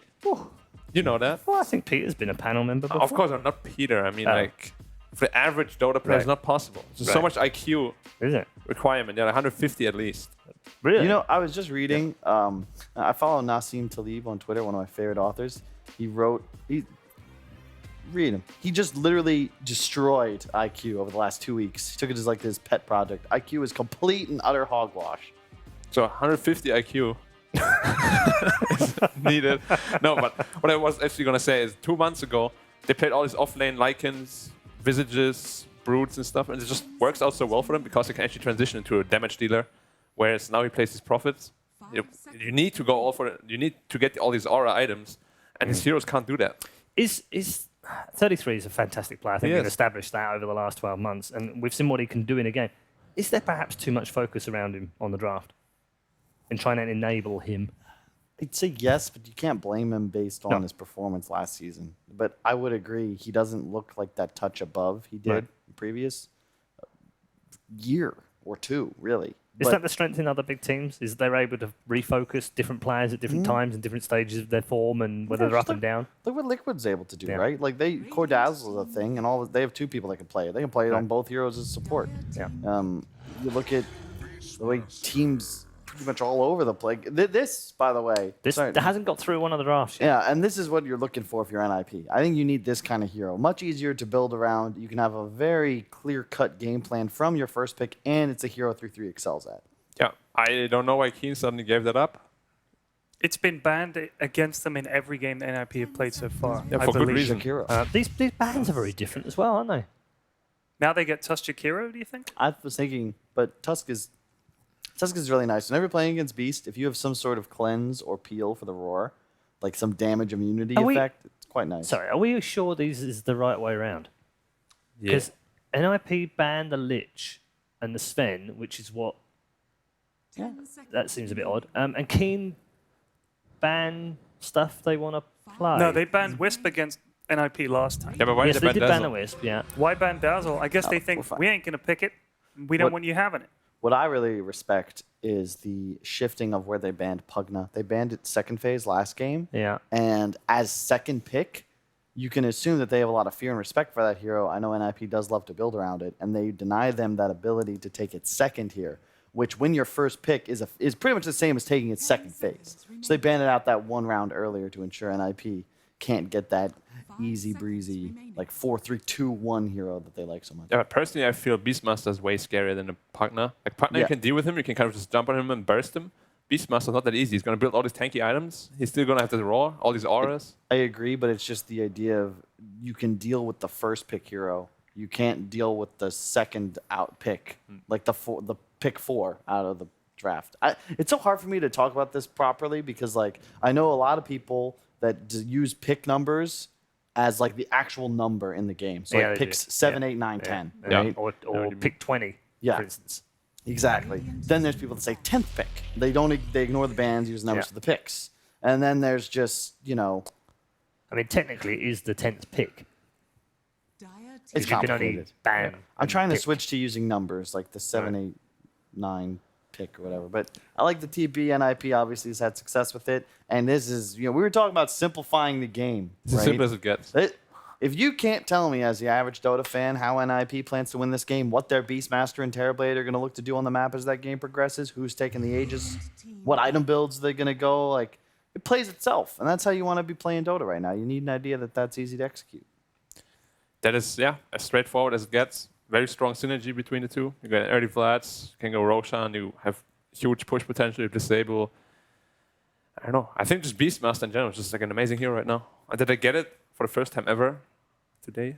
In this match is very... It's the first time we've seen it on the mainstream. I don't know if it was in the... I don't think No, it was I in mean the for first NIP. series. Because I think 3-3 it's the really first time excels at for that NIP, hero. yeah. 3-3's Beast is amazing. Yeah, King banned it in every single game I think they so banned far. IO Beast every time so far.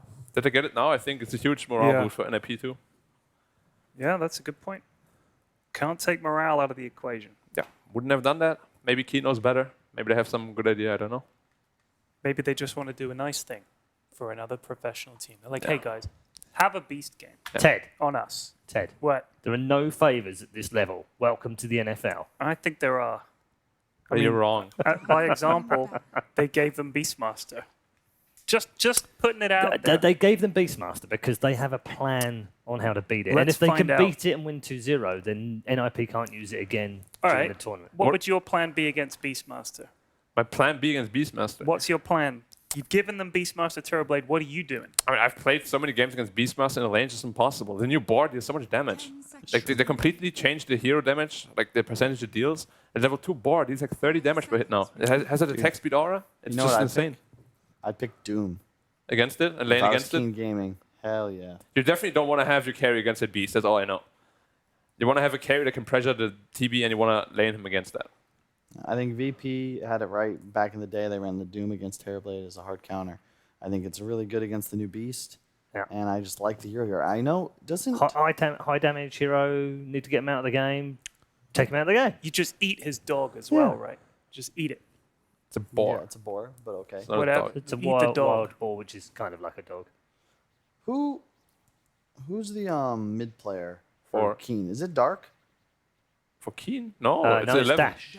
And Dark No. plays support now, right? Or Dash is the mid? It's Dash that's the mid player. Or Dash is the mid player. Yeah. Like E Yeah. Or 1 or minus. Dash. Interesting. Double Dash. Yeah. Yee. That's what I thought. Indeed, I got mad love for Dark, by the way. He's playing 5 for this He's playing squad. position 4. Huh? He's 4. Dark's a 5. Kaka is listed 5. as Kaka You is sure? playing 4. Really? But Yeah. the way they've been playing, he's been playing like... Yeah, five every game. they've been mixing it around in Yeah, terms of but- heroes, but in terms of priority, they're Dark- prioritizing Kaka 4. Dark's been part of Keen Gaming for a really long time. Yeah. And back to their run at the GESC Thailand minor last year when they got to the finals there. They beat Fnatic to do so. I can't remember. They beat somebody else that was pretty prominent. Point being, Dark is like the real deal. And I think whenever an organization removes like 3 players or 4 players, but keeps one guy and then even puts him on support, that tells me like this is his team. Like, here are the keys. Go make some magic happen. Yeah. I think this is a good guy to give the Lambo to. I wouldn't disagree, but he used to play 4, I believe. No, he played 3. 3? That's why I was actually? thinking Doom, because he played this nasty Doom. He played a super good Doom. They first picked it every game. Yeah. Yeah. It was nasty. Like, I remember sitting next to Jack. He's just like, dude, what you gonna do about Dark? The Dark Doom he was always so spot on, man. It was insane. That's just funny the way you put that. That sounds definitely like Jack. It just sounds menacing. Like that's my kind of nickname. You know, we're talking about fashion hair, but maybe we should really be grading people on their nicknames. Like, personally, we've got 5. Well, we've got 4 pretty terrible nicknames. Pyrian Flax is not bad. Black and Kyle, like, we could have done better. Yeah. What about Red Eye? But Dark's incredible. Huh? What about Red Eye? I guess he had to do something. Yeah. Much You're of a so burn, Kyle. I'm mean. disappointing. Huh? It's kind of disappointing as a burn. I was What? expecting better from Well, you. I was expecting some sort of help. This is supposed to be a volley. It just feels like I'm serving against a dummy. Sorry, I'm not a flamer. That's like playing black at tennis. Except you denied the match. Only because I didn't want to beat you. You're so scared, actually. Look, guys, I'm not gonna name names, but I've played real sports with a lot of Dota players and personalities. No one's been very impressive so far. I agree. I We wonder haven't why. played pool together. Have When we? you- Have we played pool together? You're pretty good at pool. I did beat Alright, you when we thanks. were at TI though. I Yeah, was- one game. You were salty though. One He's game. that guys. He won like 11 in a row, Yeah. and then I showed up. I and played beat against him. But do you know how he won? How'd I win? Because I potted the black Oh, and you the white at the scratched. same Oh, time. yeah, come that's on! it. But it doesn't. That doesn't matter. I was winning. Absolutely. That's why I was salty. Because I obviously beat myself. Well, you were stressed and maybe a little tilted because of the grandeur of your opponent. Thus, you shocked yourself into submission. It's okay. It's water under the bridge. I'm not sure about this Witch Doctor. I think he's Yeah. pretty terrible at the moment. On the other hand, PPD. I mean, don't get me wrong. I Plays love it Witch Doctor. He's one of my really most well. played heroes, but I'm telling But you, he plays it really he well. sucks too. at the moment. Maybe he makes it work. Centaur Rubik again. Yeah. Centaur Troll on Centaur Troll again, yeah, which is the other way around this time. The Centaur was the second pick in the first game. It's interesting. I don't know how Troll functions against Terrorblade anymore because you used to be able to bash lock him, prevent Sunders. At least you can BKB and not get Sundered now. Thank God that was changed a while back. Crazy how TB is still a second pick hero, by the way. Just want to note that previously, Sunder didn't cost any mana. You could Sunder BKB targets. You had more range and damage on meta. Your spells cost less mana. Your reflection was better, and your talents were better. Still second pick. Well, Peter loves him, didn't he? He Nerf said, more, please. he said, I love the hero. If we can get him, we'll take him. Ooh, Timber. Pick 4 Timber. It's a cool pick. NIP have got their Beastmaster, and now they've taken their Terrorblade that they've taken pretty much every chance they've gotten, and now they've completely mixed it up with the Witch Doctor and the Timber. Yeah. It's a Fata Timber. That's also why Beastmaster is so good. He really enables these kind of heroes because he can actually push towers. Yep. Where Timber doesn't offer anything in that regard. He just offers pure DPS and tank. Yep.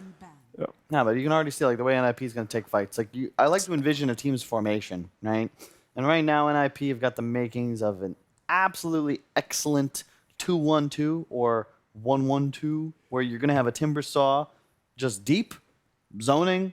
Beastmaster, Terrorblade are going to hit the racks, and the 2 supports are free to do effectively whatever they want, orbiting around like Electron. 10 seconds remaining. Why did they ban Puck, Kyle? Because you keep saying they should pick Puck. But they have 3 cores already. They're going to ban it anyway. It could be a support Puck or Beast. It's banned. That's Well, yeah, I mean, That's saying why it we're could have asking been. why. SF. I guess it's Timber mid then. Yeah, for sure. Well, it's also they lucked out. Keen banned OD second phase. They've been banning Pugna second, OD last. Now they have to move it up one, and that gives them that free ban on Timber counters, which makes it even stronger here. Because with no OD, SF is still a hard counter, but it's not nearly as bad. And That's that support hero, Beast. Position 4 Beast. or Bat. I don't know. We The have 3-3 seen bad is way we've too seen good. a few I position agree. 4 bats. A 3-3 is bad is... Nah. There's That's no way another I'll give it thing. to him. I forgot to mention that Soxa does not really play for his team like I feel Zai did last year. You watch Zai play in Secret, and you can see, like, even though he's offlane now, he makes his 4 position look great because he's not a selfish player. Yeah, he gives him so much money. Yeah, I'm not saying 3-3 is, but I'm saying that 3-3 and Soxa, maybe they just haven't had the time to develop that rapport. But this is something I've seen them do before, where Soxa's on this hero that can clear waves, and 3-3's on bat. And not just that, they can play together with bird summons and the bat bots, TPs, little plays like that. I think this is a really concise and crisp strategy that, if they can execute, should give NIP a victory. Zeus. DP. Nah, folks. I'm not feeling it, man. That ain't it, Chief. I'm not feeling it. He has a long neck. Damn. Hey, maybe since we've judged players' names, hairstyles, and clothes, we should judge their neck length. That dude's got a really long neck. Bingo. Judged. Right then, let's do some predictions. You guys are way too judgmental. That's what the point I'm trying. No, but we're not judgmental. We're just saying it's a long neck. Well, I never said it's bad. No, I know, but I would like that. Look at this, it's so short. Predictions, Black. I gotta go with NIP this game. It's just the lineup is so simple. Honestly, they just need to hit towers, and this DP is gonna die in like 1 second. I don't know. I'm not feeling it. I'm going NIP. All right. I want to say NIP. I will say NIP, but I have this gut feeling I'm gonna be wrong, and Keen's gonna win because they're just gonna play better and snowball, and that'll, like, DP Troll will actually destroy buildings in a heartbeat. So you're going NIP? Yeah. I'm wrong though. Keen game, and let's go. 2-0. Bingo. Keen. You just want to go home, huh? Shut up. Keen gaming. All right. Ted says King Gaming. Let's find out from our commentary team what they think. We've got Synderen and Admiral Bulldog over in the commentary booth. Gents, Keen, 2-0 or NIP? I'll go first you this time. You want to start? I'll go first. Milady? Yes, I will. I think I'm going to go with Keen, but I'm going to go with them not as much based on draft, just on... I feel like they played better last game. But I don't think this is an out pick, but I think it's not enough NIP favor that I'll pick them. So just based on Ted picking King? Yes. Okay. Yeah. Nice. Yeah. Yeah, and I kind of want to say the same thing as Synderen, unfortunately. Right. I feel like the draft of NIP is better, but Keen just plays better right now. And that's where they're going to win. And you're also copying Ted? Yep. Okay, great. Thanks very much, experts. Thanks, it's over Ted. to you for the game number 2. You're wrong.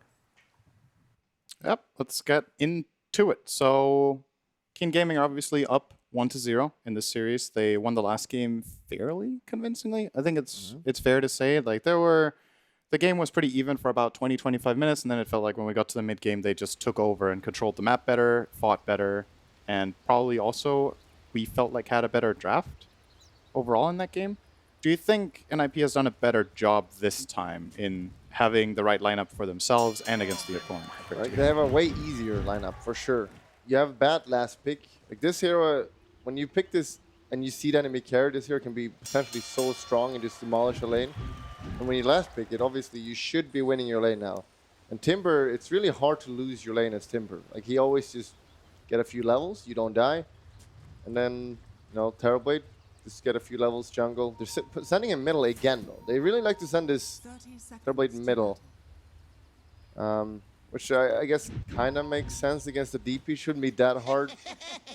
I wonder how that matchup goes when DP gets some levels in Crypt Swarm. It's a pretty cost-efficient harassment spell when you level it up. And Terrorblade has a very bad max HP, so I think you talked about this earlier today, that you didn't like the Terrorblade mid because you feel like once you can't lane mid anymore, you can't really leave because you lose your tower. And if you send a support there, that support's going to die. That was exactly this matchup, right? It was a DP that game as well. Yeah. So do you think it's different this time around because of the side lanes that NIP are more favored in them? So you think Terrorblade can stay there even if he's losing a bit? Or will it be a similar story where he has to go? I think it's pretty much the same. I don't think he's going to be able to lane there for too long because of the reason you mentioned. It's just too good a harass from DP when he gets a few level. But, you just got to have to live with it. You can't always get the perfect lanes and whatnot, so you just go... you'll go jungle eventually and try to defend the tower if possible. Gonna pop the Metamorphosis straight away in the beginning, trying to get that advantage on the first wave. Bottom lane, they're getting some good pressure onto Fatsa with the tag team, but obviously reactive armor is very strong. Well, not too strong at level 1 though. Still strong enough for now. And this 2-on-3 lane for NIP is actually pretty decent. They have really good sustain. They have the Witch Doctor Restoration and they have the reactive armor. So if the Dire choose to play this as a flat-out tri-lane, which it looks like they have actually no interest in doing, the Rubik is top now with Centaur against the Batrider and Beastmaster. We see him taking some damage right now, but just give him level 5 and then he basically can't die. He can't die in this lane at level 5, yeah. Yeah, so just wait for that, especially with the healing, as you mentioned. Maybe even level 3. They have only physical damage, more or less. In this You're game. underestimating the Tusk party. Look at that damage. Well, it's a party, all right. Yeah, look at this spell mana. It costs 40 mana, not very much. Has 15-second cooldown, pretty good. So you can spam it. You can. It's pretty good. Until Timber's level 3, I think playing aggressive like this is the way to go. You gotta keep putting on that harassment, knowing that the Witch Doctor skilled heal, you're not afraid of getting casked and turned on. Top lane, 5 stacks of Napalm on Old 11, but he's safe under his tower. And as usual, when you're playing as Batrider, there's 2 items you want to buy in pretty much every single hero. It's Boots and it's Magic Stick. And 11 has the stick and he's queued up the Boots, so he will be getting there soon enough. There's something about Batrider this patch when it comes to the lanes that I see generally. In the past, there would be lanes where you would be like, Batrider is going to crush this lane, and then it kind of breaks even. You used to play this hero quite a lot, I remember. Have you played it, like, recently? A decent amount? No, is it just a feeling I have, or is it really like that Batrider just doesn't have the same prowess as before? You see him going in now. So it looks like a pretty good exchange, actually, for now, for an IP. 33 getting good damage, but can't pursue. They haven't changed a lot with him, but it's like, when you're playing against 2 stunts, I feel like people just learn how to play better against. Like, you need to kill the enemy, and if you don't, the hero just falls off pretty hard. One of the biggest issue with this hero is that you don't really farm at all. You don't want to use your Firefly in jungle or whatever because you need to have it in team fights and whatnot, and it has a 40-second cooldown. It's really, you need to play this hero really well to put it to use. Yeah. And this top lane, they picked this Batrider as their last pick, and so far it is actually losing the lane to Centaur by... Yeah. Like, usually you lose in CS, but you need to get kills. So if they kill him, it's fine, but it's not looking Can too you kill with Beastmaster, though, is the question. Like, a you've pretty got good really good matchup. slow, but like you said, 2 stuns. Like, if you just get 3 stacks, you just go. But he's slow now. That's the main problem, I think. Like, now, you should just go and kill him. Go! Go! He's thinking about it. He's still thinking. He's still thinking about it. I mean, they used Rubik Lifter. If there was ever a time to at least do a lot of harass. There were 7 stacks of Retaliate running, though. Ideally, you want to go on Rubik. Pretty nasty damage, yeah. He has both Boots and Stick too, though. Yeah. Both these heroes top actually have the tools required to deal with the Batrider. We've been talking a lot about this top lane. Let's look at mid and the bottom lane. So the mid lane looks like it's clearly DP favored now. Starting to harass him away using the Spirit Siphons as well. Actually going for Ace here. He might be almost able to kill him. He might even be able to kill him. Not throwing out the Crypt Swarm. Didn't have the range. And in the bottom lane, the Troll and Tusk are doing just fine against Timber. So I think this bottom lane is more or less a draw. And the other 2 Keen are pretty comfortably winning. Yeah, this is not how Nip wanted it to go for sure. Like, middle is almost going to be unlaneable now. He just uses Metamorphosis and he can't go back there without it. It's going to be, like, okay, sending out Regen now, but for every CS he gets, he needs to send out more Regens. So this is not really worth it. Top. Oh no. That damage. 7 reality stacks. Retaliate stacks. They're real, all right? Yeah. Real damage. He hits for 100. What's that? 120 damage right now? 123 per hit? That's only 7 stacks. When he has 13 stacks, and especially gets his level 5, this Batrider, if you run into... I feel like maybe you can't even go on the Centaur, honestly. He's just going to hit too hard. He's going to force you away first. Just don't give him any stacks, Syndra. Yeah, just don't. Don't hit him and just get 3 stacks and kill him. I feel like they really should have won this. Like, Beastmaster Bat sounds... But maybe just 2 stuns are too annoying to deal with. Or maybe they're choking. He doesn't get stacks from getting hit by the boar, right? It's only heroes, not hero-controlled units. Yeah, I'm pretty sure. Yeah, a little bit disappointing. Yeah. Like, hero tower. The fact that they lose this lane is going to be a big problem. Because you see Bat, not only are they not getting kills, That's usually how Bad gets his income from, like killing people. And Yeah. right now he doesn't farm. He's got 8 CS or 10 now. So that's not looking too bright right now. Middle lane. Mid lane, yep. Committing Exorcism. ultimate. Oh no. Great shards. He is toast. And this tower is now under serious That is a pressure. catapult as well. It's great rotation timing. You want to go and gank this lane when the siege creep is alive, when you have DP, and it will force a rotation from the level 4 Timbersaw having to come into mid. And what this means is Terrorblade probably has to TP bottom. He will be alone against the Troll. And Troll is level 4, so it should be okay actually for a while. Not too big of a deal. But they still managed to get 2/3 of this mid tower. Job well done by Keen Gaming here. So they back off. Very smart. You don't just randomly go gank. You look at the timer. You time it with the catapult. Or was he just lucky? That is the question. He's a pro player. He knows what he's doing. No random stuff then. Bottom. He needs help now. Yeah, tag team plus that attack Oh speed from my Trolls. So lord. many hits. They got him. This is not good for NIP. This is looking even worse than game 1, to be honest. This early game, it was pretty even last time, but this time, if last game is anything to go by, they started losing control of the game after an even early game. This time, this early game is not that even, honestly. And do manage to get Beastmaster Terrorblade first too, which is a dream for a lot of teams, and you know it's not looking good at all. Putting this Beast on 4, it's not worked out at all, and I don't like it. I don't like it. Bender, I don't like it. The biggest discrepancy in net worth is in mid. The Terrorblade is more than 1,000 net worth behind DP minute 7. It's the kill in mid. 1,000. But what about Bat versus Centaur? That's even higher. Did you just live? That's actually true. That's even worse. Yeah, both those lanes are very bad. Not going too hot for NIP. So what do you do is the question. If you have a lineup like this, who makes space and who makes moves? Witch Doctor, not the best ganker. Batrider definitely needs levels and farm. Beastmaster can't really gank until he's 6. So NIP's options for making moves around the map are extremely limited. On the other side, you have this Tusk rotating and making moves. You will have Stampede relatively soon, actually almost right away at minute 8. Yeah, Rubik can lift. They have these kind of plays that NIP just seem a bit stuck. Yeah, they could potentially just like smoke with Terrorblade just for a quickie and kill someone with Metamorphosis, maybe with Witch Doctor, get a quick kill, but that's costing a lot. 33 is dead again. Stampede into rotation. Even the Troll. This was a 3-core gank. Yeah. They brought Troll, Centaur, and DP, and they want to pressure this tower. Actually, the whole team right now of Keen Gaming is now here. Rubik with the backstab. They're going to go in on PPD. This is a very deep dive, which could be punished, but once again, well, what do NIP have in the tank? They're going to get a really good cast off. Good Maledict, too. Nice. This is deep. Now they're really deep in. Oh, that's serious damage coming out from Fata here. He could try to pursue. Does not have Whirling Death skilled, however, so lacking that damage. Old Chicken will die, too. They get punished big time for this over-aggression. That's the kind of thing NIP needed. If they can't find the moves, they can hope that Keen will give them to them. And that was kind of a freebie, honestly. Yeah, that's what we call in Twitch chat a Pepega move. Yep. You just run in, and it doesn't make any sense, really, what you just did there. Why are they diving here too? They didn't need to do that. You just gone for the tower. And it was for a level 4 Witch Doctor, too. It wasn't for a key kill. If they get that kill, I mean, sure, it's nice, but risk-reward not favoring them in that instance.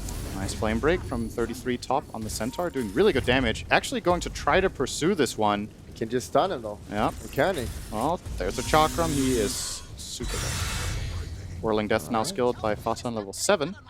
Here we go. They're coming back in. It looked hopeless for a moment there, but now. Yep. NIP recovered.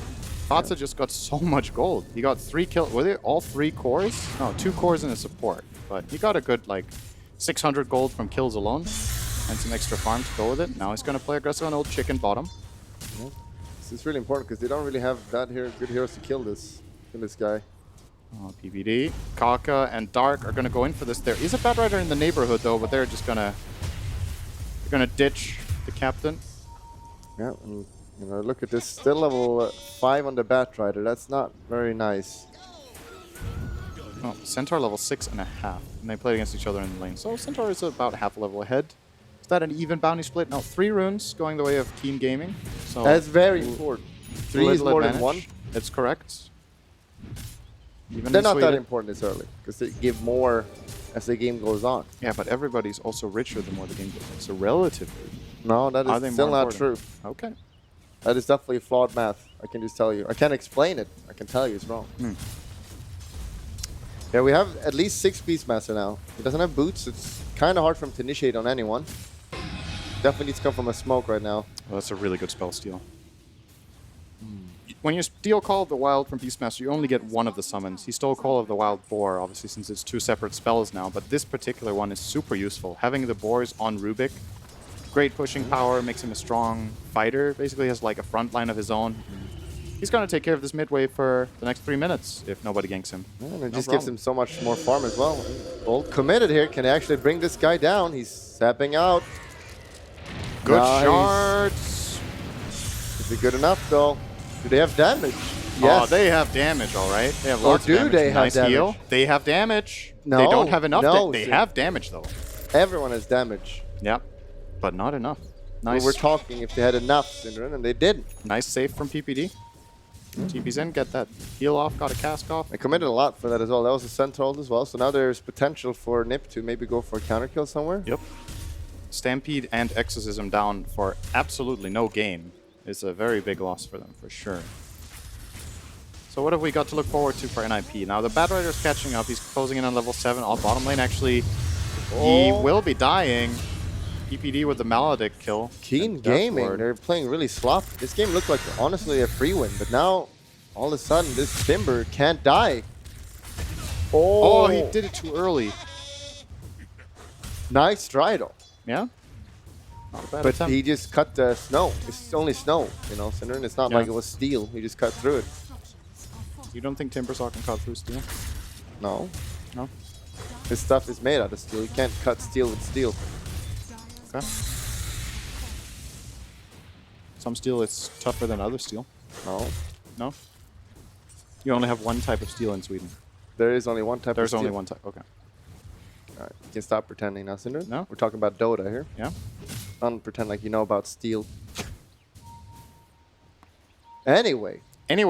Keen Gaming kind of playing really sloppy right now, but still the net worth is good for the 3 cores, but the overall net worth is in the favor of NIP now. They're doing a Smokerino here. Yep.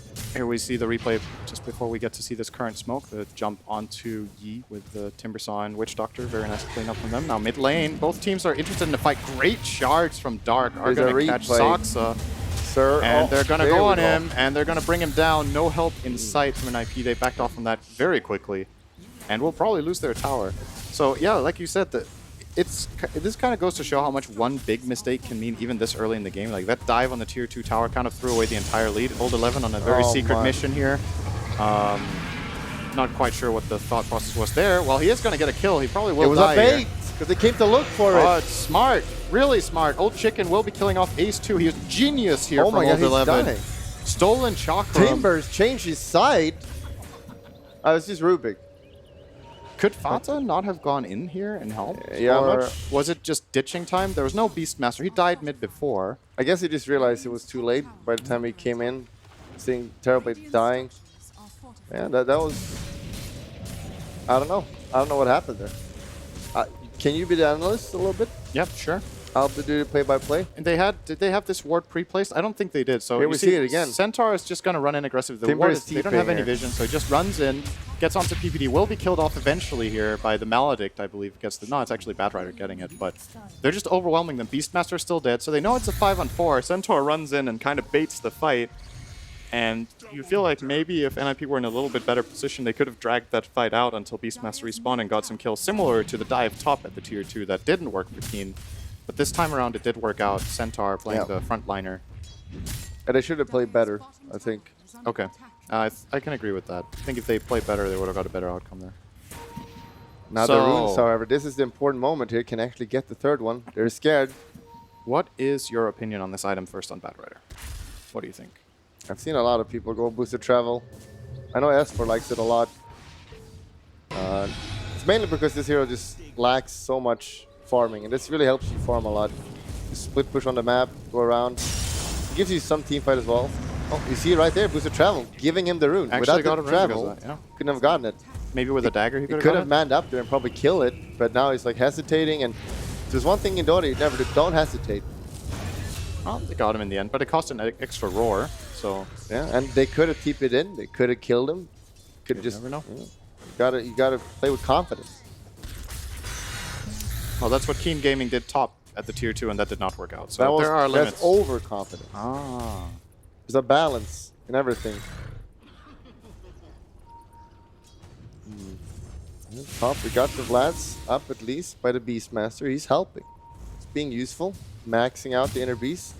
No one skills wild access anymore. Oh, they got nerfed pretty hard at one point on bottom lane, PPD. And Fata, nice. Nice chain up here by Fata. He will survive. Good cast too. Excellent disengage. We don't find that kill.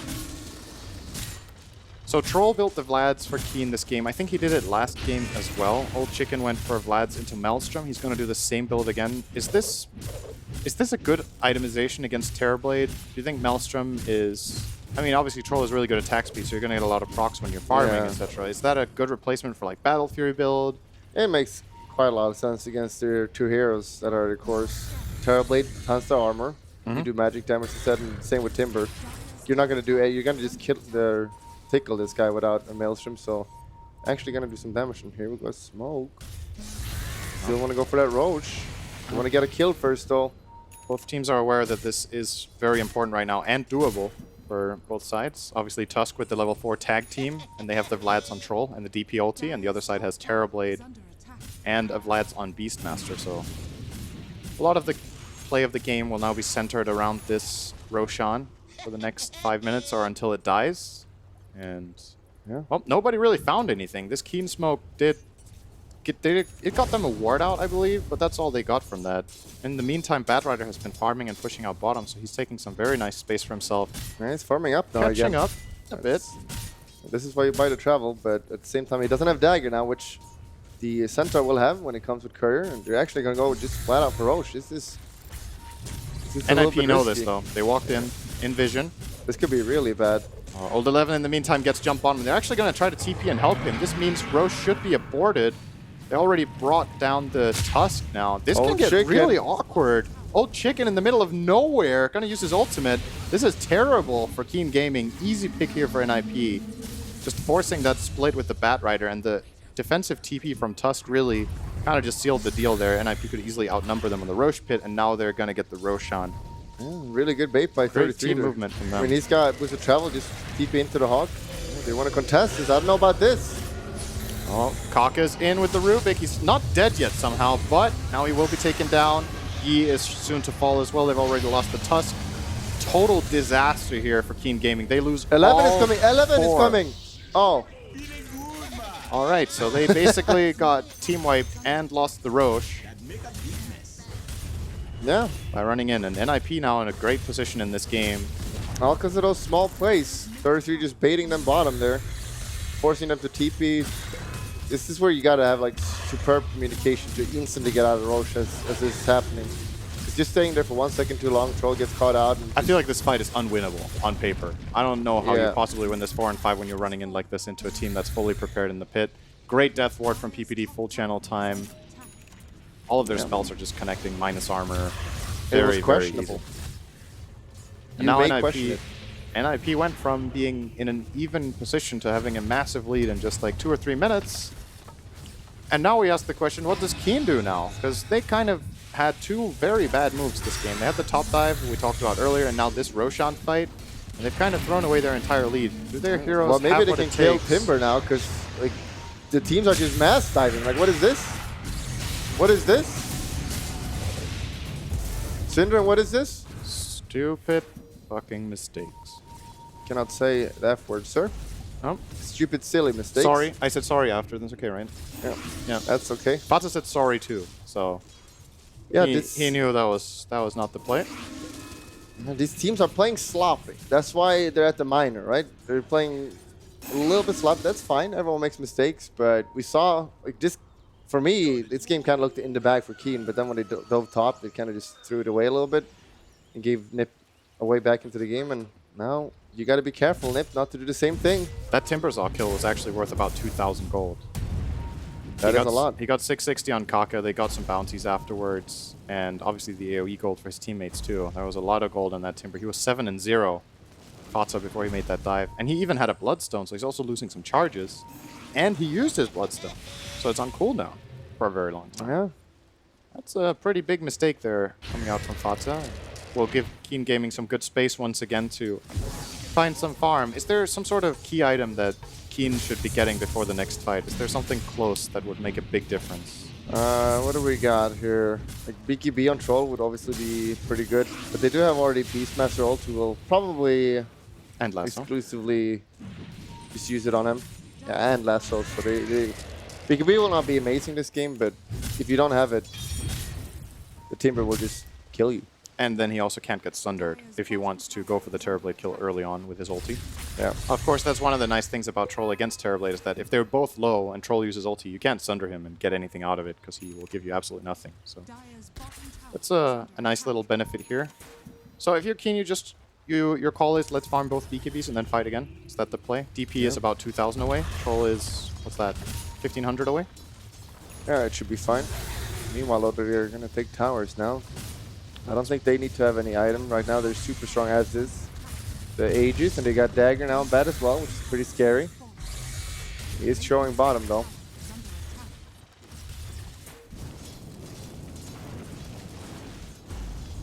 What do you try to steal as Rubik, apart from obviously Roar, which has a ridiculous... Let's not forget it has ridiculous duration on Rubik because of the Arcane Supremacy. I think the Roar is like 5-second duration for Rubik when he steals it, or maybe even more. Is there any other really key steal? Lasso, I guess? Oh, they roared an illusion. Whoops. It happens to everyone. Yeah. I think Chakram is also super good. This is a burst damage. And also Goo is like any bad spell, honestly, except this Flame Break is not that good, I guess. There's a lot of juicy spells here for sure, this game. Like you can even just try to steal Reflection from TB and steal 33 gets jumped on again. They have Stampede. Oh. He is super toast. No Force Staff to get him out of that one. Oh, is it going to cost anything on the other side, though? No, it will not. Yeah, Reflection Steal actually sounds really good, because you get the Beastmaster aura. Yeah, with the Vlads. Well, I guess you already have Vlads. Yeah. More AoE Vlads. The Terrorblade illusion is going to hit really hard onto Terrorblade. I guess, well, he does have a lot of armor, so maybe it doesn't matter that much until he starts getting some serious damage items. Anything else that Reflection is good for? I don't see it. But it's still, just the Beastmaster aura alone is really valuable. Centaur getting that attack speed aura, he hits so hard with the Retaliate stacks. Definitely a spell to look out for Rubik. But obviously the big steal has to be the Primal Roar. He can get that 5 or 6 second lockdown onto Timbersaw or the Terrorblade. Definitely the fight winning. Oh, bottom lane. Can you do anything here? Probably not. Nope. Chicken is fine. They could have cancelled it. A couple of years ago. I remember. That's probably the last time you played Batrider. It wasn't that long ago. No? Wasn't that changed like 2 months ago? If you say so. That was pretty long I think ago. it's been more than a year. For sure. Flame Break used to knock back. Well, it still knocks back, but used to interrupt. Used to be a good spell. TP from Fada. It's gonna try to chase down some Keen Gaming heroes, but they already got out in time as it looks. Oh, Blink Dagger from Saxa, never mind. They will catch Dark. No time for a snowball here, so easy pickup. I'm gonna try to hunt for more as both Rubik and the Centaur will make it out alive. Alright, good. They just want to, one pick. It's something for NIP, but not the biggest kill. They were probably hoping to find at least one core. But at the very least, they maintain a good grip on the map, and Terrorblade is having a great time farming. The upside this game, if you remember, the panel was talking about like Fata and how much farm he takes, how much he carries. In this game, he's in a great position to be very farmed. He can playmake with his Timber, he can wave clear. So a lot of good things. Good stomp from Old 11. They are going to commit onto PPD and get him out in the beginning, but actually not dead just yet. We'll get a cask off on Old 11 too. In the meantime, the Batrider has been taken down. PPD in full retreat mode, but will get sandwiched from the left by Dark. Now, the chase is on for the third guy. Don't think they will be finding anyone. Those shards just barely too short, but nice move from Keen. They get 2 kills. Metamorphosis was used, and this now means that NIP is in a little bit of downtime. Yeah. Keen can maybe try to press for this mid-tier 2 tower with their Exorcism still running for... Actually, it will expire before the creep wave gets here, but they buy themselves some farming time. Fada knows how to play, though. Positions themselves perfectly bottom, making sure to get those runes. But that fight was basically just a reveal of the BKB on Troll. Like as soon as he gets it, he's just like, let's go. Go in all the way, Centaur. I'll take care of. I'll clean it up. And, you know, they only get 2 kills, but it's still you're still pretty happy with that. Oh, this will also give time for BKB on DP now. Look at the spell on Kaka. We didn't talk about this one. It's actually really good this game. Level 4 Maledict when you have Aether Lens on Rubik. It's super easy to cast. No cast point, or minimal cast point. The extra cast range from Lens, you get that one onto the Timbersaw, and suddenly he's not so scary anymore. Can pretty quickly be brought down by that massive burst of magic damage. He has no magic resistance items, not even a bracer.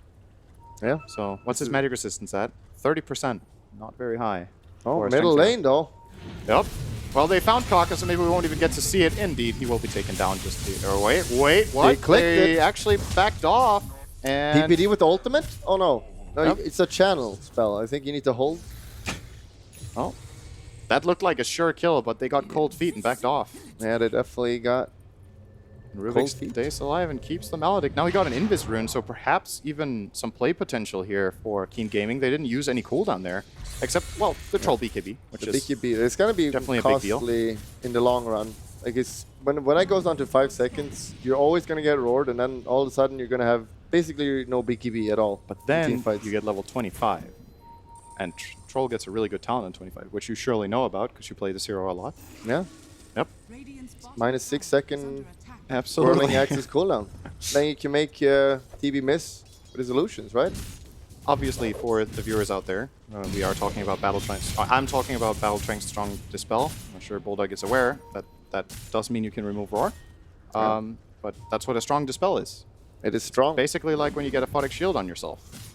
So you can purge off absolutely everything that NIP have when this Troll gets 25, and that's a big deal when you're playing against Beastmaster and Bad Rider. So if the game gets to that stage, could even be a game-deciding talent. We see some of these 20-25 talents be really good, but there are a few that can truly, completely change the outcome of the game, and this is one of those talents that I personally think is truly exceptional. It's fair though, because for the longest time, I think Troll had one of the worst 25 Yeah, his 25s talents. were terrible. Like compared to other heroes, like you just mentioned, like some heroes have talents that can change the game, and Troll used to have Battle Trance Dispels, not Strong Dispels, so it was pretty useless. But now the Strong Dispel, as you mentioned, you get Lasso, you just click it, and you just turn around and kill him. Timbersaw gonna get jumped, or rather gonna jump a bit onto Centaur, but was hoping to bait a Stampede, it looked like. Old 11 was not scared, however, so holds on to that cooldown. I feel like nowadays we don't see Centaurs buy the Aghanims that much anymore, and it used to be really a key item for this hero. Why do you think that is? Is it because you hit harder now with Retaliate, so you focus more toward the fighting style rather than the disengaged style, or...? I think it's mainly because just the aura Dota right now. Like if you buy Isn't it Axe, super good for that then? Well, yeah, but it's only for a few seconds. Whereas other pipe and stuff like that, I feel like they have just bigger impact overall, and they're bigger impact early. Like that's where we see Vlad's, we see Crimson Guard pipe, stuff like that. Like any other defensive items. So overall, lineups are a bit less about that fast burst that But the it Stampede could make- countered, and more about sustained damage. It could make sense this game though, because they do have a Bat Rider, and I like that the Bat he was queuing up Yules, but he went back for Force, and I feel like Blink Force are the most essential items in this hero. You want to blink in, grab someone, force them out, get them out of position. It's so powerful. I see a lot of people just skip it nowadays, and I don't know why. But 33 knows what's up. Here we go. Here's a free kill. Look at this. Case in point right here. You can't save him because he forced him.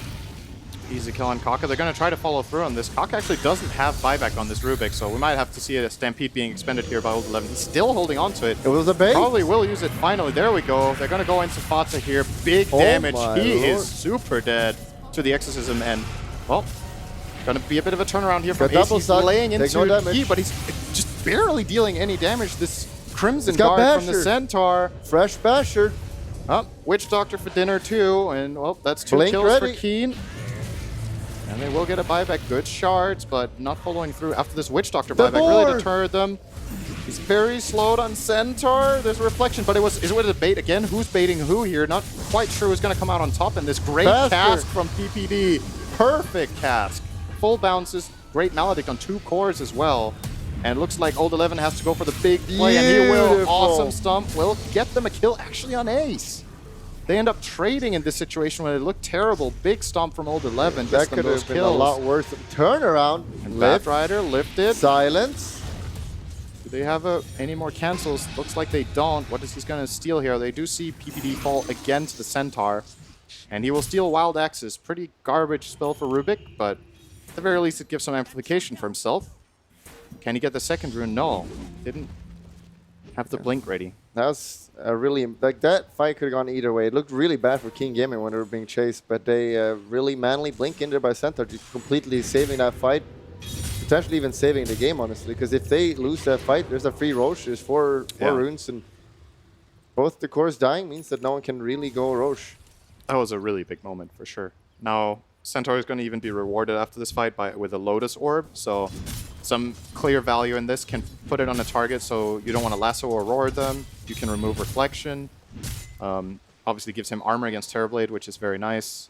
And you got to see in that fight, I feel like something NIP don't seem too aware of, because they probably don't have much practice against this. In the European region, we don't see many official games, at least, that have Death Prophet in them.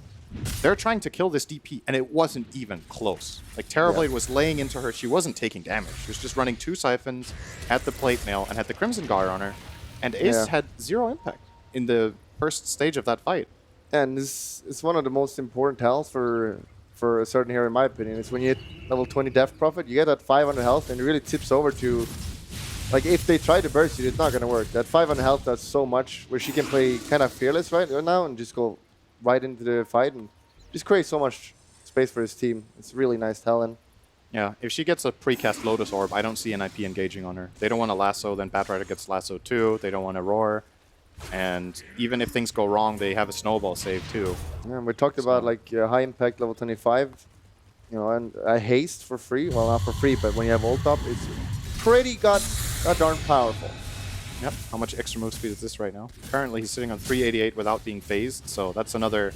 If you compare it to other talents that give like plus 50 move speed or whatever, well, this is plus 162. And you can't be slowed. And you can't be slowed. That is true. It's very, very strong. It's definitely one of the best 25s. Yeah. What do you have on NIP's side? I think Batrider's 25 talents aren't that great. They're pretty good, but nothing outstanding. Timber Saws are also like okay. Yeah, they're not fantastic. Beastmasters is also okay, or it's good, but it just feels like the tier isn't the same. Maybe Terrorblade's 25 talents. They're really good.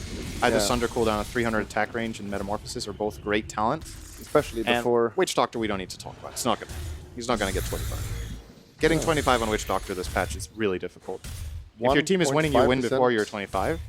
And if you're losing, you generally don't get level 25. It's sad. Supports don't get 25 as often. It's very sad. I'm very sad. Oh, especially when the patch is as fast as this one is, right? Like most games end around the 25 to 35 minute mark. Some go maybe 40, 45. But even then, the supports, especially the 5, is generally maybe level 20. Yeah. Like PPD is not gonna... At level 25 Witch Doctor, this game has 55 minute plus written all over it, probably. Yeah, I mean, you play position 5. Like, don't you see like your carries getting 25? Like, oh, look, I got this super fun talent that does a lot. I get way stronger. You're sitting at level 12. Don't you get sad? Don't you want to have fun as well? I'm like, yay, Bracer. Yeah. So, add a mechanic. I get to celebrate other things in the game. They're like, okay, I got a Bracer. I'm like, yes! You know? So I get the small pleasures. They're worth more for me than for them. You don't matter. But I would like to get some more levels. That would be nice. And here we go. Here's the fight again. DP, we talked about it. Do you want to initiate on him? You could now, potentially. There's no Lotus Orb in range. Out of position.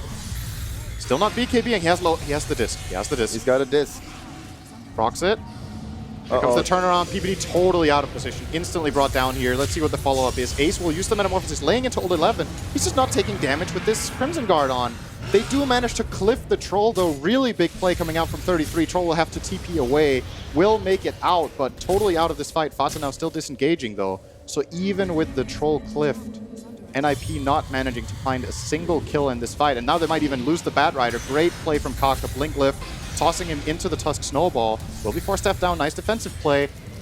Yi in a bit of trouble. Defensive smoke. Actually trying to get out of here. Troll is really far away. He's going for bounty runes. You love that. Get the runes. Great play. They might have to cut one guy here. If it's only the Tusk, that NIP get from this big play from 33, they cannot be satisfied with this exchange. They lose 3 bounty runes, they trade supports, and they used Metamorphosis. They actually just got pretty much... It's fair to say they got nothing out of this. Whoops. Unless, well, there's a bit here. A little bonus, but it's, again, it's a support. And it's going to cost them too. Oh, the buyback commitment. They can go Roche here maybe now. So much damage from Old 11. He will get turned on though. PD. Crimson, he can't die. Crimson damage from Whirling Death. He will not here. Oh, his entire team is coming though. This could be bad still. Tusk is coming. Buyback Centaur is TPing. He has quite a bit of connection to go here. Bad Rider buyback as well. They're choosing. Keen are fighting 4-on-5 without Exorcism right now and without Stampede. I think it's time to get the hell out of there. Somebody has to call the back. It is being called, but it might be too late. Dark being opened on now. Now another buyback from Kaka. They found the Witch Doctor. PPD will be dying once again. What's the follow-up there? Going on to Fata. Dark is down. Do they have the Bat Rider ultimate? They do. They do get a lasso off on the Troll again. No clipping this time around, though. Has that Battle Trance available. Stampede is online again. Fata is going to get taken down here. He has a buyback. Yeah, I didn't use the Bloodstone for the heal. Totally forgetting about that mechanic here. Old Chicken will be using the ulti here. Battle Trance still only hitting illusions, though. Now going to go for Ace. Gets the bash. Is there going to be a net? No net. Pretty unlucky here and will be dying. And in this complete mess of a fight, one of the teams won. Yeah. I don't think there's any winners in these kind of fights. The viewers won. Yeah. This is basically a Roche now, right? There should be no way to commit to this. They have Exorcist, actually. Do they want to man up here? They have Centaur's hard fight. 4k health. This would be another one of those Keen Gaming, let's go 4-on-5 into the Roche Pit, except this time doing they're 3. Or are they? Did they learn their lesson? That is the question. This fight is just not happening. And I think they will give up, yeah. They were trying to poke and prod a little bit, but they realized this is not a possibility. Oh, they get a lasso off Kaka, free pick here. Okay, that is a support at least. That could have easily been a core there. That would have been awful. There was a dieback on Rubik, though. 85 seconds. He's a pretty big piece of their team fights, honestly. These lifts, long duration lockdown, are doing a lot. Meta is ready now with a Beastmaster aura, with Vladimir, with the Solar Crest. Look at his attack speed. Plus 70 attack speed. Pew, pew, pew, pew, pew, pew, pew, pew. Look at that. Look at it. Oh my god. There was once a tower here. Okay, where's the Crimson Guard? Old 11 is bottom. He can't TP. He's being stopped by the Bat Rider and Timbersaw, so he cannot connect to this Rax defense. He's trying to stampede out of there. They keep delaying him. Bat Rider will follow through with a dagger here. Can't get to him now. Now the Old 11 might be able to get back to defend this tower. But NIP already get one lane of Rax and the tier 3. Bat Rider with the travels connecting. I'm hearing a Primal Roar. I'm not. I'm hearing things. They're not happening. Terrorblade is doing totally fine for now. Will they bring him down once? He does have the Aegis, but now Meta is down. And actually, Ace is probably going to get ditched by his team here. So at the very least for Keen, they get this kill, but not really the biggest prize for full lane of Rax and another melee up top. But gives them a little bit of hope, perhaps, that they could go for a counterplay afterwards. If this snowball gets off, he does get it off. Tag team is ready. Going to use it, and Ace will be brought down with stun lock. Yeah, that was big kill.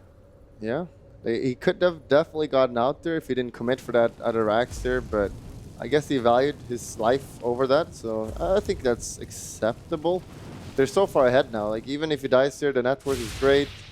2 sides of Rax. Like, 1 side Rax doesn't really matter at 40 minutes, but getting an extra top there, I'm pretty happy with that. Yep.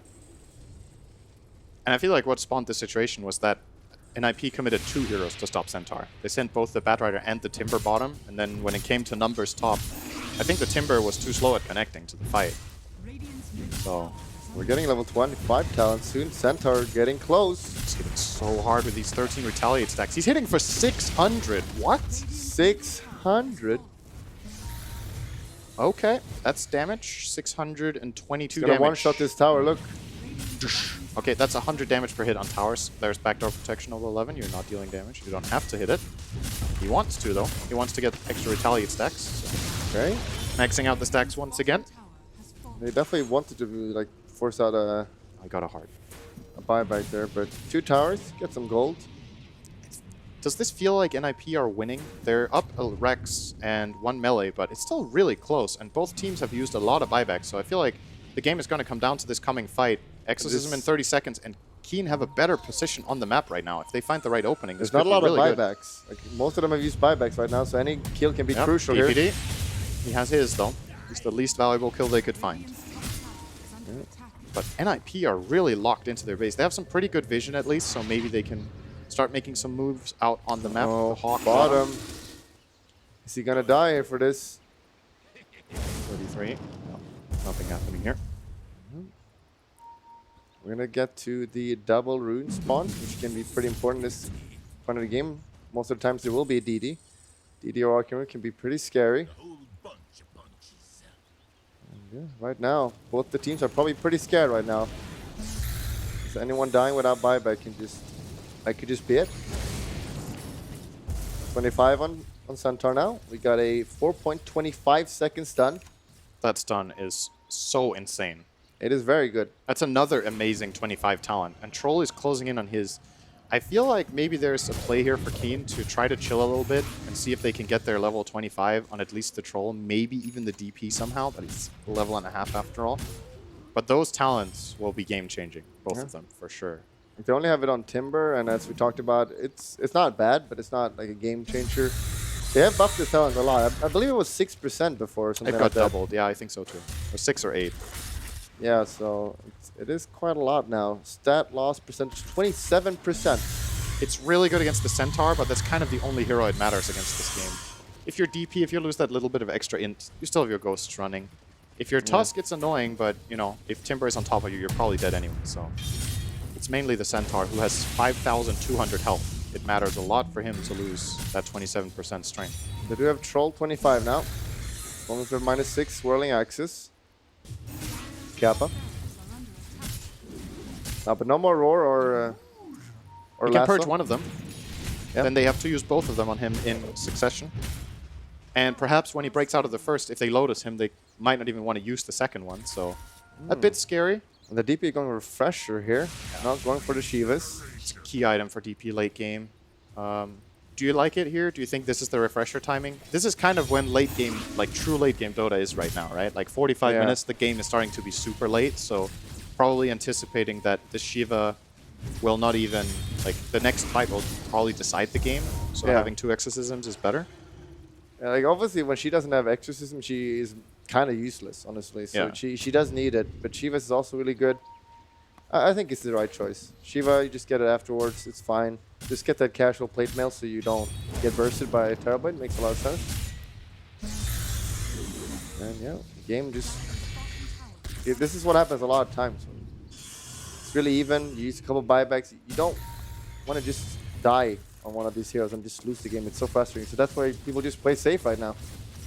One of these teams could definitely just be a bit more aggressive, but playing it safe. I think all buybacks are available in the Dire by now. Oh, well, DP doesn't have the gold, but Troll has his buyback now. Centaur has his buyback in 20 seconds. Oh yeah, it's Rubik 30 back seconds. now. 20 seconds on that. Here we go. There's the Roar. He's tanky. They go in the Centaur, second Roar with the refresh, but there's the Snowball. They get on top of Ace. The support is coming in now from Death Prophet. They do get the Stampede off and get him out. Troll ulti is not being used, just it is being used. They're going into Ace. They're trying to blow him up. They will get him. No save available for NIP. They need to get the hell out of there right now. But Bad Rider is stunned for 5 eternities by this Centaur Stomp. Will be brought down now, maybe. No, never mind. Refresher being used by DP. Has the second Exo ready now. Stun him. Wants to get down. Another Siphon off. There's the cheese. Fata. Bloodstone soon. Fine for now. Bloodstone. Bloodstone dead. Okay, it probably 2 would minutes. not matter. 2 minutes. He has buyback in 10 seconds. He will be fine. So big moment here. Only buyback There's a double extended is damage. Tusk. Double runes. Here we go. Not as good on Troll as it is terribly, but still 150 damage when you attack this fast. You don't say no to that. How do you approach the situation? If they could pause the game right now, Keen, how many would you defend with? They're 5 on 3. NIP's 3 heroes are clearly bottom pushing out. Do you just all in mid and force them back? Or I think you just all in mid because their heroes are not that strong. They put the Centaur in base. He bought They boots of need travel Centaur for sure. He has travels. He has to get them though. They're in his All stash. right. He has to go back. Troll manning up. 30 seconds on Battle Trance, however. So actually a little bit of a moment of opportunity There is here no if he Terror could Blade. get lassoed. He doesn't have ultimate, yeah. Maledicts. Oh, the Roar. Oh, look at the duration. Stolen Roar. Easy kill on the bat. They're going to get PPD as well. They both have buybacks. Time to get out. Time to get out. Or do you get out?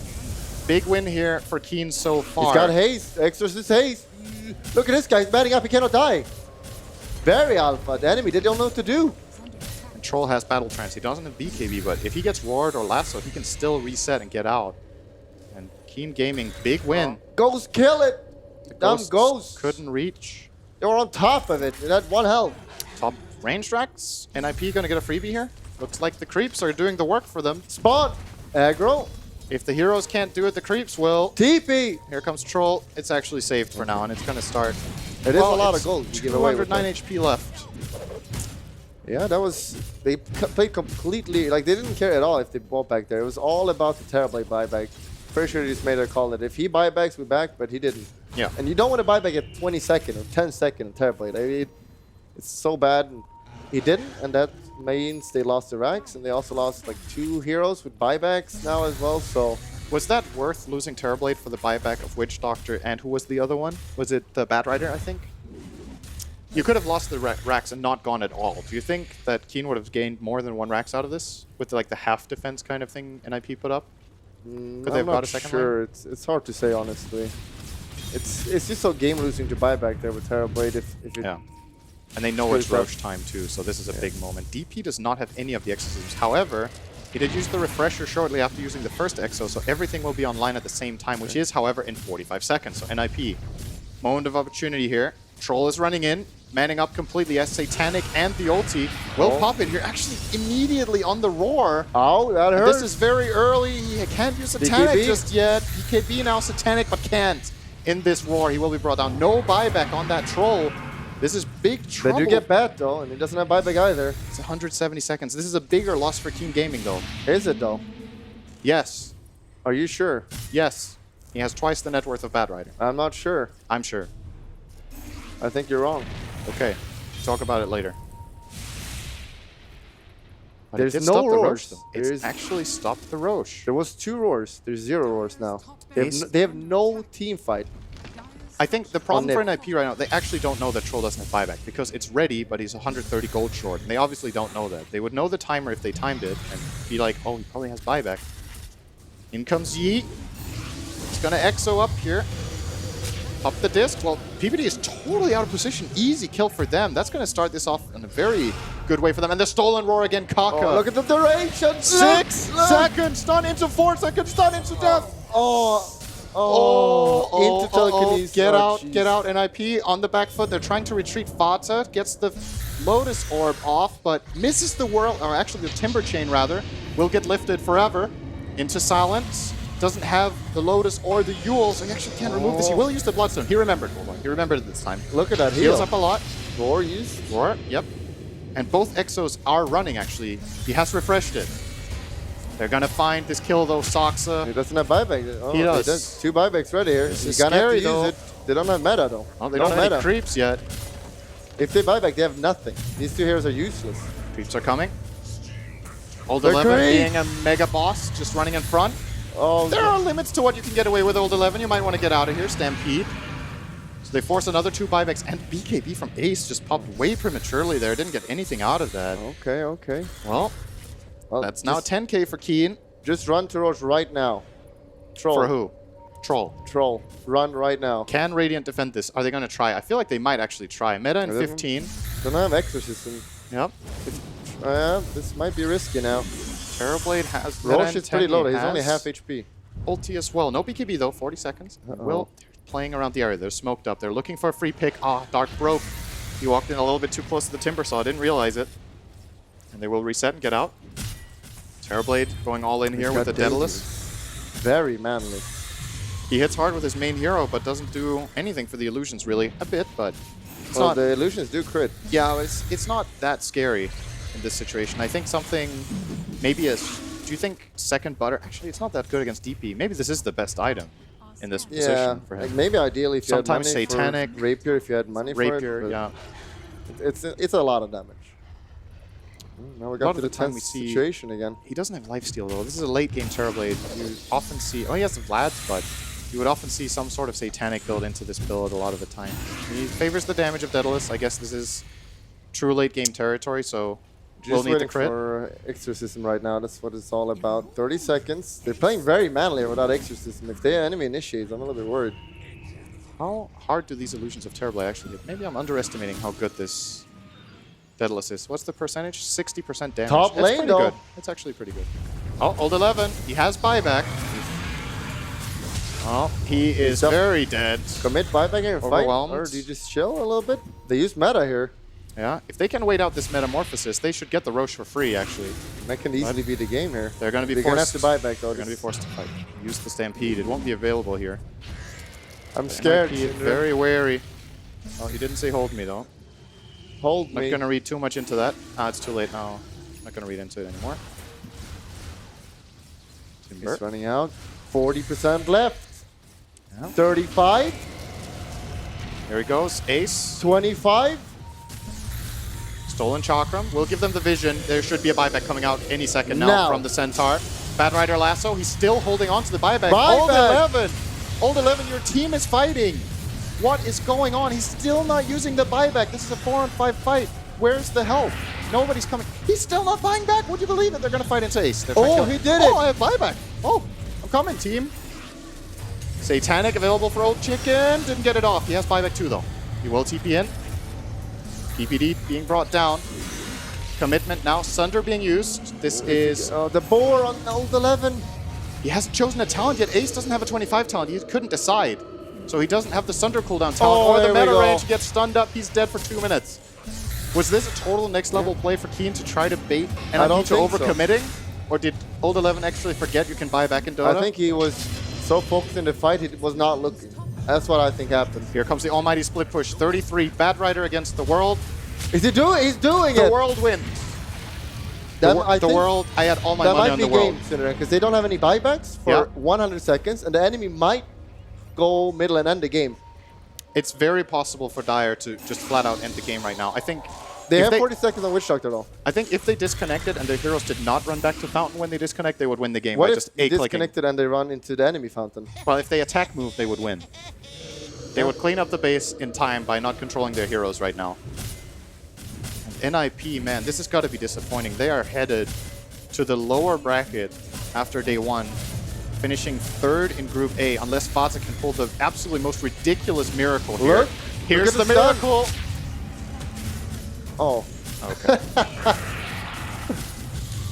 Oh boy. Keen Gaming. That was close.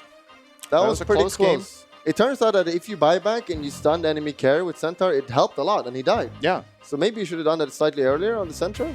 It didn't matter in the end because he won. So maybe he played it right. I'm not going to question him. I think I'm seriously considering if he was baiting or waiting for something specific from NIP, like trying to bait an overcommitment. They know the enemy didn't have buyback. They know they have buyback on Troll, and maybe the call is make them overcommit on Troll, buyback, and then we take the fight. They both had buybacks and reconnected to the fight. It's like, there's no way he doesn't know, right? Like, that was a 30 seconds. He had buyback ready, and he doesn't see, it's flashing on your screen in front of your eyes. Sure. You know? He is ranked 33. Yeah? So, I mean... maybe he did know. Yeah, he must have known.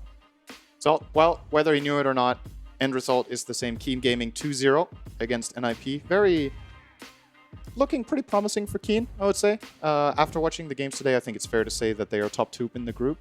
The series against Gambit could have definitely gone either way as well. Gambit were better today. And Gambit is definitely, like, for me at least, right now, favorites of this tournament. We haven't seen Group 2 or B yet, so... Yep. But Group B really has OG. And what's the other favorite team in that group? OG E-Home? definitely considered one of the top 2. E-Home, I think, yeah. Those are probably the 2 teams to look out for from there tomorrow. Anyway, to prepare us for tomorrow, we got some gents on the desk. And Paul. Thank you to our expert casters and Cinderin there for the commentary on our final series of the night. We'll wrap things up. We'll also bring you the final results from Group A, take a look ahead to what we've got coming up on day 2 with Group B, and also bring you up to date with the scores on the doors as far as our prediction contest goes from our analysts. Pyrian Flax, Kyle, and Blackall back with us. Gents, in the end, it's Keen again, Kyle, and I hate to say this, but fairly predictably.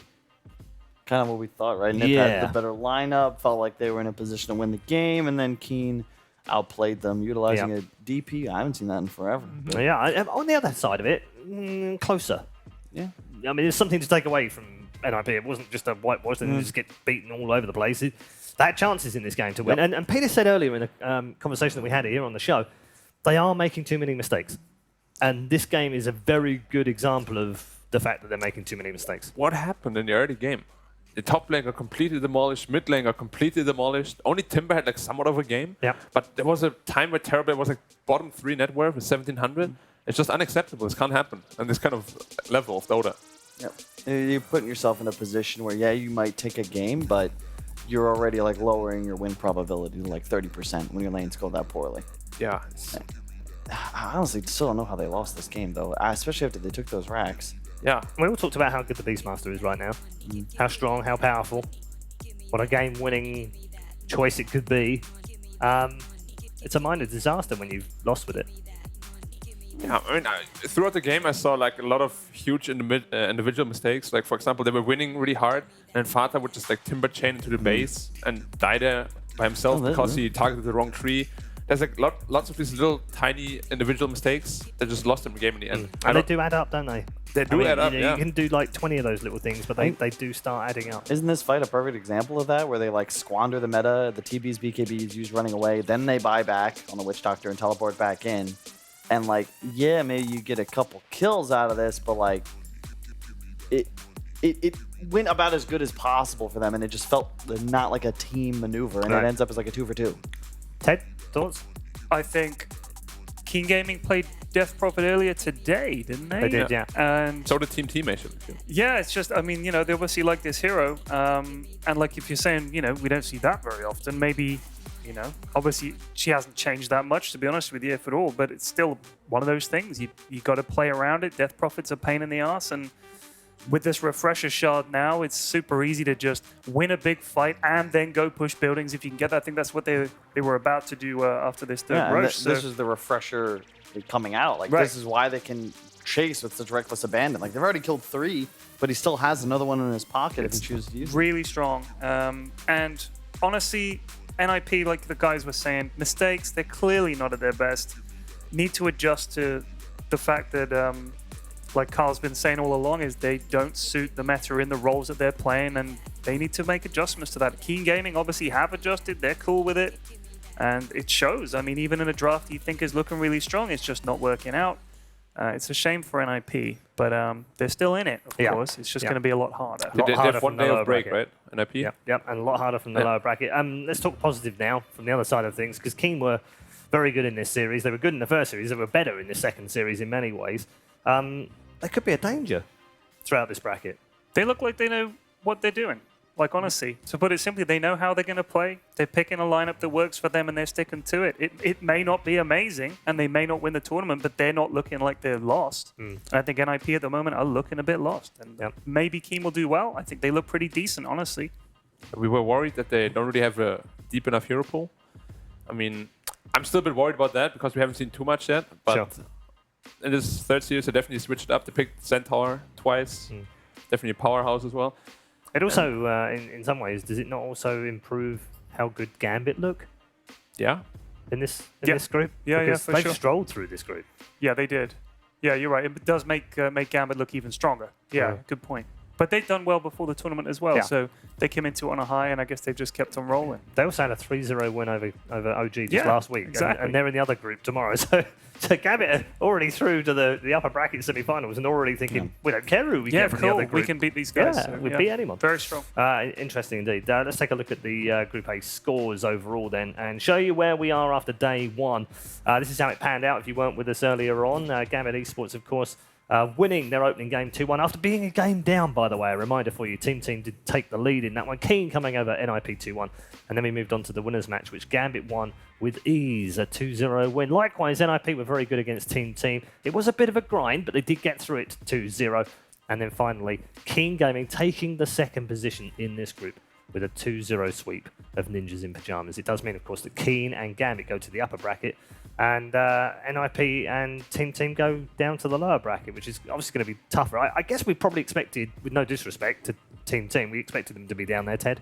Yeah, I think But so. they I played mean, probably everyone, better, everyone though, didn't did. they? But, well, I think that just goes to show how much closer NIP are to Team, rather than, I don't know whether it means Team are substantially better than people thought. We'll Right. have to see. But, I mean... They took a game off Gambit. They did, yeah, that's true. So Yeah. maybe they could... Yeah, I mean, like you said, they were close. But Yeah. I think the ranking we've got so far that's pretty much... You wouldn't say it's an upset. You'd say, yeah, that's pretty much how it should have gone. Okay, and then disappointing, obviously, for NIP Black, but as all of you have pointed out, that the inconsistency of that team at the moment is costing them, and it's proven to be the case in the group stage. Yeah, I really don't know how they play this inconsistently. They have so much talent. They have Yeah. a very great captain. They have all the right ingredients for success, but Yeah. it's just not. I coming remember together. back to the major, Kyle. You know, you look at them and they finished 4th. They did it with the stand-in. Everyone was saying how impressive that was. Yeah, okay, it was a world-class stand-in, admittedly, but they did well to get 4th. And then everyone was saying, well, if they do that with the stand-in, what can they do when 33 comes back? They're going to be an incredible powerhouse. This is not the kind of performances we were expecting from what should be a powerhouse team. I think it's really cool to watch, though. I think if you're a community member, just a Dota fan, you can look at 3-3 and the Mind Control and think, wow, these are both incredible players. Yeah. But they look at Dota and they interact with Dota in completely different ways, even though they play the same position.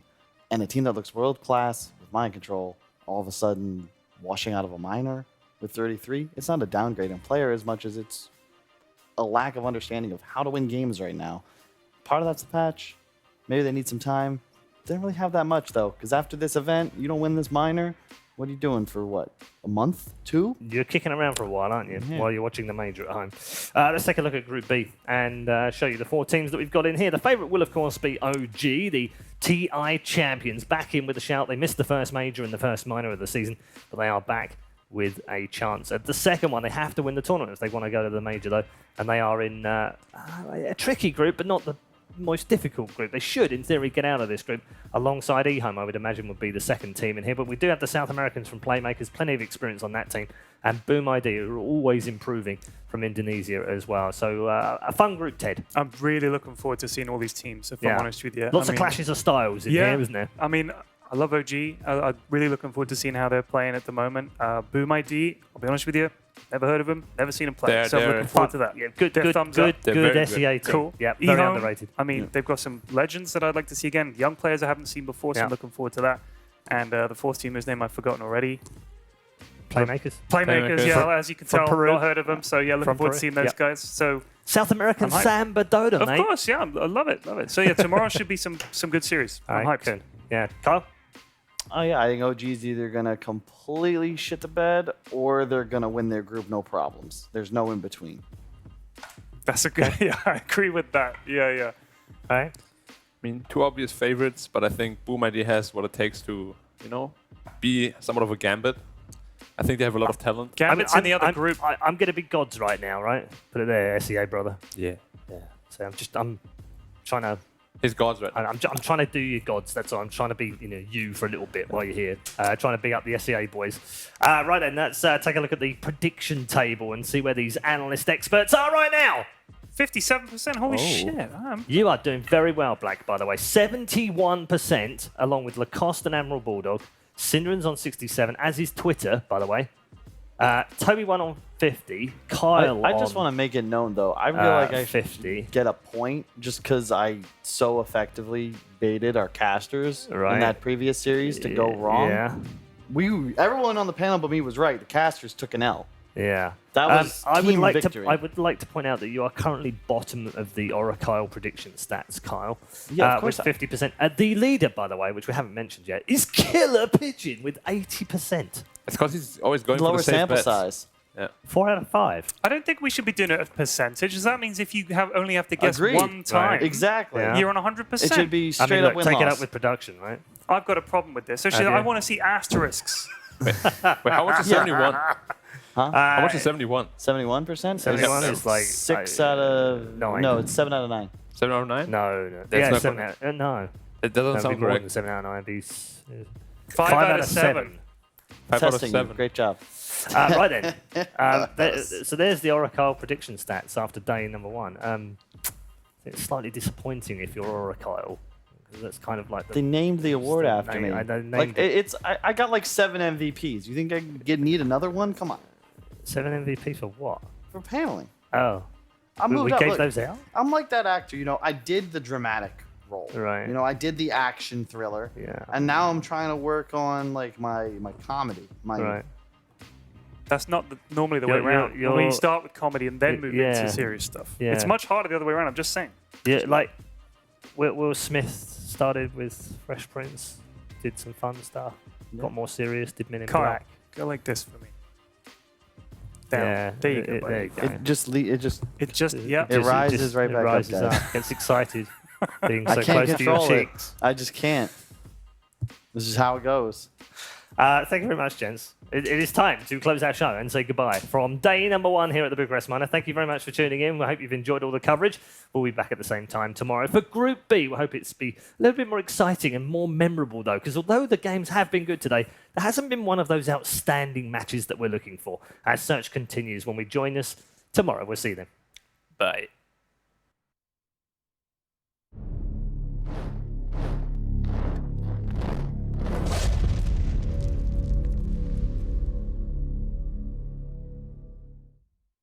The more information you have, the better the decisions. Data is crucial to do important decisions in Dota games and even before the Dota game in preparation. It's really cool that a big company like SAP is investing into esports and that I can be a part of it is amazing.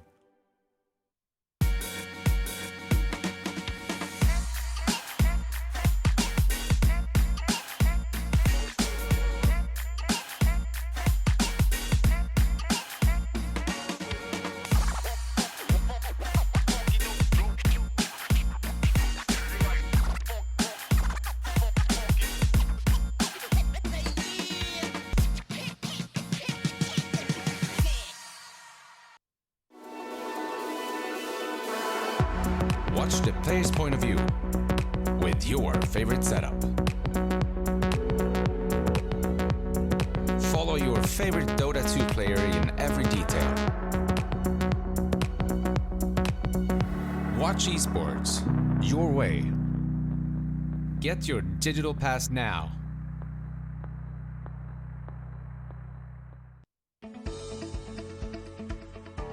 GVM Pay is designed for gamers to unlock various benefits from most mainstream games to your local services. Recharge made easy just within your fingertips.